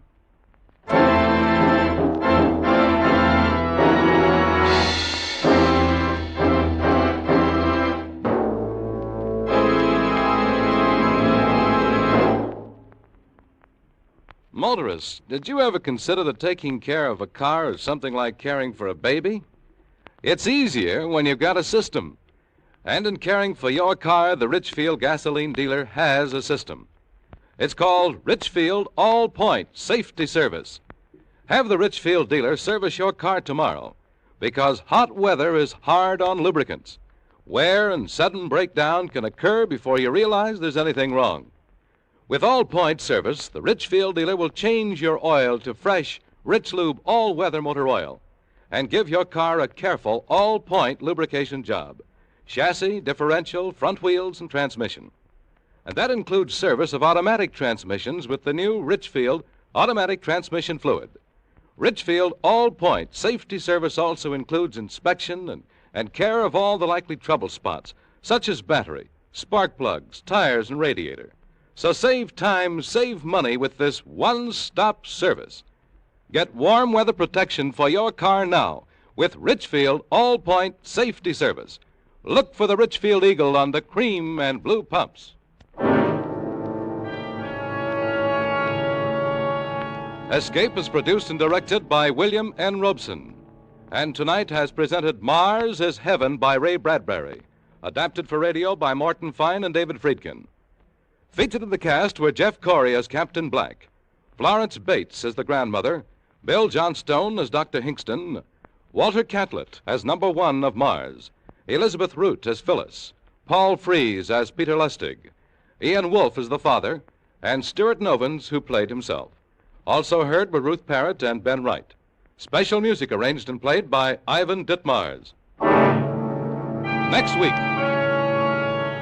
You're standing on the floor of the ocean, pronging up a fortune in sponges. But moving closer and closer to you, his huge sponge hook raised to rip open your diving suit, is a man from whom there is no escape. Next week at this time, the Richfield Oil Corporation of New York invites you to escape with an exciting story about sponge fishers in the Gulf of Mexico, as John and Gwen Bagney tell it in The Big Sponge. Be listening. Goodbye then until the same time next week when once again we offer you Escape. This is CBS, the Columbia Broadcasting System.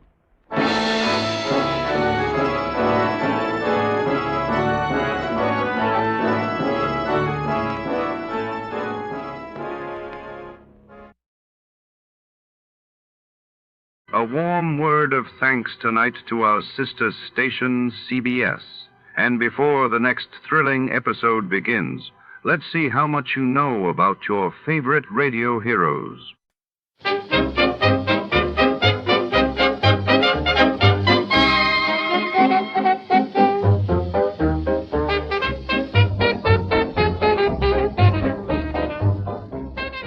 Tonight, on The Lawless Caper, the city's shadows grow darker as a hard-boiled detective is drawn into a tangled web of crime and betrayal, where a priceless artifact vanishes and a mysterious femme fatale seeks his help.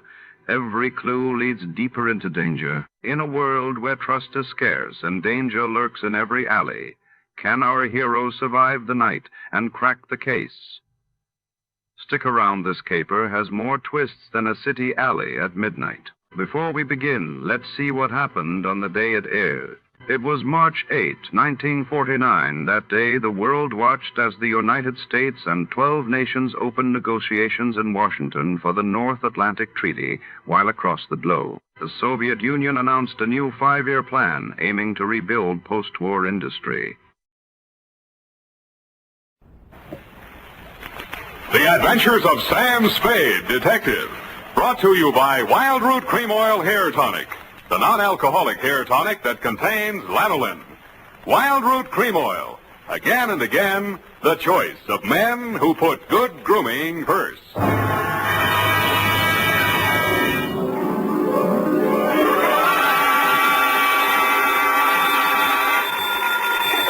Sam Spade Detective Agency. Hey, it's me, Sammy the Spade. Sam, it's not true, is it? Every word of it. What? That you've been consorting with unsavory characters? Well, she was a savory enough girl, Effie, although a crook. Well, according to the paper, she's practically a murderess, not to mention that she's dancing the Roomba with you. That's a lie. There's a picture of you. Virginia Vale, gangland glamour girl, caught at the Club Iberia in barefoot Roomba with private eye. It was not a Roomba, it was a bambuco. Oh, Sam, not over the phone. I can't stop it. Stay where you are. I'll be right down to dictate my report on the Lawless Caper.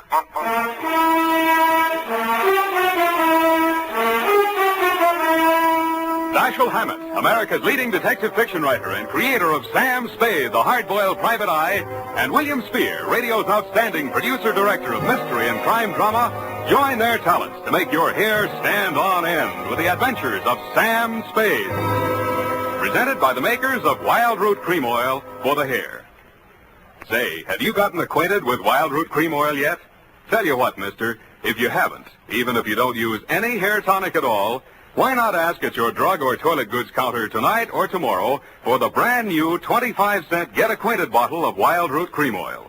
You'll like the way Wild Root Cream Oil grooms your hair neatly and naturally, relieves dryness, and removes loose dandruff.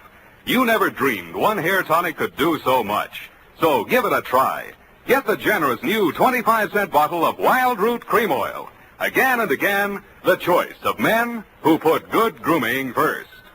And now, with Howard Duff starring as Spade, Wild Root brings to the air the greatest private detective of them all, in the adventures of Sam Spade.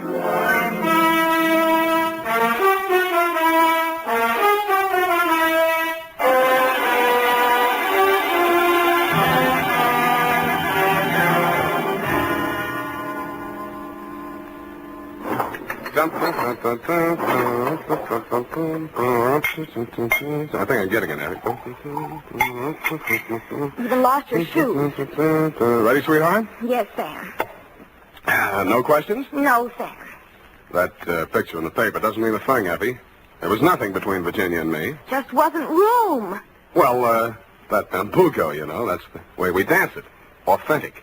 Sam, I troubled to call my girlfriend, Edna Mae Schwartz, who is an instructor at Arthur Murray's. Mm-hmm. I quote, "The partners exchange graceful nods in the center of the dance floor and then separate. Well, As the senorita provocatively leads the pursuing caballero through a series of gay whirls turns, and figures. There, you see, provocative. But he never catches her, Sam. Well, I had my shoes off. That gave me the advantage.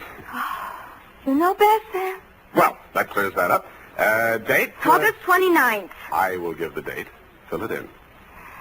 That still doesn't explain your operating on the wrong side of the law. Down, Effie. This goes to John M. Lawless. A known gangster. What else? From Samuel Spade, license number 137596. Dun, dun, dun, dun, dun. Boom. Well, thank you, Effie. Subject, Joe Morales. Dear Johnny, you hired me yesterday morning, but the real start of it was back in 45. Flashback.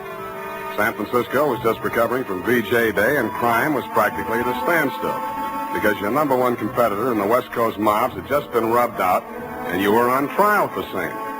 Nothing about the trial made any sense. The tea-time chatter in the better pool rooms was that you were taking the rap for your worst enemy, Joe Morales. What made even less sense, the lawyer defending you was Joe's brother. So I wasn't a bit surprised to receive your check for $25, together with an invitation to be in the third row of the courtroom when the jury returned the verdict. I was. The defendant will please rise. Step forward, please. Have you anything to say why judgment of this court should not be passed upon you? Yeah.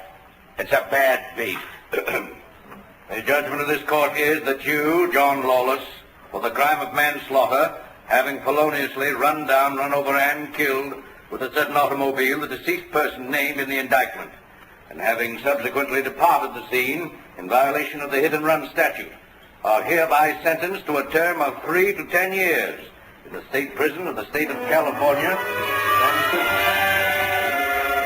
You didn't even look at the judge while he was dishing it out. Your eyes were on the man sitting directly in front of me. The man you were supposed to be taking the rap for. The man you had deliberately planted me behind, Joe Morales.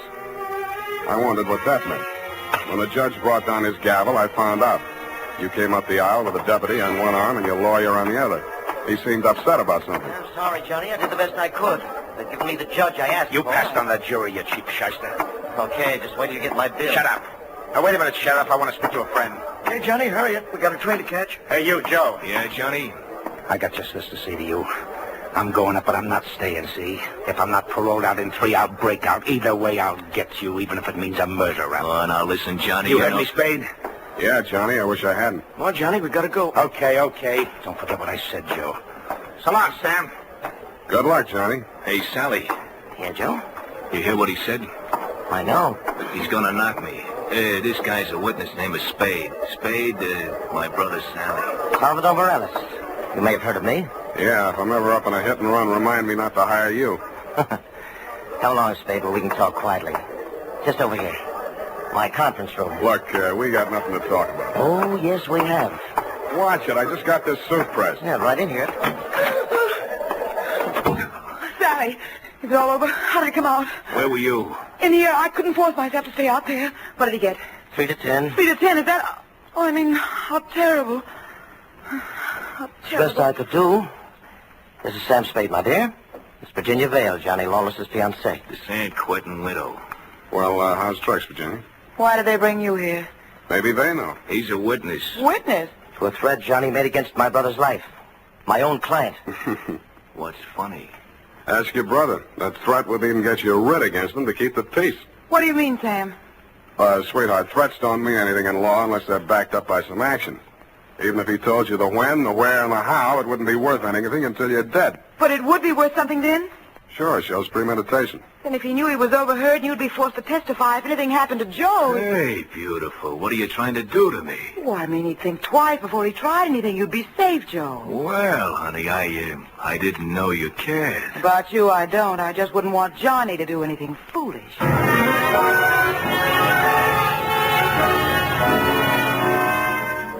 End of flashback. That was 3 years ago.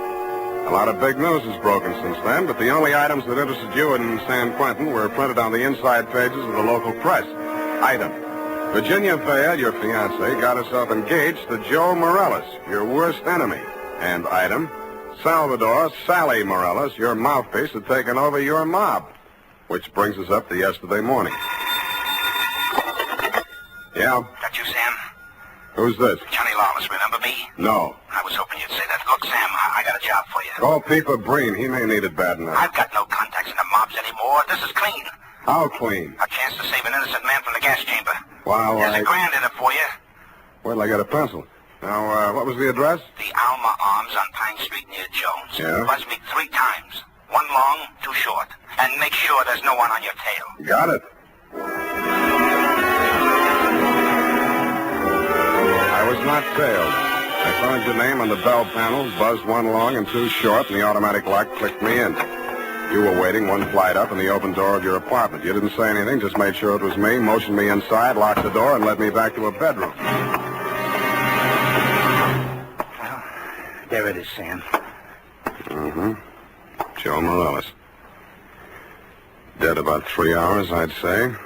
4 slugs, chest, shoulder, and head. Looks like amateur work, a professional aims for the belly, or did you mean it to look like an amateur job? Would I be sap enough to drop him in my own apartment? Besides, he's my lawyer's brother, and I might need Sally again. Why did you call me? Well, you heard what I said to Joe after the trial. Who told you that, Virginia? Yeah, but she didn't have to. Didn't I ask you to sit there? Oh, that's one thing that worries me. Look, let's go in the other room, huh? I feel like a drink. Well, here's my pitch, Sam. I checked out of San Quentin yesterday morning. I didn't have a mark against me. The warden himself put my case before the parole board. He called me the ideal prisoner. Shall we dance? Okay, Sam, okay, but a man can change a lot in 3 years. So can a woman. Virginia met me at the gate and we drove into the city. We didn't have a thing to say to each other. The way I felt by the time the ride was over, Joe could have her and welcome. I had other plans. Such as? Well, the parole board was getting me a job with a mining firm, a surveyor. I took a course up at Quentin. You seriously expect me to swallow this line of guff? Listen, you don't get fat making a living on the mace. Take half of these guys you hear telling the world what wonders they are at puffing boxes, knocking over joints, and the rest of the lays. Yeah, not half of them make 3 meals a day at it. Then what chance has a guy without a regular racket? And, brother, that's me. I'll buy that for now. Let's talk about that dead body. All right. Well, I called Joe on the phone this morning, see, and I told him to meet me here at 3 this afternoon. I wanted to tell him, forget about what I said about how I was going to get him. Not that I wanted to write off that rap I took for him. But if he was scared, he might come gunning for me. I might have to break parole to defend myself. About Virginia, like I told you, we got nothing to talk about. Yeah, it was beautiful while it lasted. So he was due here at 3, huh? Huh? Yeah. I was held up. As a matter of fact, I was with my lawyer at the time. Sally? Yeah, I phoned the building and told the superintendent to let Joe in, and then I got here about 4:15. But I didn't find him till just before 6 when I called you, Sam. How come? Well, I just didn't look in the bedroom. I figured he got tired waiting and left, you know. Yeah. Mm-hmm. Well, look, Johnny, assuming your story is true, and if it isn't, you ought to be ashamed of yourself. Who do you think did it? Well, that depends on why. If it was somebody gunning for him, it would depend on what's going in the mob since I've been in Clinton. You know more about that than I do. If it was somebody trying to frame me... What do you mean, trying? Hey, wait a minute. I got a phone homicide. You must have known that when you called me. Yeah, that's why I ripped the wires out. That's cute. That's very cute. Oh, that makes you look real good. Look, Sam, look. I'm not asking you to do anything extracurricular. Sure, you have to yell cop, but you'll do it over a pay station downstairs. And by the time anybody can get back up here, that stiff will be out. It will. Well, how's that going to be done? I got a friend in the undertaking business. Met him up at Quentin. He just installed a new crematorium. You should have called him first. I did, but I can call him off. You're stir-happy. Look, Sam, how about it, huh? So the cops come in tonight, tomorrow. Who cares? Not Joe, the weather he'll keep. What do you say, Sam? What do you say? I say you're probably bluffing, that you got no way of getting rid of the stiff, but on the outside chance that you might not be bluffing, I'll swing along with you for a couple of hours. If I don't turn up anything by then, the deal is off. Okay, that's fair enough. Yeah, but this isn't... Hey! Sorry, I gotta do it.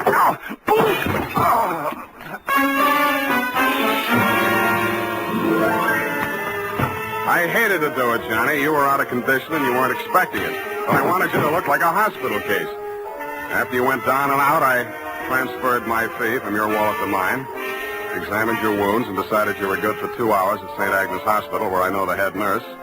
Incidentally, never mind. So without further delay, I toted you downstairs, threw you into a taxi, and delivered you to the ambulance entrance. That's when I remembered that I had forgotten one thing. I hadn't given you a chance to call off your alleged undertaker friend. I was sure that part of your story was bluff, but just to make sure, I rushed back to your apartment in less time than it takes the average undertaker to back his hearse out of the garage, I thought. When I got there, I wasn't so sure. The apartment had been tidied up, ashtrays emptied, glasses put away. They'd even vacuumed the rug. The blood-stained bedspread had been removed, and with it, the corpus delicti. I found myself humming an old tune. I ain't got no body.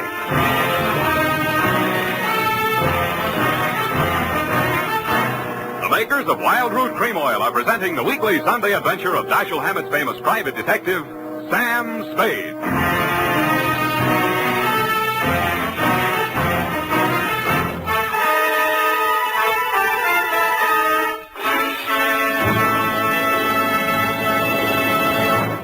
Now, here's important news on good grooming.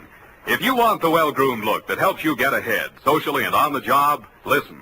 Recently, thousands of people from coast to coast who bought Wild Root Cream Oil for the first time were asked, how does Wild Root Cream Oil compare with the hair tonic you previously used? The results were amazing. Better than 4 out of 5 who replied said they preferred Wild Root Cream Oil. Remember, non-alcoholic Wild Root Cream Oil contains lanolin. It grooms the hair naturally, relieves dryness, and removes loose, ugly dandruff. So if you want your hair to be more attractive than ever before, get the generous new 25-cent size of Wild Root Cream Oil, America's leading hair tonic, on sale at all drug and toilet goods counters. It's also available in larger economy bottles and a handy new tube. Get Wild Root Cream Oil. Again and again, the choice of men who put good grooming first.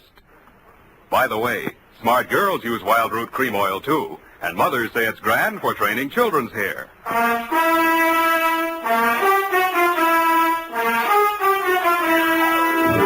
And now, back to The Lawless Caper, tonight's adventure with Sam Spade.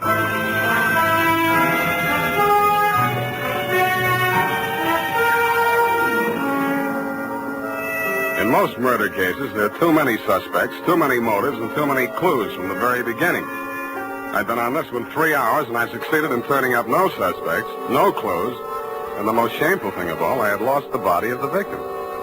I consoled myself with the thought that he was in no condition to tell me anything anyway. But then neither were you, Johnny. You'd checked out of the hospital, no forwarding address. But in a gin mill down in the Mission, I found a character with the unlikely name of Porky Grout. Porky is theoretically alive and will tell all he knows about anybody, which is plenty, for 2 fingers of rye. I gave him a handful. Easy. The Joe Morales mob. Yeah.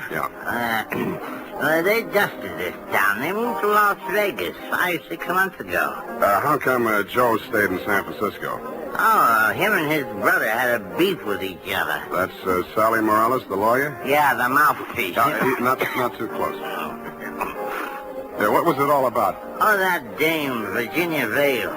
After she and Joe framed Johnny Lawless on that hit-and-run job, well, they disagreed on methods of administration. Not so close. No. So she and Sally team up. And Sally uses his business connections to pull off this big combine, you see? Yeah, I heard of it, Las Vegas. How do I get to Sally? My throat's dry. I can't hardly talk. Hey, Riley, put out the bottle. And bring an air wick. Yeah. That's right. Oop, it's sloppy. Easy, I'll help you. Great, huh? Great stuff. Not too close. Now, when do you want to get to it? Tonight? Right now. Let me see now. The dame don't dance to nothing but rumba music, and she don't drink nothing but imported French champagne. Yeah. Furthermore, she don't go nowhere where she don't get her picture taken. And he don't dare take a drink in a place that pays him protection. Well, this being after hours, there's only approximately one place they could be at. That's the Iberia out on Van Ness. Thank you and good night, Porky Grout. If your friends won't tell you, I will.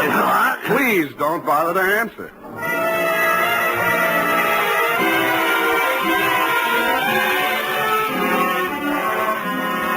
any trouble picking out their table. Virginia spotted me at about the same time, grabbed up her purse, muttered an excuse to her escort, and edged around the dance floor. She caught me in the middle of a bambuco, a combination of a rumba, a samba, and guaracha, and whirled me lightly out onto the floor. I followed as best I could. Listen, you shouldn't have come here. How did I know our first dance would be a bambuco? Now, you danced divinely, Oh. but you must leave at once. Sally is insanely jealous, and he's in an especially bad mood tonight. Yeah, so am I. I know why you came. You went up on me. Johnny Lawless has been in touch with you, hasn't he? You talked to him since yesterday morning? No. He's bound to get in touch with you. I don't know what story he's told you, but don't believe a word of it. He only wants to get you out of the way so he can get back at Joe. He only wants to get you out of the way so he can get back at Joe. Still thinks Joe framed him into San Quentin. Now, you can stop worrying about Joe. Huh? Sam, what are you... He's dead, if that's news to you. I think you'd better talk to Sally after all. Come on. Well, I was just getting the hang of it.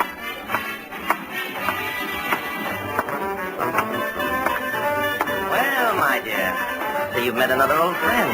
Hello, Sally. Hello. Sit down, Spade. Thanks. Sally, Huh? Sam says Joe is dead. Joe? Murdered? Yeah.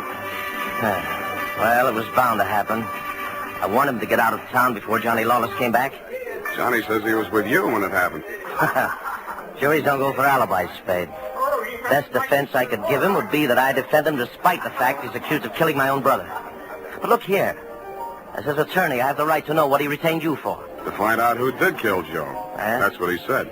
Have you found out? Not yet. Any leads? Not many. What's the difficulty? The corpse. Somebody swiped it. You can't mean that. I can, and I do. Well, that doesn't make sense. Unless Johnny arranged it himself. But he couldn't have. No contacts. Of course, he might have disposed of it without help. It's been done, you know. Not tonight. I'm his alibi there. I don't believe it. You're just telling that story to see how we'll react. That's why I'm telling it, but it's not a story. It's the McCoy.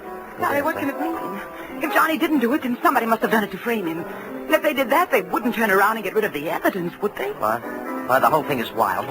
You know, there might have been two people who thought they were a team, but one of them was really working against the other and for Johnny. Well, that's absurd, isn't it, Sally? Is it, my dear? He's trying to play us off against each other. Don't fall for it, Sally. I had nothing to do with any of it. You've got to believe that. Yes, I was sure of you when Johnny was out of the way. You wanted him out of the way, you admit it. You're still in love with him, aren't you? Oh, aren't you? Alice, you're hurting me. Hurting? I'll help the DA write his brief. You'll go to Tehachapi for body snatching. Go ahead. I can't wait to get on the stand. The things I'll tell about you, how you let Johnny go up on that hit and run when you knew it was my idea and I was in the car with Joe. You will. Not a jury in the country would blame me for protecting my own brother. Protecting him? You were framing him even then. So you can have me for yourself. Oh, I'll have you in a gas chamber if you keep insisting. Your own brother. Squeeze out of that one if you can. I can. Love of woman surpasses brotherly love. I can see the jury now eating it up. Victim of a designing woman caught in the toilet.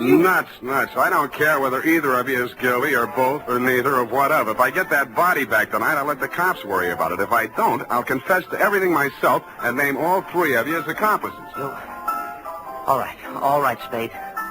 You say your only concern is that body? Right. Here's $500. Another $500 when you find it, huh? Does that convince you? Well, it helps. Here, my diamonds. Take them all. No, keep the diamonds, Virginia. If Sally gets sent up first, you'll need them for your defense. Think it over, kids. I'm calling the cops right now.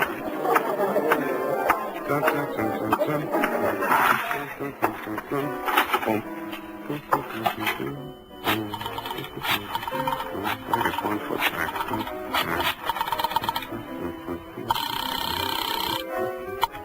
Homicide, Lieutenant Garrett. Roy, Sam Spade. Where's Dundee? Oh, he's asleep. Sam, I've been trying to reach you. Yeah, but do you know why? Why, sure, about Johnny Lawless.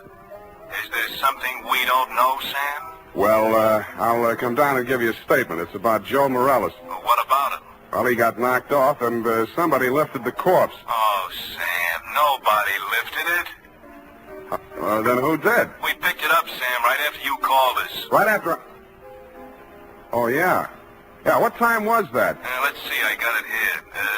20 minutes past 6. Lose your watch? That ain't all. What's that, Sam? Call you back. What's up, Sally? Come out of there. Well, I wasn't planning to spend the night in the phone booth. Why the heater? It's for you, Sam. You must be nuts pulling a gun in a crowded joint like this. Hey, stop looking at it. Come on, up those stairs. Now, look, son. In there. Easy. Where's your girlfriend? Well, I sent her home, Sam. She can't stand the sight of blood. You clown. Oh. You were pretty funny, too, when you made that phone call. I didn't believe you'd go through with it. What makes you think I'm interested in that old rap? Johnny's already done the time for it. Joe can't talk, and I don't want to. I don't care what you want. It's what I want. That's what counts. Does it? You wanted Virginia? You got it. Oh, not the point. Just doesn't sound good. Salvador Morella's sweetheart going up on a murder rap. Well, you trimmed it down to manslaughter for Johnny Lawless, and she's enough prettier to rate an acquittal, or are we talking about the same killing? You think Virginia killed Joe Morales, don't you? Why? Because she seems so anxious to pin it on Johnny Lawless. Well? Well, nothing. Only I've got a score to settle with Johnny Lawless myself, you see. He left me out in a limb with that body snatch. If I can pin the killing on him, I got a story for the cops. Now, show how smart you are. Shoot me. I fully intend to. Now, look. Hold it, Sally. Hello, Johnny. You can do it yourself, Johnny. I was going to do it for you, but you can do it. I don't get it. He's trying to pin that murder on you, Johnny. Like you pinned that old hit and run on me? But it's not the same, Johnny. Joe's killing is worth life if you're lucky. I never had much luck. Let him have it, Johnny. What have you got to lose? Well, you want me to... No. Step back, Sally. Okay. He dead? Yeah. You planned it different, didn't you, Johnny? Yeah, but I might as well get two for the price of one. Yeah, I planned it different, but I don't seem to care anymore. Well, then you won't need that. Huh? Sorry, Johnny. By the way, I'd like to thank you for keeping me in the clear. How come? That phone call you made the homicide using my name. Without that, I might be going up with you. How'd you figure it? Nobody but you had anything to gain by making that body seem to disappear. You knew I wouldn't check with the police till I'd made a try at locating it on my own. You knew I'd use the disappearance as a handle to shake what I could out of Sally and Virginia. You knew they'd suspect each other because I had you alibied at the time of the body snatch, and that would start them screaming accusations at each other. Did they say enough to send them up? Yeah, I don't know how much will stick, but enough. They both admit Joe did that hit-and-run job I was sent up for? He and Virginia together. So she was with him. 3 years ago, I wouldn't have wanted to know that. Now it sounds good.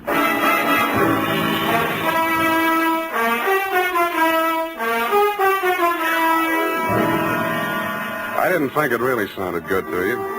I was sorry to hear it myself, and after all, I'd only danced the bambuco with a mouse. I'm sorry things turned out the way they did. It's a little late to be making with the advice, but, well, you know, the best laid plans of mice and men gang after glade. What? And as you say, what chance has a man got without a regular racket? Period. End of report. Well, heavens to Betsy. Oh. How can you be so sympathetic with a girl who did all those terrible things? Oh, I know, F, I know. It's a silly dance, but she looked cute while she was doing it. I don't mean the dance. You mean the best laid plans? What does that mean, Sam? That gang after glade? I'll give you a hint, sweetheart. It's something you never need worry about. No.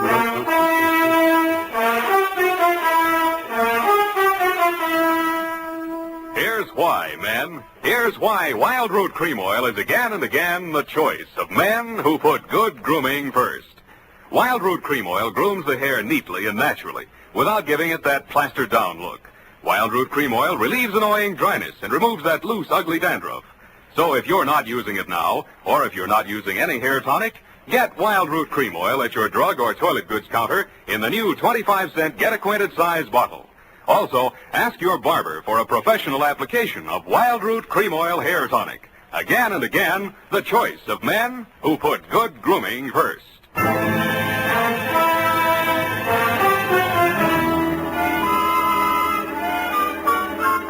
here it is, Sam.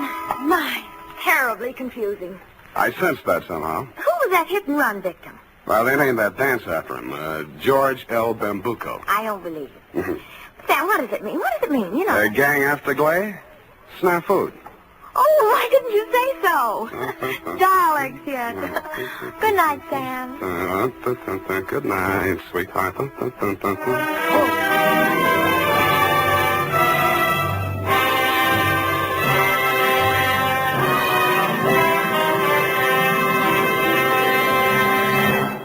The Adventures of Sam Spade, Dashiell Hammett's famous private detective, are produced and directed by William Spear. Sam Spade is played by Howard Duff. Lorene Tuttle is Effie. The Adventures of Sam Spade are written for radio by Bob Tallman and Gil Dow. Musical direction is by Lud Gluskin, with score composed by Renee Garrigang. Join us again next Sunday when author Dashiell Hammett and producer William Spear join forces for another adventure with Sam Spade. Brought to you by Wild Root Cream Oil. Again and again, the choice of men who put good grooming first.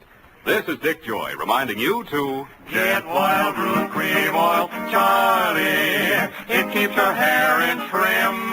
You see, it's non-alcoholic, Charlie. It's made with soothing lanolin. You better get Wild Root Cream Oil, Charlie. Start using it today. You'll find that you will have a tough time, Charlie, keeping all the gals away. Hiya, Baldy. Get Wild Root right away. 50,000 Americans die from tuberculosis every year. Yet tuberculosis is curable.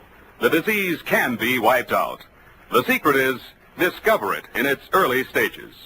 Why not be sure you and your family don't have tuberculosis by getting a chest X-ray right away? This is CBS, the Columbia Broadcasting System.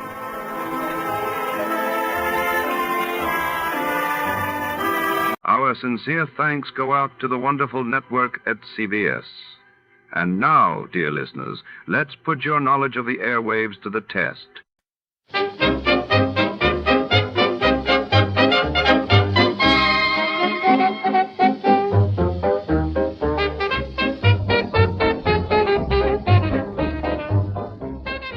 Tonight, we journey deep into the heart of the Brazilian jungle, where an ambitious plantation owner named Leiningen faces a relentless menace.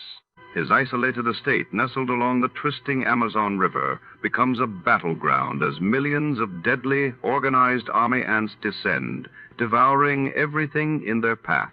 With time running out and the jungle closing in, can human ingenuity outwit nature's most ruthless force?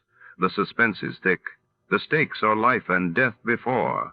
To start, let's see what happened the day it was aired. It was August 25th, 1949, and that day the world was gripped as the British devalued the pound sterling in a major move shaking global markets, while in Indonesia, fierce fighting erupted around Surakarta as independence forces clashed with Dutch troops.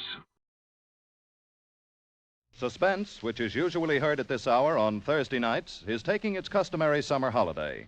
Suspense returns to the air 4 weeks from tonight on Thursday, September 1st.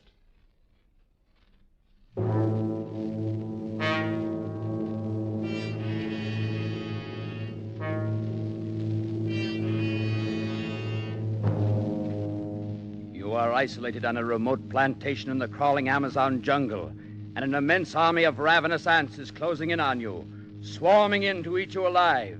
A deadly black army from which there is no escape.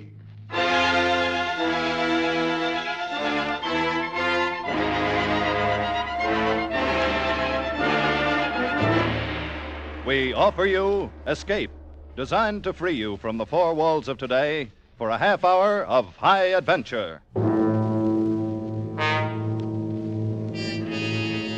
Tonight, we escape to the Amazon jungle and to a creeping, crawling terror, as Carl Stevenson told it in his famous story, Leiningen versus the Ants.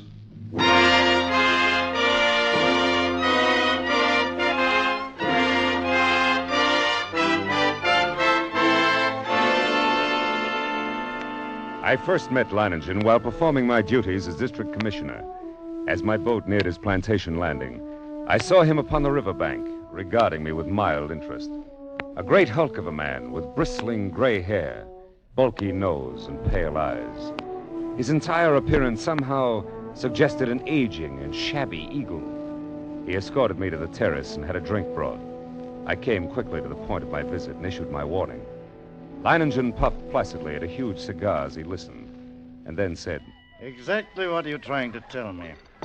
I'm trying to tell you that unless they alter their course, and there's no reason why they should, they'll reach your plantation in 2 days at the latest. Well, Commissioner, it was decent of you peddling all this way just to give me the tip. But Tip? You're pulling my leg, of course, when you say I've got to get out. Now, look, I assure you I'm not... Commissioner, even a herd of crocodiles couldn't drive me from this plantation of mine. Oh, you don't understand. These aren't creatures you can fight. They're an elemental force, a gigantic catastrophe. 10 miles long, 2 miles wide. Ants, nothing but ants.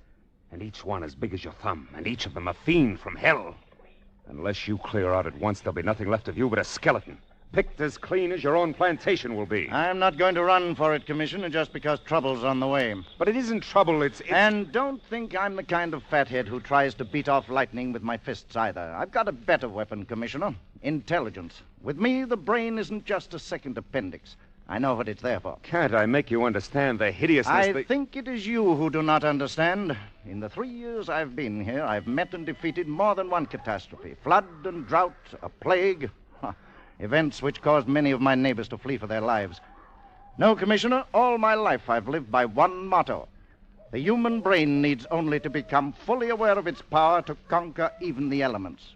Leiningen, your obstinacy is endangering not only your own life, but the lives of your 400 workers and their families. You don't know these ants. I tell you don't know these ants. But Leiningen merely sat there, puffing at his cigar and regarding me with a sardonic grin. And I knew it was hopeless. As I boarded my launch and cast off, I turned to look once more at this man who calmly intended to defy one of the world's greatest scourges. I felt a sudden resentment toward him, and yet, with it was something else. I had never met a man like that. And I couldn't help wondering what combination of elements made up such a creature.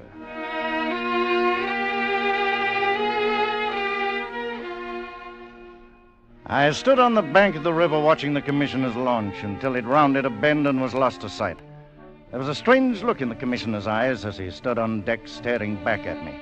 Clearly, he thought me, at the very least, unreasonable. Well, he wouldn't have been the first to think so. But I, Leiningen, knew my own powers. I was sure of myself.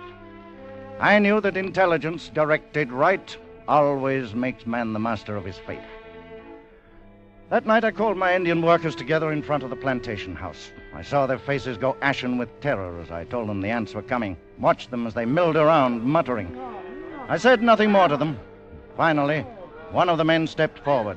Blas, the foreman. Patron, we have worked hard here for these 3 years, all of us.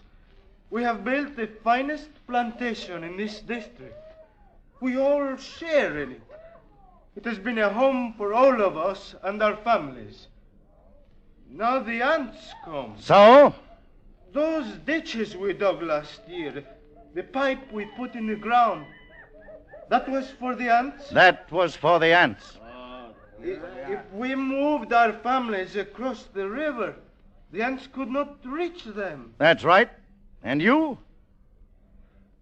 The ants are mighty. We know what they can do. All of us think that you are mighty. Yes, Patron. Patron, we will stay and fight against the ants with you. I knew the men would give me that answer. I'd counted on it. Suddenly I thought of the commissioner and wondered what he'd say at such unquestioning confidence. Would he still think I was, unreasonable? All that night, I could not get Leiningen out of my mind. One man who calmly evaluated his chances against a deadly menace, coolly decided that he could win, and was willing to stake his life on it, to risk a horrible death for it. It was terrifying, and yet it was fascinating. When dawn came, I sent for my assistant. Together we went to the huge map of the district which hung from a wall of my office. The last reported position of the ants came in last night. They were, here. About 70 miles above this fork in the river. Traveling southeast? Yes, sir. Directly toward Leiningen. Toward whom, sir? Oh, that plantation at the bend in the river. Belongs to a man named Leiningen. Oh. When would you say the ants will reach there? Why, I don't know, sir. I imagine about tomorrow noon. Tomorrow noon, huh? Still time.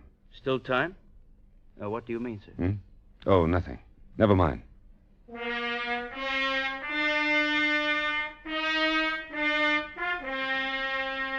What did I mean? Still time for what?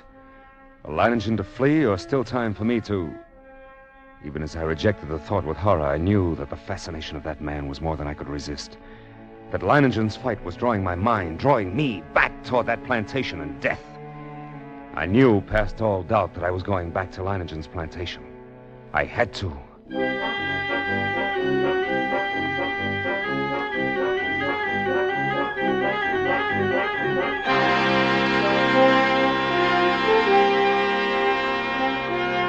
It was 10 o'clock in the morning when I rounded the bend and saw Leiningen's plantation before me. I put in at the dock and tied up the launch, and then I saw him standing on the bank above me. Arms folded, stubby cigar in his mouth, and that same sardonic grin on his face. I made my way up to him. Back for another warning, Commissioner? No. Oh, back to stay a while? Yes. Ah. You don't seem very surprised. I'm not. You expected me? I knew you'd be back. Come along, we'll get some horses. You'll want to ride around the plantation and take a look at the defenses I've rigged up. Yes. I'll want to see the defenses. And the ants. We'll be getting a glimpse of them before long, I should think. Yes, and the ants. Come along, then.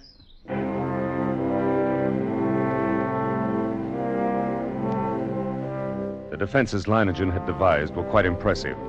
Surrounding three sides of the plantation like a huge horseshoe was a ditch 12 feet wide. The ends of this horseshoe-shaped ditch ran into the river, which formed the fourth side of the plantation. And at the upriver entrance to the ditch, Leiningen had constructed a dam by which river water could be diverted into the ditch. A large handwheel controlled the floodgate of the dam, and apparently Leiningen had ordered it opened immediately after my arrival. For as we now approached the ditch and rode along it, I could see that it was nearly full. Well, how do you like my first line of defense, Commissioner? Well, it's reassuring, like a moat around a castle. Unless the ants know how to build rafts, they won't reach the plantation. But this is only the outer moat. There's a better one than this. Come along. We'll go up to the high ground where the buildings are. We can get a view from there. Leiningen! Huh? I didn't see any women or children around the plantation, or any animals. That's right. Moved them across the river. Oh, and you think there is danger? Oh, not because of danger, Commissioner. A matter of efficiency. Efficiency? Cuts down the efficiency of the men if they're worried about their families. Critical situations only become crises when oxen or women get excited. I might have known. Huh? Nothing. Here we are. See the ditch? It's much smaller than the other. You've noticed how all the buildings are on this piece of high ground. This inner ditch surrounds them, and it's lined with concrete. But even filled with water, this is no barrier. It's not big enough. Why, if the ants get this far, they'll get no farther. This ditch wasn't built for water, Commissioner. See the pipes leading into it? See those storage tanks on the hill? Petrol. We can throw up a wall of flame. You care to bet they won't like that? Leiningen, look! Over the edge of the jungle, all those animals. Running like the wind, everything from jaguars to monkeys. Good heavens. Remember, they don't have any ditches. And there's no escape. They'll be all right as long as they don't get caught between the river and the ants. They can outrun the crawlers. But if they get trapped, it's either the ants or the crocodiles. Look. Look over there on the horizon. There are your ants. Look at them.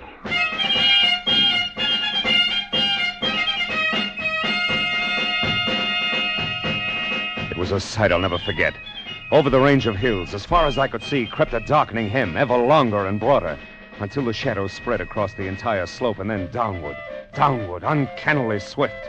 And all the green herbage on the entire slope was being mown as by a giant sickle, leaving only the vast moving shadow extending, deepening, and always moving nearer. Oh, they're a hideous lot. Leiningen, we can't last against that. Look at them. Why, they could fill your ditches with their corpses and still have enough to destroy every one of us. We've got to run. Well, No, they haven't reached us yet, and they never will.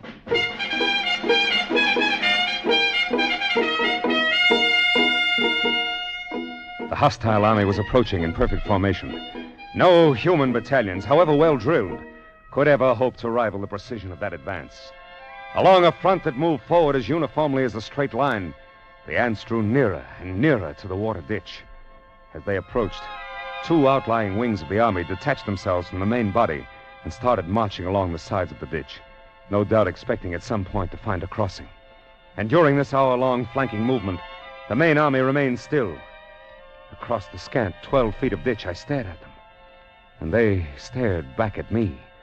A solid mass, every one as big as my thumb, with a reddish-black body and long legs. Suddenly, a sound so unearthly as to freeze our blood jerked our heads in the direction of the jungle on the far side of the ditch.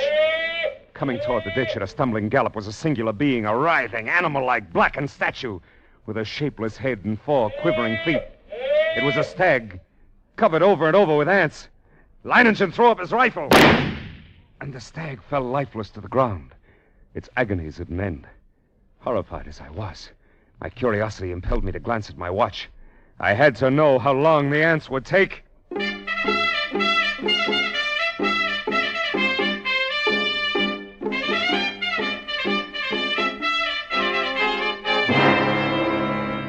After 6 minutes, only the white, polished bones of the stag remained.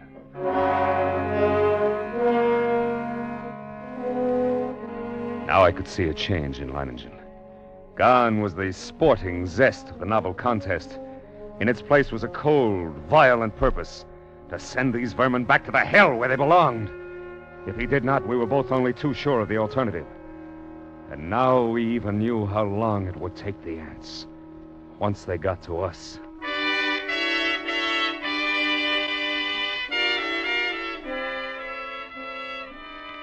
Around 4 in the afternoon, the ant scouts, having found no crossing, there was a stirring among the main army. And then an immense flood of ants, about 100 yards in width, commenced pouring in a glimmering black cataract down the far slope into the water-filled ditch. Thousands drowned instantly, but the rest began using the bodies as bridges. Leiningen immediately swung into action. Tanayo! Patron! Get to the dam. Open the floodgate more to get the water in the ditch moving faster. Si, senor. Oh, look at them drown by the thousands. Yes, but they keep coming. Even though the current carries many of them away, they're advancing. We'll fix them. Blas! Senor! How about those shovels and petrol sprinklers? Have you passed them out to the men? It has been done. Then get all hands here in a hurry. This looks like the spot for action. Commissioner. Yes? Beginning to see what I was talking about? What do you mean? About intelligence being more than a match for anything it tackles. Take the ants. They've got no intelligence. If they had, they'd have attacked along the whole length of the ditch instead of a narrow front like this. They'd have been across by now. Too bad for them I'm not running their campaign. You can joke about it like that with the ants halfway across the ditch? All right, men. Busy with the shovels now. Dump some sand and clods on them. See how they like that. And you with the petrol sprinklers, start pumping. They don't like it, Commissioner. They don't like it a bit. Look at them. Yes, but look at the ones on the far side of the ditch. Whole clumps of them rolling into the water. The rest are using them for bridges. What's keeping Tanayo? He should be at the dam by now. They're getting across. More of them. Oh, grab a shovel then, Commissioner. Make him regret it. What's the matter? They rolled up my shovel. They're on my ass. Into the petrol, idiot. Douse your paws in the petrol. Keep at it. Keep at it. You're lost if you stop now. The water's moving faster. Tanayo got the floodgates open. Yes. Look at the ants. They can't hold their own against the current now. They're being washed away. Look at them, Commissioner. The water's carrying them away. We've beat them. We've won out.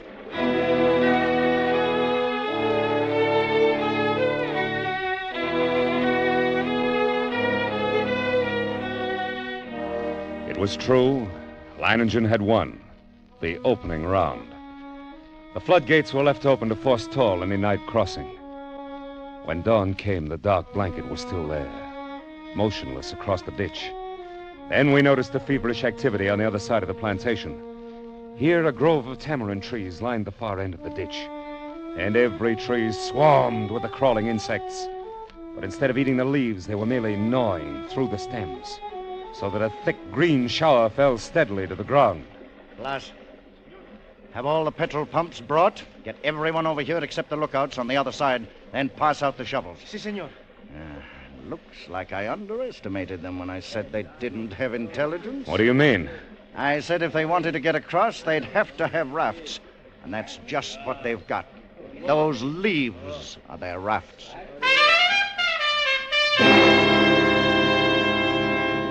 Even as he spoke, the leaves went tumbling down the far bank by the thousands. The current drew them away from the bank, and each leaf was crawling with ants. Don't worry, Commissioner. I've still got a trick up my sleeve. The water! The ditch is drying up. Of course it's drying up. That's the plan. Those are the orders I sent to the dam. Are you mad? As soon as it's empty, what's to prevent the ants from... Look, the water's way down. It's almost dry. They'll be able to come across the bottom. They'll not make it if the man at the dam carries out his orders. He should have opened the gates again by now. To flood the ants? Right. Well, what a chance to take. If anything should happen, don't you... Here it comes. Here comes the water. Now we'll give the crawlers in the ditch a good ride out into the river. There. Look at them go.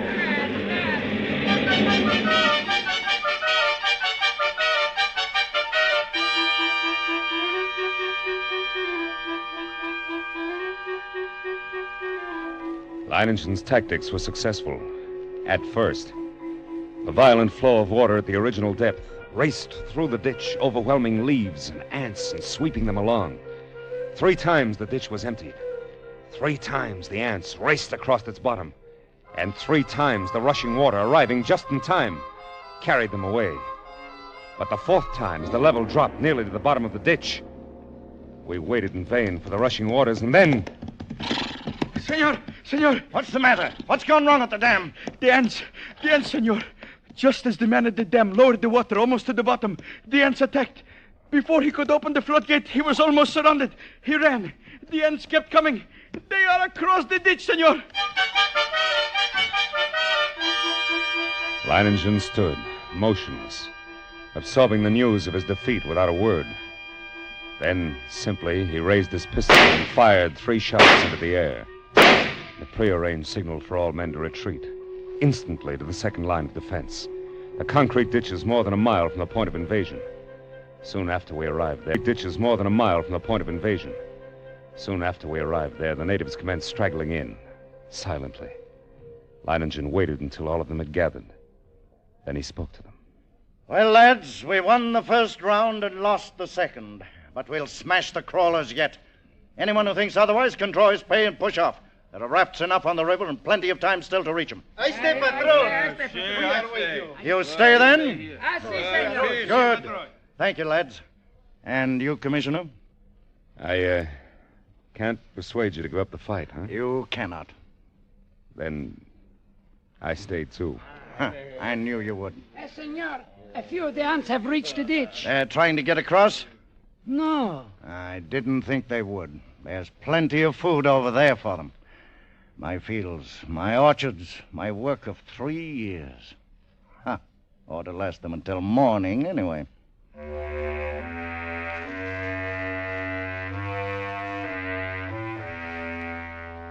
Yes, we were safe for the moment. But the next morning, the black swarm was solid around us. Their shock troops were hard at work. They were dropping shreds of bark and twigs and leaves into the petrol-filled ditches, forming a floating bridge across the surface of the liquid. Leiningen stood silently watching this operation, and I could see a grudging admiration in his face. Then, after several hours, the attack came.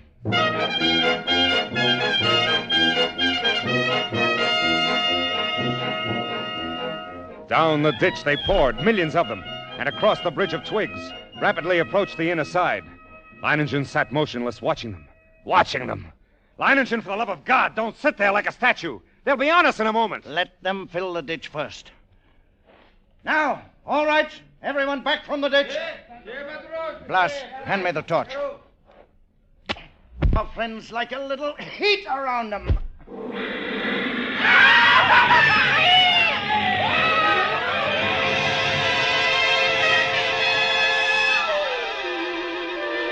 Flames from the ditch shot into the air, devouring ants by the millions.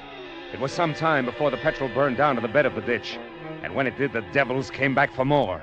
Again and again, Leiningen fired the ditch to destroy them. But as they returned to the assault time after time, a slow, sickening horror crept into my mind. I looked quickly at Leiningen and then at the petrol tanks. He read my gaze, nodded slowly. That's right, Commissioner. We could hold them off forever if our supply of petrol was unlimited, but it isn't. We've only got enough to fill the ditch once more. Leiningen, isn't there a way? any way at all. Ah, there must be. Yes, there must be a way. Yes. Yes, yes! What is it? We'll flood the whole plantation. Flood? But how? The river's higher than any point except this high ground we're on now. If the river was dammed all the way, it'd overflow that stone breakwater and flood the whole plantation. We've got to close the floodgate at the dam. That'll do it. You're mad.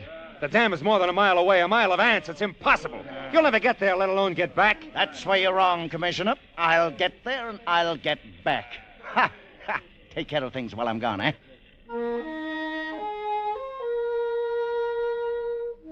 I watched him as he calmly pulled on high leather boots, drew gauntlets over his hands, and stuffed the spaces between breeches and boots, gauntlets and arms, with petrol-soaked rags. He shielded his eyes with close-fitting mosquito goggles and plugged his nostrils and ears with cotton. Then the natives drenched his clothes with petrol. Bloss, who acted as doctor to the men, smeared a salve over him. And finally, Leiningen was ready. And he stood surveying the course he must take to the dam. I sensed a sudden calm.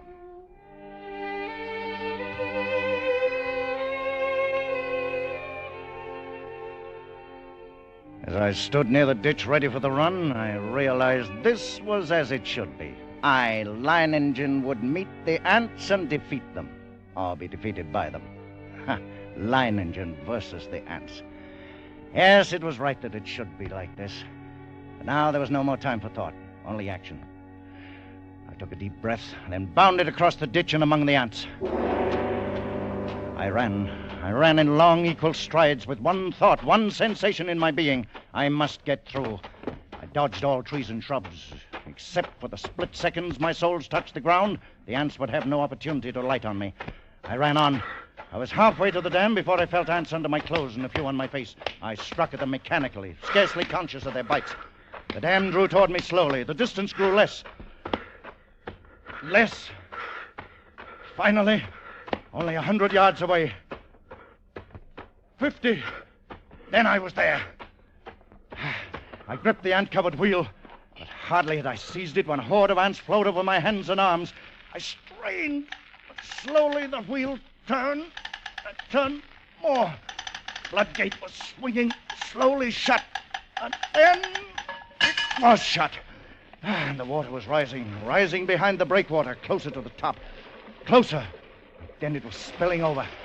The flooding of the plantation had begun. I let go of the wheel. Started back through the ants. For the first time I realized I was coated from head to foot with the fiends. Tongues of fire stabbed me as they bit into my flesh. I almost lost my head with the pain as I ran, knocking ants from my body, brushing them from my bloody face, and then one bit me just below the rim of my goggles. Managed to tear it away, but the agony of the bite and its venom drilled into the eye nerves.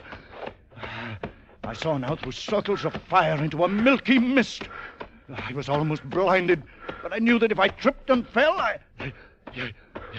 ran on, my heart pounding as if it would burst, blood roaring in my ears, a giant's fist battering my lungs. Then I could see dimly that wall of flame at the ditch. Oh, but it was too far away.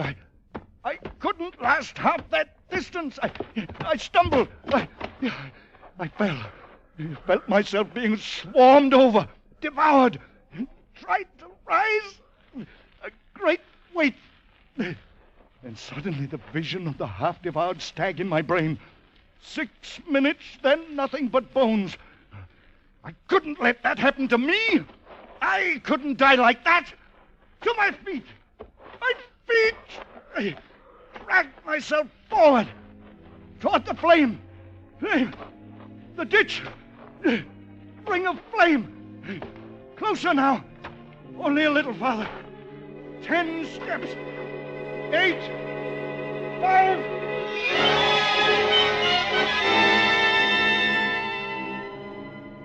It seemed we had waited for hours, when all at once, through the blazing ring around us, an apparition hurtled and fell full length on the ground. It was Leiningen, alive with ants, unconscious with glazing eyes and lacerated face. We rushed to him, stripped off his clothes, and tore at the ants that covered him. His body seemed almost one open wound.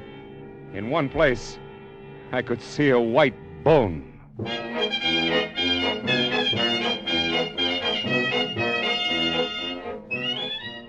Later, as the curtain of flame lowered, I looked out where that blanket of ants had been and saw only a vast expanse of water covering the entire plantation and working its way to within a few feet of the concrete ditch.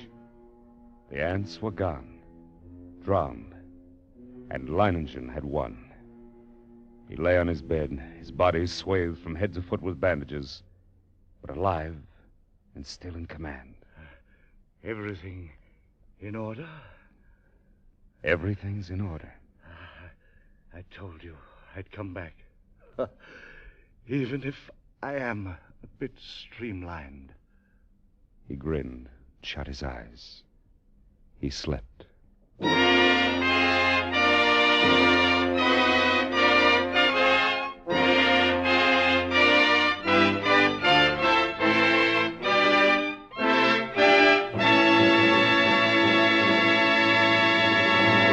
Escape was directed this week by Richard Sandville, and tonight brought you Leiningen versus the Ants by Carl Stevenson, adapted for radio by Robert Reif, with Tudor Owen as Leiningen and Gerald Moore as the commissioner. Music conducted by Wilbur Hatch.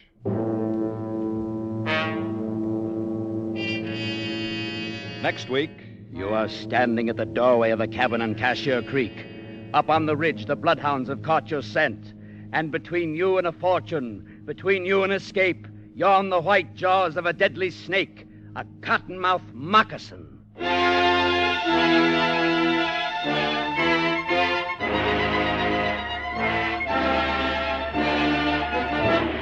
Next week, we escape with Irvin S. Cobb's ironic story, Snake Doctor. Be with us next week at this same time when once again we offer you Escape.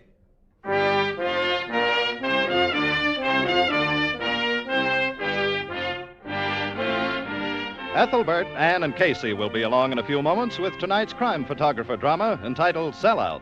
All year long, Casey, crime photographer, has been one of radio's top rating shows. You're sure to enjoy the proceedings coming up over most of these same CBS stations. Tip Corning speaking. This is CBS, the Columbia Broadcasting System.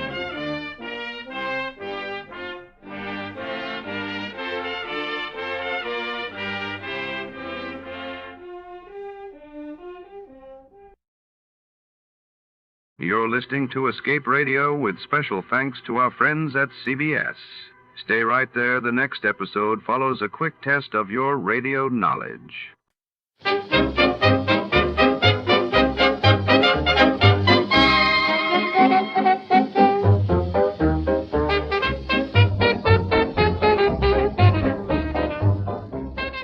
Tonight, the shadows flicker against the charred remains of the Carson Chemical Laboratory, where a blaze has reduced secrets to ash. When insurance investigator Johnny Dolar steps into the ruins, he finds more than smoke and soot.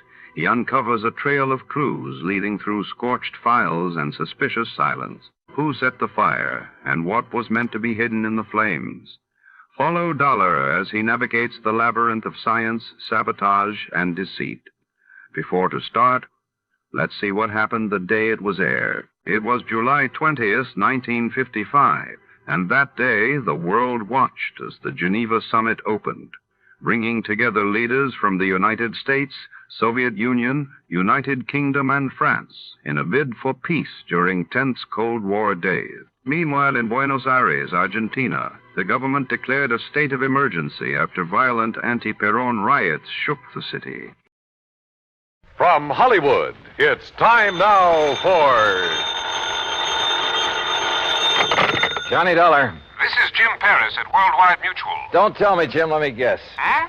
What are you talking about? The reason you called me, I can smell the smoke all the way over here at my apartment. Oh, Also, I heard something about the fire on a news broadcast a few minutes ago. Yes. Somewhere out on Albany Avenue, he said. Yes, it's the cash and save market over the other side of town. And since your company insured it, you want me to go over and take a look. A good look, Johnny.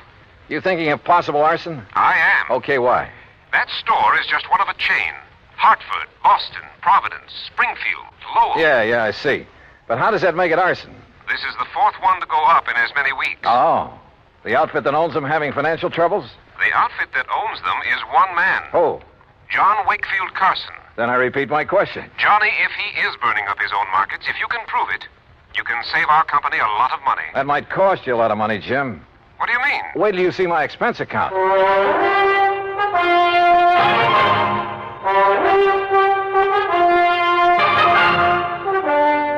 Bailey in the exciting adventures of the man with the action-packed expense account, America's fabulous freelance insurance investigator. Yours truly, Johnny Dollar.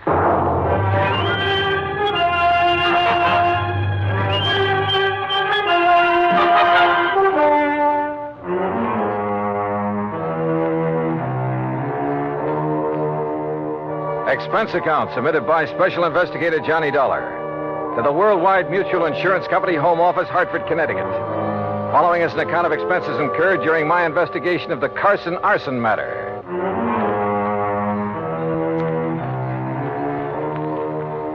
Expense account item 1, $1.25 for a taxi from my apartment to the offices of Worldwide, where I hoped Jim Paris could give me a little more to go on. He did. Very little. First loss 4.5 weeks ago was the market up in Thompsonville. How much? Loss in Thompsonville, $41,204. That was the smallest one in the chain. Uh-huh. The following week, the one over in Fall River burned to the ground. And the claim on that? Some $58,000 odd. Nothing odd about that much dough. And the loss in Lowell was a bit over $64,000. How much the claim will be on this one here in Hartford remains to be seen. How much coverage does he have on it? Around $100,000, I believe. Yes, $106,000. Well, then that's probably what he's going to claim. Look, you can still see the smoke out there. Yes, and the telephone report I just got says it looks like a total loss. Will you go over and take a look at it? John Wakefield Carson. That's right. His office is up in Boston. That's where his newest, biggest market is. Oh, how much insurance on that one? Nearly $500,000. It's one of the largest, most modern supermarkets. Then I'd better get over and see him in a hurry. Hmm? You want me to get there before that one goes up, don't you?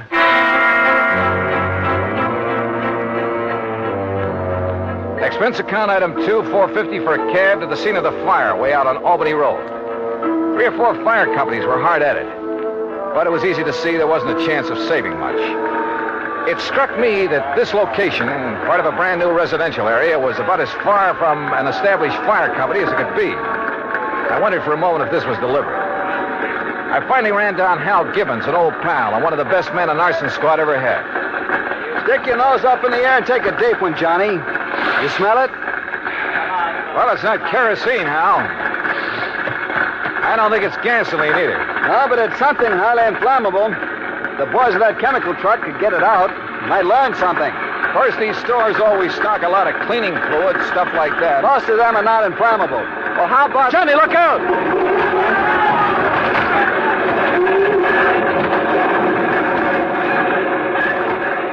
Golly.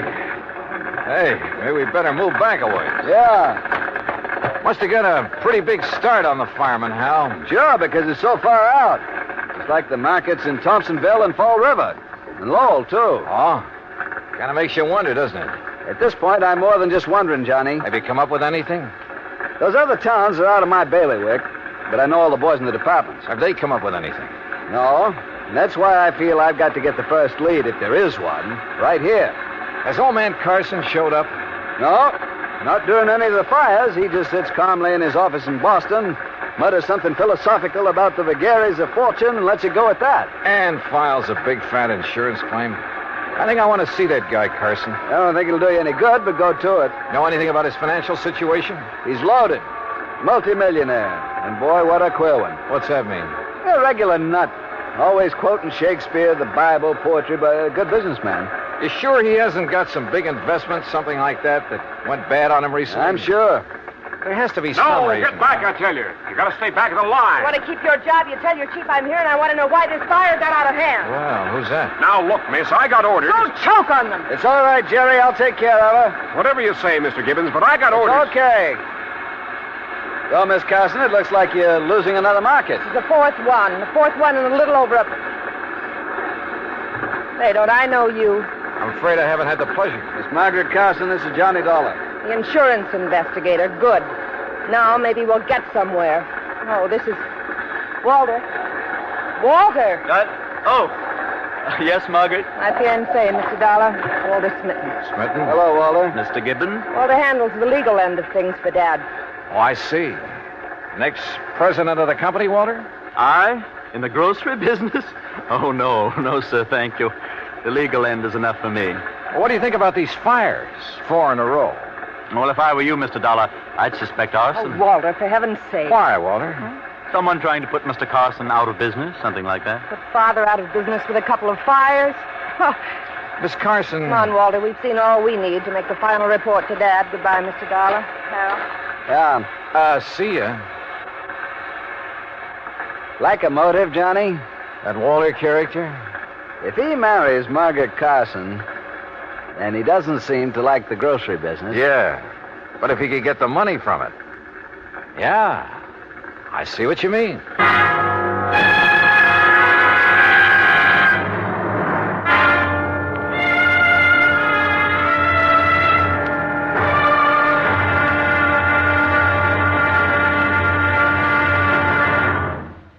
Act two of yours truly, Johnny Dollar, in a moment. Our flag now numbers 50 stars, and behind each star there stands yet another flag representing one of the 50 states. South Dakota's state flag was inspired by a song. South Dakota is the Sunshine State. A stenographer named Ida Anding designed the flag with a sky blue background and a blazing sun in the center, and the words, South Dakota, the Sunshine State, in gold around the sun. Later, the state seal was inserted over the sun, a seal representing mining and agriculture, the prime pursuits of the state. The state's banner also carries the motto, Under God, the People Rule. South Dakota's state flag, the flag of the 40th state to enter the Union, was adopted on March 8, 1909. And now, Act two of yours truly, Johnny Dollar and the Carson Arson Matter.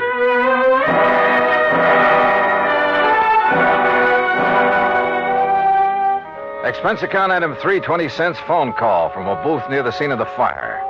I wanted more information from Jim Paris at Worldwide Mutual. Information about the policies covering the 13 cash and save markets, 4 of which had recently gone up in flames. I waited in the phone booth until Jim called me back. Johnny Dollar. Jim here. Oh, good. All right, here's the list of markets, Johnny, and the order of insurance coverage, starting with the smallest amount. Go ahead. Thompsonville, Fall River, Lowell, Hartford. That's the same order in which they burned. Exactly. Okay. Which remaining store has the next biggest coverage? Salem. Okay, I'll start with Salem. What are you thinking of, Johnny? It's just a hunch, Jim, but...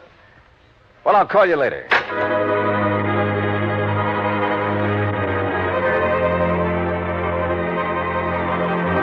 Item 4, $5.25 for a cab back to my apartment. Item 5, $21 even, mileage in my own car, Hartford to Salem, Mass.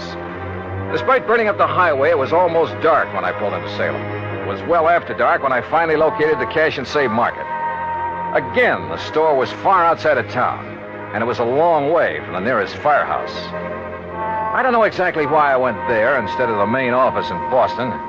After all, it was the same day as the Hartford fire, and the others had all been about a week apart. As I said before, call it a hunch. But as I pulled up in front of the place, I saw the shadow of a man dart furtively around the back of the building. As I reached the far corner of the building, I stopped. But with only the sliver of a crescent moon, I could see no one. Somewhere ahead of me, I heard a door open. Then silence again. But somebody had entered that building. Slowly, cautiously, I felt my way along the wall. And then I came to it. An open door. Storeroom. But inside it was pitch black. I drew my gun and carefully, quietly felt around for a light switch. After stumbling gently against a big packing case, I found it. I hunched down behind the case and flicked it on. All right, where are you? I heard you. I saw you come in here. Now, look, I got a gun, so don't try anything funny. You hear me? Where are you? Right Huh? over your head! Oh! I must have been out a long time. I came to lying on a cot in the back room of Salem Police Headquarters. A couple of gallon jars. Can you hear me? Yeah. Yeah, I can hear you. Yeah. Well, it was a couple of big gallon jars of kosher pickles that he dropped on top of your head. He, officer? Well, I'd like to split your head open. So we brought you in here to headquarters and had the doc look you over. Up. Easy now. Oh, yes, sir. Doc says no permanent harm done. He give you a shot to make you sleep and rest. Now, how about this cup of hot coffee? Yeah, sure. And about a dozen aspirins. My head feels like... There you are. Thanks. But you said he. Well, according to him, you left yourself wide open when you sneaked in there after him. And then to turn on the lights. Son, you've got a lot to learn. Okay, so I pulled a boo-boo. But do you know who it was that slugged me? Of course, son. He brought you here. Who? Owner of the market. What? Mr. John Wakefield Carson. Item 6, $2 more mileage on my car. This time down to Boston and the main office of Cash and Save Markets. To the private office of John Wakefield Carson.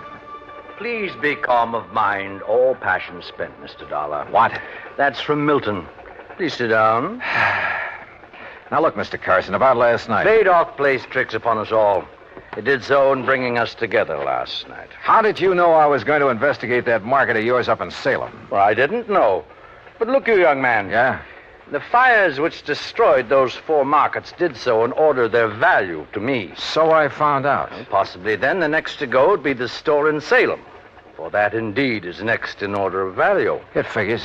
Or perhaps 'twas mere coincidence those accidents occurred in that order. Accidents? Remember, coincidence breeds further coincidence. That's a quotation from Brasco. Now listen to me, Mr. Carson. For that reason, I decided to inspect the Salem store myself. Inspect it, huh? To make sure there'd be no possibility of spontaneous combustion there. Let's get one thing straight right now, Mr. Carson. Yes? I think those fires were set. And if you'll come down to earth... Possible, I suppose. It was Shakespeare who said, fire answers fire. Through their paly flames, each sees the other's umbered face. Listen to me, will you? Of course. I think you set those fires, or had them set. By Mr. I think you were going to burn down the store in Salem until I came along. Well, when I saw you there, I thought that was your intent. Oh, sure. All right, tell me this. What do you plan to do with the insurance money, if you get it? Rebuild? Bigger and better stores where the old ones stood? Why, no. Or did you find out you hadn't made them big and modern enough for those real estate developments where they were located and decided the cheapest way for you to do? No. To build again where tragic dealt the fate. Forget the fancy quotes and answer my question. Shakespeare said, you tread upon my patience, sir. Look. It's most enough to make a deacon swear. That's by James Russell. Mr. Carson. What disposition of the funds I choose to make is mine alone to settle.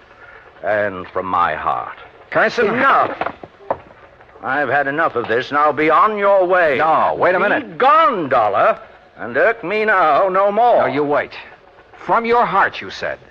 Now I have said enough. Henceforth, my lips are sealed. Okay. But you know something? I think you've told me who might have set those fires. And if you'll answer me just one more question. No? Okay, we'll see.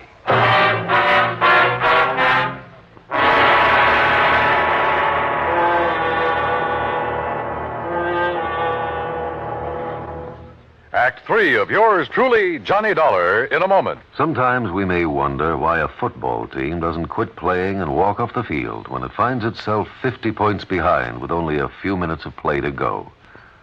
What is that indomitable spirit that fills men with hope and keeps them going in spite of terrific odds? Keeps them going just to play the game according to the rules, just to get the job done as well as they know how. This kind of spirit pervaded the feelings of heavy bomber crews of the 9th Air Force on that day of glory, August 1st, 1943, the day of one of the most secretly planned surprise bombing missions of World War II, the day of the low-level attack on the Romanian oil refineries at Ploiești.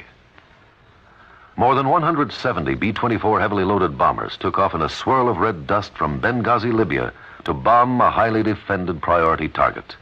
The element of surprise in the low-level attack was to be one of their greatest weapons. But things went wrong from the start. 3 planes exploded during takeoff operations. 11 more aborted due to engine trouble. Of those that reached the target area, less than 1/3 returned to home base. The leaders of the mission encountered navigation difficulties and difficulty in identifying the specific targets. And due to the loss of that elemental hope, surprise, they also encountered devastating enemy firepower from flak and fighters. The mission was partially successful, but a horrifying experience. 5 medals of honor were awarded to the heroes of the Ploiești raid for valorous action above and beyond the call of duty. At any time, the men would have been justified in turning back. But they had a code of conduct that made them want to see the unequal game through to the end. It was a job that had to be done. A charge of the Light Brigade in the air as they flew down the Valley of Death to glory. And now, Act 3 of yours truly, Johnny Dollar and the Carson Arson Matter.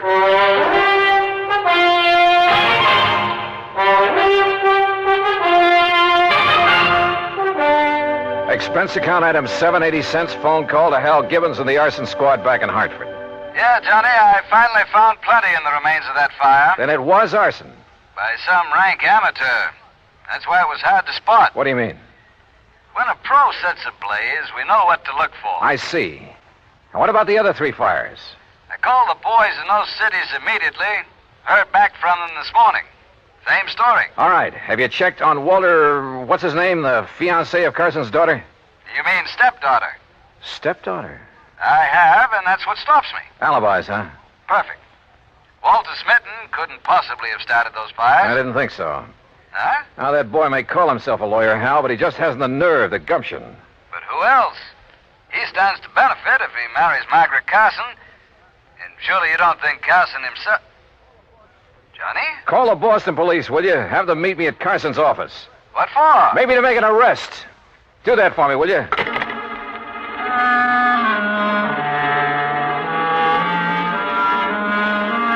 Hunch? Maybe it was more than a hunch now. Sure, I know there was no real clues in the case, but maybe for once I could get along without them. I went back to Carson's office and, I must confess, tried a little bluff. Court? You'd hail me into court? That's right. Unless you open up and tell me what I want to know. Very well. Speak to me as to thy thinkings, as thou dost. And you can forget the quotations. Walter Smitten is your lawyer, isn't he? A timid but an eager lad who saved me many a fall. You like him? Like a son. I would he were my son. For as the Bible says, a wise son maketh a happy... All right. Oh, yes. You have a stepdaughter, Margaret. Alas, I have. Okay. Now, who is to get the insurance money you may collect? Well, that, sir, is none of your concern. You going to talk now, Mr. Carson, but or it's in court? A family matter. Who gets it? I pledged to my wife before she died that Margaret would have all monies from any profit, any monetary gain of any kind, of any of my ventures. That would include the insurance money. I see. That, Mr. Dollar, was my pledge, and oh, how I have rued it. Why do you say that? She's not of my blood, Mr. Dollar. She has no soul for art or poetry. And since she's come of age, she's made so many demands upon me. Money, that's all she thinks of. And like Walter, she's so bold, aggressive, headstrong. Were it not for Walter, I'd mistrust her every move. But if he's in love with her... Because she demands he be, and why? So she can use his legal guidance in her fight to take this business away from me. All right, Mr. Carson. I haven't notified the authorities yet, but I've found proof that Margaret is the one who started those fires. You what? And you've just told me why. Because the money would go to her. Oh, Mr. Dollar, I'm glad. I've suspected, yes, but because of family honor. No, I'm glad you have proof. At long last, it will take this millstone from about my neck. Proof, huh? Margaret. Well, Dollar, you'll never live to tell the authorities. Margaret, that gun. Unless you'd like to make a deal, Johnny. Could be worth a lot of money to you. I'd even promise not to set any more fires. Oh, you were right, Mr. Dollar. Unless I'm mistaken, Margaret, the man who just came in... What man? Who heard your little confession is from the police department. You trying to make me look around so you can grab for this gun? Oh, no. Fact remains, he's standing right in back of you.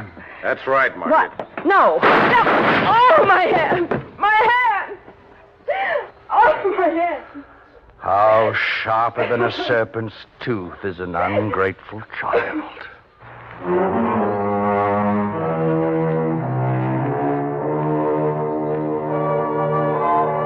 Yeah, the company will have to pay on those 4 markets. And the courts will have to take care of Margaret. I'm sure they will. And next time, well, give me something clean to work on, will you? I hate this kind of stuff. Expense account total, including the trip home, $56.90.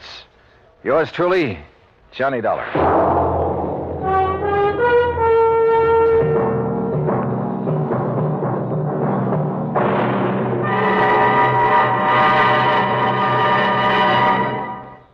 Our star will return in just a moment. Our flag now numbers 50 stars, and behind each star there stands yet another flag representing one of the 50 states. Oklahoma's state flag depicts an Osage warrior's circular buckskin shield from which hang 7 eagle feathers. Across the shield is the Indian's calumet, or pipe of peace, crossed with the white man's peace symbol, the olive branch. On the shield are small crosses, the Indian's graphic sign for stars, indicating lofty ideals or a purpose for high endeavor. The background of the flag is a field of blue, the blue of the Oklahoma sky, signifying loyalty and devotion. The important symbols, however, are the calumet and the olive branch. These override the shield, the symbol of war, and bespeak a predominant love of peace by a united people. Oklahoma's state flag, the flag of the 46th state to enter the Union, was adopted on April 2nd, 1925. Now, here's our star to tell you about next week's story. Next week, the Rolling Stone matter. Remember that old saying about a rolling stone? Well, it applies here, with a vengeance. Join us, won't you? Yours truly, Johnny Dollar.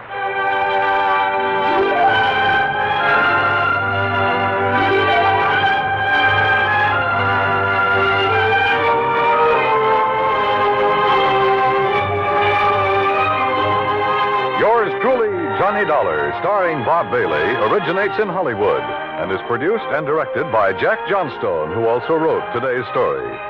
Heard in our cast were Virginia Gregg, Byron Kane, Harry Bartell, Jack Edwards, Joe Kearns, and Forrest Lewis. Be sure to join us next week, same time and station, for another exciting story of yours truly, Johnny Dollar.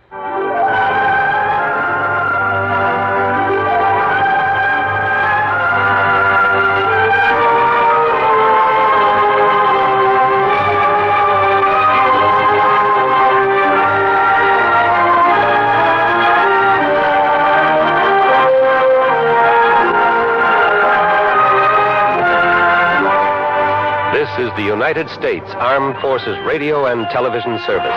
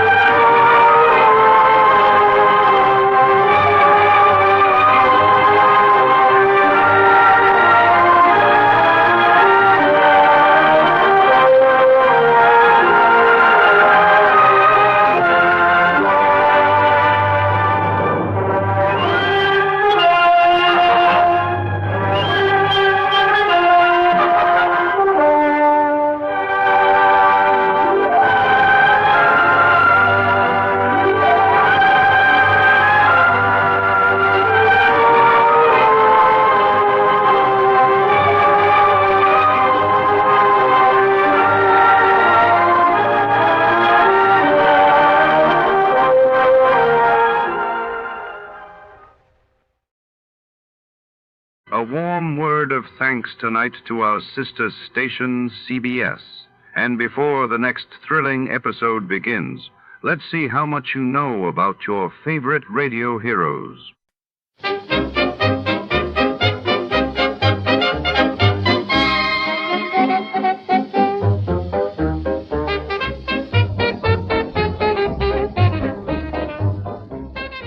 Tonight, under the shadowed eaves of Chateau McCloud, secrets swirl like whiskey in a glass. when a priceless artifact vanishes amid a stormy soiree, Private Eye Jack Marlowe finds himself tangled in a web of lies, glamour, and hidden motives. Who is pulling the strings in this high society caper? Stay tuned, as every shadow hides a clue and every guest has something to lose. Before we begin, let's see what happened on the day it aired. It was April 27th, 1949. On that day, the world saw the London docks paralyzed as 100 W0 workers walked out in a massive strike while halfway across the globe. The United States and 12 other nations signed the North Atlantic Treaty, setting the stage for a new era of international alliance. The National Broadcasting Company presents The Adventures of Sam Spade, Detective.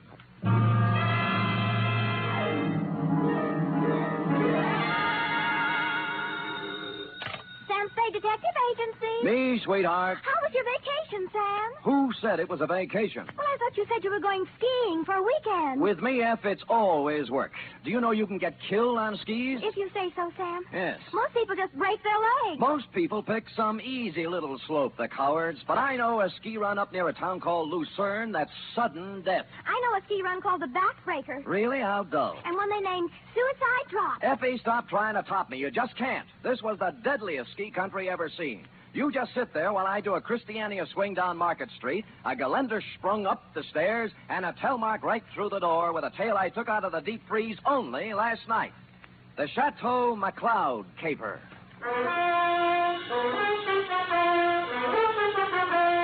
For NBC, William Spear, radio's outstanding producer-director of mystery and crime drama, brings you the greatest private detective of them all in The Adventures of Sam Spade.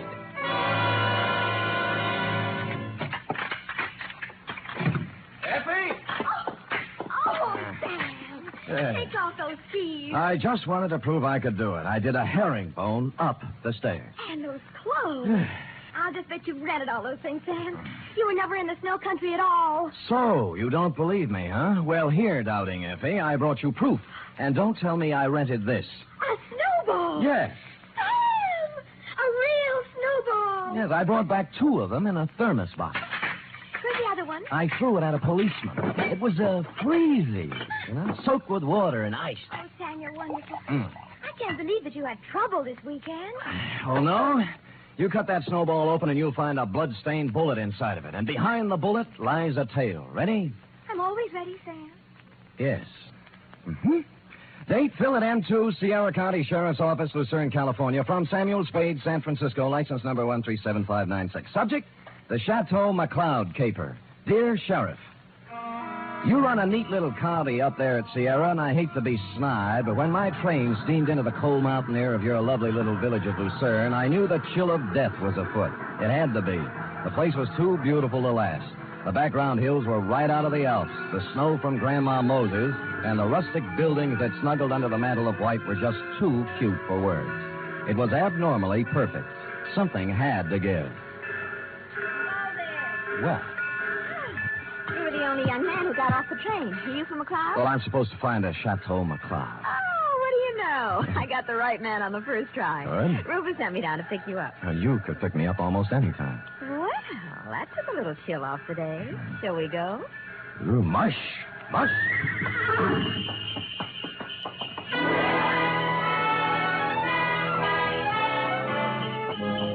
We glided out of the station, runners squeaking on snow, the soft pat of hooves, and the jangle of merry bells. We had a bearskin lap robe. It was a short bear, so we had to move close. Her cheeks were apple red, and her silk brown hair flowed in a spanking breeze. Oh, it was a scene that will forever be etched in my memory. Rufus tells me you're an advertising genius. Well, I have placed a few ads in my day, mostly help wanted. Aha, don't kid me. He says you're going to put the McCloud tanneries right on top with a new campaign. On top. You know, you're supposed to have a big name. Just 8 letters, Sam Spade. Oh? Well, I'm Rita Parker. I'm supposed to be Rufy's girlfriend. Of course, I think it's only to make his wife mad. But it's fun up here. Yeah, but this is my first trip. Oh, well, then you're in for a treat. That is, if abnormal psychology appeals to you. What does that mean? The McCloud guest register is always full of dynamite. Oh? For example, example. This weekend reads thusly.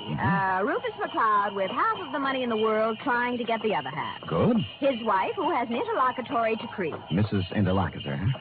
Yeah, Cora. Yes. Her boyfriend, Paul Endicott, gigolo type. Charlie Allison, co-worker and friend to Rufus. He's a food technician or something dull. So. And then there's Tozier Svenborg, ski instructor, who comes down like a wolf on the fold. And people like that. Yes, well, I'll never remember all the names. I'm in the ad game, you know. It's initials to me. I call people, RL, TS, NTG, and, you know. Well, the names don't mean a thing. Just remember this. Every 30 seconds, duck. I beg your pardon?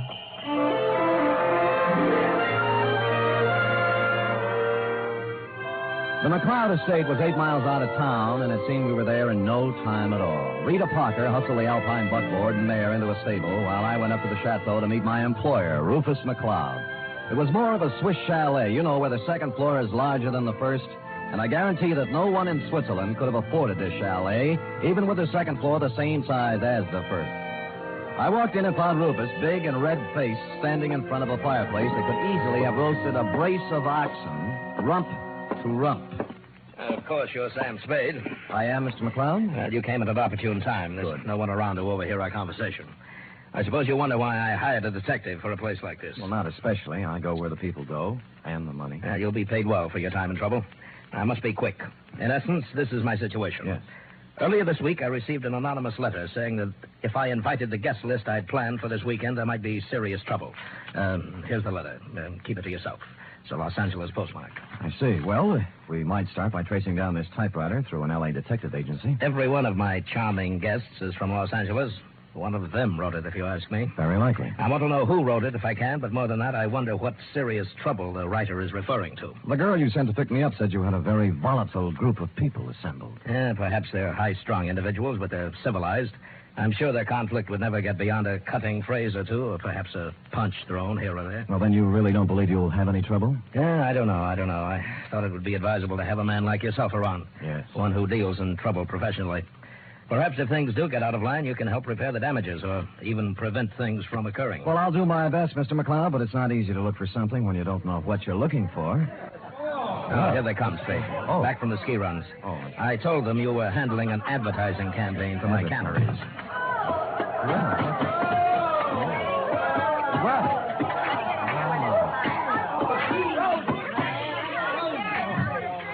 Well.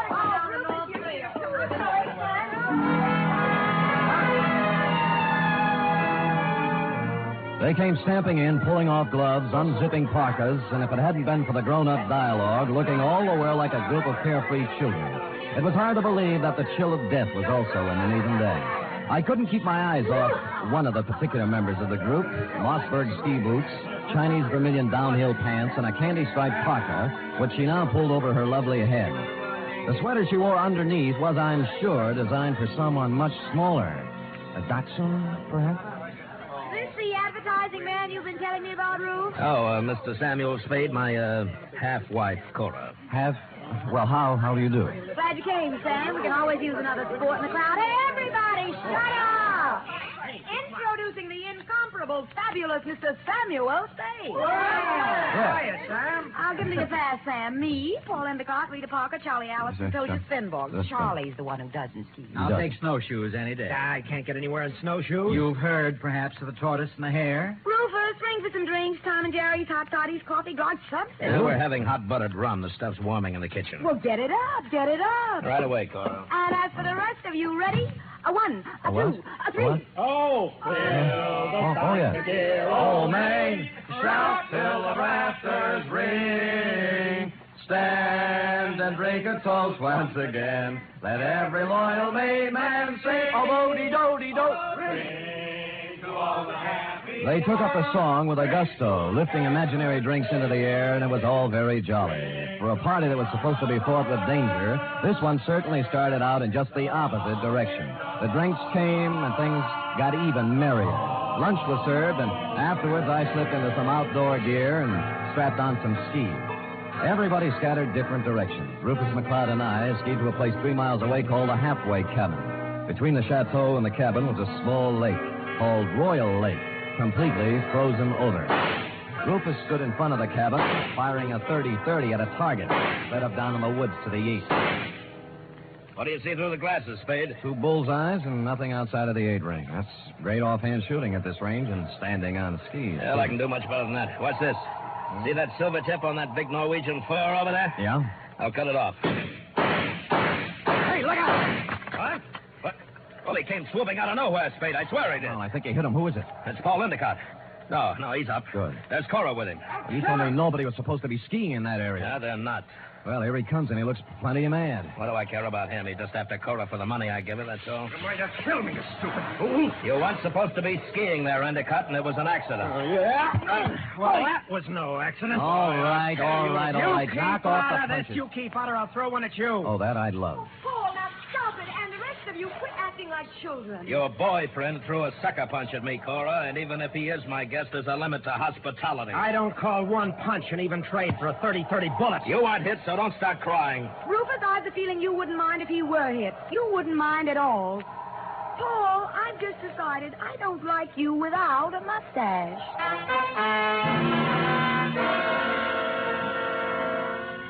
Well, from then on, everybody dropped the pretense, and you knew where you stood. And it was chilly, too.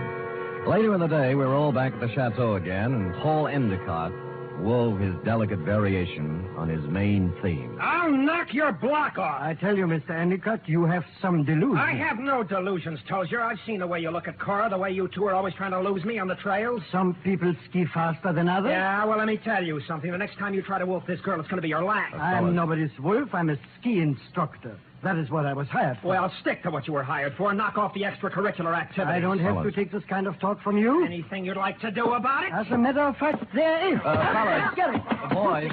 Men. Stop it. Fellas. Stop it. Yes. I'll never see either Fellas. one of you again. You, Sam. Yes, you want me to stop them, Mrs. McCloud? No, I want you to take me out of here. Oh, all right. Well, Let's put on our skis and get out of here. okay, here, I'll help you. Oh, thank you. Yes, that's it, gentlemen. Well, even so, I'll take a minute. Ready? Yes. There we are. Now, where are we heading, Mrs. McCloud? Oh, I thought we might go out to the boathouse. It's on the southern tip of Royal Lake. It's only a mile and a half. Nothing. And my name is Cora. I'm not really Mrs. McCloud anymore. That's kind of rough on you, isn't it, bringing your new boyfriend around all of your ex-husband's friends? Well, I like it up here. Rufus likes to have me. They're not all against Paul. At least they weren't. But he's on the defensive so much, he's going to make enemies of all of them. Yes, he's off to a rousing start, I'd say. Do you know something, Sam? I don't care about Paul Endicott, really. Or Rufus McCloud, or Tozier Spinborg, or anybody. I just care about Cora McCloud. Well, now, that's a good, honest answer. You know, most people wouldn't be that frank. But, Sam, Yeah? I haven't known you long. Well, I like your style. Style? I could care about you.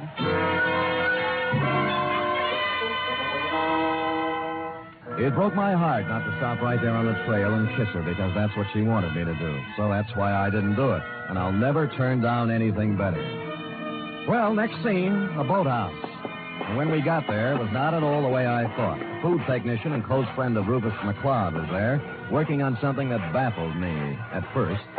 It's a nice boat, Mr. Spade. That's what it is. Belongs to Rufus. Yeah, I don't think I've ever seen one up close before. I'd take you for a ride, but this one needs a lot of work before anybody could use it. I'm just cluttering. What prompted you to come out here, Cora? Because Paul and Tozier Spinborg got in a fight over me, and I got tired of the whole thing. Sam and I went out for some air. Oh. Well, glad you did. I was getting a bit lonesome.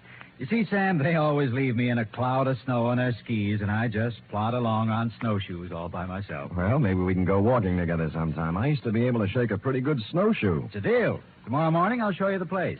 Sam, I think I'll stick around here and help Charlie with the ice boat. Oh. Unless you're crazy about ice boats, why don't you go back to the chateau? We'll be there in time for dinner. Well, I don't need any engraved exvitation. I hope you catch a common cold. The trouble with that girl was that she only wanted one man at a time around her. Back at the chateau, there was no one but the cook, the Marjorie Main part. Too tall. As supper time approached, Rufus came in, then Rita, then Cora, then Allison, and finally Tozier, in that order. And the order is important, because you see, nowhere in the list is the name of Paul Endicott. He didn't come in for supper, nor for the next 3 hours. It was dark by then, and Rufus McCloud was worried about Endicott. So we fanned out in a searching party. I was alone when I found him. He was lying in the snow, 300 yards west of the halfway cabin. There was a 30-30 slug in him. Period. End of Paul Endicott.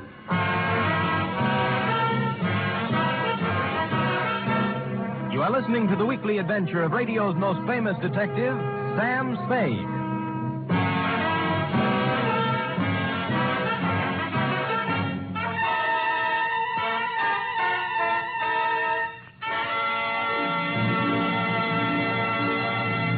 This Sunday, Cary Grant and Betsy Drake star in the second of the new Mr. and Mrs. Blanding series over most of these NBC stations.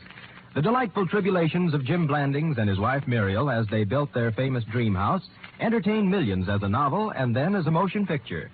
And now you can follow the further adventures of Mr. and Mrs. Blandings every Sunday on NBC. And Sunday also means your weekly visit with the hilarious Harrises on the Phil Harris Alice Faye Show.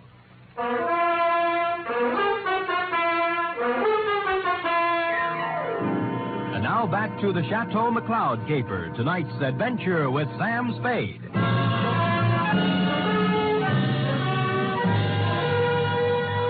There were no ski marks near the body of Paul Endicott, just his own. Somebody had drawn a bead on him in the dust from some distance. I started to look for the rest of the searching party and then changed my mind. If the body of Endicott wasn't found, the murderer might wonder what happened to it, get worried, and make a mistake.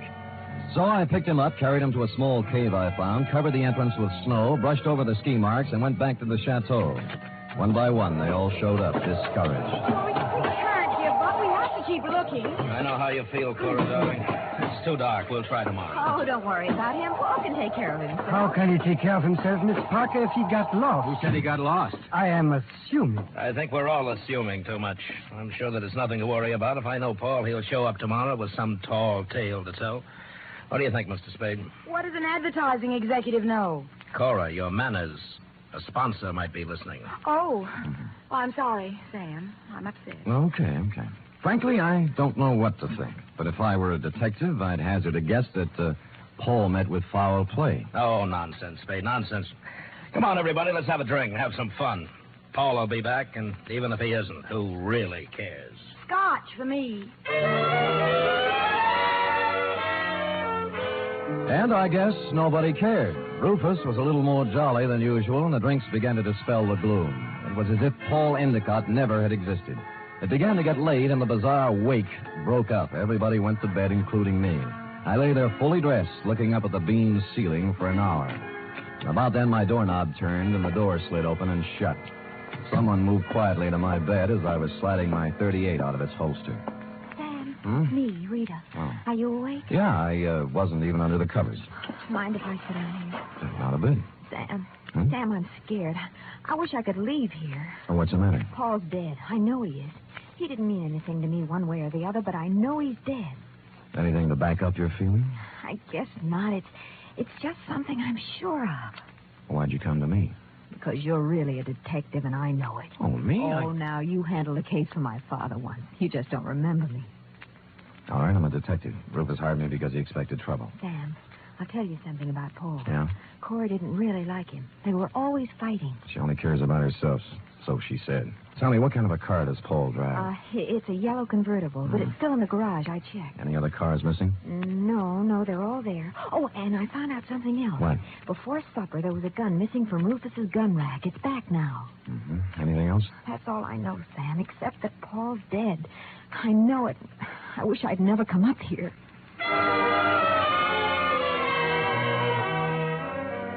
After she left, I dressed for outdoors and climbed through the bedroom window. It was still and quiet, and it was a quarter moon when I skied away from the chateau. I wanted to look the land over myself before the next day, when the clues, if any, were trampled into the snow. When I passed the northern tip of Royal Lake on the trail to the halfway cabin, I saw a new set of ski tracks heading into the woods where I'd found Endicott's body. I followed them, and they went right to the cave where I'd hidden him. And he was gone. I was standing there, pondering this, when I thought I saw something move in the trees to the west of me. I stood stock still. That was a mistake. A bullet splintered a tree next to me, and I shoved off as fast as I could. There was no second shot. I circled around in the trees trying to catch sight of someone. Nothing. I catch sight of someone. Nothing. I kept in the shadows and made for the halfway cabin. It was dark and quiet, at least until I opened the door. I tried, but he had the advantage of surprise and some kind of a club. I ended up on the floor with someone sitting on my chest. All right, I have your gun. You make one wrong move, Spade, and I'll use it. It's got bullets in it and a hair trigger, so be careful. We could use a little light. As you see, there's Paul Endicott's body. Yeah. How did you find him, Tozier? You're only putting a noose around your neck. You're a very perceiving man, Mr. Spade. How do you figure I did it? I talk better on my feet. Just remember the gun. If you didn't kill him, how else would you know where the body was? Because I know this country like the back of my hand. He had to be somewhere. You are the killer, Mr. Spade. Me? Why, I do not know. You found the body before anyone else could. Hid it, then clumsily tried to hide your tracks. Don't be silly. Why would I come back? A murderer always worries about his crime. Did he forget something? Was something left undone? It's a natural. It sounds good, except it isn't true. You couldn't pin it on me in a month of Sundays. But somebody might just tie it on to you. That's what you think. Do you know what I'm going to do now? I wouldn't want to guess. The shots came pouring in through the window, and Tozier Svenborg went down. I saw the flash of a face outside and was gone. I kicked at the lamp, threw the place into darkness, and lay on the floor. Then I crawled over to Svenborg and took my gun back. Well, that was a surprise. It hurt quite a bit. Where'd you get it? Oh, somewhere in the back. Let me see. It's at the shoulder level. But he won't die anyway. I'm afraid I misjudged you, Mr. Spade. Go after him. Go after him and catch whoever it was. I can't leave you here. I'll take care of myself. Just leave me your gun for protection. No, I'll stay. Go, please, while there's time. Or are you afraid? I was, but I gave him my gun and left. Outside, there were many ski tracks, but a fresh set led left from the halfway cabin down. They went right to the edge of Royal Lake and then stopped. There were no marks of ski poles on the ice, so I followed the shoreline, looking for some kind of a clue. It wasn't until I reached the southern tip of Royal Lake that my effort was rewarded. Leading up from the ice were a set of footprints, then a set of ski marks. They led to the boathouse. Inside, I found two interesting items. One, a dismantled ice boat with fresh ice on the runners. Two, a pair of skis with snow in the grooves. I made my way along the beaten path back to the Chateau. Circled it once, found interesting item number 3, and went in. Well, what were you doing up, Spade? Did you hear the shots, too? Yeah, I thought I'd look around. Cold. Woke me out of a sound sleep, Sam. What was it, you know? Well, I didn't find out about the first shot, Mrs. McCloud. That was fired at me. But the next 3 were fired at a man named Tozier Svenborg. Oh, no. Tozier? How did it happen, Spade? What's it all about? He found Endicott's body in the woods. Dead? Very. I told you, Sam. I told you. Told him what? What do you know about it? Nothing. I just had the feeling, that's all. You know something. Now tell us or I'll slap the rents right out of your head. I don't know anything at all. I just had a feeling. Who shot Tozier, Spade, and why? I don't know. I was standing with him in the halfway cabin. Somebody shot through the window. Didn't you see them? Don't you know who it was? I was too busy ducking to look. Just answer me one thing. Have any of you been out? Of course not. No. I haven't, and Mr. Allison's in bed. Of course, they all lied. McCloud's shirt was stained with sweat. He'd been moving fast somewhere. The ski pants sticking out from under Cora's robe were wet, and Rita Parker was now dressed when she wasn't before. I was trying to figure out something to say when Charlie Allison came out from his bedroom, rubbing sleep out of his eyes and pulling a robe on. What's going on here? What's all the excitement about? They found Paul, dead, and somebody shot Tozier. No. Where is Tozier? In the halfway cabin. Well, let's get him to a doctor. I'll call one from town. Why don't you go up and get Tozier? I'll have a car ready, and we'll take him right into the Lucerne Hospital. Wait a minute. What about the murderer? Who did the shooting? Nobody's getting out of my sight. It had to be one of us. Why, Cora? Oh, it wasn't just anybody. We're the only ones left walking. Why don't you ask Sam? He's the detective. Detective? Yes, I hired him because somebody sent me an anonymous letter saying there'd be trouble. You knew there was going to be trouble, Rufus. Somebody else knew. Then why did you let people come up here? What's the big Why did you do? Wait a minute. Spade, what did you find out? Well, if you'll all wait here a minute, I'll tell you. When I circled the chateau before I came in, I'd seen footprints leading to a window, not mine. That meant somebody else used the back way in and out, too. I wanted to find out whose window it was, and of course, while I was looking, I remember the apparently dismantled ice boat and the fact that a set of skis were in the boathouse. It took me about a minute to find the right room. but somebody knew it. All right, Spade, stand where you are. Allison, you might be a great food technician, but you're a lousy killer. Yeah, well, at least he didn't get her. Neither will you. I got him, Spade. All right, come on, stand up. Come on. You sap. Cora, huh? You think you could get her by killing somebody? Shut up, leave me alone. I'm sorry for you. Sorry for anyone that ever knew her. I'm sorry for myself. She loves me, you fool. What's the matter? I was sound asleep. We found our killer, Mrs. McCloud. Charlie? Yes, baby,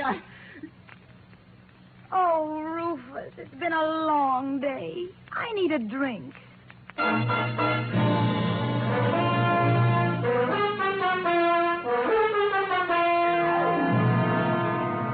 And that goes to show you how cold it can get in the snow country. F. Period. End of report. Sam, why would a man do anything like that? When he knew he couldn't get away with it? Because he was stupid, Effie. People must have told him 1,000,000 times. If they told him once, crime just doesn't pay. No. Yeah. Now, go type that up, will you? Go on, scamper. Woof.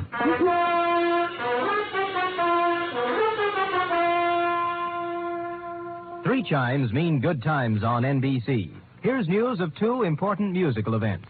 This Saturday, Arturo Toscanini begins a new Saturday series of concerts with the NBC Symphony.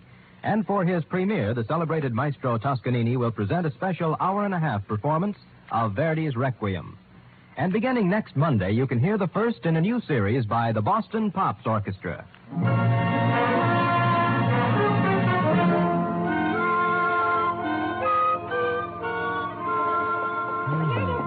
All typed up. All but the P.S. Page, that is. What P.S. page? Why should it need a P.S.? Sam, you know that this report, to borrow a phrase from you, is full of holes. My phrase? I wish I'd never said it. Now, for instance, who sent the note to Rufus? Paul Endicott. He expected trouble. That's why he was so belligerent to everybody. All right. Yes. I'm going to come right out and ask you. Good. Why did Allison kill him? Well, I thought it was rather obvious, Effie. Cora was leaving Rufus McCloud for Allison, but because Allison worked for McCloud until Cora's divorce was final, they didn't want Rufus to know about it. So they used Paul Endicott as a decoy love affair. But I'll bet Endicott didn't want to give Cora up. I'll bet that was it, Sam. Effie, I don't know how you ever guessed. Endicott saw in it a chance to pick up a buck with a little blackmail. It's just a wild guess, Sam. Yes. And, of course, Allison did ski, didn't he? What do you think? Well, how else could he get around so fast? And he made such a point about those snowshoes. Sam? Yes? If I'd written the caper, I'd have covered that up a little. Come here. Oh, I'm sorry, Sam. I guess I shouldn't have said that. You certainly should not have. You know there's only one thing around here you're supposed to say. Yes, Sam, I know. Shall I say it? Make it fast. Good night, Sam. Good night, sweetheart.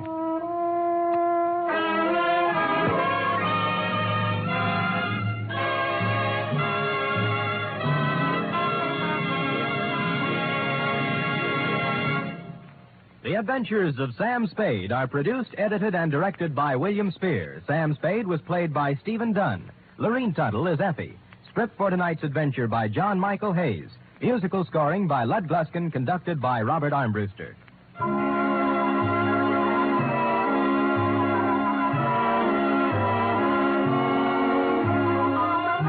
Join us again next week, same time, for another adventure with Sam Spade. Do you keep an appointment book? In 1950, 30,000 people kept an appointment they hadn't bargained for with infantile paralysis. And 4 out of 5 of these were helped with March of Dimes money. We must go on helping, yet we also must be prepared for what may come in this year. March of Dimes is your way of fighting infantile paralysis. Give all you can to your local March of Dimes headquarters. Join the 1951 March of Dimes today. The Magnificent Montague next, then it's Duffy's Tavern on NBC. Tonight's broadcast comes to you with special thanks to our friends at CBS. And before our next mystery unfolds, here's a question for the sharpest listeners in America.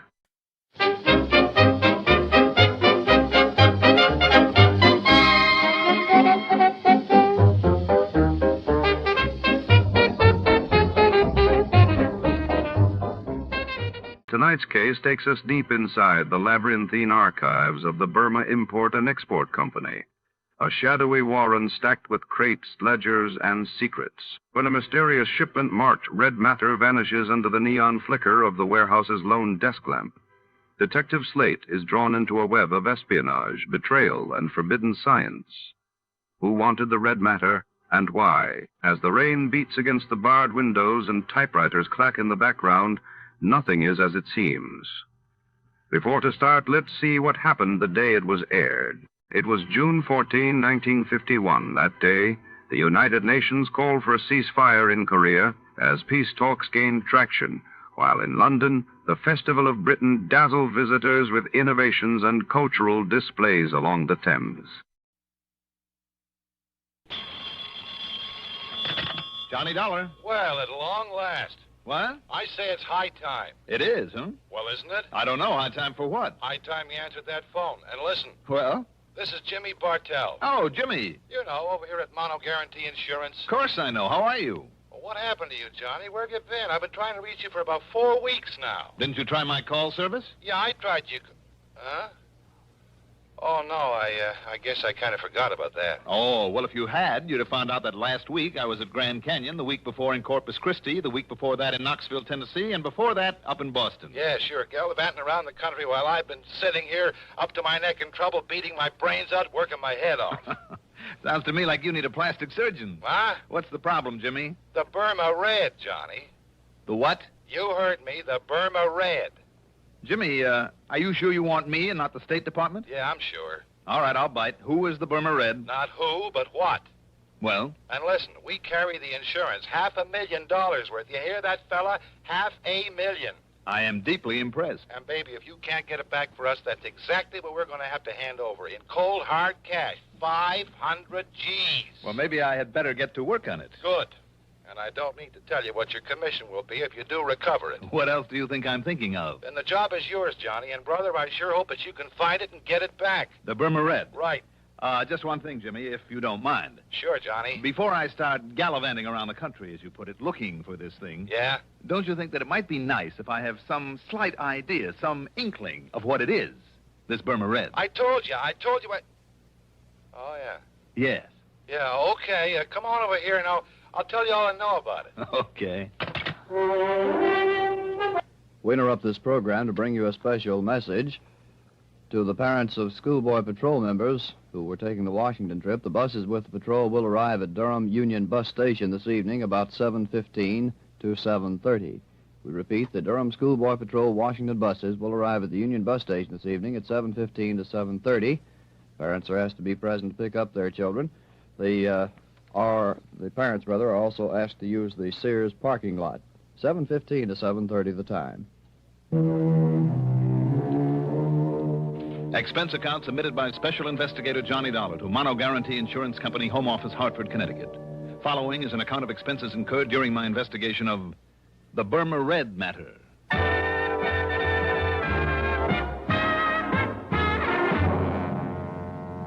Expense account item 1. $1.20 for a cab from my apartment to Jimmy Bartell's office in the Spear Building down on the square.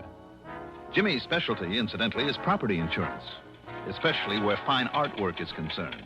And in this case...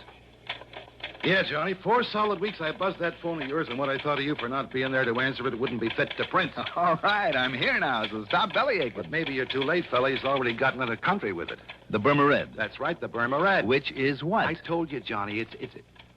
Oh, yeah, that's right, I didn't. Now, listen. I'm listening.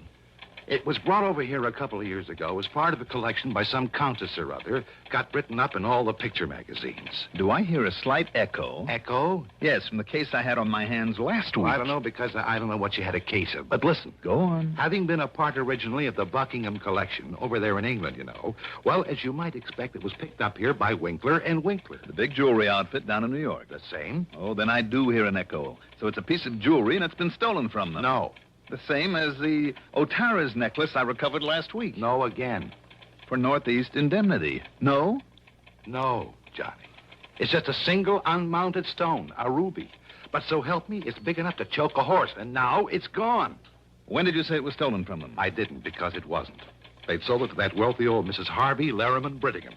Lives out in the edge of town. Oh, I see. But 4 weeks ago, somebody neatly chiseled open her wall safe and walked off with it.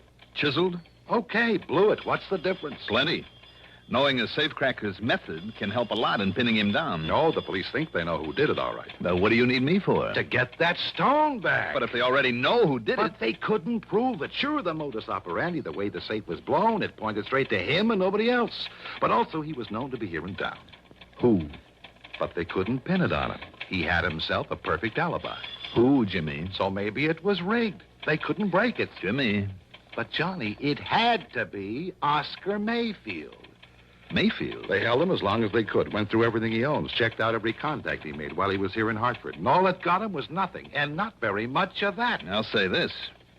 If Oscar Mayfield, the old master, made that heist... So what could they do but let him traipse merrily on back to New York, where he's been living lately? Look, Jimmy... But I figure, despite the police report and all the work they did, I figure that somehow Mayfield got away with that ruby. Jimmy, I'm inclined to think you may be right. I know Oscar Mayfield. He's clever. I've tangled with him before. And, come to think of it, he made a promise to me once. Mayfield made a promise? Mm-hmm. What was it, Johnny? That if I ever tried to interfere with him again... Yeah, well? He'd see to it that I had a very nice funeral.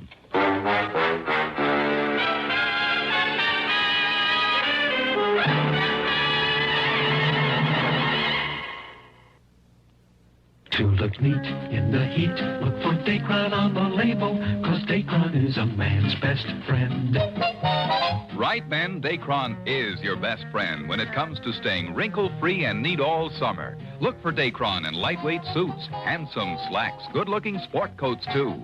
You'll stay well-pressed and well-dressed thanks to Dacron by DuPont. There's just no denying in the clothes he'll be buying, Dacron is a man's best friend.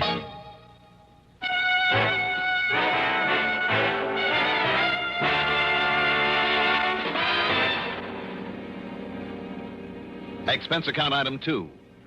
65 cents for a cab to police headquarters where, after some inquiries, I ended up talking with Sergeant Holly Holcomb. He wasn't very encouraging. Sure, Dollar. He was known to be in town. Known to have tried to leave right afterward. Trademark he left on the wall safe was his.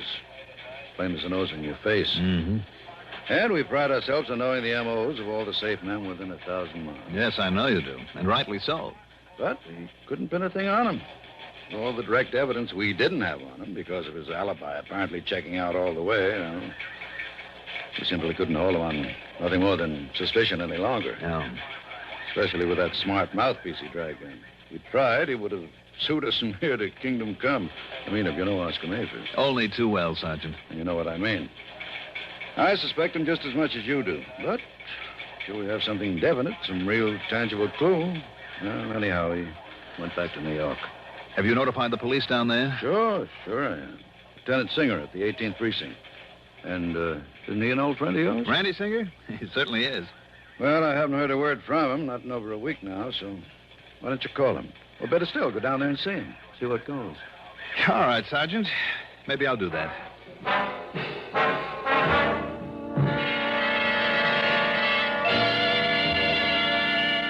There was some more talk between us, and Sergeant Holcomb gave me every detail of the job.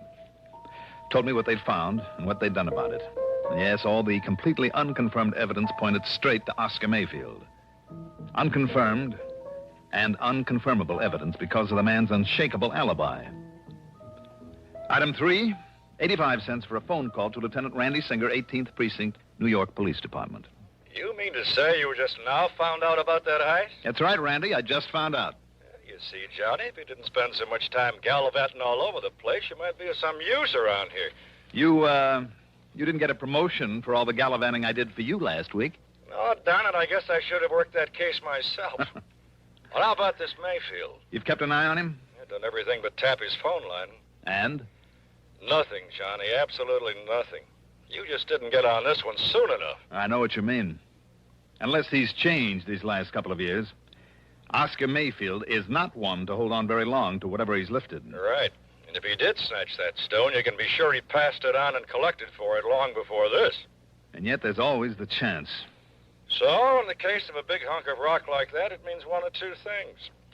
The guy who bought it from him is either carting it out of the country and far away, or having it cut up into little ones that nobody will ever be able to identify. I guess Mayfield would have passed it along in one big fat hurry. I know we couldn't find it. Anywhere on or around him. We tried every trick. And I mean trick, Johnny. Until he started to yell at the DA, and the DA started yelling at us. Johnny, I understand. I've just heard this, mind you. Yeah? Well, I understand that one of my boys... while he was off duty, of course, so it was completely unofficial, you understand? Yeah. Well, I heard he even went so far as to roll Mayfield one night in the alley back of a nightclub. What? Not a sign of that, Ruby. Randy, if the department ever catches up with these unofficial tricks of Look, yours... I told you, Johnny, I only heard that. But I know myself it isn't hidden anywhere in his apartment. Oh, you do? I do. Randy, didn't you and your clever little boys completely overlook the Otara's necklace that was hidden in the back of a camera just about a week ago? Oh, now that was different. So that I had to get lucky and find it for you? Okay. So you happen to guess right. For once. So maybe I better get on down your way and look around for myself.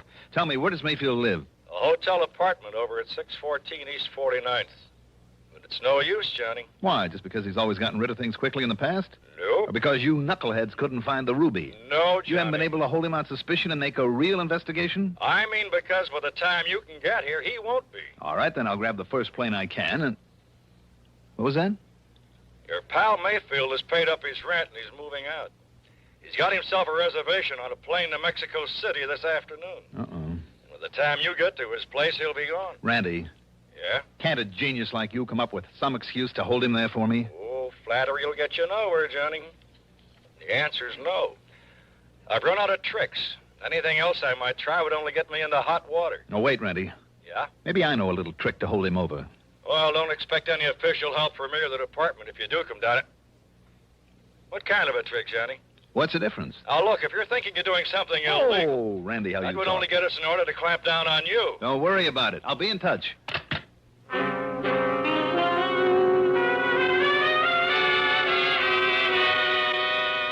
Illegal?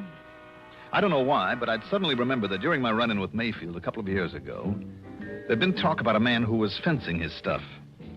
A man who had been only vaguely identified as Hugo. The last name had never come to light. Okay, maybe that name still meant something to him. If so, it justified item 4. $1.26 for a telegram to Mayfield. It read as follows. Urgent, that before you make any deal, you call me immediately at Plaza 3, 9970, and I signed it, Hugo. And I had them put a rush on it, hoping it would give me some much-needed time. Item 5, $6 for a cab to Bradley Field. Item 6, $10.12 for a plane to New York. And when I got there, item 7 is $5.80 for a taxi to 614 East 49th Street. It was a smart, good-looking apartment hotel, which is more than I can say for the stuffy uniformed doorman. Mr. Mayfield, did you say? That's right. Mr. Oscar Mayfield. Is he still here? Is he in? Whom shall I say is calling, sir? Don't. Don't? Just give me his apartment number. Your name, please? Now, don't worry about it. I'm sorry, but I must have your name, sir. It's Dolar. Now, what's the apartment number? Dolar. Very well. No, you don't. Just put the phone down. I beg your pardon. It's granted. Now, the number of his apartment. Not unless I announce you, sir. Now, look, I am a special investigator. Oh, you are? Yes, and if you'd like to call the police and check on me, only I haven't time. Look here. These are my credentials. And I tell you, sir, that unless I... Oh, I see. Mr. Johnny Dollar. That's right. The insurance investigator. Yes. I didn't know. Well, you do now. Well, nonetheless, Mr. Dollar... Just give me Mayfield's apartment number, please. Now, what is it? Well, it's 7G. Okay, thank you. And I'll phone that you're on your way up, sir. You do, and I'll break your neck. 7G, Just in case he remembers what he once promised, I better make sure that this thing is working properly.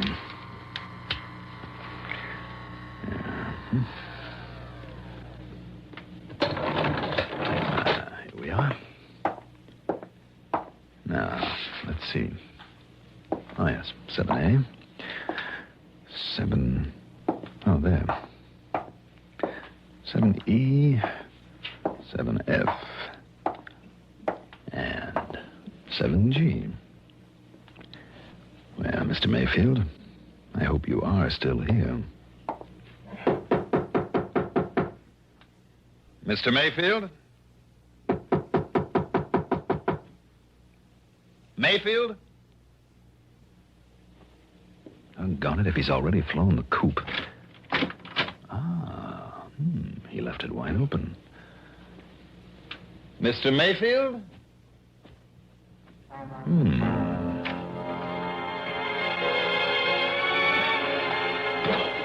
The well-furnished living room was empty. And so was a kind of study off at one side and a little bar kitchenette beyond it.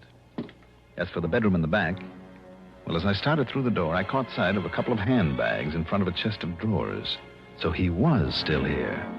What I didn't catch sight of, though, was the gun shoved around the side of the door into my back. Just lift them up slowly, Dollar. Slowly, while I see whether you're armed. Yes, here it is.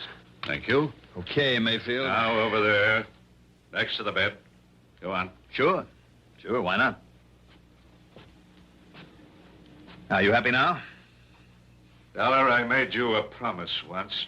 It's kind of foolish of you, wasn't it? I'm going to keep that promise now. You going to pull off a shot in a place like this? This apartment is absolutely soundproof. One of the reasons I selected it. I see. Well, are you ready?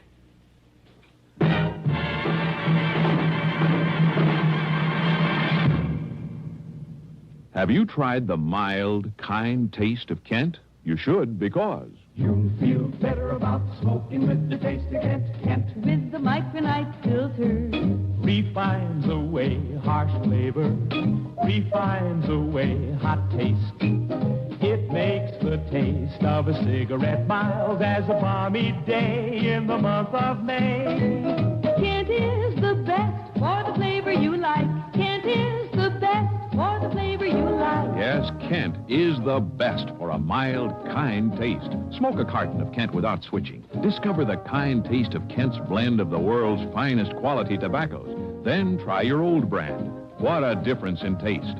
Kent with the micronite, Kent with the micronite, Kent with the micronite filter refines away harsh flavors, refines away hot taste. You'll enjoy the mild, kind taste of Kent with the micronite filter.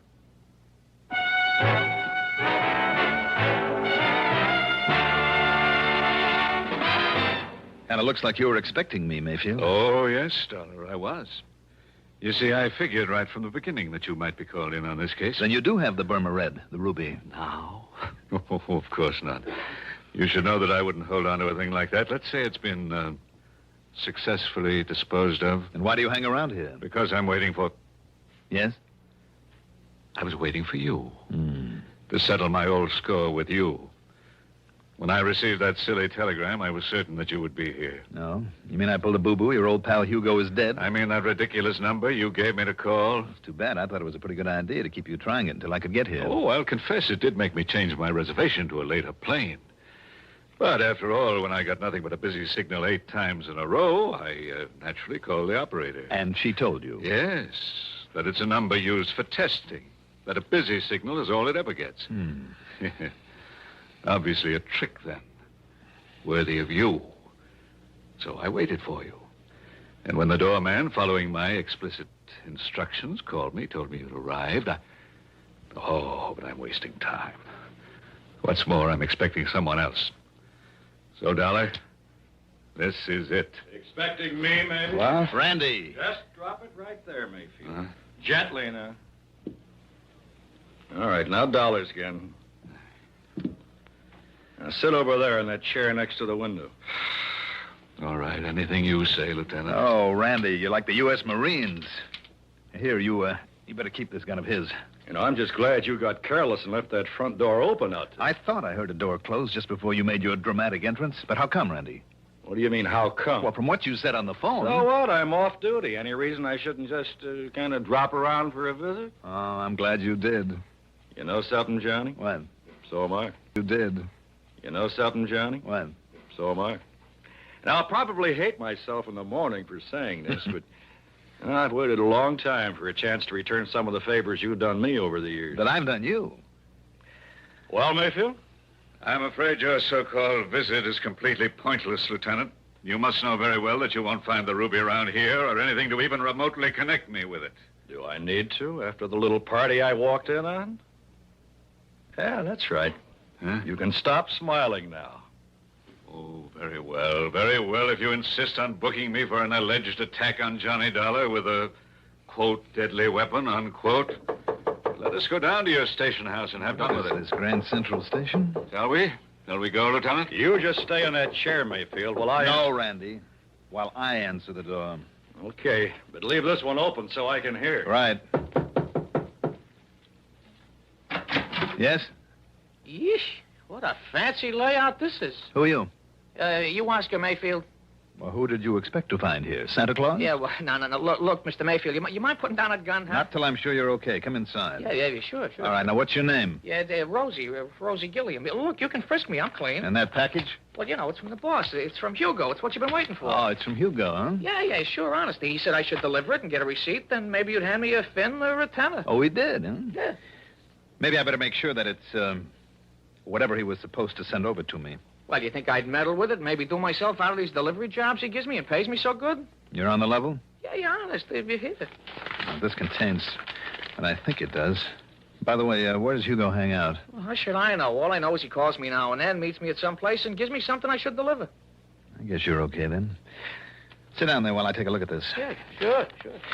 We'll just see now. You know, you're the first gent to ever open one of those deliveries in front of me. Am I? Yeah, you're the very first. Holy jumping, look at that loot. Where is he waiting to pick up the receipt, Rosie? Yeah, I don't know. He only hunts me up when he's ready. Look at all that dough. What kind of a receipt, Rosie? He said you'd know what kind. Oh, man, would you look at that? Would you look at it? All right, I'll write you one. Yeah, maybe I could have a 20 for bringing it. I'll give you a receipt to Mr. Hugo. Let's see, how is it now that he spells his last name? You don't know, Mr. Mayfield? Well, don't you know? I should know how to spell Hemperschlag. Hemperschlag. So that's it. Hey, now, wait a minute. Listen, you are Mayfield, ain't you? All right, Randy. Randy who? Lieutenant Singer of the police. Come in, Randy. The police? Oh, no, I've been took. Mr. Hugo will kill me. No, Rosie, I don't think he'll ever get the chance. Just take it easy, Rosie. Oh, no, listen, cop, I was... We'll give you all the protection you need after we sign you in at headquarters. Rosie, whatever your name is, you hair-brained idiot. Just take it easy, Mayfield, and sit down. You too, Rosie. Well, now, look at all this beautiful money. Randy, unless I'm awfully wrong, it's payment to Mayfield for the ruby. And if you can locate a Hugo with the unlikely name of Hemperschlag, or maybe you'll save us the trouble, Mayfield.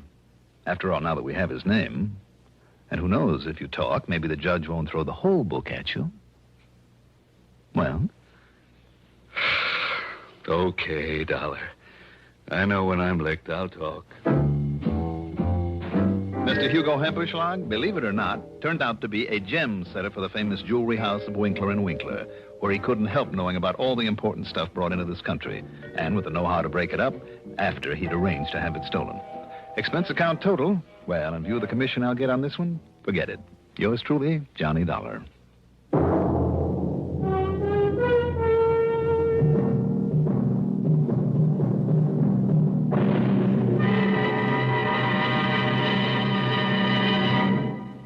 Now, here is our star to tell you about next week's story. Next week, I'll be back with a rather unusual story.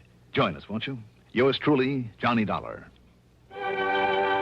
Yours truly, Johnny Dollar, is written by Jack Johnstone, produced and directed by Bruno Zerato Jr., music supervision by Ethel Huber, sound patterns by Joseph Cabibo.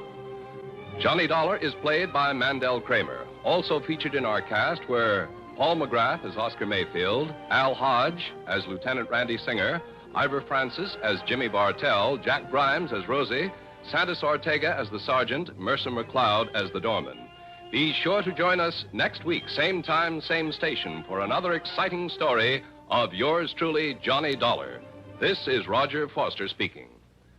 Durwood Kirby's favorite program, The Gary Moore Show, weekdays on the CBS Radio Network. CBS for Durham, Raleigh, WDNC. Here at Escape Radio, we proudly thank our partners at CBS. And now, folks, a quick challenge before the next thrilling chapter.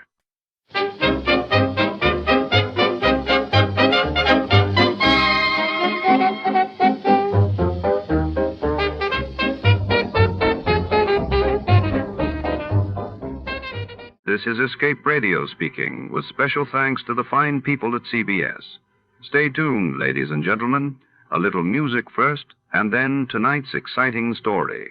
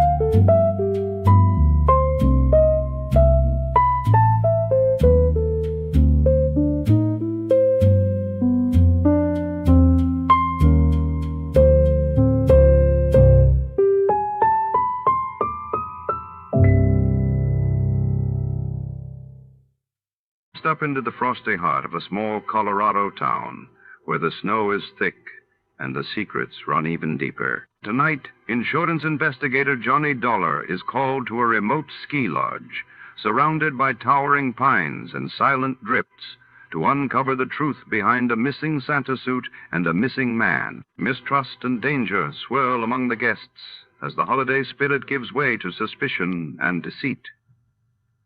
What really happened in the shadowy corridors of Carmen Kringle's lodge? Stay tuned as we follow the clues.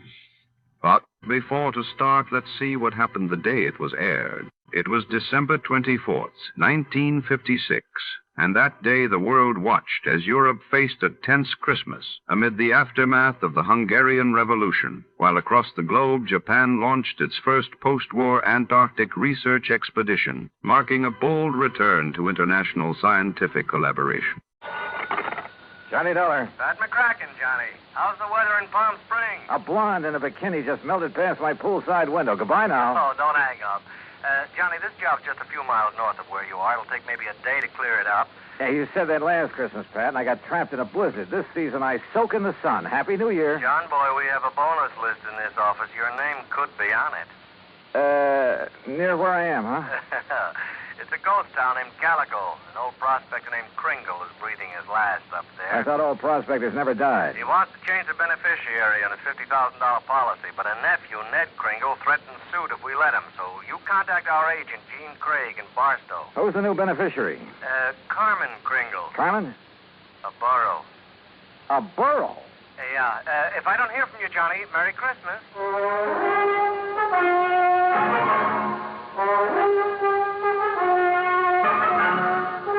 Bob Bailey in the exciting adventures of the man with the action-packed expense account. America's fabulous freelance insurance investigator. Yours truly, Johnny Dollar. And now, Act One of yours truly, Johnny Dollar.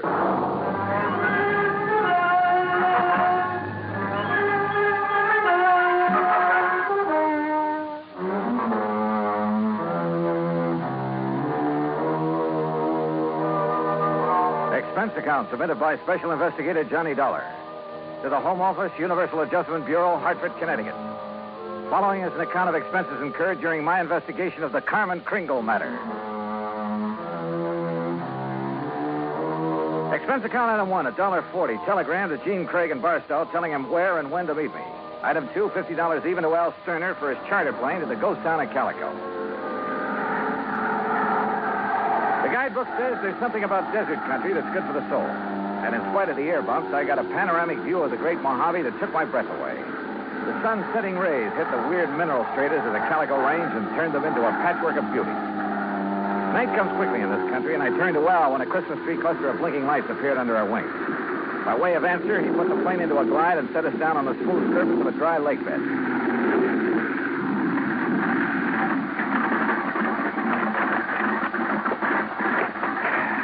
Johnny, you want me to wait around till your friend shows up? No, thanks. Well, there seems to be plenty of company. That's just an old coyote. Don't stand too long or you'll freeze to the spot. Okay. Good luck. Call me when you want to be picked up.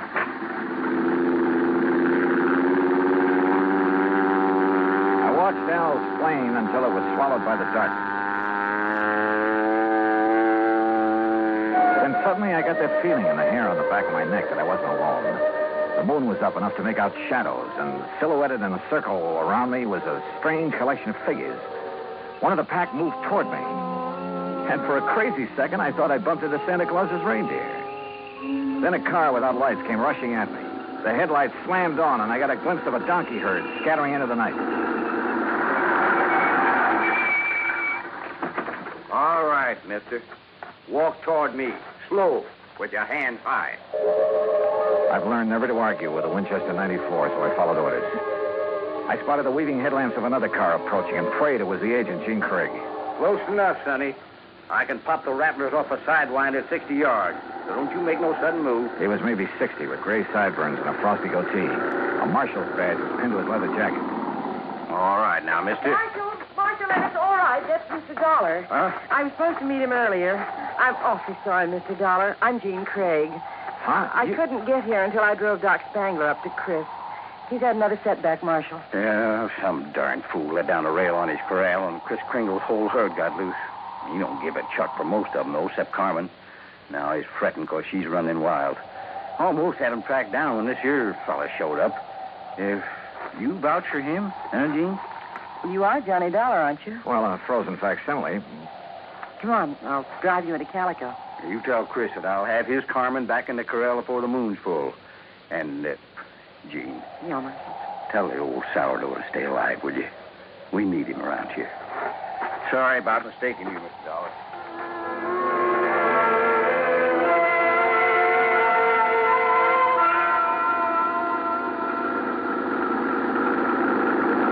Gene Craig, with a J, knew her way around. She was strictly business and filled me in fast on the old prospector with the odd name and his desire to change the beneficiary of his policy. Everybody calls him Chris because every year he loads up his burros with toys and presents for the miners and their families back in the hills. The kids really think he is Santa Claus.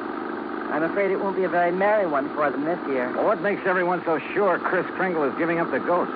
Doc Spangler says there's nothing apparently wrong with him. It's more like he's given up. Oh, what's with this Scrooge character, the nephew? Ned Kringle seems all right. It's the man with him, Willie D'Agostino. He does the talking for Ned. You'd think he was going to inherit the money. Well, maybe he's expecting to. You know, you're making a good case for Carmen. Can a burro be a beneficiary, Johnny? Chris can leave it to a three-masted schooner if he wants, providing a trust is set up. Could the people of Calico be that trust if they promise to take care of Carmen? Yeah, I guess so. Why? That's the way Chris wants it. That way there'll always be a Christmas in Calico. What happens when Carmen goes to donkey heaven? Or is it burros that never die? There'll always be burros in Calico, Johnny. And one of them could always be named Carmen.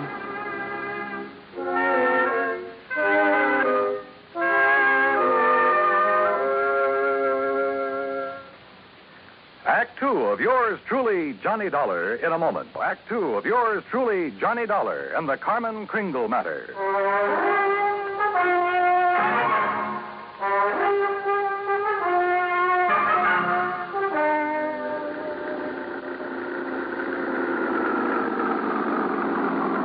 Well, here we are, Johnny. Calico, once the richest silver city in the West. It was unbelievable. Like seeing a page from the past. Walter Knott, famed creator of Knott's Berry Farm and Western historian, had bought the old ghost town's battered remnants and restored it to the way it must have appeared in the wild and fevered days of the Silver Lode. I could make out signs nailed to weathered batten boards that told of a flourishing and colorful past. Joe's Saloon, The Last Chance, Hyena House Hotel, Lane's Mercantile, the Calico Prince. High on a hill at the edge of town, people were gathered at the entrance to a cave that was illuminated by hundreds of miners' lamps. And it gets you, huh? Almost like it was planned. They're rehearsing for the Christmas Eve pageant. Maybe you can spend Christmas Eve with us, Johnny. If you don't have other plans. I have a day with a steam-heated swimming pool. What? Come on. Let's meet the old man. Expense account item 3, $100 for a quart of perfume or a mink scarf, anything to wipe the hurt look off of Jean Craig's face. She led me up the steps to the rickety porch of Chris Kringle's wooden shack. A tall figure carrying a black bag stepped toward us out of the shadows. Yeah, I'm glad to see you. Will you drive me back to town? Why, certainly, Doc. Oh, this is Mr. Dollar. Hi, son. Hi. Chris, is he still all right? I couldn't say. Been sitting out here waiting for you. You haven't seen the patients? The medical man owes a duty and all that, but I'm too old to talk back to a gun. You mean they wouldn't let you in? Tired of it. Well, I'm not a medical man. Well, please be careful, Johnny. I told you, Stallbone, stay away and leave the old man to... Well, if it ain't little Jeannie, the policy fixer. And who are you, mister? Willie D'Agostino. This is Johnny Dollar. He's from the insurance company to see about changing the policy. Who is it, Wooly? Who are you talking Relax, will you, and let him give us some tourist directions back to Barstow. There'll be no policy changing at this late date, mister. Ned Kringle is very bereaved at the imminence of his uncle's demise. Just family admitted at this sad hour, so mosey along, folks. I'll leave the young man to his grief. Your foot is in the door, mister. I don't like your foot, and I don't like you. His hand moved to his shoulder holster, but Jean was standing right beside me. It was Doc who suddenly shouldered past D'Agostino and fled up the stairs that gave him my chance. I kicked the door wide. Threw him off balance. I shoved Jeannie aside, and that was a mistake. Because a million Christmas tree lights blazed up in my skull.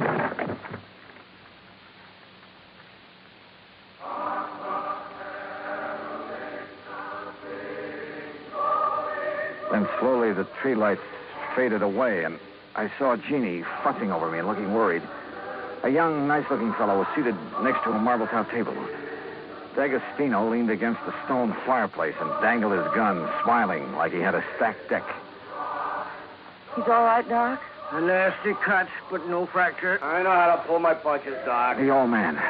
How is he? No better, no worse. Just lying up there staring at the ceiling. I want to see Chris.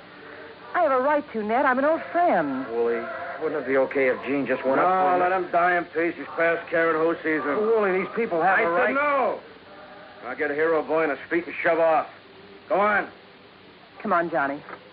Help me, Doc. How's it going to feel, Ned? Sharing blood money with a hoodlum.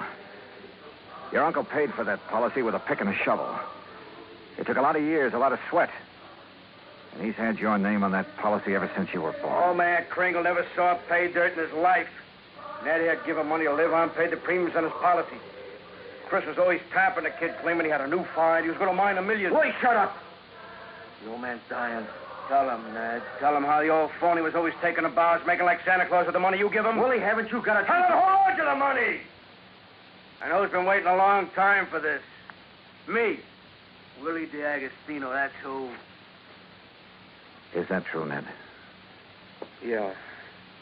I thought my uncle would make a strike someday. I honestly thought he'd strike it rich. I know he tried. He did strike it rich, Ned. When he dies, every man, woman, and child in this town will mourn him. He'll live in their hearts.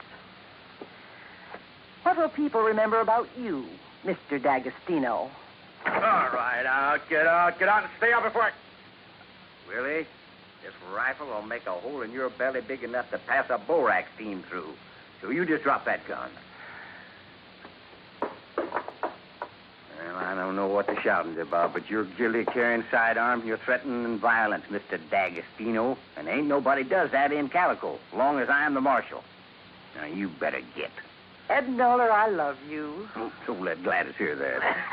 Well, I'll see how Chris is. Doc, you tell the old buzzard that I got his Carmen back in the corral. Jingle bells and all. Yeah, nice work, Ed. Now, what's holding you, mister?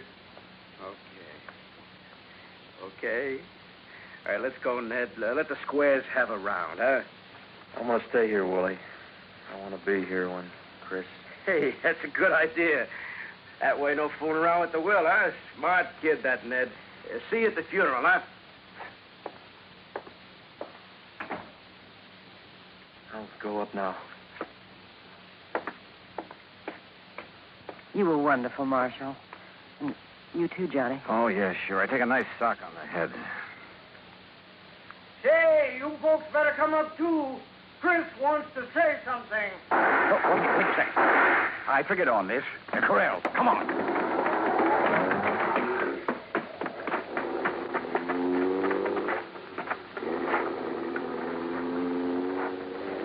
D'Agostino must have had another gun in his car. One of the bullets had found the mark he intended. Willie Boy wasn't taking any chances that Carmen Kringle would inherit $50,000. We found the burro lying on her side, quite dead. Jingle bells and all.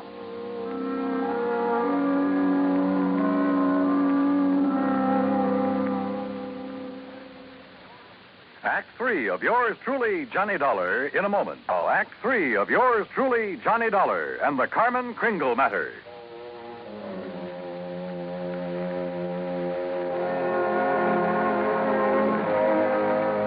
Oh, Marshal. Johnny, how could he have been so cruel? Carmen dead. It's just not right.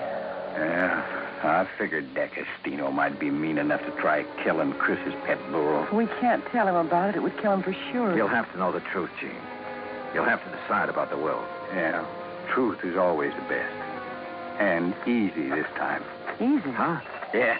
I'll just take these bells off of this poor little feller, and I'll put them where they belong. Carmen? What? Carmen? Oh. Mosey over here now.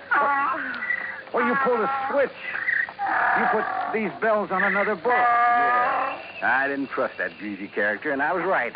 A nice girl, Carmen. I'll be. Now, you folks going up and see old Chris. I'll keep an eye on this here $50,000 jackass. That's the way it's going to be, ain't it, Johnny? Yes, sir. That's the way it's going to be. But I was wrong. The roly-poly little old man in the four-poster bed with his white whiskers resting on the quilt changed his mind again. Even after hearing about how the marshal saved Carmen. I wasn't going to scratch Ned's name off of that insurance, Mr. Dollar. I tried to shake that D'Agostino, figuring he'd take his hooks off of Ned if he thought my Carmen was going to get the money. Oh, I was scared for a while that I just might have to up and die to square my nephew's gambling debts. I'm sorry, Chris. I'll work my fingers raw paying every cent I owe, but I'll pay him back with interest. I want you around. Yeah. Hey, Mr. Dollar. Yeah, Chris. Lift the lid on that footlocker and fetch me one of them bags in there. They're pretty heavy, but you look strong. Oh, they're sure heavy enough. You got them stuffed with silver? It's better than silver. Open it up there. Yeah, that's it there. Yeah, recognize the dot? Yeah. Maybe you'd better have a good sleep, Chris. This here's plain old gravel. Oh, plain gravel. It's uranium, Doc. Huh? The last batch assayed at $900 a ton. And I got a mountain of it staked out. In both our names, Ned. You don't say. Why, Chris? Mr. Dollar, if you and Jeannie check with the Barstow Bank, you'll find that they'll extend credit on the strength of that assay. You reckon you can spend 2 days buying enough presents so as we won't disappoint the folks hereabouts?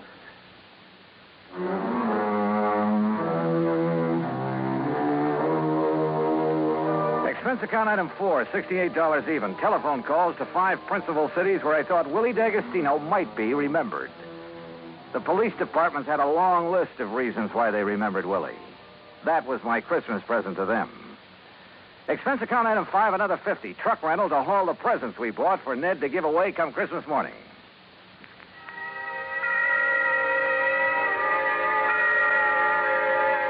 And then it was Christmas Eve. We sat on the Kringle's porch and watched the procession up to the Maggie mine.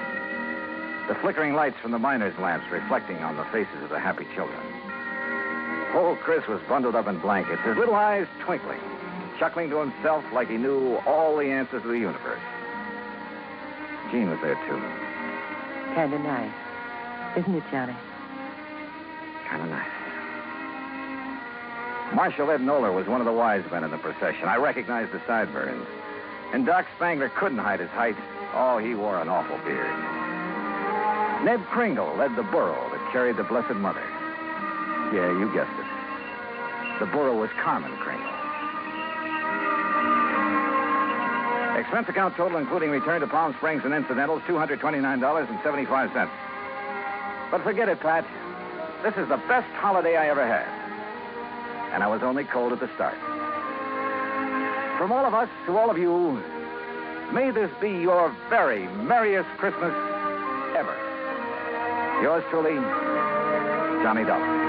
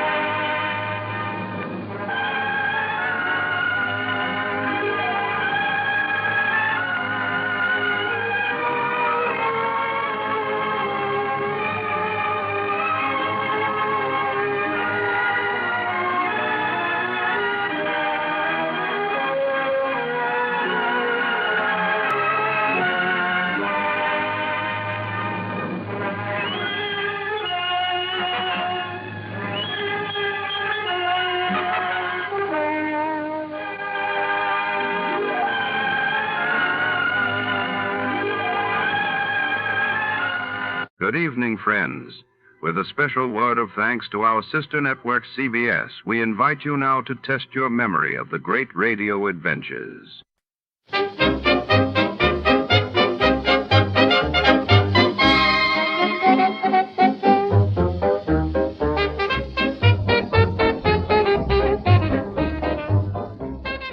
Tonight, in the shadow-drenched city, a mysterious love letter stirs up more than just passion.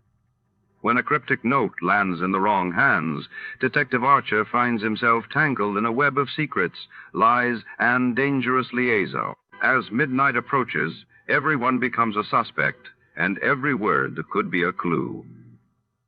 Who penned the letter, and what secrets does it conceal? Grab your hat, turn down the lights, and prepare for the love letter caper. Before we begin, let's see what happened on the day it aired. It was March 17, 1948, that day. President Truman urged Congress to approve emergency aid for Europe, while across the globe, Britain announced the withdrawal of its troops from Palestine, setting the stage for conflict in the Middle East. Sam Spade, detective.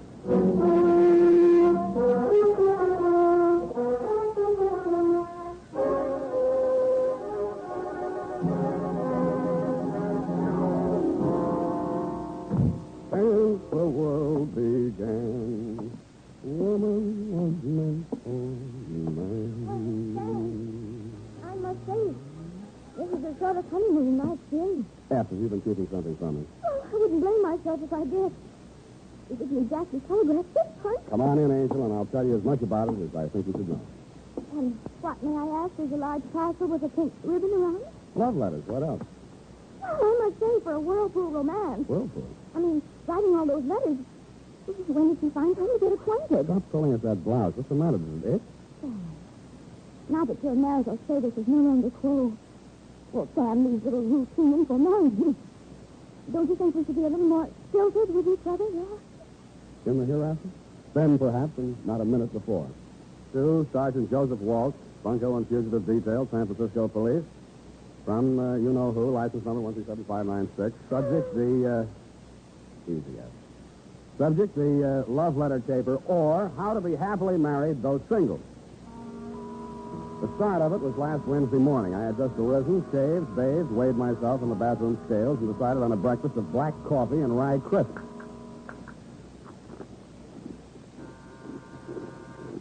Noise and stuff. Oh. Special delivery. Sign here. Oh, now hold this, will you, Sonny? What do you call this? Some kind of Italian soda cracker? Rye crisp, low in calories. Take a bite. Oh, you could no, lose thanks. a pound or two yourself. There you are. Eat the change. Thanks. I'll smoke it after dinner.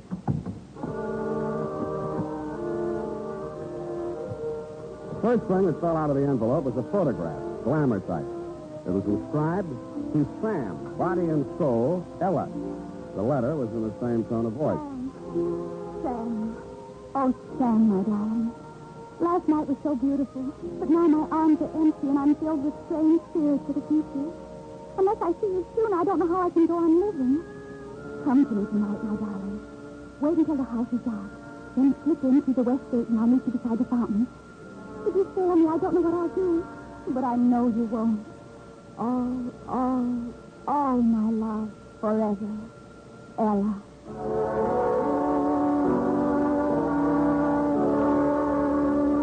I read it over again, looked longingly at her picture, and shook my memory down. I couldn't even remember ever meeting a girl named Ella, but I did remember that last night was definitely not beautiful. In fact, I had dropped $35 in a blackjack game, not deductible. After I had tested the letter for invisible ink, codes, and ciphers, etc., with negative results, I decided it was either A, a crank letter, or B, bait, or C, a camouflage call for help from a damsel in distress. I took another look at said damsel's photograph and decided I would investigate her distress. I then phoned my secretary and told her to look up the night bus schedule to Atherton, the return address on the envelope containing said love letter.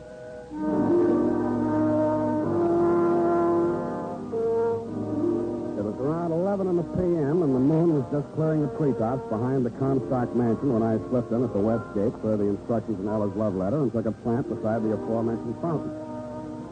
The house was in darkness, and I didn't see the ladder until the moon cleared the chimney pot. There was a girl climbing down the ladder from the second story, and she had a suitcase in her hand. As she reached the ground, she looked around anxiously, spotted me, and flew into my arms. Sam! Oh, Sam, my darling, you didn't fail me. Oh, my precious, hold me, never let me go. I love you. I love you, too, but now I'll look. explain it all later. We'll have to hurry. I think you suspected something. Who suspected Please, what? there isn't time. Come on. Oh, the watchman. We'll have to go out the back way. Come on. Come out here. Hey, you! Hey, hold it. Get down. No, let me go. We gotta get out of I here. said get down. Oh. Shut up. What's going on down there? Oh, a couple of fellas, Mr. Comstock. They had a ladder up to the second story of the hall window. But I scared them off. Oh, is that all? Well, let's have no more shooting. I'm tired of shooting. Come on. It's our last chance. If you look in that room, I love you. I love you. What room? Wait, in my room, of course.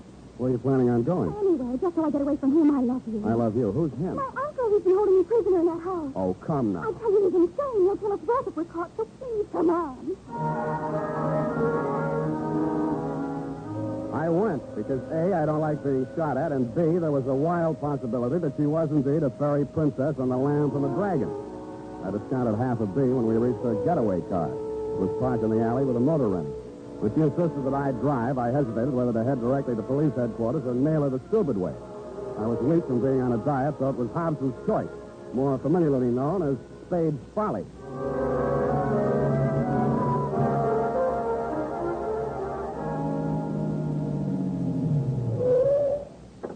What is this place? It's where I live. You wouldn't lie to me. Not about that. Look at the address. Your love letter arrived here. Come on. Here, let me carry your bag. No, it's all right. I'll carry it. Come on. It's okay. No cops, no booby traps. Now, let's have a look at that suitcase. No, you must Come not. on. Give it to me. No, you can't. Why not? Because you get the wrong idea. Oh. Well. What have we here? I knew you'd get the wrong idea. The only thing you seem to have missed is the Hope diamond. That jewelry is mine, every piece of it. It's all I have in the world. Poor kid. Let's see now. Diamond bracelet, not more than 10 grand. Emerald necklace, second-hand, of course. All told, I don't imagine this stuff will net you a penny more than $100,000. I know, but I'll just have to get along as best I can. I don't have any money of my own. Yeah, why did you write me that crazy love letter? Because my uncle reads all my mails. And I didn't want him to know I was hiring a detective. Why did you? I couldn't very well walk around with all these jewels without some protection, could I? Oh, my uncle, he followed me here. Suppose it's a cop. Oh, no, it's he. I know it. Where can I hide? In here? Don't you have a bedroom? Yeah, but it has a window and a fire escape in here. Go on. Go on. Spade? Yeah. I suppose she's told you about me. You were uncle? Oh, good heavens, no. I'm Stuart Mason. I'm her fiancé. Or was, till she ran away with you. Maybe you'd better step inside, Mr. Mason. Thank you. Sit down. I'd like to... No. I just brought a few things I'd like to leave for Ella. Here. This bundle of letters. They're love letters to me.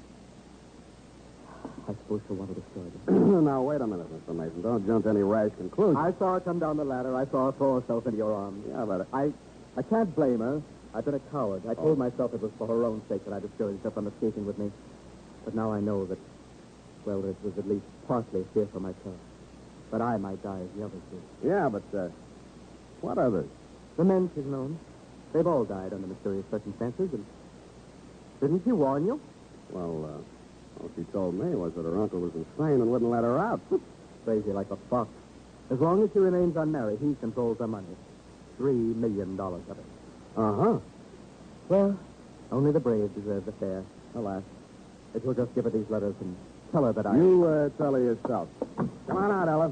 Stuart, why did you come here? Your letters, my dear.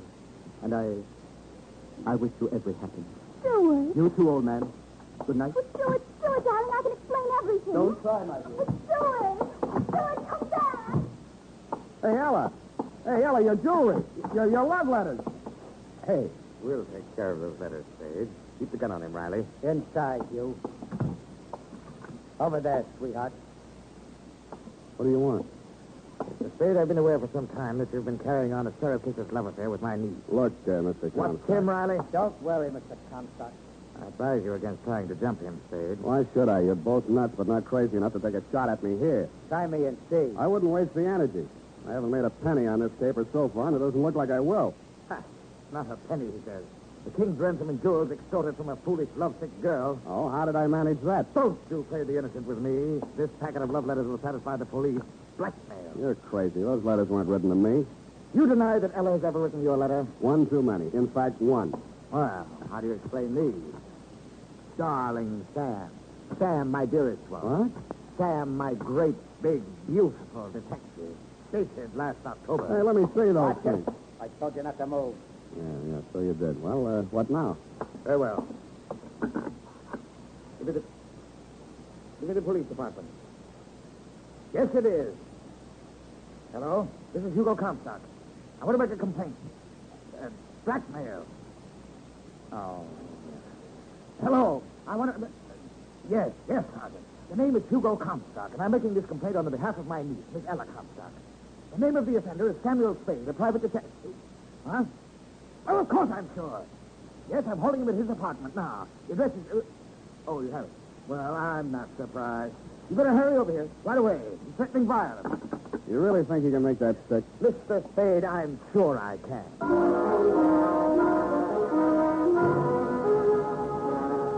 30 words and foul imprecations were forming on my trembling lips.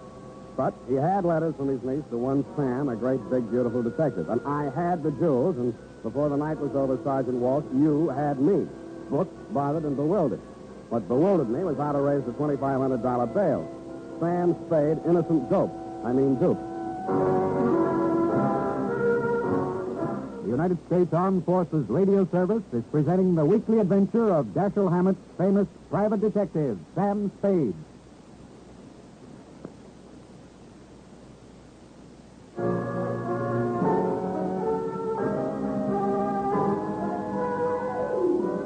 Up the Times for my breakfast of rude prison fare. They didn't serve any rye crisp, but what they did serve was even less fattening. I thrust my emaciated arms through the bars of my cell and clawed at the lapels of a passing bondsman and begged him for succor. He says I didn't need any because I was it. I hurled him aside and sat down to think. About then, you, Sergeant Walsh, hove to in front of my cell. Okay, Sam, get moving. You're free. Gee, thanks. Who stood my bail? Great kidder, aren't you? Sergeant, am I to understand that the charges have been dropped? Get out of here. All right, I know when I'm not wanted. Mine not the reason why. And don't come back. Your inhospitable words cut me to the quick, Sergeant, but I bit my lip, swallowed my pride, very low calorie, and strode bravely out into the sunlight, a free man, I thought, until I bought a newspaper. Right there on page 1, it said, Heiress reveals secret marriage to private detective. Blackmail charges against Sam Spade dropped. All a mistake, says Uncle. Next to the item was a picture of Ella leaning over a hot stove in my kitchen. It was captioned, Surprise bride prepares breakfast for incarcerated mate. We'll keep things hot for him, says Mrs. Spade. Sam, darling, your breakfast is ready. I'm on a diet. Take off that apron and sit I down. did it for your sake, Sam, darling. Wouldn't it have been simpler just to have dropped the Oh, charges? it wasn't difficult. The nicest man forged the license and the certificate for only $10. I know a guy who would have done it for $5 and thrown in some fingerprints for free, but that's not the point. Darling, don't you see? If you'd just gone free without being married to me, Uncle Hugo might have done something worse to you. Like kill you. Nuts. Who are these ex-admirers of yours who are supposed to have been knocked off by your uncle? Name 3. Well, there was Ralph Bettington. He died of vapor loss. Of what? It happened in the mountains. Something went wrong with his car, but they couldn't prove it because it blew up and burned after it went over the cliff. And then there was poor Freddie Puss. They called him a piggy bank suicide. Why? He found $5 worth of pennies in his stomach. Oh. And then there was poor Nicky Nato. He was a ballet dancer. That's enough. Now about those letters. Why was your friend Mason returning love letters you'd written to some detective named Sam? Well, that was just coincidence. He always went by his initials, you know, like GBS for George Bernard Shaw, SAM is for Stuart Andrew Mason. Stuart Andrew is his pen name. He writes detective stories. And the rest of the coincidence was that love letter you inadvertently mailed to Sam Spade Detective, thereby sending your uncle out gunning for Sam instead of SAM. What should I do after he read my diary and my confessions to myself about SAM? And the references to his brilliant mind on criminal subjects. You were a natural stand-in for SAM. Pronounced SAP. But I wasn't going through it, Sam. Not after I met you. Why not? Because the moment I saw you, I knew that all those things I'd said in that love letter were really true. Really? Last night was so beautiful? I think I must have dreamed of you. Exactly. Oh, Sam, darling, I'm so lost and frightened. You know. You don't know what my life has been. Oh, I can imagine. Boyfriend's dropping dead right and left. You're the only one who can stop it. If Uncle Hugo thinks we're really married and he can't use my money anymore, then he'll stop having accidents happen to people.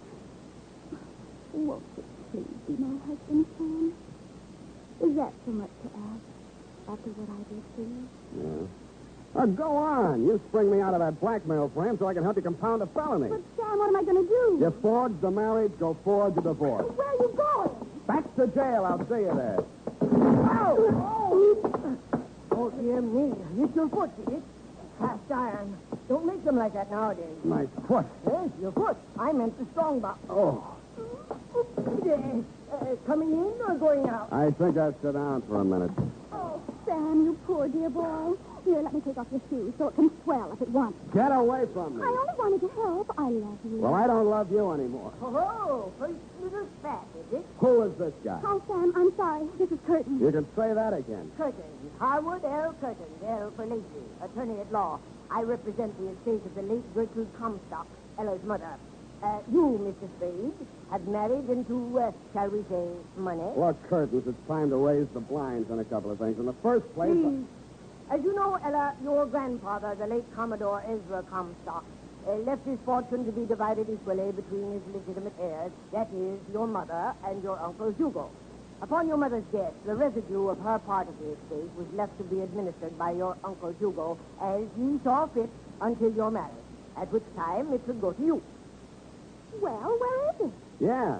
All in good legal time. First, here is this old strong box. Strong box. Containing family mementos handed down to you from your grandmother. It was your mother's wish that this be delivered into your hands upon this auspicious occasion. Here is the key, in addition to which I leave with you both my best wishes for your future happiness. Good day. Mr. Spade, I shall forward along to you the statement of my fees for services in this city. Wait a minute. Who's paying my fee? No more questions, please. Good day. Well, I guess we might as well open it. Oh, I'm sleepy. Oh, no. Let's see what's in here. All right. Let's. It didn't take long to go through Grandma Comstock's mementos, and I got more and more wide awake as we went along. The strong box contained 4 items: a teapot, a bundle of letters, a photograph album, and a family skeleton. The letters were love letters from one Elmo Pinckney. There was a tin type that said Pinckney in the album. He was a dead ringer for Uncle Hugo, which might have been a coincidence, but wasn't. I started scanning through the love letters. Find any money yet? Huh? Well, there's a Confederate 10 spot. I'll let you know if I hit any pay dirt. Well, at least he left me a pot to make tea in. What? But if there wasn't any money, why wouldn't Uncle Hugo let me get married? Now, look, why don't you go and wash out that pot and make some tea, huh? Probably leaked. Oh, something in it. Hmm? No money. It's grandmother's marriage certificate and mother's and Uncle Hugo's birth certificate. Let's see those. Oh, it's cracked. I might have known. I wonder who that is. That will be your Uncle Hugo. Well, that doesn't need to worry us anymore, does it? Here, put these things back in the teapot and put the teapot on the mantelpiece. But it's cracked. So am I, so do it anyway. Come right in, Uncle Hugo. You too, Cousin Riley, you fool. Very funny. Now, don't be silly, Riley. Ella, accept your poor old uncle's blessing on this happy occasion. I don't want your blessing, Uncle Hugo. You're a mean old man, and you killed all my fiancés. Well, it appears that Mr. Curtins has already brought you a legacy. I believe I recognize your grandmother's strongbox. Mementos of a strange romantic chapter in the history of a great family, Mr. Spade. You, who have joined that family so unexpectedly, will have a privilege that even I was never granted. Oh, how come? My mother was a strange woman in some ways. I'm sure she was. I suppose we shall never know what prompted us to leave these personal oddments to Ella's mother, nor why my late sister chose to keep their contents a secret from me. I don't suppose I might be allowed just a peek into that Pandora's box. Go ahead, help yourself. Really? Well, there's nothing but a photograph album and a bundle of letters. Love letters, Uncle Hugo. They seem to run in your family. Would you like to read them? You have no objection, Ella. Why should she have? And I can give the whole story to you in a nutshell, Uncle Hugo. It seems that Grandma Comstock fell in love with a handsome rascal named Pinckney, a deserter from the Confederate Army, and eloped with him to New Orleans. Her family pursued her there, had Pinckney arrested, got an annulment, and whisked her back home in time for her scheduled wedding to Ezra Comstock. These letters were written to her by Pinckney while he languished in prison awaiting court-martial. Here's the last one. Read it for yourself. Oh. Lydia, my darling, in a few hours I face a firing squad. Please, no tears, no regrets. I'm glad that you are married to a man who is worthy of you. Comstock will be a better father for our child than I would ever have been. Farewell, my love. So that was it, Patricia. Nothing so extraordinary about that. I think it's very tragic. Think of her married to a man she didn't love, about to have a child, and her lover facing a firing squad. Nonsense. Sentimental nonsense. What do you know about such things? I should know a little. After all, I was that child. Oh, I'm sorry, Uncle Hugo. Ah, wow. Fine old piece of spode. What? This teapot. I don't remember seeing it before. Just something I picked up in a junk shop. It was a very rare piece. Do you mind if I look at the mark? Go ahead. Indeed. Genuine example. Pity it's cracked. Oh! Now, that was clumsy of me. Well, there's no good saving the pieces. I'll just toss them in the fire. Wait a minute, Comstock. I'll take care of it. Oh, it's no trouble. Well, what's this? It's your birth certificate, Hugo. That. Oh, no. What are you going to do with it? Put it back where it came from. Right. Yeah, Mr. Comstock.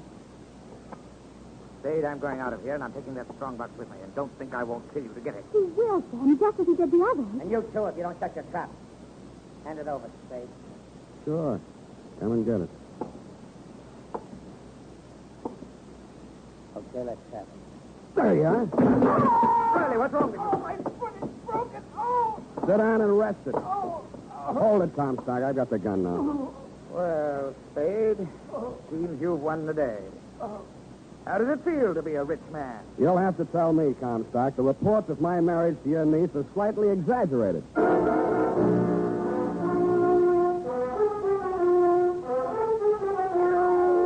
And that's about it, Sergeant. I'm sorry I can't furnish you with the forged papers Ella used to back up that phony story of her marriage to me. A fire broke out in a wastebasket, and I accidentally dropped them into it. As for Comstock and his guns with Riley, I will gladly press charges against them on the blackmail frame until homicide decides whether there's a case against him on the mysterious deaths of Ella's previous fiancé. Period. End of report. But, Sam, why? Why, what, Ed? Did you want that old crack teapot? Well, because grandmother's love letters plus the documents on that teapot prove that Hugo was not a Comstock, but a Pinckney, and hence not entitled to one red penny of the Comstock fortune, which was left, if you recall, to Grandpa's legitimate heir. Well, who was? Entitled, I mean. Ella. But if she never married, she'd never find out, But you she see. doesn't deserve it. Hmm? After making a pigeon out of you the way she did. I agree, sweetheart, but how else could she afford to pay my fee? Well, I certainly hope you so. I fully intend to. Go type that up while I falsify an expense account.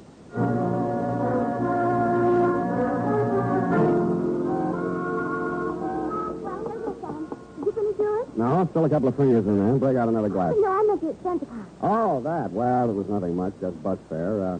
Free breakfast in the Pokey? No, that would be fine. Well, I took the liberty, Sam, of drawing up a statement. Did you look it over? Yeah. New letterhead. Well, it's only a sample I had done. Up? Pending your approval. Do you?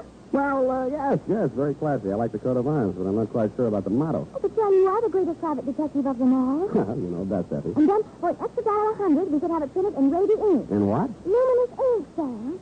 Shines in the dark. Even as you and I. Oh, Sam. I'm glad you chose that, too. Go home, all the same. Good night, Sam. Good night, sweetheart.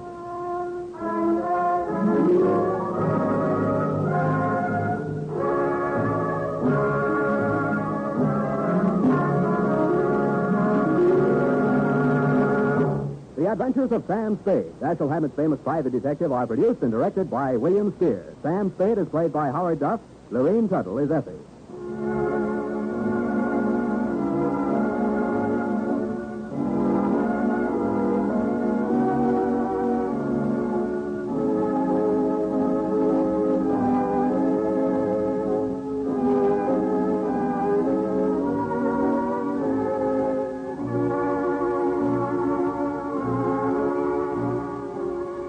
The Adventures of Sam Spade, Private Detective, is a presentation of the United States Armed Forces Radio Service, the voice of information and education.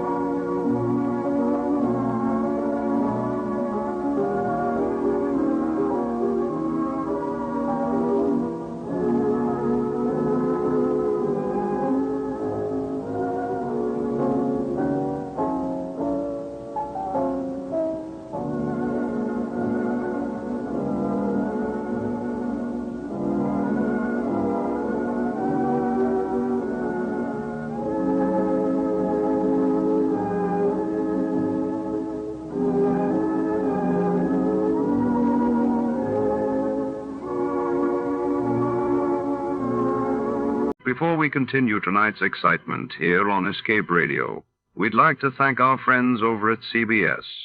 And now, a quick quiz for our loyal listeners.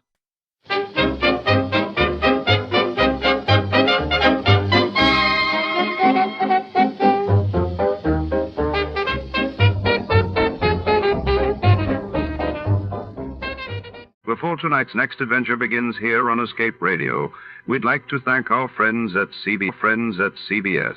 And now, folks, sit back and enjoy a little music from the studio orchestra.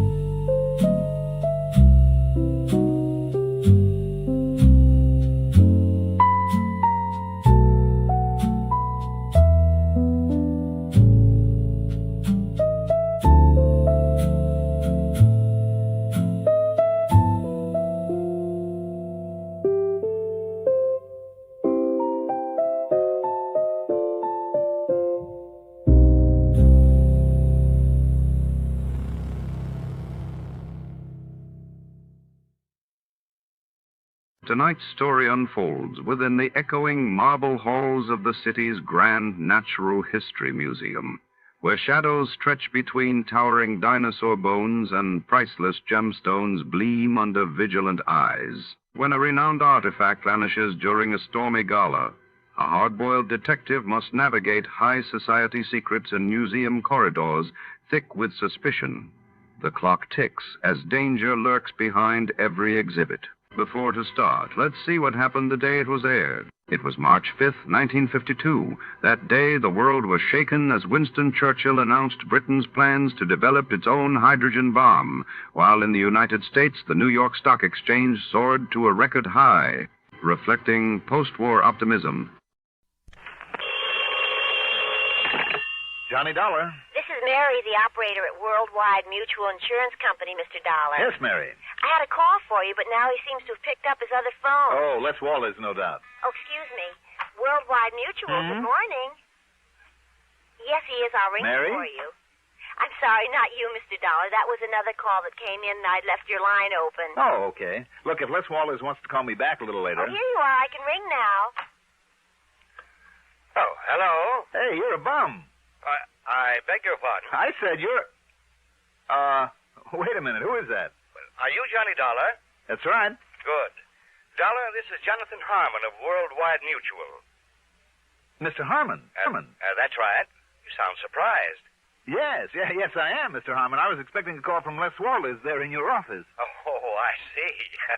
And that explains your reference to a big bum, did you say? I thought you two were the best of pals. Oh, we are, sir. But he was supposed to call me early this morning about going down to New York tonight to see a hockey game at the Garden to celebrate my birthday belatedly. Oh, I see. If, that is, he could get away from his wife for the evening. Well, I hope everything's all right there, don't you? What's that, sir? I mean about Walters and his wife. And she's such a charming little lady, too, isn't she? Yes, indeed. Very. But he's not here, and what I called you about is... Oh, I'm sorry I interrupted you. No, I guess I interrupted you, Dollar, but what I called you about is this, and I think perhaps you'd better get out there right away. Yes, sir. About an hour ago, shortly after noon, a client of ours, Mr. William Willoughby, insured for some $70,000, was found dead in his apartment over at 19525 East Maple. Oh? What was the cause of death, Mr. Harmon? As the very unfunny police officer put it when he called, it was a case of lead poisoning. There's certainly nothing funny about that. So I think, Dollar, that perhaps you'd better get right on out there and see what's what. Right away, Mr. Harmon. And if Les Walters can... Fine, Dollar. Goodbye. Hello? Mr. Harmon? I wonder what he meant about Les and his wife.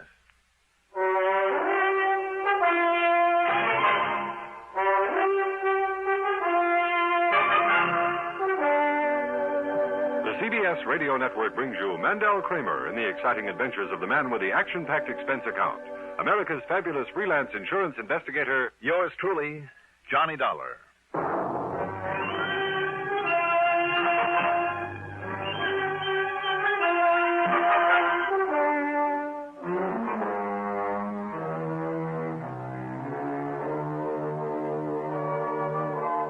Expense account submitted by Special Investigator Johnny Dollar to the Worldwide Mutual Insurance Company, Home Office, Hartford, Connecticut. Following is an account of expenses incurred during my investigation of the Can't Be So matter. Expense account item 1. $2.15 for a taxi to 19525 East Maple Street. There was a prowl car out front, a small group of thrill seekers, and a patrolman with his hands full, keeping them from entering the smart new apartment building. When I showed him my credentials, he told me to go up to 5B, where I'd find Sergeant Tommy Bravo in charge, and I did. Sorry, Dollar, but you got here a little too late. The boys just hauled young Willoughby, what was left of him, off to the morgue. Was it you who called the insurance company, Sergeant? Yep. See, I knew he had a policy with him. You did? How come? Oh, we'd been kind of keeping an eye on Willoughby ever since he moved back here to Hartford and put up in this fancy place. Why? You, know him when he lived here before? No, I didn't. Well, he wasn't much use to himself or to anybody else. Wanted the best of everything, but wouldn't do an honest day's work to earn it. I know the type. The chief even wondered there at one time if he might have had some connection with a narcotics pusher that we nabbed and set up the line. Narcotics? Well, I couldn't prove it, though. Anyhow, what he left here was to get out from under a lot of bills he owed, that sort of thing. Mm-hmm. And so then when he came rolling back a couple months ago, apparently rolling in dough, well, it just made the chief kind of suspicious is all. So we kind of kept an eye on him. But he stayed clean, so far as we could see. Just what happened here, Sergeant? No signs of a fight or anything like that? No. And the lab boys, before they left, well, Dollar, they figure it was somebody he knew pretty well. How come? Because Willoughby himself must have let him in, for one thing. Him? Him, her, what's the difference? But it was probably him. Was it? See those chalk marks on the coffee table? Mm-hmm. Lab crew made them, where a couple of drinks were sitting. Willoughby's next to that chair, and the other guy's next to this one. How'd they figure that? Well, that one had Willoughby's prints on it, and this one didn't. Did it have any prints? They were all smudged pretty badly, except one. Looked like they were deliberately smudged. So they took the glass to the lab for good look. Anyhow, there was no sign of lipstick, so it must have been a man. And he shot Willoughby? With a cannon. I'll find out for sure down there at the lab, of course, but it looked to me like it was a .45 at least. A .45? Yeah. But, Dollar, that's just about all we know so far. No other prints around or nothing. Nobody was seen entering or leaving. And if the man 3 doors down hadn't stayed home from work with a virus and heard the shot... how did you find out about this? I got a call from Les Walters at the insurance company. Walters? Well, I should have said from Mr. Walters, huh? Yeah, why? Isn't he the one with that tall, good-looking blonde wife? Name of Constance? That's right. Connie. Why? Nothing. Just that I saw her having lunch with him one day last week. Lunch? You know, in one of those intimate little joints out on 44. With Les? Walters? No. What? With our now departed pal here, Willoughby.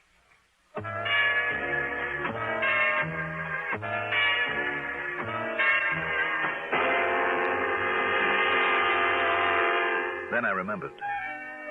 Willoughby's name was familiar. I'd never met him, but he was the one who'd made such a play for Connie before she married Les. But Les do a thing like this? Impossible. Yet Connie had been seen having lunch with Willoughby at a quiet little place out on Route 44 where the chances were they wouldn't be recognized. Had Les found out about that? Is that why Willoughby was now very dead? No, of course not. I knew Les too well. He simply wasn't the type. And the police apparently saw no reason for suspecting Les, so why should I? What's more, there wasn't a single solitary clue that might point to him. Not yet, anyway. Item 2, $1.75 for another taxi. This time into the Spear Building and the office of Worldwide Mutual. No, Dollar, I thought I told you that over the phone.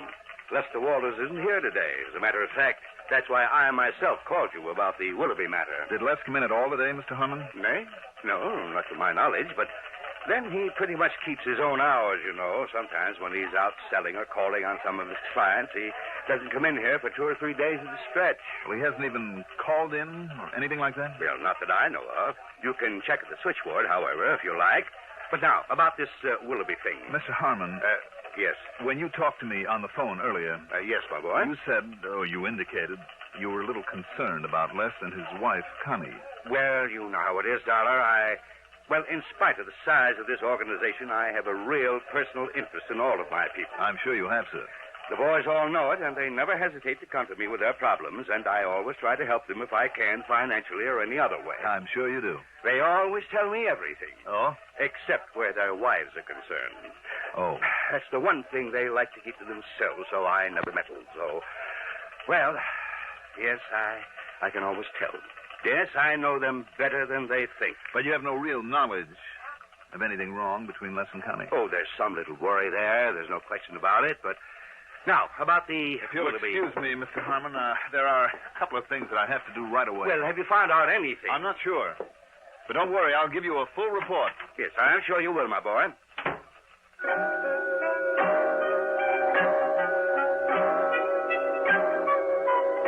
I checked with Mary, the switchboard operator. No, she hadn't heard from Les Walters all day. But he usually checks with me, you know. I mean, when he doesn't come in this way. Excuse me. Good afternoon. I told her then where I'd be, and that if Mutual. Les did call in, she was to let me know immediately, and from where he called. I told her she was not to mention this to Les. The fact that I was looking for him, under any circumstances.